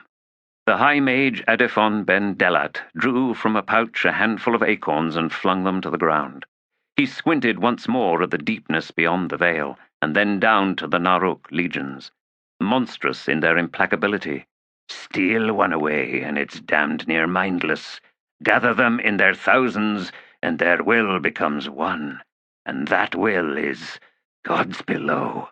It is so very cold. The Naruk were half again as tall as a man, and perhaps twice the weight. Little of their upper bodies could be seen, even as they drew to within 200 paces, for they were clad in sheaths of enamel or boiled leather armor extending out to their upper arms and reaching down to protect their forward-thrusting thighs. The stubs of their tails bore similar armor, but in finer scales. Wide helms enclosed their heads, short snouts emerging between ornate cheek guards. Those in the front lines held arcane clubs of some sort, blunt-ended and wrapped in bundles of what looked like wire. For each dozen or so, one warrior walked burdened beneath a massive ceramic pack that sat high on its shoulders. Behind this first line of warriors, the other ranks carried short-handled halberds or falchions, held vertically. Each phalanx presented a breadth of at least 100 warriors, all marching in perfect time, upper bodies leaning forward above their muscled reptilian legs. There were no standards, no banners, and no obvious vanguard of commanders. As far as Ruthan Gudd could determine, there was nothing to distinguish one from another, barring those wearing the strange kit bags. Frost glistened from his entire body now, and ice had spread thick as armor to encase the horse beneath him. It was already dead, he knew, but the ice knew to answer his commands. He rode a dozen paces ahead of the front line of Malazans, knowing that countless eyes were upon him, knowing they were struggling to understand what they were seeing, not just this alien army so clearly intent on their annihilation, but Ruthan Gudd himself, out here astride a horse sheathed in ice, the ice murky with hints of the form it had engulfed. He held the Stormrider sword as if it was an extension of his forearm. Ice had crept up to his shoulder, gleaming yet flowing as would water. Eyeing the Naruk, he muttered under his breath, "Yes, you see me. You mark me. Send your fury my way. First and last, strike me." Behind him, from haphazard trenches, an ominous hush. The Bonehunters crouched as if pinned to the ground, caught unawares, so rocked by the unexpected impossibility of this that not a single defiant shout sounded, not a single weapon hammered the rim of a shield. Though he did not turn round, he knew that all motion had ceased. No more orders to be given. None were, truth be told, necessary. By his rough count, over 40,000 Naruk were advancing upon them. He almost caught an echo of the cacophony only moments away, as if the future's walls were about to be shattered, flinging horror back into the past, to this moment to ring deafeningly in his skull. "Too bad," he muttered. "It was such a pretty day." "Hood's breath! Who is that?" Adjunct Tavare's eyes narrowed. "Captain Ruthan Gudd." "That's what I thought," Lostara replied. "What's happened to him?" In answer, the adjunct could only shake her head. Lostara shifted on her horse, free hand drifting to the knife at her belt, and then twitching away. "Sword, you idiot! Not the knife, the stupid sword!" A face drifted into her mind. Henar Vigulf. He would be with Bryce right now, ready to set off with orders. The Lethery was set back, forming two distinct outside flanks, like the outer bends of a bow. They would witness the collision of the front lines, and then, she hoped, they'd quickly see the suicidal insanity of standing against these damned lizards, and Bryce would deliberately rout his army. "Get the Hood out of here. Leave all the gear behind. Just flee. Don't die like us. Don't stand just because we're standing. Just get out, Bryce. Henar, I pray you, I beg you." She heard horse hoofs and glanced over to see Fist Keneb riding down the length of the humped berm, passing the ranks of his dug-in soldiers. "What's he doing?" "He was riding for Captain Ruthan Gudd." Tavare spoke. "Sound horn, signaller. Order Fist Keneb to personally withdraw." A blast of wails lifted into the air. "He's ignoring it," Lostara said. "The fool!" Quick Ben caught sight of Ruthan Gudd, and he grunted. "I'll be damned. A male-bit Narus horse-spawn Stormrider. Who knew?" But what was he doing out front like that? After a moment, the High Mage swore under his breath. "You want him to take you first. You want to draw them to you. You're giving the Bonehunters a dozen heartbeats to realize what they have to deal with. Captain Ruthan Gudd, or whoever you are. Gods, what can I possibly say? Go well, Captain. Go well." Swearing, Keneb savagely drove his spurs into the flanks of his mount. That was Ruthan Gudd, and if the fool wasn't what he pretended to be, then the Malazans needed him more than ever.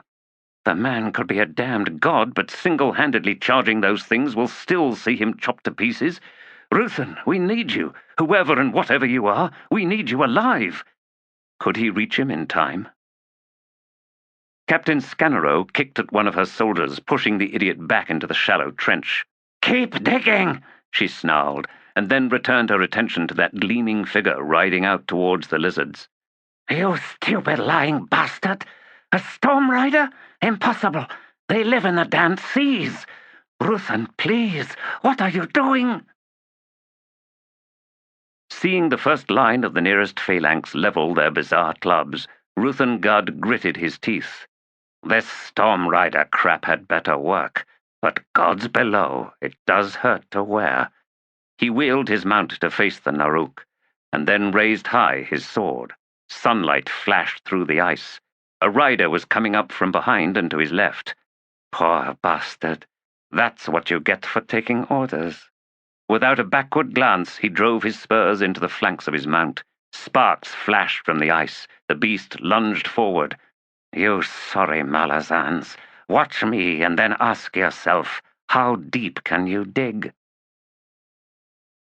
Fiddler cocked his crossbow, carefully inserted a sharper-headed quarrel. Now that it was happening, he felt fine. Nothing more to be done, was there?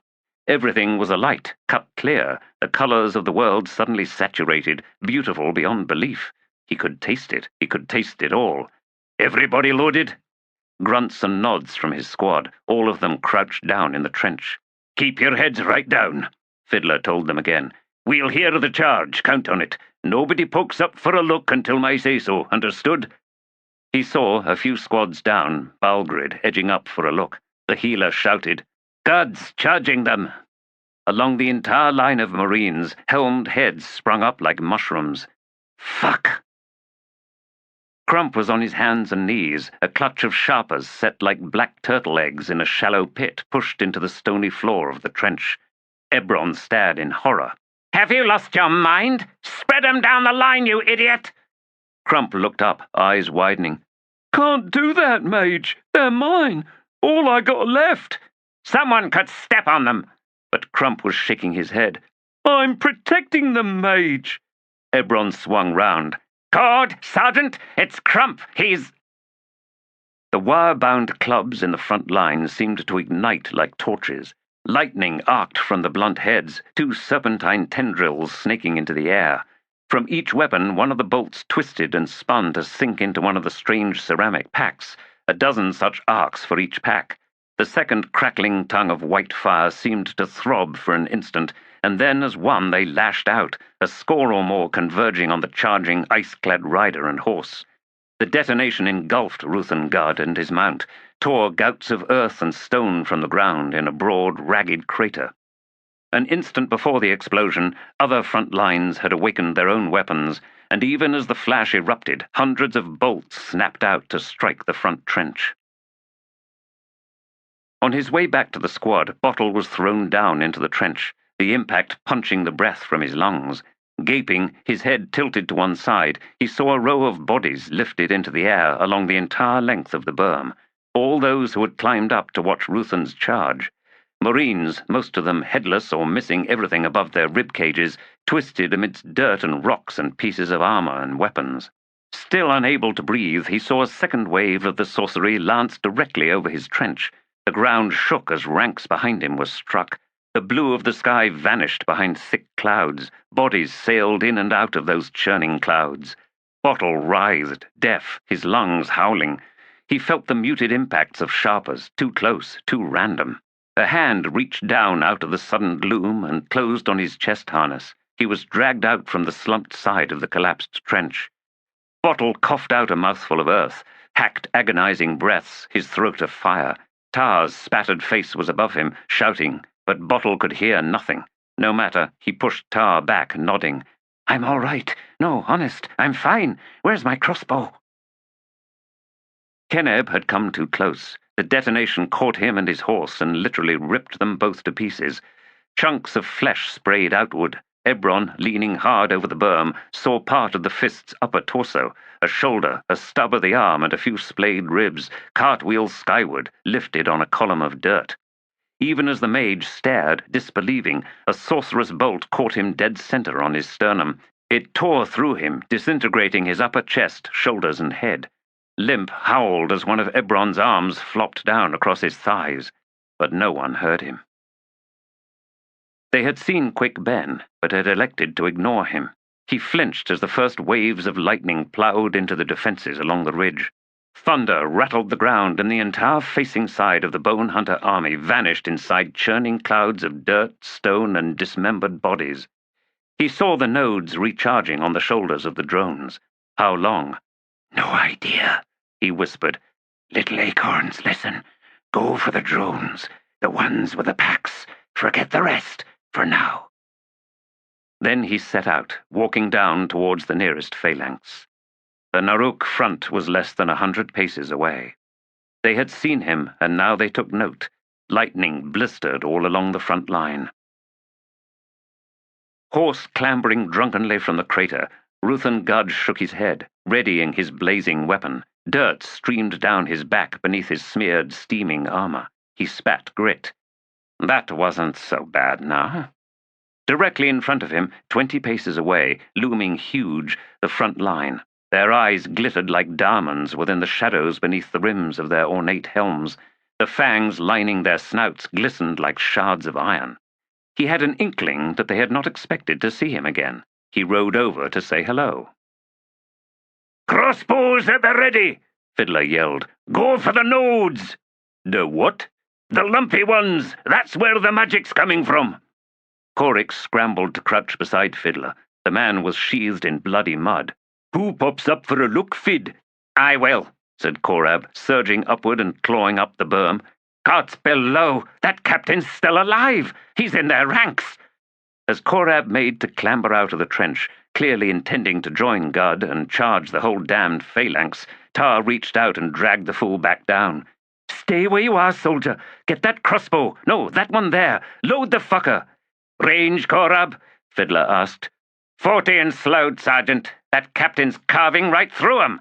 Won't matter much. I don't care if he's got Opon's poker up his ass. He's only one man. We should help him.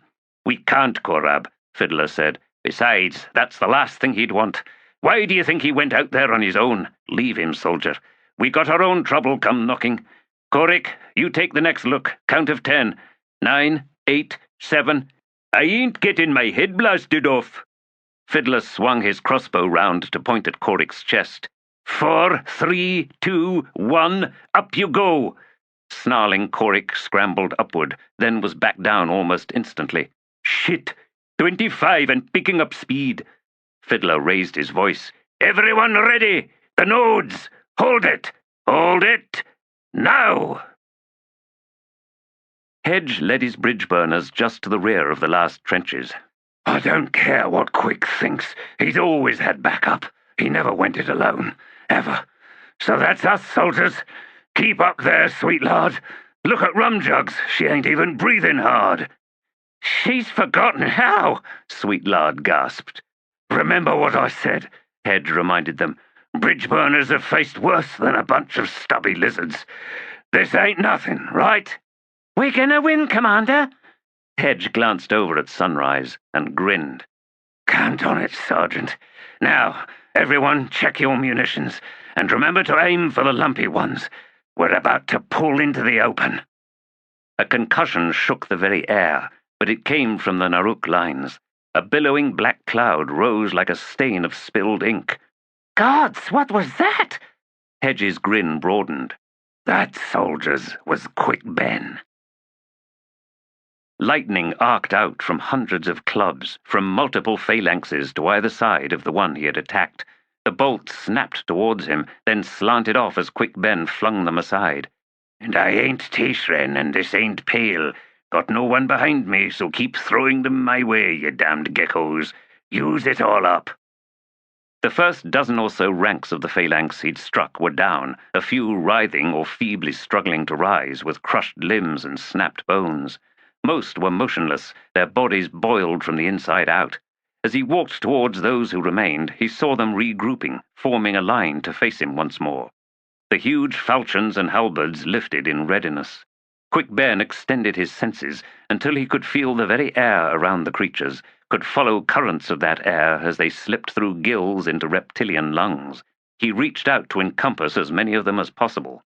And then he set the air on fire.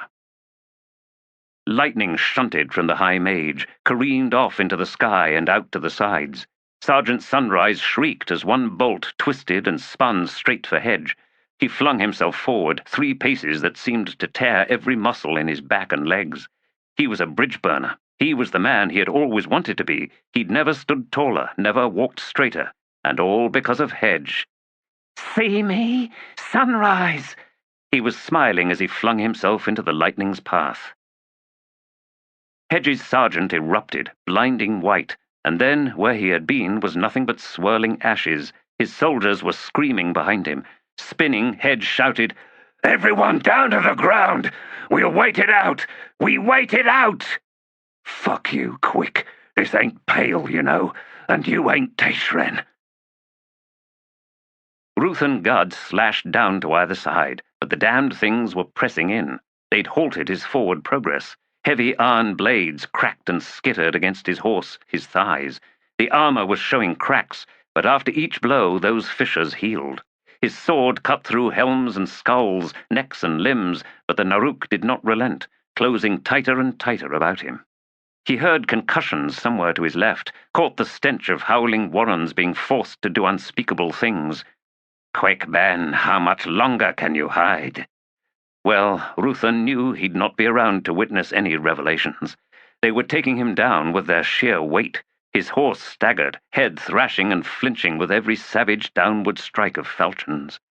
The rest of the phalanx had moved past the knot trapping him, were ascending the ridge, only moments from reaching the first trench. He caught flashes of other phalanxes marching past. 4 blades struck him simultaneously, lifting him from the saddle with a splintering explosion of ice shards. Cursing, he twisted, lashing out even as he plunged into the maelstrom of reptilian limbs and iron weapons. And then taloned feet, slashing, stamping down. A blow to the face stunned him. White, and then blessed darkness. 12 paces. The surviving Marines rose as one from the foremost trench. Crossbows thudded, sharpers cracked and burners ignited. Directly before Fiddler, he saw his bolt glance off a node and then explode immediately behind the lizard's head. The helm went spinning, whipping fragments of brain and bone in a wild, cavorting tale of gore. The node blackened and then exploded. The concussion threw Fiddler back, down into the trench. Pieces of hide and meat rained down. Half-winded, he struggled to reload his lobber. One last cusser. Got to get rid of it before it goes up like those sharpers down the line. Gods, we've been chewed up. Shadows swept over the trench. He looked up. The Naruk had arrived. Korab had managed to reload. Lifting his head, he saw a giant lizard rising above the berm, more tilting down as if grinning at him. His quarrel vanished into its soft throat, punched out through the back of its skull. The creature wobbled. Flinging away the crossbow, Korab drew his sword and scrambled to his feet. He swung at the nearest shin. The impact nearly broke his wrist, and the weapon's edge bit deep into bone and jammed there. Still the creature stood, twitches rippling through its massive body. Korab struggled to pull loose his sword. To either side, Naruk clambered over the berm, leapt down into the trench. The backswing lifted Sergeant Primley into the air, and he rode the iron blade, his blood spilling down as if from a bucket. Shrieking, Nella flung himself onto the lizard's left arm, pulled himself higher, and then forced the sharper down between the enamel chest plate and the greasy hide. Jaws snapped, closed on his face. Phlegm like acid splashed his eyes and skin. Howling, Nella tightened his grip on the sharper and then drove the fist of his other hand against the armor directly opposite the munition. Malvan Dredder, driving a spear into the lizard's belly, caught the blast as the creature's chest exploded. Ceramic shrapnel shredded Malvan's neck, punching red gore into the air behind him. Nella was flung back, his right arm gone, his face a slashed, melting horror. Primley's corpse landed 5 paces away, a flopping thing painted crimson. The lizard toppled. 2 more appeared behind it, falchions lifting. Stumbling, Drawfirst set her shield and readied her sword, as Skulldeath leapt past her, landing in between the 2 Naruk. A bolt sizzled close to her horse's head. Its muzzle and mane burst into flame. Skin peeled and cracked from mouth to shoulders. The animal collapsed. Lostariel managed to roll clear. The heat had flashed against her face, and she could smell the stench of scorched hair. Staggering to her feet, she looked over to see a dozen staff riders down, roasted in their armor. The adjunct was lifting herself from the carnage, her Otataral sword in one hand. "Get me Keneb!" "Keneb's dead, adjunct," Lostaro replied, staggering over. The world spun and then steadied. Tavare straightened. "Where?" Lostaro reached the woman, pulled her down to the ground. "You shouldn't even be alive, Tavare. Stay here. You're in shock. Stay here. I'll find help." "Quick, Ben. The High Mage." "Aye." Lostara stood over the adjunct, who was sitting as would a child. The captain looked over to where she'd last seen Quick Ben. He'd annihilated an entire phalanx, and where it had been, the fires of superheated flesh, hide and bone still raged in an inferno. She saw him marching towards another phalanx, above him the sky convulsing, blackening like a bruise. Sorcery erupted from the High Mage, struck the phalanx, burning corpses lifted into the air. "I see him. Adjunct, I can't—" From the darkness in the sky, a sudden glow, blinding, and then an enormous spear of lightning descended. She saw the High Mage look up, saw him raise his arms, and then the bolt struck. The explosion could have leveled a tenement block. Even the Naruk in the phalanx 30 or more paces away were flattened like sheaves of wheat. Flanking units buckled on the facing sides. The shock wave staggered Lostara, stole her breath, deafened her. Hands to her face, she slumped down, struck the ground hard. "Pearl?" Scannero threw herself down into the second trench where the heavies were waiting. "The Marines are overrun! Sound the fallback! And make room for the survivors! Let them through! Get ready to hold this trench!"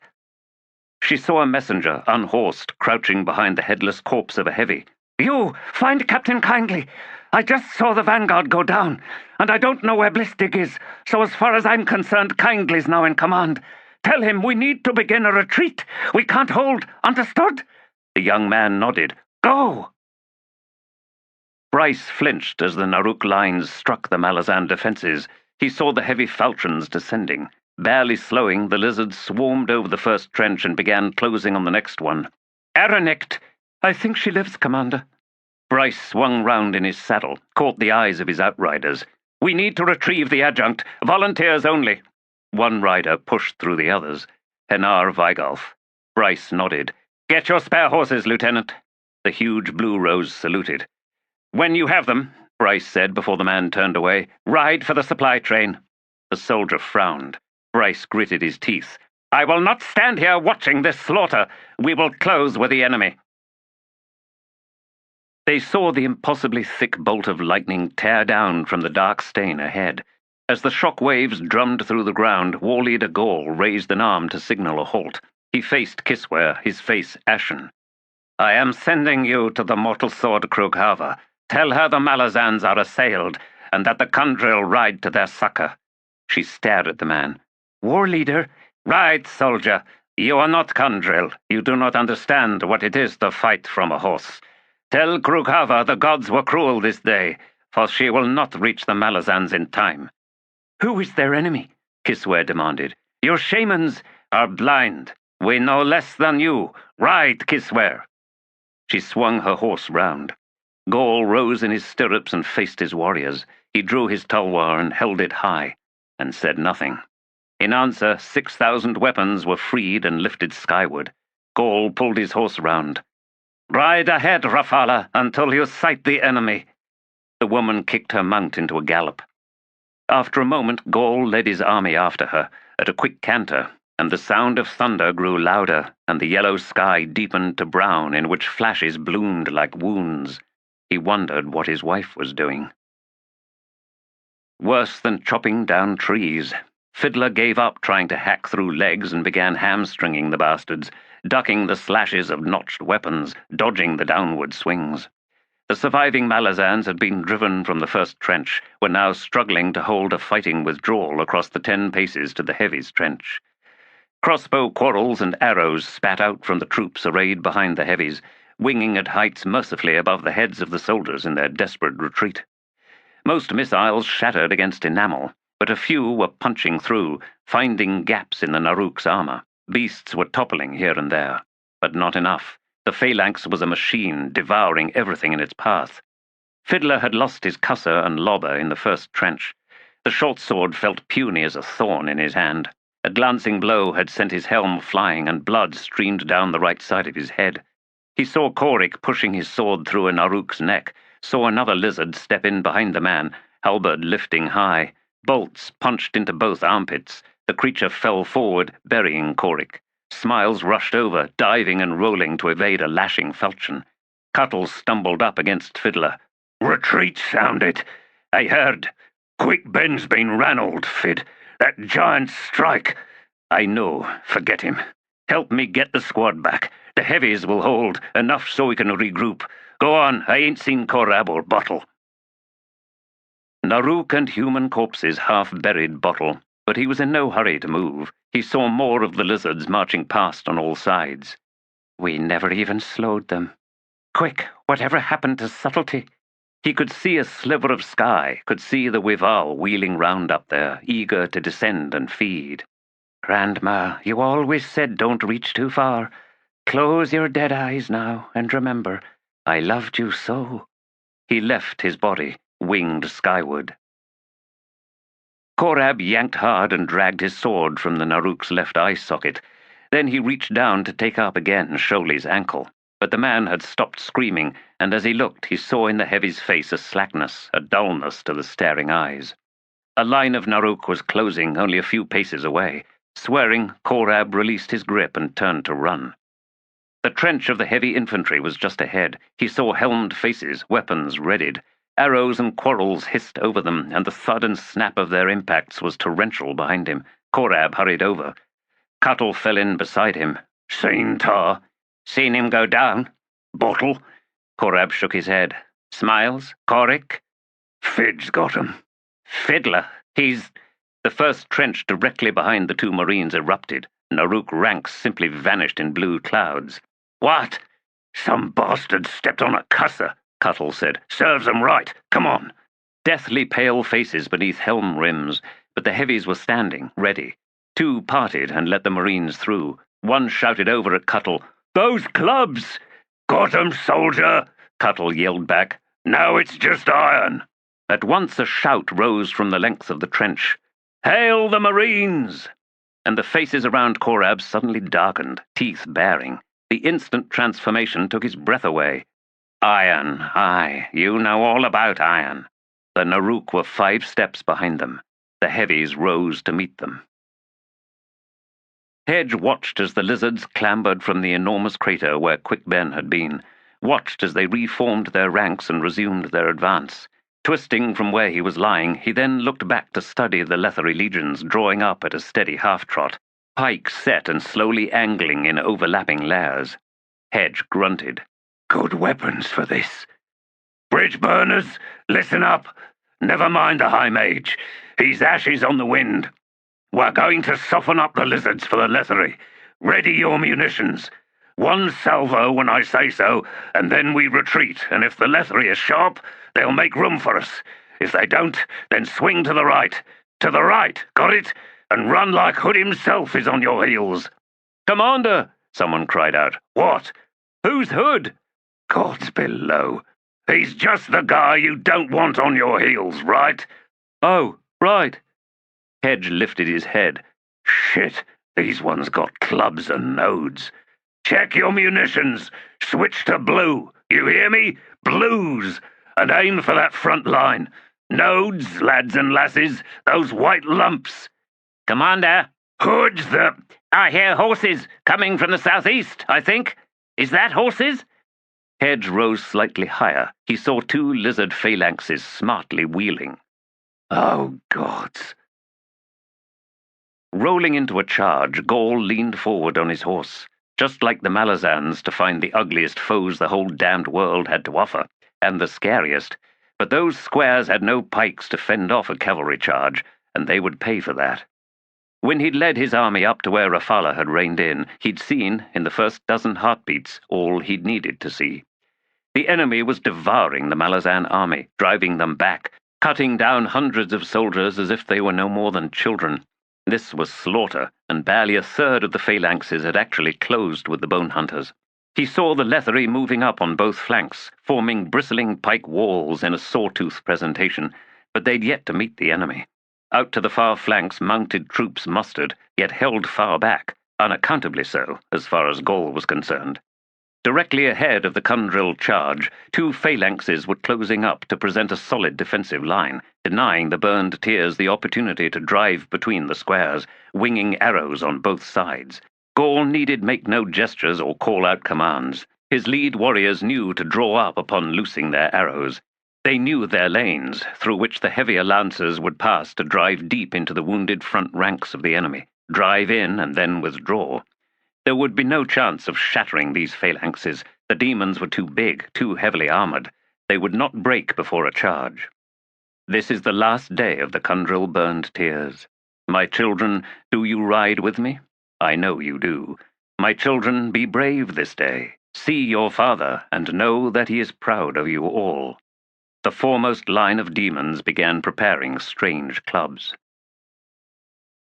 Hedge saw the lightning erupt from the Naruk line, saw the jagged bolts tear into the mass of Kundril warriors. The charge seemed to disintegrate inside a horrific cloud of red mist. Sickened, he twisted onto his back, stared up at the sky. Didn't look like sky at all. "Bridge burners, get ready. Munitions in hand. 1, 2, 3, up!" Bryce had thought the bodies lying on the ground ahead were corpses. They suddenly rose, 40 or 50 in all, and flung objects at the front line of Naruk. The small dark grenados splashed as they struck the enemy warriors. An instant later, the Naruk who had been struck began writhing as the liquid ate through their armor, and then their hides. One of the nodes exploded, flinging bodies back, then another and another. All at once, the front ranks of the phalanx were a chaotic mess. Bryce turned to his signaller. "Sound the charge! Sound the charge!" Horns blared. The legions broke into a dog trot, pikes leveled. The sappers were running, swinging to the left and out from the gap between the 2 forces. They might just make it clear in time. At 6 paces, the leathery ranks surged forward, voices lifting in a savage roar. The teeth of the saw bit deep. 1, 3 rows, 4. The Naruk phalanx buckled, and then the two forces ground to a halt. Pikes were held in place, infighters armed with axes and stabbing swords pushing between the front line to begin their vicious close work. Falchions flashed high and then descended. Bryce gestured. Another messenger came up alongside him. The onager and arbalest units are to draw up on the hill to the east. Begin enfilade. Cavalry to provide initial screen until they commence firing. The man saluted and rode off. Bryce looked southeastward.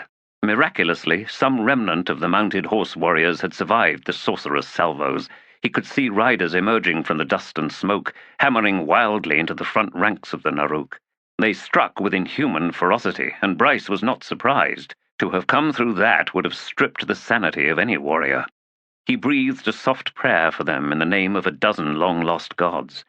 A messenger reined in on his right. "Commander, the West Legions have engaged the enemy." "And?"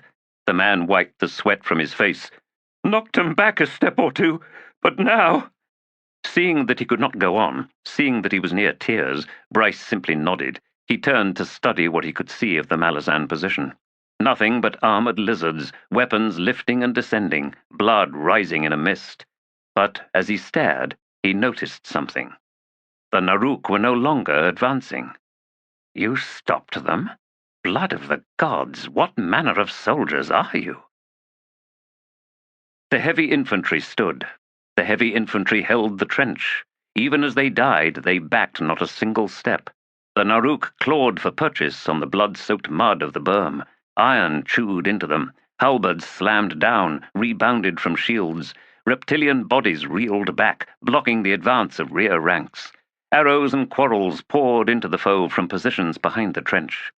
And from above, Loki Wival descended by the score, in a frenzy to tear and rend the helmed heads of the lizard warriors. Others quickly closed to do battle with their kin, and the sky rained blood. Bottle's soul leapt from body to body, grasped tight the souls of Loki Wival, and flung them down upon the Naruk. As each one was pulled down to the slaughter, he tore himself free to enslave yet another. He had reached out, taking as many as he could. Dozens of the creatures, the stench of blood and all that they saw had driven them mad. He needed only crush the tatters of their restraint, loose them upon the nearest beasts that were not Wival. When kin attacked, he did not resist. The more dead and dying Wival, the better. But he felt himself being torn apart. He felt his mind shredding away. He could not do much more of this, yet Bottle did not relent. Tar stumbled into a knot of Marines, glared round. "Limp, where's your—" "Dead," Limp said. "Just me and Crump." "Ruffle?" The round-faced woman shook her head. "Got separated. Saw Skim die. That's all." "So what are you doing sitting here? On your feet, Marine. Those heavies are dying where they stand, and we're going to join them. You, Relico, pull vastly on his feet there. You're all coming with me." Silent, without a single word of protest, the Marines clambered to their feet. They were bleeding. They were exhausted. They gathered up their weapons, and, Tar in the lead, set out for the trench. Nearby, Herb plucked away the shattered fragments of his shield. Hellion crouched beside him, breathing hard, her face streaked with blood and puke, with more of both drenching her chest. She'd said she didn't know whose blood it was. Glancing at her, he saw her hard eyes, her hard expression. Other soldiers were drawn up behind them. Herb turned. "We do what Tar says, soldiers. Back into it, now." Hellion almost pushed past him on the way to the trench. Henar Vigolf reined in beneath the hill. He could see fallen horses and sprawled, scorched bodies where the adjunct's command post had been.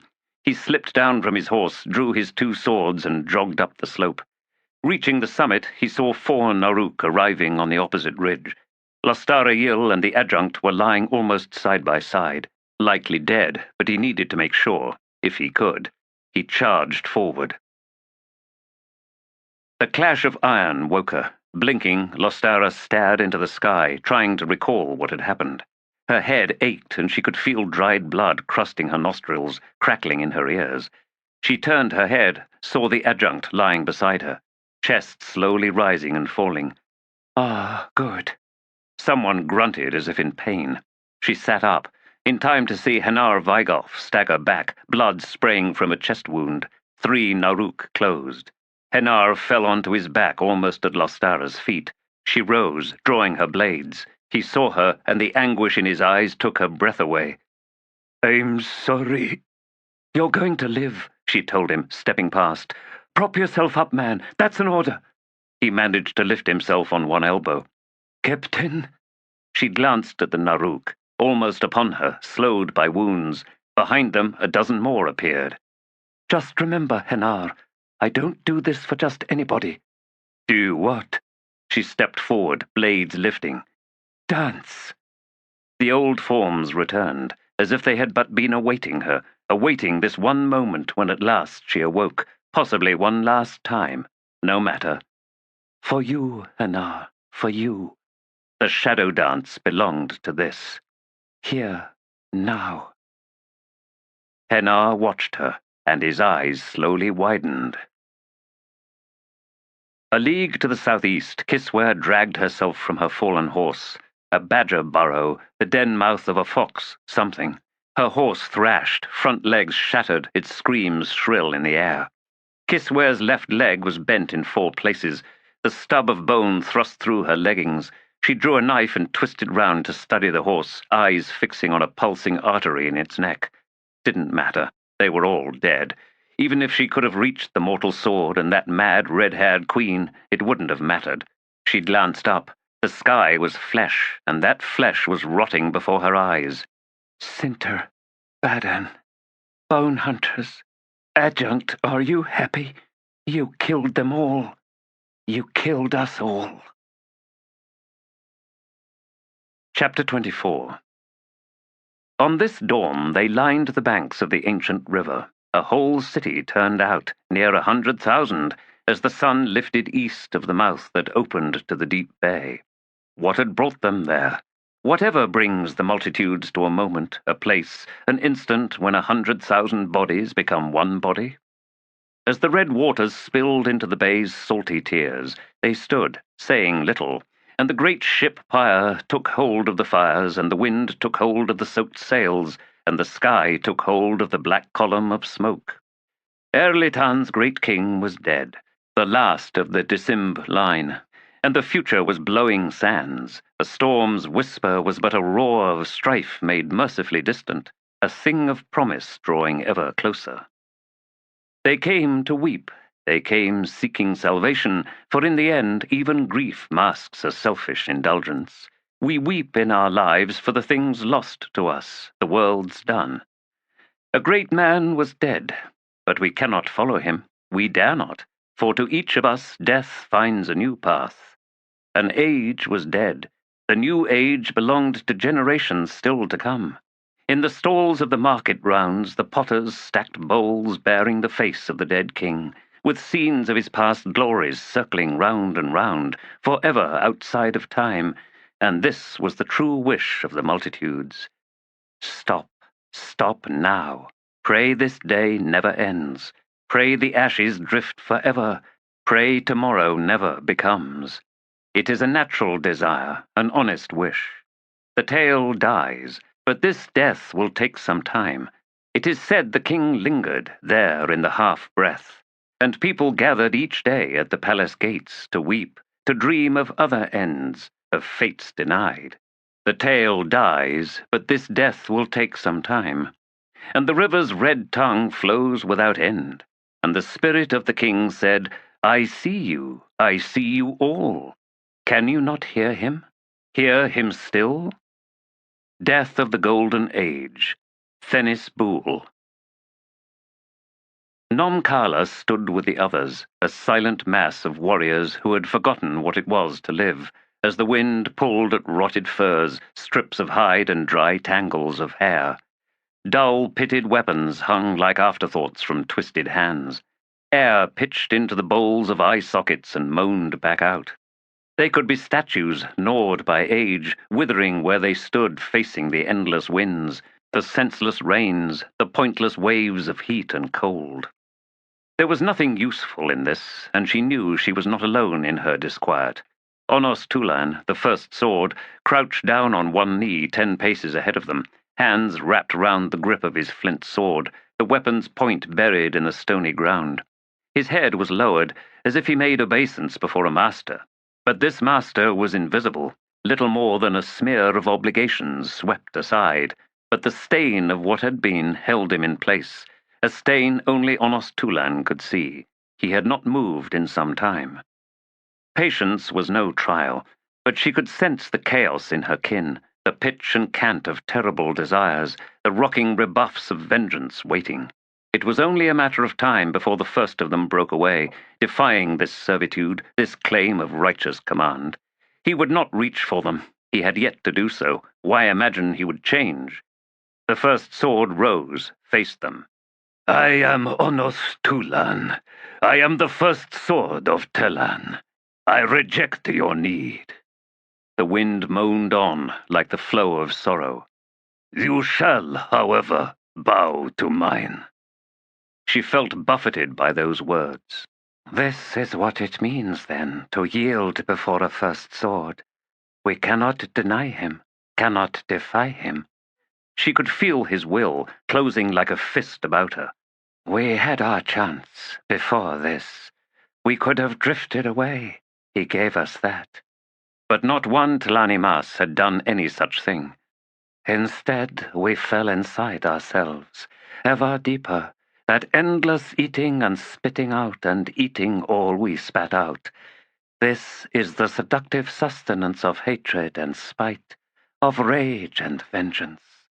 He could have led us off a cliff, and we would not have noticed. The 3 Orshane bonecasters stepped forward. Ulag Togtil spoke. First sword, we await your command. Onos Tulan slowly faced south, where the sky above the horizon seemed to boil like pitch, and then he swung north, where a distant cloud caught the sun's dying light.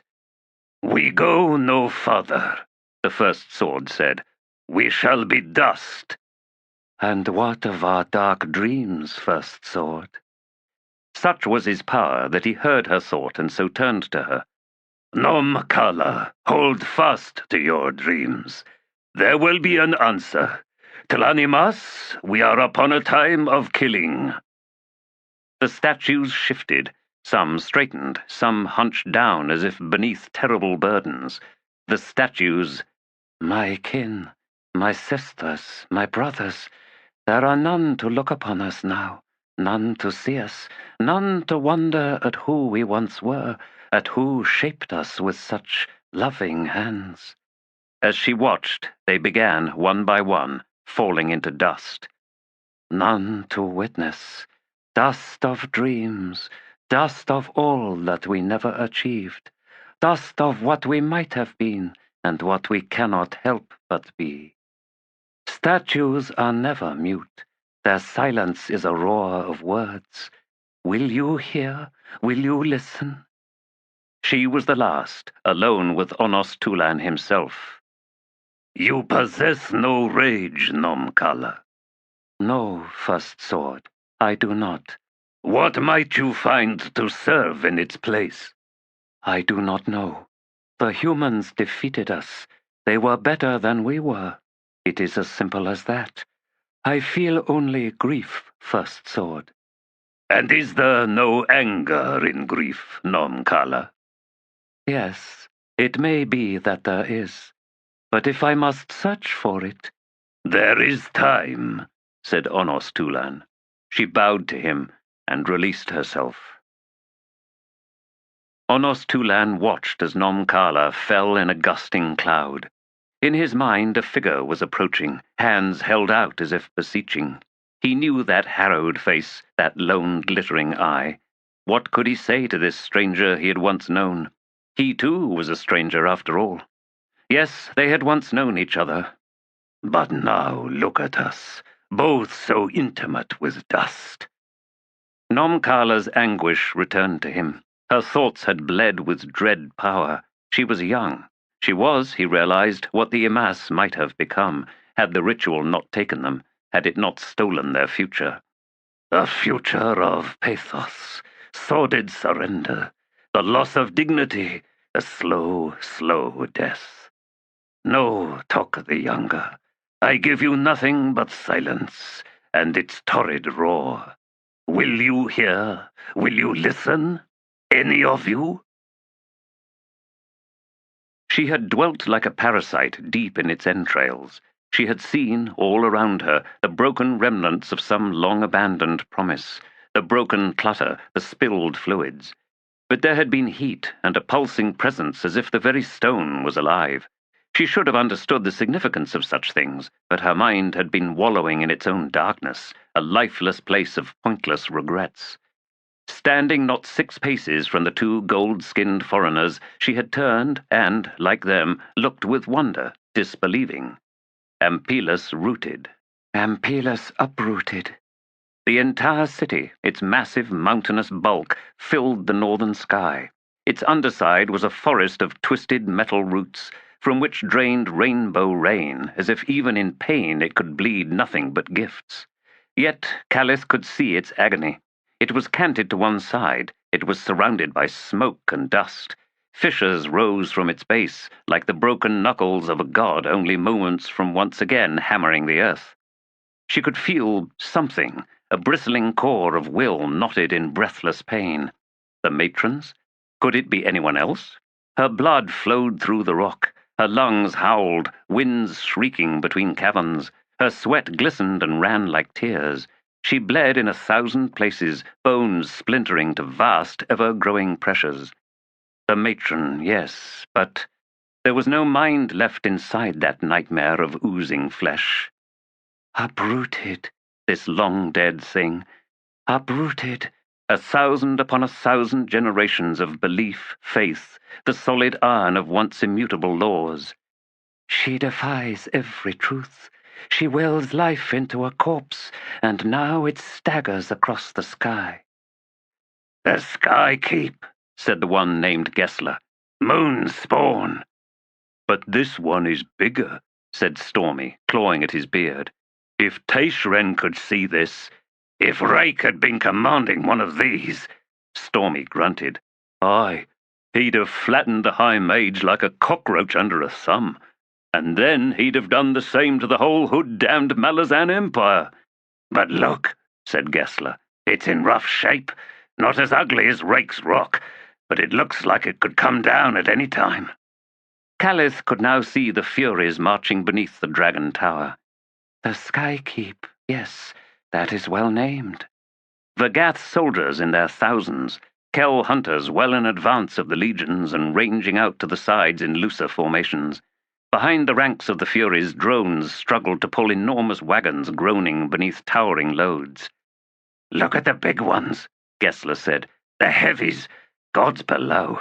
One of those could rip a Kenil Ra demon in half. Calith spoke.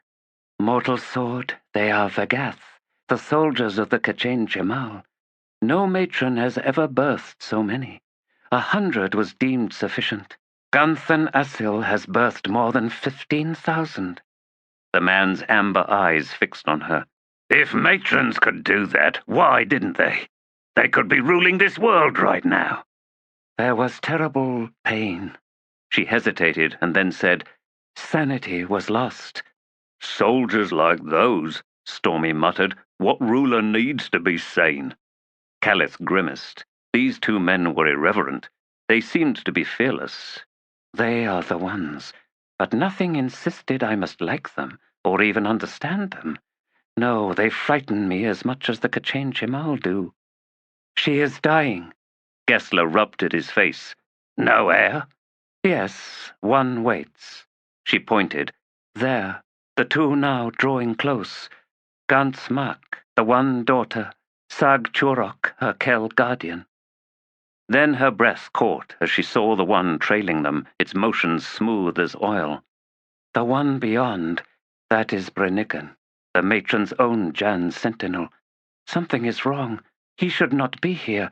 He should be at her side. What about those assassins? Stormy asked, squinting skyward. Why ain't they showed? The one that snatched us? I do not know, Shield Anvil. Something is wrong. The two foreigners, they called themselves Malazans, backed away as Gunth Mak and Sag Churok drew closer. Guess, what if they don't like the look of us? What do you think? Gessler snapped. We're dead, that's what. There is no danger, Calith assured them. Of course, I am sure Red Mask believed the same. Sag Churok spoke in her mind. Destriant, the matron is chained. What? The two Shigal who remained in the nest forged an alliance. They have eaten her forebrain, and now command what remains of her. Through her body they have uprooted Ampilas. But her flesh weakens. Soon Ampilas will fail. We must find the enemy. We must find our war. Calith looked to Gunth Mak. Is she safe? She is. But why? The Shigal see no future. The battle is the end. No future. The one daughter is irrelevant. And Gorul? Outlawed, missing, possibly dead. He sought to return, sought to defy, but was driven away, bearing wounds. Gessler cut in. You're speaking with this thing, aren't you? Yes, I am sorry. There are powers awake in me, flavors. The one daughter. It is a gift. Stormy said. If we're to lead this army of elephant rapers... Stormy, hold on! Gessler advanced on his companion, falling into their foreign language as he continued with a barrage of protestations. Calith did not need to understand the words, as Stormy visibly set his heels, face flushing as if in deadly warning. This was a stubborn man, she could see, far more so than the mortal sword. Gessler railed at his friend, but nothing he said altered Stormy's stance. He said he had dreams. He has accepted this. She will share the flavors, Calith said to them. It is necessary. Stormy faced her. Those Vigaths, how fast are they? How smart? Can they answer to commands? Discipline? What sort of signaling do they heed?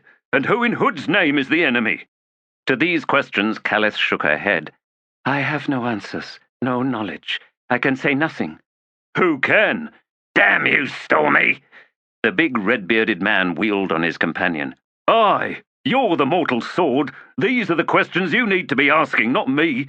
Who's going to command here? You are, you stupid lump of Denrabi shit. So stop lapdogging me and get on with it. Gessler's hands closed into fists, and he took a half-step closer to Stormy. That's it, he growled. I'm going to crush your fat head, Stormy, and then I'm going to walk away. Stormy bared his teeth, squaring himself to await Gessler's charge. Sag Churok thumped between the two men, sword blades straightening out to the sides, the motion forcing the men apart, lest those notched edges find them. Snarling, Gessler spun round and marched off a dozen or so paces. Grinning, Stormy straightened. Give me those flavors, lizard. We got to talk. Not that one, Calith said. Gunth Mak is the one without swords. There, not the Jan, this one. Go to her. Fine. And then what? Then nothing. You will see. He walked up to stand directly in front of Gunth Mak. Brave or stupid, I think I know which way Gessler would say. But she saw that Gessler, arms crossed, had turned to watch. Well? Gods, she stinks. He suddenly recoiled. Sorry, lizard, he mumbled. I didn't mean it. He wiped at his face, then held out his hand, scowling.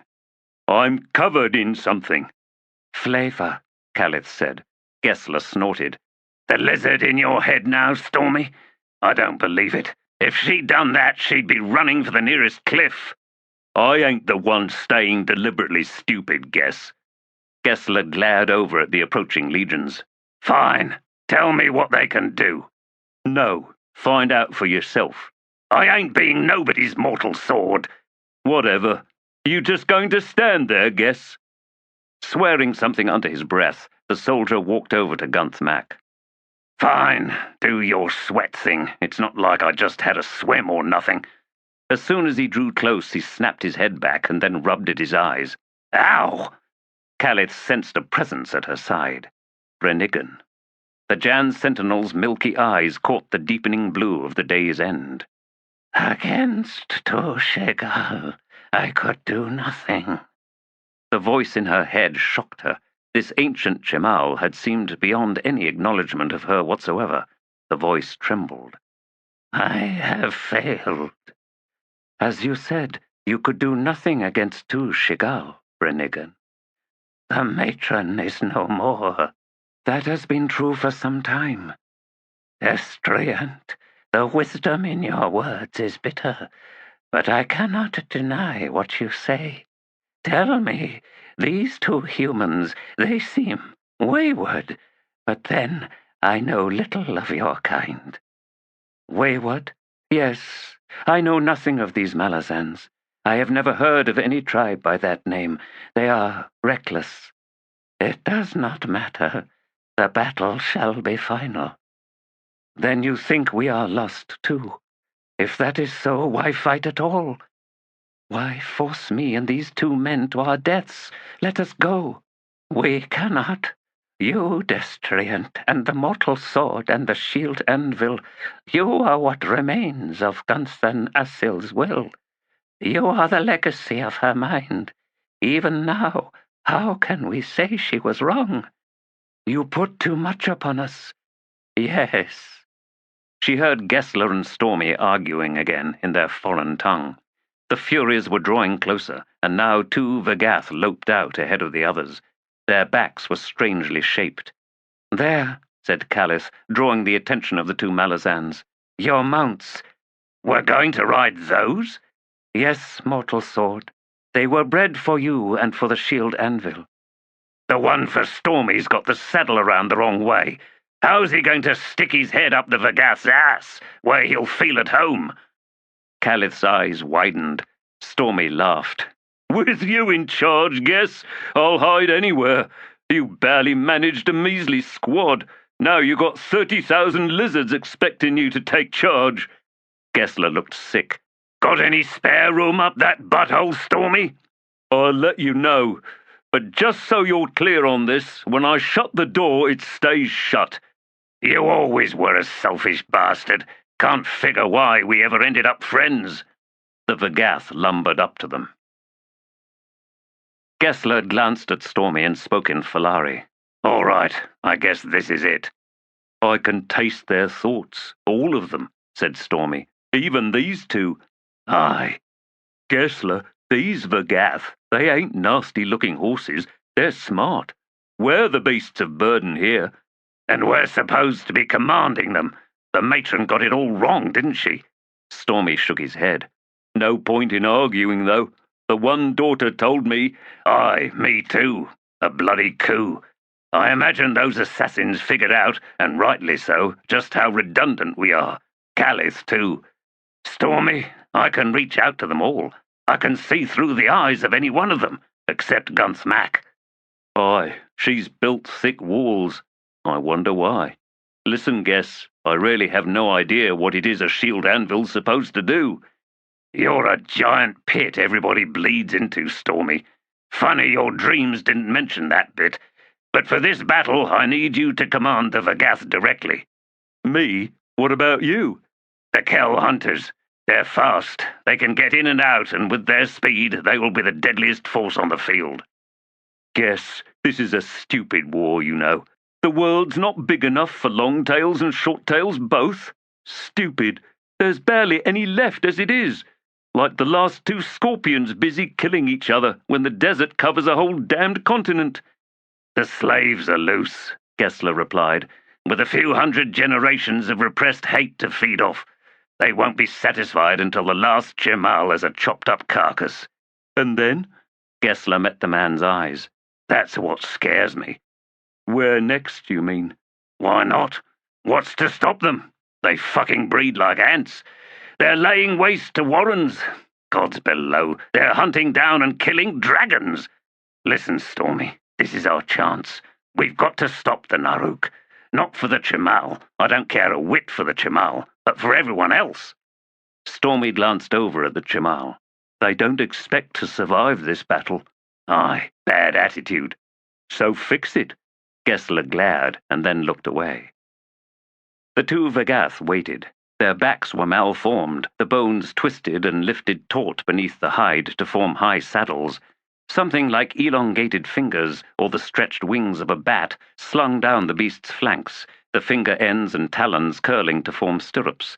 Plates of armour ridged the shoulders, lobster-tail scales encased the forward-thrusting necks. Their helms wrapped about the flattened skulls, leaving only the snouts free. They could look down upon a Toblakai. The damned things were grinning at their riders. Gessler faced Gunth Mac. "One daughter, the last assassin, the one that escaped. I need him." Calith said, "We do not know if Gorol even lives." Gessler's eyes remained on Gunth Mac. "She knows. One daughter. I ain't going to fight a battle I can't win. If you want us leading you, well, one thing us humans don't understand, and that's giving up. We fight when the fight's been thumped out of us. We rebel when all we got left that's not in chains is inside our skulls. We defy when the only defiance we got left is up and dying.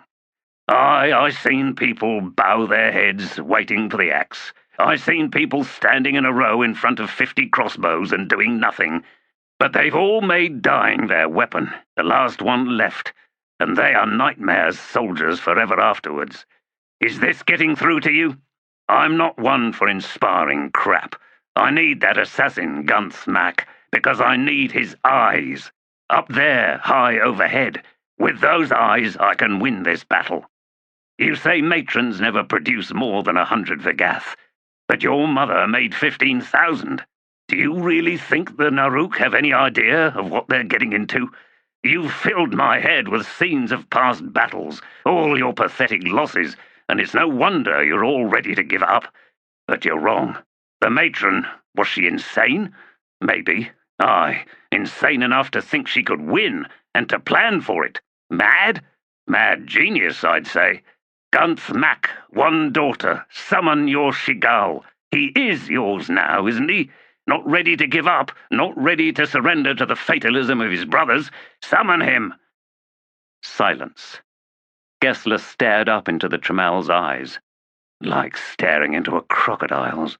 It's the game of seeing all but reacting to nothing, until necessity forces the issue.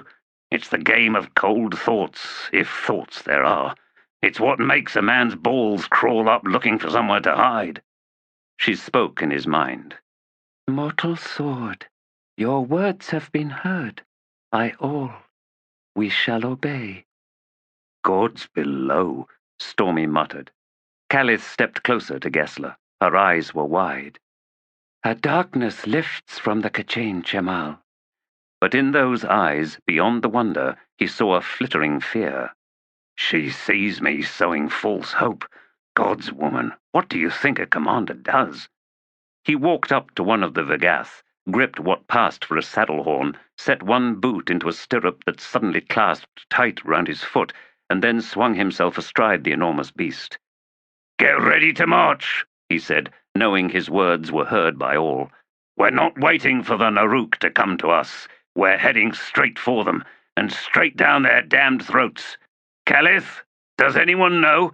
Will that sky keep follow? Will they fight?" "We don't know, Mortal Sword. We think so.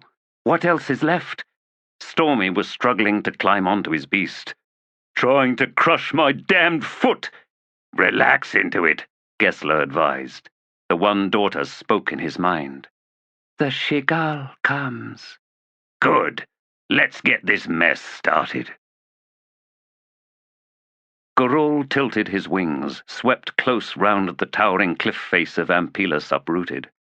There was but one Shigal left inside. He'd managed to deliver fatal wounds to the other before he'd been driven from the nest, and then the city. Deep slashes wept thick blood down his chest, but none of these threatened his life. Already he had begun to heal. Before him on the plain, the massed furies had resumed their ground-eating march. Thousands of Kell hunters spread out to form a vast screen in a crescent as they struck southward, where dark clouds boiled on the horizon, slowly disappearing as the sun finally sank beneath the western hills. The Naruk had fed this day, but the quarry had proved deadlier than they could have anticipated. This mortal sword and his words impressed Gorul, insofar as these soft humans could do so. But then, neither the one named Gessler nor the one named Stormy were truly human. Not any more. The aura of their presence was almost blinding to the Shigal's eyes. Ancient fires had forged them. Theralan, Telan, perhaps even the breath and blood of the Elaint. The K'chain Chemal did not bow in worship, but when it came to the Elaint, this abhorrence weakened. Children of the Elaint, but we are nothing of the sort. We simply claim the honor. But then, is this not what all mortals do? In grasping their gods, in carving the vicious rules of worship and obedience? Children of the Elaint, we name our cities for the firstborn dragons, those who once sailed the skies of this world. As if they cared, as if they even noticed. This mortal sword spoke of a refusal, a defiance of the fate awaiting them. He possessed courage and stubborn will, laudable conceits. I answer his summons. I give him my eyes for as long as I remain in the skies. I do not warn him that such time shall not long survive the commencement of battle. The Naruk will see to that. Even so, in Gunthan Asil's memory, I shall abide. Doubt swirled round the red-bearded one, the shield anvil. His heart was vast, it was true. He was a thing of sentimentality and compassion, so contrary to his bestial appearance, his simian fire. But such creatures were vulnerable. Their hearts bled too freely, and the scars never knitted true. It was madness to embrace the pain and suffering of the K'chain Chemal. Not even a matron would yield to such a thing. The mind would howl, the mind would die. No matter, he was but one mortal, a human at that. He would take what he could and then fail. Falchions would descend, an instant of purest mercy. Enough of that, and I don't give a flying fuck for all your miserable thoughts. Assassin, I am Gessler, your mortal sword. On the morning to come, on the dawn of battle, you will be my eyes. You will not flee. I don't care how nasty it gets up there. If you ain't looking like a pigeon that's gone through a windmill by the time we're all done, you'll have failed me, and your kin too. So don't even think. I hear your words, mortal sword. You shall have my eyes, more's the pity. So long as we're understood. Now, what should I be expecting when we sight the Naruk? And so Gorul told him. The human interrupted again and again with sharp, percipient questions. And as the shock of his power, which had so easily torn through his defenses to plunder Gorul's mind, slowly faded to a welt of indignation, the Shigal's esteem for the mortal sword grew, grudgingly, half in disbelief, half in resentment. The assassin would not permit himself the delusion of hope. But this man was a warrior in the truest sense. And what is that true sense? Why, it is the insanity of belief. And now you make us believe, with you, in you, and in your madness, which you so insist upon sharing. You taste bitter, human. You taste of your world. Cursing, Stormy forced his mount up alongside Gessler. I'm picking up a stink of something. It's hiding in back thoughts, at the bottom of deep pools. What in Hood's name are you talking about? Gessler demanded. And be quick, that assassin's even now winging towards the enemy. They're camped, I can see them. There are fires, and one big one, lots of smoke. God, my head's ready to explode. You ain't listening, Stormy said. That stink, they know something. Gunth Mac, she knows something, and she's hiding it from us. I got this... Gessler snapped out a hand, and Stormy could see a distant look in his friend's battered face, and as he watched, he saw horror filling the man's eyes. Beru Fend, Stormy, I'm seeing wreckage, heaps of armor and weapons. Stormy, those Naruk, they... The Bonehunters, they found them, they... Gods, there's piles of bones. They fucking ate them. As Gessler reeled, Stormy reached out to steady him. Guess, just tell me what you're seeing. What do you think I'm doing? Gods below! But all at once words dried up, and Gessler could only stare downward as the assassin wheeled over the battlefield. The massive encampment, a crater that could swallow a palace, and the vast stain of what looked like coals amidst flame-licked tree stumps. No, not stumps. Limbs. Scorched Naruk, still burning. Was it magic that hit them? Gessler could not believe that. A single release of a warren, torching thousands? And that crater. 100 cusses, maybe. But we didn't have 100 cusses. He could hear Stormy shouting at him, but the voice seemed impossibly distant, too far away to be of any concern. Trenches ribboned a ridge, some of them filled with shattered armor and weapons. Lesser craters pocked the summit, crowded with bones. Off to one side, hundreds of Naruk were moving through the carcasses of horses and blackened bodies. Heavy wagons trailed them, slabs of meat heaped on their beds. Dozens of Naruk were harnessed to them, straining in their yokes. That was a Kundril charge. Wiped out. At least some of the allies arrived in time. In time for what? Dying.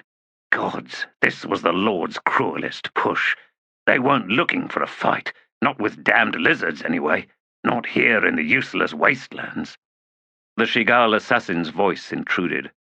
Your kin have damaged the Naruk. This harvest was paid for, mortal sword. At least 3 Furies have been destroyed. Those were my friends. This wasn't their fight. They were brave. They did not surrender. Gessler frowned. Was surrender possible? I do not know. I doubt it. The matter is irrelevant. Against us, tomorrow, there will be no quarter. You got that right, Gessler said in a growl. Gessler! Blinking, the scenes spinning away from his mind, he turned to Stormy. Wiping his eyes, he said, It's bad. Bad as it can get. The Naruk were marching to meet these K'chain Shemal. They slammed like a fist right into the Bonehunters. Stormy, there was slaughter, but only one army remains. Gurul spoke once again in his mind. I have found a trail, mortal sword. Signs of retreat. Shall we pursue it? The Naruk can feel our approach. Our Vegath are as thunder in the earth. They prepare to march to meet us. The sky is a place of no light. There are alien winds. I cannot... Lightning flashed to the south, cracking through the night. Gessler grunted as the concussion reverberated through his skull. Assassin? Where are you? Answer me. What's happened? But he could not reach out to the winged lizard. He could not find Gurul anywhere. Shit! Is that a damned storm cloud up ahead, Gessler? Is that blood on your face? Tell me what the hood's going on! You really that curious? Gessler said, baring his teeth. He then spat. The Naruk have dropped everything. They're coming for us. We're on our own. And the Bonehunters? We're on our own. The scouts emerged from the unforgiving darkness. On this night the slashes had vanished, taking the stars and the jade glow with them. Even the swollen haze that was the moon did not dare the sky. Shivering in the sudden chill, War Leader Strahl waited for the scouts to reach him. The 2 Sanan warriors were hunched over, as if fearful, or perhaps wounded. When they halted before him, both knelt. They were exhausted, he saw, their chests heaving. Look at them. Look at this darkness. Has the world ended this night? He would not rush them, demanding words they would struggle to feed. The dread was thick enough in their harsh breaths. Behind the war leader, the Sanan Barghast waited. Some slept, but for most sleep would not come. Hunger, thirst, the famine of loss, a song of soft weeping. He could feel scores of eyes fixed upon him, seeing, he knew, little more than a vague, smudged silhouette, seeing the truth of him, and before them he had nowhere to hide. One of the scouts had recovered his wind. War leader, 2 armies on the plain. The Malazans. No, war leader, these are demons. The other hissed. There are thousands. 2 armies, you said. They march towards each other, through the night. We are almost between them. War leader, we must retreat. We must flee from here. Go into the camp, both of you. Rest. Leave me. Say nothing. Once they'd staggered off, he drew his furs closer about his shoulders. This dusk they'd sighted a moon's spawn, but one of hard angles and planes. His sharper-eyed warriors claimed it was carved in the shape of a dragon. 2 demon armies. What better place to clash than on the wastelands? Kill each other. Yours is not our war. We mean to find the Malazans, do we not? Our old enemy, a worthy one. Did they not betray the alliance at Coral? Did they not try to cheat Caladan Brood and steal that city in the name of the cursed Empress? If not for Anomander Rake, they would have succeeded. These Bonehunters claim to be renegades, but then, did not Dujek One-Arm say the same? No, this is the usual nest of lies. Whatever they seek, whatever they conquer, they will claim for the Empress. Onos Tulan, what other enemy existed? Who else could you hope to find? Who else as worthy as the Malazans, conquerors, devourers of history? You said you once served them, but you left them. You came to lead the White Faces. You knew this enemy. You told us so much that we now need. We were fools that we did not see, but now I do. The demons were welcome to their battle. Yes, they would retreat from this. He swung round. Dust spun in the Sanan camp, silver as moonlight, in spirals rising on all sides. Someone shrieked. Ghostly warriors, the gleam of bone, rippling blades of chert and flint. Strahl stared, struggling to comprehend. Screams erupted. The terrible weapons lashed out, tore through mortal flesh and bone. Barghast war cries sounded. Iron rang against stone, rotted faces, black-pitted eyes. A hulking figure appeared directly in front of Strahl. The war leader's eyes widened. As in the firelight he saw the sword gripped in the creature's bony hands. No, no. We avenged you! Onos Tulan, we avenged them all! Do not! You cannot! The sword hissed a diagonal slash that cut through both of Strahl's legs, from his right hip to below his left knee. He slid down with that blade, found himself lying on the ground. Above him, only darkness. Sickly cold rushed through him. We did all we could. Our shame, our guilt. War leader, please. There are children, there are innocents. The downward chop shattered his skull. The Sanan died. The white-faced Barghast died. Nomkala stood apart from the slaughter. The Tlanimas were relentless, and had she a heart, it would have recoiled before this remorseless horror. The slayers of his wife, his children, were paid in kind, cut down with implacable efficiency. She heard mothers plead for the lives of their children. She heard their death cries. She heard tiny wailing voices fall suddenly silent. This was a crime that would poison every soul. She could almost feel the earth crack and bleed beneath them, as if spirits writhed, as if gods stumbled. The rage emanating from Onos Tulan was darker than the sky, thicker than any cloud. It gusted outward in waves of his own horrified recognition. He knew he could see himself as if torn loose and flung outside his own body. He saw, and the very sight of what he was doing was driving him mad. And us all. Oh, give me dust. Give me a morning born in oblivion, born in eternal blessed oblivion. There were thousands, and scores were fleeing into the night, but so many were already dead. This is what was once. Terrible armies of Tlanimas. We hunted down the Jaghut. We gave them what I see here. By all the spirits, is this our only voice? A terrible moaning was rising in the foul wake of the last few death blows, a moaning that seemed to spin and swirl, coming from the Tlanimas, from each warrior splashed in gore, dripping weapons in their hands. It was a sound that cut through Nomkala. She staggered before it in retreat, as if begging the darkness to swallow her whole. Onos Tulan, your vengeance, you delivered it upon us, upon your pathetic followers. We followed your lead. We did as you did. We broke our own chains. We unleashed ourselves. How many millennia of this anger within us, lashed loose, lashed into life. Now we are become slayers of children. We have stepped into the world again, after all this time spent so free from its crimes. Onos Tulan, do you see? Do you understand? Now, once more, we are born into history. If this is what a shield anvil feels, then I don't want it. Do you hear me? I don't want it.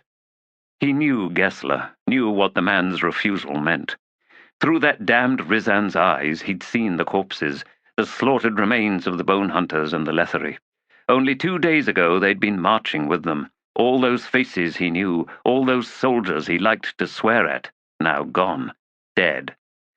This was all wrong. He and Gess should have died with them, died fighting at their sides. Brotherhood and sisterhood only found true meaning in the wash of death, in the falling one after another, the darkness, and then the shuddering awake before Hood's gate. Aye, we're family when fighting to the last, but the real family is among the fallen. Why else do we stagger half-blind after every battle? Why else do we look upon dead kin and feel so abandoned? They left without us, that's why.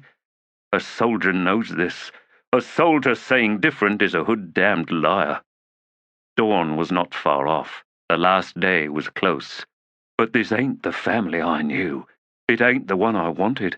All I got is Gessler. We been through it all, true, so at least we can die together. At least that makes sense. Been through it all. Feller, gods, we were young. Damned fools, aye. Running off, swearing ourselves into the Fenner cult. It was the rumours of the orgies that did us in. What rutting lad wouldn't jump at the thought? Damned orgies, oh yes. But we should have worked it out for ourselves. Damned god of war, right? Orgies, oh indeed, orgies of slaughter, not sex. Thinking with the wrong brains is what we did. But at that age, isn't it how it's supposed to be? Only we never got out, never got wise, did we? We found ourselves in a cesspool and then spent the next 20 years telling each other the smell ain't so bad. Sweet as rain, in fact. The Kachain Chemal were going to die. They were going to pour their blood into him, souls crowding for his embrace, whatever that meant. The matron who wanted all this was dead, but then, ain't dying the first and most obvious path into ascendancy, into godhood? Though eating the front of her skull, that's just sick. She'll make 'em pay for that, now that she's a goddess or whatever. Well, he'd keep the door barred until the last moment. He had an army to order around, after all. A mob of heavies who'd wheel on a horsehair with an instant's thought. Imagine what Coltane could have done with these legions. If he'd had 'em, Corbeau Dom wouldn't be wiggling his finger up Lacine's backside right now. In fact, Hood's breath, Stormy, you're leaking the sickest things. So get out of my head. I said leaking, you oaf. I ain't in your head. Listen, stop thinking we're all vulture shit, all right? I don't know if these things got anything like morale, but if they do, you've just beaten it into a pulpy mess. Those were my thoughts. So figure out a way of keeping them inside. Just picture your thick skull. It's got holes, right? Out the eyes, the nose, whatever. So picture blocking them all up. Now you're safe. Now you can think all the stupid things you'd like to think about. Is that why I ain't getting anything from you? No. Right now, I'm too witless to think. Sky's lightning. Look at that cloud to the south. It's not a cloud. It's a hole in the sky. It's a warren ripped wide open. Just looking at it makes my skin crawl like a leech under a rock. Guess, these legions, furies, they ain't presented for battle, unless you plan on us marching right up to 'em, like the Quan used to do. You're right. The Quan had badly trained troops, but they had a lot of them. Who needs tactics? We do. Right. So see if we can get 'em sawtooth. He stopped suddenly. In the same instant, something rushed through Stormy, and he grunted, twisting round. The massive baggage train had halted. Drones, smaller creatures, not much taller than a human, swarmed the beds, unshipping rectangular slabs of iron. Gessler, are those shields? Gessler had halted and wheeled his mount. Aye, I think so. I was wondering at those hand-and-a-half axes the Vergath carried. So these really are heavies. I couldn't pick up one of those shields, let alone hang it from one arm. The Naruk got missile weapons? Unplug your skull, said Gessler, and you'll get your answer. Another innovation from the matron. She must have been something, I think. She was a big fat lizard. She also broke 10,000 years of changing nothing, and the Chamal claim they never had a religion." Grunting, and not quite understanding what Gessler had meant, Stormy cast about to find the destriant. 20 paces to the west, Calith was astride the back of Sag Churok, but she was not watching the smooth distribution of the huge shields through the Vagath ranks. Instead, she was squinting south. Stormy followed her gaze. "Guess I see 'em. A line of legions." "Furies," said Gessler. "5 across, making the facing. And what, 3 deep? Hood's breath, they look to outnumber us badly. I'm thinking 3 teeth each legion, ranks no more than 30 deep. We can reach that high ground just ahead, shield lock there." "You'll screen my Kell then, Stormy. Show your teeth and let the Naruk close jaws on 'em. How long you think you can hold that ridge?" "How long do you need?" "I want most of the enemy Furies committed to pushing you off that ridge. I want you to savage them, enough to get them ducking their heads and thinking about nothing but the next step forward. I don't want them looking right or left." "What's Ampelus Uprooted going to be doing during all this?" Stormy demanded. "Unplug your skull." "No, this is better." Calith had ridden closer. "There is sorcery, defenses, weapons." Stormy wasn't understanding something. He knew he would if he knocked down the walls he'd raised around his thoughts, but he didn't want to do that. Ampelus Uprooted. Gessler wasn't factoring it into his tactics at all. Why not? No matter. "Guess, when holding isn't what we need to do anymore, what do you want from us?" "Single wedge. Advance at the walk. Cut the bastards in half, Stormy. One wing will be healthier than the other. That one needs blocking. We annihilate the weaker wing. Then we can wheel and take down the other half." "Guess, these Vagath never fought this way before. The Kachane Chamal had no tactics at all, from what I can see in my head." "That's why they need us humans," Calith said. She understood. "You two," she shook her head. "The Chamal, they drink down your confidence. They are sated. They hear you discussing the battle to come, and they are awestruck with wonder and faith." Stormy scowled. "Woman, if you could read me right now, you'd run screaming. Of course we say we're doing this and then that and then this other thing, and it's all so perfect and so logical. We know it's all a joke. We know that once the battle is engaged, it all turns into Hood's hoary picnic basket. Me and Guess, we're just amateurs. Dujek was damned good at this, but Dassem Ultor, he was the best of them all. He could stand there in front of 10,000 soldiers, and he'd take 'em all through every sword stroke in the battle to come. By the end of all that wheeling here, driving there, breaking through there, we'd all be nodding half bored and ready to get on with it. It was a done deal to us, and the first sword, why, he'd just take us all in with his eyes and give back one single nod. Then the day went out, and mayhem was a field of flowers, and by dusk the enemy was dead or on the run. Aye, Gessler, I hear you echoing him. I see you taking on his matter-of-fact tone and that face of sun-warmed iron that we all knew would turn to ice when the time came. I'll give you this, friend, you're stealing from the best of 'em all, and doing good." He clawed through his beard. "Anyone got a cask of ale? I can't remember the last time I went into a battle not belching sour brew." He studied Calith for a moment and then sighed. "Never mind. Go on, Guess. Go hide your Kell. I got it here." "See you when it's done, Shield Anvil." "Aye, mortal sword." Heat was building beneath Calith. Sag Churok was flooded with flavors of violence.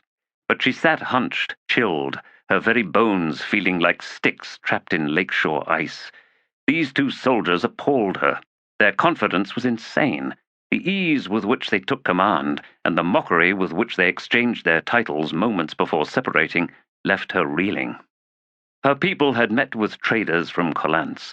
She had seen armored caravan guards, looking bored as the merchants haggled with the Elan elders. Children had drawn close to them, eyes shining, but none drew close enough to touch, as much as they might have wanted to. Killers were lodestones. Their silence and their flat eyes fed something in the young boys and girls, and Calith could see their childlike longing, the whispering romance of the horizons these warriors had seen. Such scenes had frightened her, and she had prayed to the spirits for the strangers to leave, to take their dangerous temptations with them. Looking into Gessler's eyes moments ago, she had seen the same terrible promise. The world was ever too small for him. The horizon chained him, and that chain's pull was relentless. He didn't care what he left in his wake. His kind never did. Yet I knew. Gorol saw true. These were the ones I was seeking. These two men are the answer to Gunthan Assil's vision, a future alive with hope. But they don't care. They will lead us in this battle, and if we all die, they will either flee at the last moment, or they will fall. It's no matter to them. They are no different from Red Mask. Those caravan guards still squatting in her memory, they were dead and they knew it. This knowledge was the one lover every warrior and every soldier shared, a whore of monstrous proportions. Paid in blood, pimped by kings and generals and fanatic prophets. And it's all twisted round. It's the whore who does the raping. You couldn't catch her in 1,000 years. One time, 2 young braves had vanished after a caravan's departure. The elders and parents met to discuss whether or not to set out after them, to drag them back to the village. In the end, the elders wandered off, and the mothers wept softly with their husbands looking on.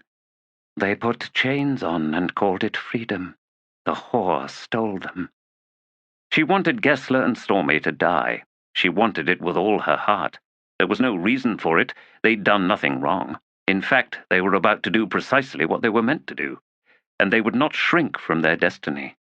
They are not to blame for my hate and my fear. But I want a world without soldiers. I want to see them all kill each other. I want to see kings and generals standing alone, not a single soul within reach of their grasping claws. No weapon to back their will, no blade to sing their threats. I want to see them revealed for the weak, miserable creatures they truly are. What can bring this about? How do I make such a world? Spirits bless my ancestors. I wish I knew. She'd lost her Mahib, her clay vessel awaiting her soul.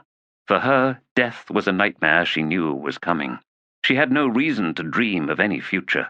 In this, was she not like those caravan guards? Was she not the same as Gessler and Stormy? What did they see in her eyes? I am destriant, and yet I dream of betrayal. When she looked upon the Vagath, the echoes of their agony of birth returned to her, the terrors of the womb. They did not deserve what was coming, and yet they longed for it. Could she steal them away from this day of dying, she would. She'd lead them, instead, against her own kind, a holy war against the soldiers of the world and their masters, leaving only herders and farmers and fisherfolk, artists and tanners and potters, storytellers and poets and musicians. A world for them and them alone, a world of peace. The Naruk furies seemed to devour the broken plain as they advanced. The east was bright with the sun's birth, but the sky above the enemy legions was a vast stain, a bruise, a moor from which wind howled. Stormy drew his sword. He could see the front ranks of the foe preparing clubs, weapons of sorcery. The visions or stolen memories flashed scenes of devastating magic through his mind. Ready your shields, and pray the iron holds. He glared over a shoulder to Ampelus uprooted. A veil of white smoke enwreathed the sky keep. Clouds? Scowling, Stormy turned his attention to his Vagath. They were arrayed upon the ridge as if painted from his own mind. They knew his thoughts, now that he'd knocked down his mental walls. They knew what he wanted, what he needed. And they will never break, never flee, unless panic takes me, and who knows, for all the shit I've been through, it ain't happened yet, and it won't today neither. So, we stand, lizards, we stand. A sudden rustling through the ranks as heads lifted. Stormy swung round. From the gaping hole in the morning sky, shapes were emerging, towering, black, pushing out from the maelstrom foaming out from the warren. Sky keeps, none as huge as the one behind him, massing perhaps 2/3, and none were carved beyond angled planes of black stone, and yet 3, 5, 8. Beru Fend! Ampelus uprooted, ignited like a star behind him. The deafening, blinding salvo of sorcery ripped across the sky. Enormous chunks of gouged, burning stone erupted from the nearest 3 Naruk sky keeps. Streaming, churning smoke and rubble, shattered fragments the size of tenement blocks plunged earthward, slamming into the ground in the midst of the rearmost ranks of the Naruk. Ears numbed by the concussion, Gessler rose high on his stirrups. Ampelus uprooted had drawn closer, looming almost directly overhead. Hood's breath! Kill hunters! Flee the shadow! Get out from under it! East and west! Run! He charged forward on his Vagath. Stormy! Fuck the stand! Charge 'em! You hear? Charge and close! He'd heard the stories of the siege of Pale. Moonspawn's rain of wreckage into the city had broken the backs of the defenders. This deadly rain of rubble could shatter his entire army. More Naruk skykeeps emerged from the wound. Lightning crackled, arced savagely out from a half-dozen skykeeps, converging on Ampelus uprooted. The detonations thundered, and the rain of slaughter began. The huge wagons and their scrambling drones vanished beneath an avalanche that lifted nearby Kell hunters into the air, tails lashing for balance as they flailed about. Dust rolled out thick as a tidal wave to swallow the spreading horror as massive chunks of stone descended from the battered uprooted. Through the torrential, billowing smoke and rubble, Ampelus lashed back. The sawtooth line of Vagath lifted as if heaved forward by the ridge itself, and all at once the huge warriors were pouring down the slope, straight for the lines of Naruk. Sorcery arced out from the wad clubs, crashed into a shield-locked wall of iron. The Vagath staggered, but not one fell. There was no time for a second salvo. The Vagath-toothed line hammered into the Naruk. The impact of the charge flattened 2, then 3 ranks of the short-tails. Weapons lashed down as the Vagath trampled the fallen enemy, closing with the deeper lines still reeling from the impact. Stormy was at the very heart of the attack. He'd swung his sword twice, and both times his blade had bitten deep into armor. But his targets were in the act of dying anyway, for they had come within reach of his mount. He couldn't close with anything worth hacking apart. He roared in frustration. The Naruk warriors were outmatched. They bore no shields. The Vagath simply chewed through them. Lightning ripped down from the sky, ploughed a bloody, burning swath through the rearmost Vagath ranks, slaying hundreds in an instant. Stormy snarled, battered by those sudden, terrible deaths. Break formation! Close with the enemy! Another lash of sorcery scythed down hundreds more. Close! Ampelus rooted, burned from a dozen gaping fissures. Massive pieces had shorn clear, revealing exposed innards from which poured black smoke. The skykeep shuddered as attack after attack pounded into it. The edifice's forward progress had halted, and now it was being buffeted backward. Still it spat its own fury, and Gessler could see one of the Naruk keeps leaning far to one side, billowing flames and smoke, and from this one no lightning winged out. But there were too many of the damned things. 3 had drifted out to the east and were now angling to draw up behind Ampelus rooted, where the thick iron plates armoring that side of its flank had been removed to fashion shields for the Vagath. In moments they would strike a soft target, and that'll kill her, like a knife to the back. When she's finished, those keeps will turn on us here below, if they can, but I won't let them. Kill hunters! Flanking charge from both sides! Cut in behind the contact! Hollow out those engaged legions! Don't piss around, damn you all! Charge! The 3 Naruk skykeeps loosed raging arcs of lightning. Calith stared in horror as the lower half of Ampelus rooted seemed to bulge, limed in red glow. The concussion of the detonation threw Sag Chorok and Gunth Mak down. Calith tumbled clear of the thrashing beasts, rocks lacerating her shoulder and face. She rolled onto her back. The sky was burning, and flaming stones rained down. She cried out, covering her eyes. At the rush of hot wind, Stormy twisted round. The lower third of Ampelus rooted was simply gone, and what remained was spilling its guts, everything burning as the wreckage plunged earthward. The impact was driving the keep onto its side, or back, exposing the destroyed more of its base. He swore as Ampelus rooted somehow managed to return fire, two serpents of lightning writhing out behind it. They must have struck, though he could not see past the Chimal keep, but the thunder of impacts trembled the earth, and then he saw one of the Naruk keeps rising behind Ampelus rooted, climbing on streamers of smoke. His eyes widened to see the huge thing gaining speed as it shot still higher. With smoke swarming down its flanks, damaged beyond hope of control, the keep seemed to lunge as it shot into the sky, and kept going. The remaining two ignited in another sorcerous strike. Light engulfed Ampelus uprooted. The Kell hunters plunged into the buckling flanks of the Naruk furies that were locked jaw to jaw with the Vigath. Their massive blades hacked bloody paths into the press. The Naruk could not match their speed, their reach, and they seemed to melt before the attack. In his mind, Gessler was shouting the same words over and over, a mantra of desperation. "Close, close, close in! Close! They won't fire if—" Two skykeeps hovering directly above the battle sent down writhing spears. Naruk, Vigath, and Kell bodies lifted into the air, blackened, iron shattering. "You pieces of shit!" It was lost, all of it. He realized that in this instant. The keeps would sterilize the plain below them, if that was what it took. Off to the west, two more sky keeps were swinging round to approach the battle. Gessler glared at them, and then both exploded. My flesh is stone. My blood rages hot as molten iron. I have 1,000 eyes, 1,000 swords, and one mind. I have heard the death cry. Was she kin? She said as much when first she touched me. We were upon the ground, far from each other, and yet of a kind. I heard her die, and so I came to mourn her. I came to find her body, her silent tomb. But she dies still. I do not understand. She dies still, and there are strangers, cruel strangers.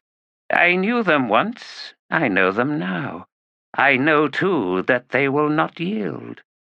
Who am I? What am I?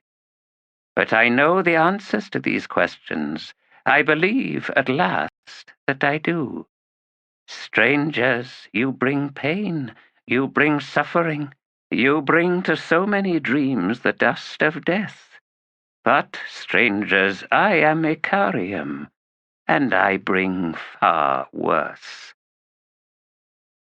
Calith's eyes flickered open on a scene jostled and chaotic with smoke. She was in Gunth Mac's clutches, gripped as would be a child. The one daughter was flanked on the right by Sag Churok and by Brenegan on the left, the three of them running at a steady trot across the valley floor. The battle raged just beyond the Jan Sentinel. The Kell hunters had cut through to the foremost ranks of the Vigath, but now the enemy had begun an encirclement. Lightning lashed down from the keeps directly above the field, tearing ragged paths of destruction through the press. Huge drums were pounding the air to her right, and she twisted round to look in that direction. Two Naruk keeps were breaking apart, the fires in their cores burning so hot she saw stone melting like wax, falling away from iron bones. The one to the north was descending earthward as if sinking through water. Multiple explosions racked them both. Rising from behind them, shouldering through thick pillars of black smoke, another uprooted. "What? Who?" "Sag Churok." "Cul's uprooted, Destriant. But there is no matron within it. The one who commands. It has been a long time since he last walked among the Kachain Shemal and Naruk." Sorcery swarmed round Kals, green, blue, and white, a kind she had never before seen, and then suddenly pulsed out in a seething wave. The magic cut through the two dying keeps, and Calith gasped to see ice explode out from fissures in the ravaged black stone. As the wave burst through the struck keeps, the one to the south simply split in half, the lower section dropping like a mountain, the upper end lifting and spinning inside swirling streams of smoke, rubble, and shards of ice. The other one's upper third disintegrated in a white cloud moments before it struck the ground. The concussions of the two impacts shook the earth. The hills to the west were crushed flat. The remnants of the keeps blew apart in vast clouds of dust and rock. At this same moment, the wave passed directly over Callis and the 3 Kachin Chemal, carrying with it air so cold it stunned her lungs. Gasping, agony convulsing her chest, she did not see the wave strike the 3 sky keeps above the battlefield. The explosions deafened her. Darkness rushed in, even as Gunth Mac staggered. The arrival of a second Chemal keep filled the sky with a storm of violence. Above them, Gessler could see nothing but churning clouds and deathly flashes. Even the bulks of the keeps had vanished. It seemed as if the sky itself burned, raining white-hot stones that snapped as they shot down through bitterly cold air. Impossibly, snow swirled down amidst ashes and rubble. Naruk keeps crowded the Warren's gate, as if seeking to break through to bring succor to those dying before the stranger's onslaught. But wave after wave slammed into them, and the unknown uprooted was bulling ever closer, as if to drive down the very throat of the Warren. Lightning lashed into it, tore huge gashes in its flanks. Death poured down from the sky. Gessler's mount towered amidst the Kell hunters crowded in on all sides. He knew the Kell were providing a cordon around them, though nothing could defend any of them against the deadly deluge from above. He could see the rear Naruk furies committing to the battle. They had been and were still being decimated by falling wreckage. Even so, sheer numbers alone were beginning to tell. Stormy's Vagath had ceased their advance, but Gessler could see his friend, the battle lust upon him, his face red as his hair, his eyes blazing with madness. "Stormy! Stormy! And Trojan Redar, you brainless bastard!" The head swung round. The man smiled. "God's below, Stormy! We're encircled! And we're cutting 'em to pieces! We need to break out! The sky's killing us! Withdraw your Kell, regroup and set up a charge. Which side? Whatever's behind Kels." "Kels? I ain't been paying attention. And you?" "Back-to-back wedges. We're driving out to the fucking sides. You watch 'em pour into the gap and then you charge 'em. We about face and close the vice." "Stormy, you hood-damned genius." "Agreed." The pain was overwhelming. He bled from wounds sheathing his body. Blow after blow hammered into him. Blind, deafened, he struck back, not even knowing if his sorcery found the enemy. He felt himself tearing loose, moments from being ripped from his flesh of cracked stone, his bones of tortured iron. "I shall become a ghost again, lost. Where are my children? You have abandoned me. There are too many of them. They close like wolves. My children, help me." "You must close the gate." "Breath?" "Yes, Featherwitch. The errant drowned me. I took his eye, he took my life. Never bargain with gods. His eye, I give it to you, life-stealer. The gate, do you see it? You are drawing nearer. Life-stealer, do not stop." Another voice spoke. "They killed a dragon for this power, Icarium." "Texilian?" "Its blood burned this hole. If you fail, the sky shall fill with the enemy machines, and the Naruk will triumph this day. See the Kachin Chemal, Icarium? They can win this, if you stop the Gathran citadels, if you stop them from entering this realm. Seal the gate." He could see it now. He held in his hand the eye of an elder god, slick, soft, smeared with blood. The wound between the realms was vast. Even Kels uprooted could not. "You must build a wall."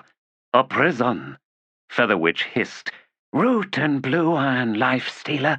Ice haunt is not enough. You must awaken the Warrens within you. Root to the rock and earth. Blue iron to hold life in your machines. Command the breach." "I cannot hold. I am dying." "There are children in the world, Icarium." "Asana? You do not understand. You are not enough. There are children in the world. The Warrens you have made from your own blood." Featherwitch snarled. "Our blood." "And ours, yes. The Warrens, Icarium.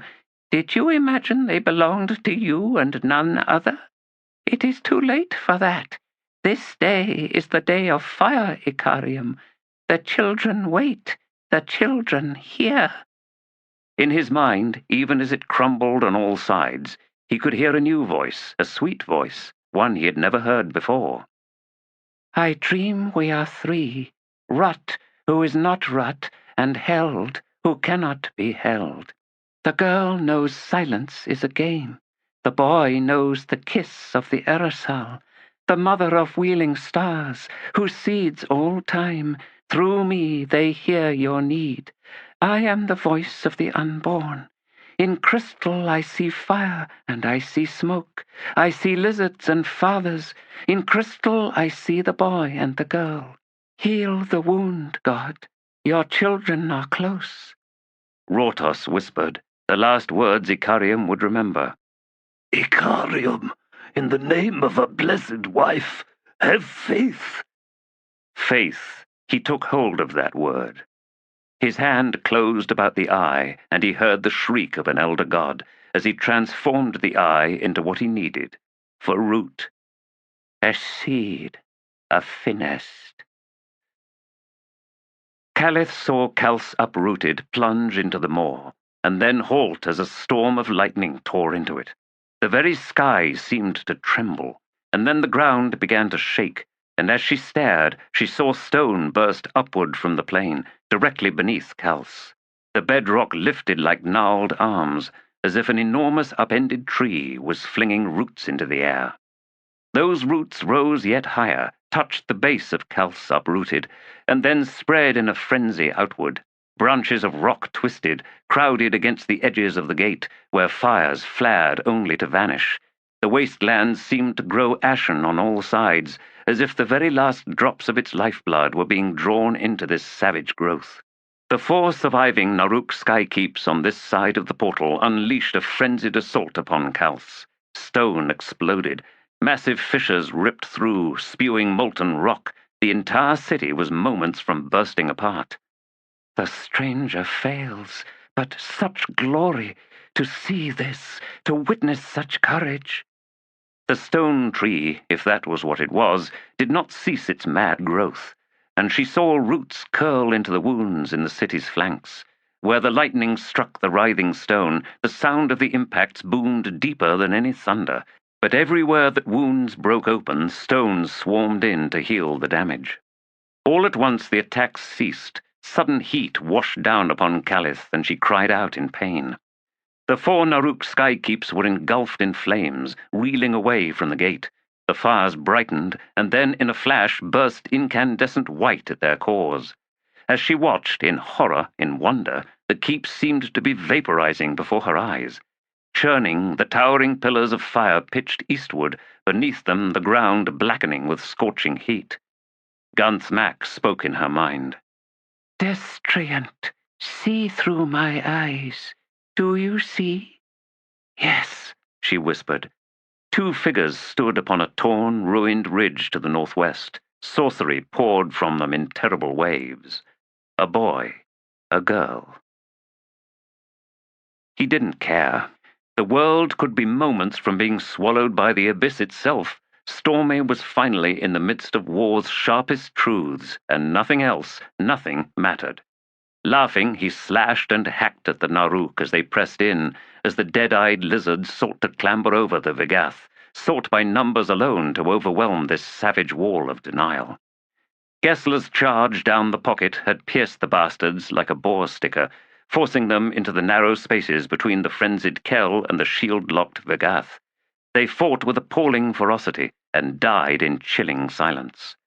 His mount was wounded. His mount was probably dying. Who could tell? All these lizards fought until their last breath. But its defenses had slowed, weakened. There was blood everywhere, and he could feel its chest heaving with shuddering cadence. A short-snouted Moor lunged at his face.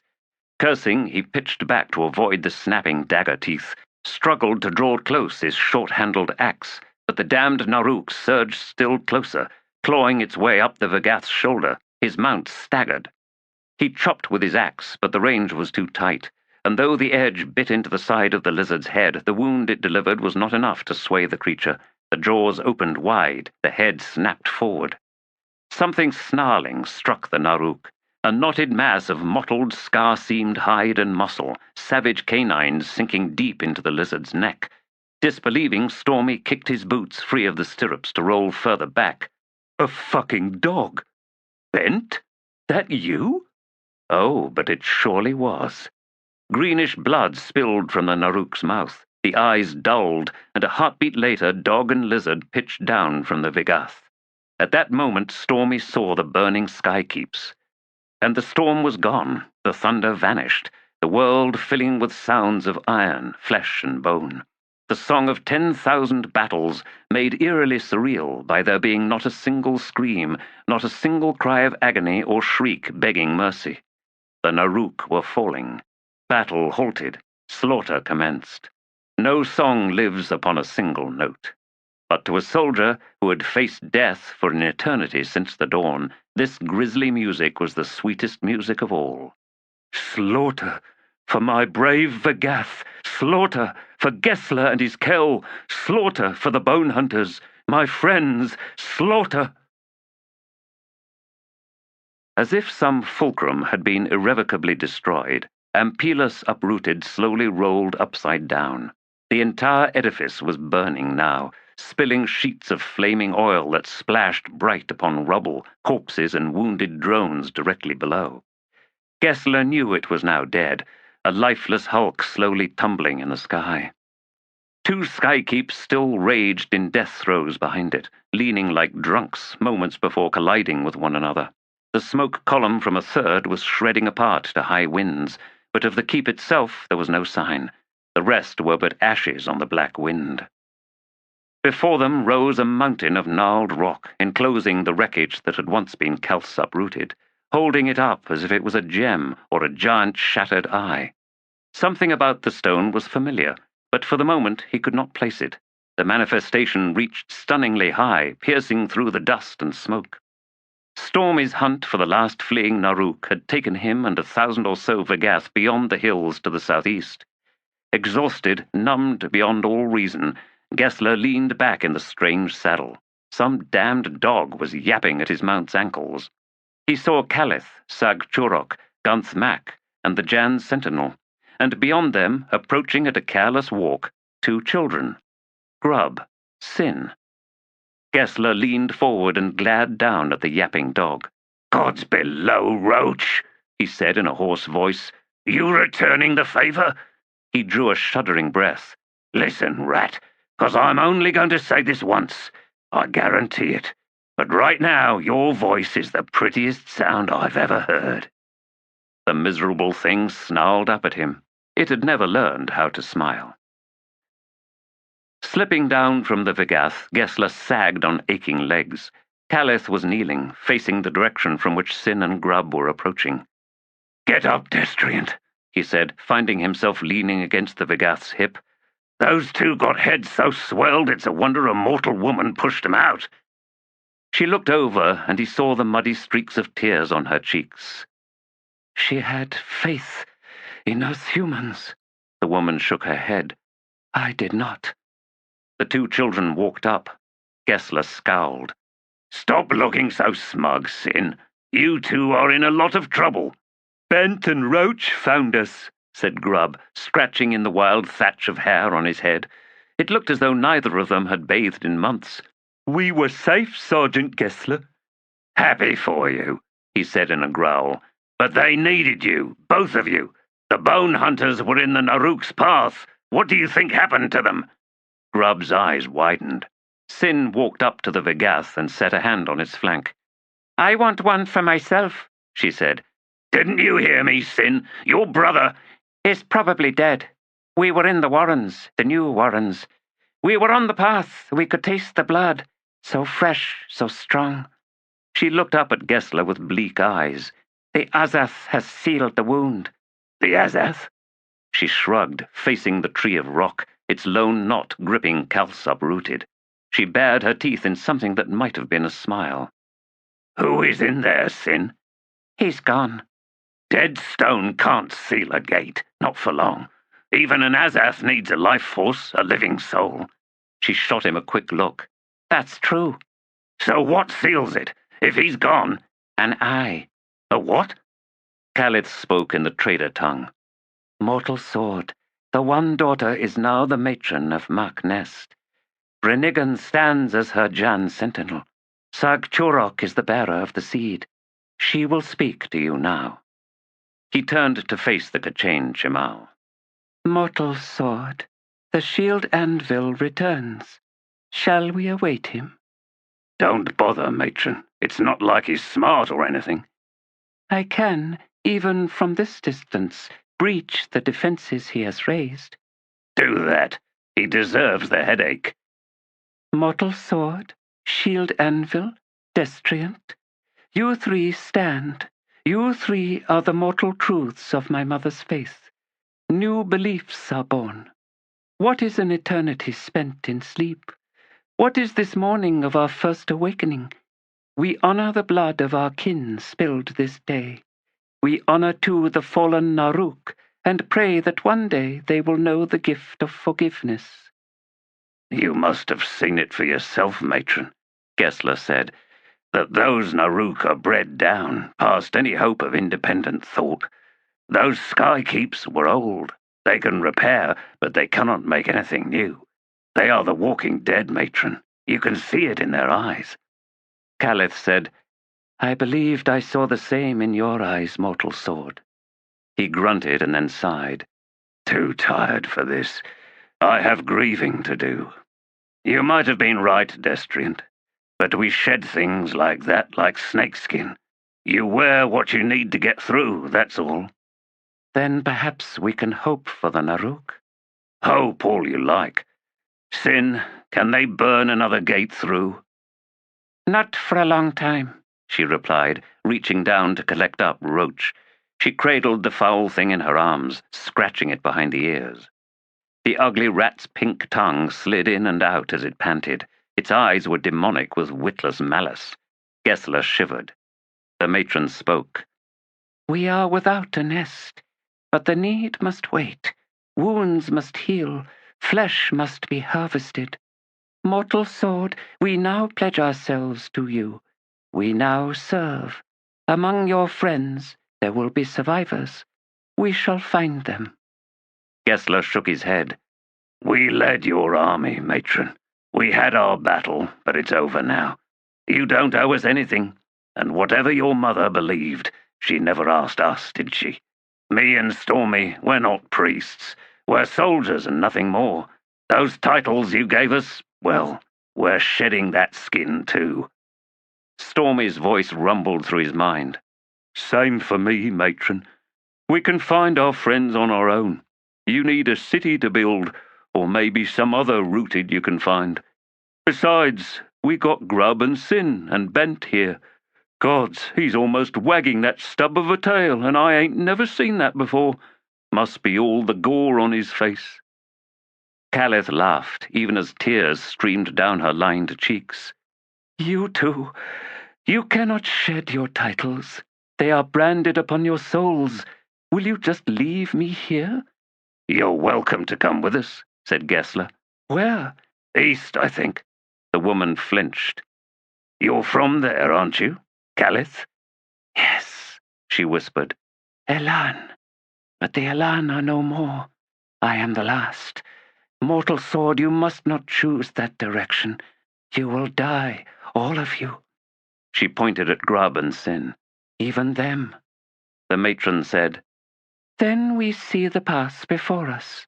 We shall guard you all. Vagath, Kel, Jan, Gorul, who still lives, still serves. We shall be your guardians. It is the new way our mother foresaw, the path of our rebirth. Humans, welcome us. The Kachane Chemal have returned to the world. Sulkit heard her words, and something stirred within her. She had been a Jan sentinel in the time of her master's need, but her master was gone, and now she was a matron in her own right. The time had not yet come when she would make herself known. Old seeds grew within her. The firstborn would be weak, but that could not be helped. In time, vigor would return. Her master was gone. The throne was empty, barring a lone eye embedded in the headdress. She was alone within Kals. Life was bleeding into the rooted stone. Strange, alien life. Its flesh and bone was rock. Its mind and soul was the singular imposition of belief. But then, what else are any of us? She would think on this matter. He was gone. She was alone. But all was well. I have lost him again. We were so close, but now gone. With these words, the treks staggered to a halt, as if in Mappo's private loss all other desires had withered, blown away. The twins had closed on the undead wolf. Faint had a fear that death had somehow addicted them to its hoary promise. They spoke of Tok. They closed small fingers tight in the ratty fur of Boljag. The boy slept in Gruntle's arms. Now who could have predicted that bond? No matter, there was something in that huge man that made her think he should have been a father 100 times by now, to the world's regret, since he was not anything of the sort. No, Gruntle had broken loves behind him. Hardly unique, of course, but in that man the loss belonged to everyone. Ah, I think I just yearn for his shadow. Me and half the lassies here. Oh well, silly Faint. Setok, who had been conversing with Cartographer, now walked over. The storm to the south's not getting any closer. We have that, at least. Faint rubbed the back of her neck and winced at the pressure. Could have done with the rain. If there was rain. She glanced at the girl. Saw you meet Gruntle's eyes a while back. A look passed between you when we were talking about that storm. So, out with it. It was a battle, not a storm. Sorcery and worse. But now it's over. Who was fighting, Setok? She shook her head. It's far away. We don't have to go there. Seems like we're not going anywhere right now. We will.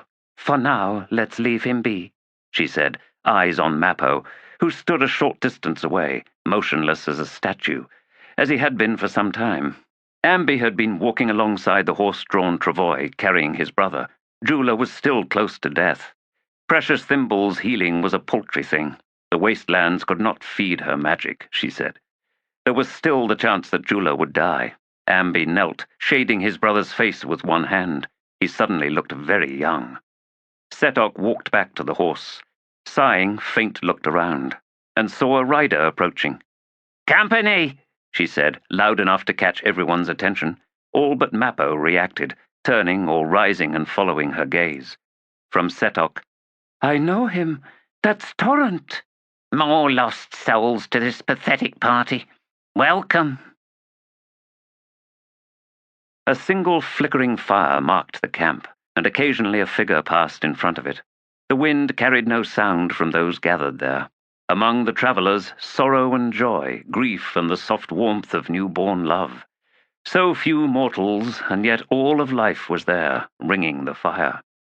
Faint jade light limned the broken ground, as if darkness itself could be painted into a mockery of life.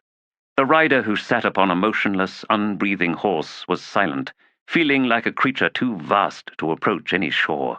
He could look on with one dead eye or the other dead eye. He could remember what it was like to be a living thing among other living things. The heat, the promise, the uncertainties, and all the hopes to sweeten the bitterest seas. But that shore was forever beyond him now. They could feel the warmth of that fire. He could not, and never again. The figure that rose from the dust beside him said nothing for a time, and when she spoke, it was in the spirit language, her voice beyond the ears of the living. We all do as we must, Herald. What you have done, O Lorethiel. It is too easy to forget. Forget what? The truth of the Tlanimas. Did you know a fool once wept for them? I was there. I saw the man's barrow, the gifts. The most horrid of creatures, human and otherwise, are so easily, so carelessly recast. Mad murderers become heroes. The insane wear the crown of geniuses. Fools flower in endless fields, Herald, where history once walked. What is your point, Bonecaster? The Tlanimas, Slayers of children from the very beginning. Too easy to forget. Even the Imash themselves, the first sword himself, needed reminding. You all needed reminding. To what end? Why do you not go to them, Tok the Younger? I cannot. No, she nodded. You cannot. The pain is too great. The loss you feel. Yes, he whispered. Nor should they yield love to you, should they? Any of them. The children. They should not, no. Because, Tok the Younger, you are the brother of Onos Tulan, his true brother now. And for all the mercy that once dwelt in your mortal heart, only ghosts remain. They must not love you. They must not believe in you, for you are not the man you once were. Did you think I needed reminding too, Olarasil? I think, yes. She was right. He felt inside for the pain he'd thought, he'd believed, he had lived with for so long. As if lived was even the right word. When he found it, he saw at last its terrible truth. A ghost, a memory. I but wore its guise. The dead have found me. I have found the dead, and we are the same. Where will you go now, Tok the Younger? He gathered the reins of his horse and looked back at the distant fire. It was a spark. It would not last the night. Away. Snow drifted down. The sky was at peace. The figure on the throne had been frozen, lifeless, for a long, long time. A fine shedding of dust from the corpse marked that something had changed. Ice then crackled. Steam rose from flesh, slowly thickening with life. The hands, gripping the arms of the throne, suddenly twitched, fingers uncurling. Light flickered in its pitted eyes. And looking out from mortal flesh once more, Hood, who had once been the Lord of Death, found arrayed before him 14 Jaghut warriors. They stood in the midst of frozen corpses, weapons out but lowered or resting across shoulders. One spoke. What was that war again? The others laughed. The first one continued. Who was that enemy? The laughter this time was louder, longer. Who was our commander? Heads rocked back and the 13 roared with mirth. The first speaker shouted, Does he live? Do we? Hood slowly rose from the throne, melted ice streaming down his blackened hide. He stood, and eventually the laughter fell away. He took one step forward, and then another. The 14 warriors did not move. Hood lowered to one knee, head bowing. I seek penance. A warrior far to the right said, Gathras, he seeks penance. Do you hear that? The first speaker replied, I do, Sanad.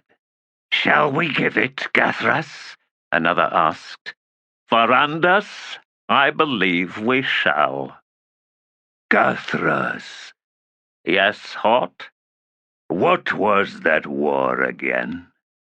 The Jaghut howled. The errant was lying on wet stone, on his back, unconscious, the socket of one eye a pool of blood. Kilmandaros, breathing hard, stepped close to look down upon him. Will he live? Sechul Lath was silent for a moment, and then he sighed. Live is such a strange word. We know nothing else, after all. Not truly, not intimately.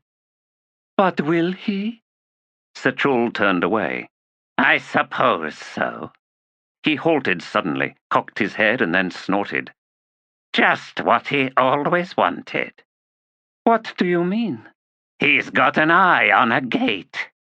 Her laughter rumbled in the cavern, and when it faded, she turned to Sechul and said, I am ready to free the bitch. Beloved son, is it time to end the world? Face hidden from her view, Sechul Lath closed his eyes, then said, Why not? This ends the 9th tale of the Malazan Book of the Fallen.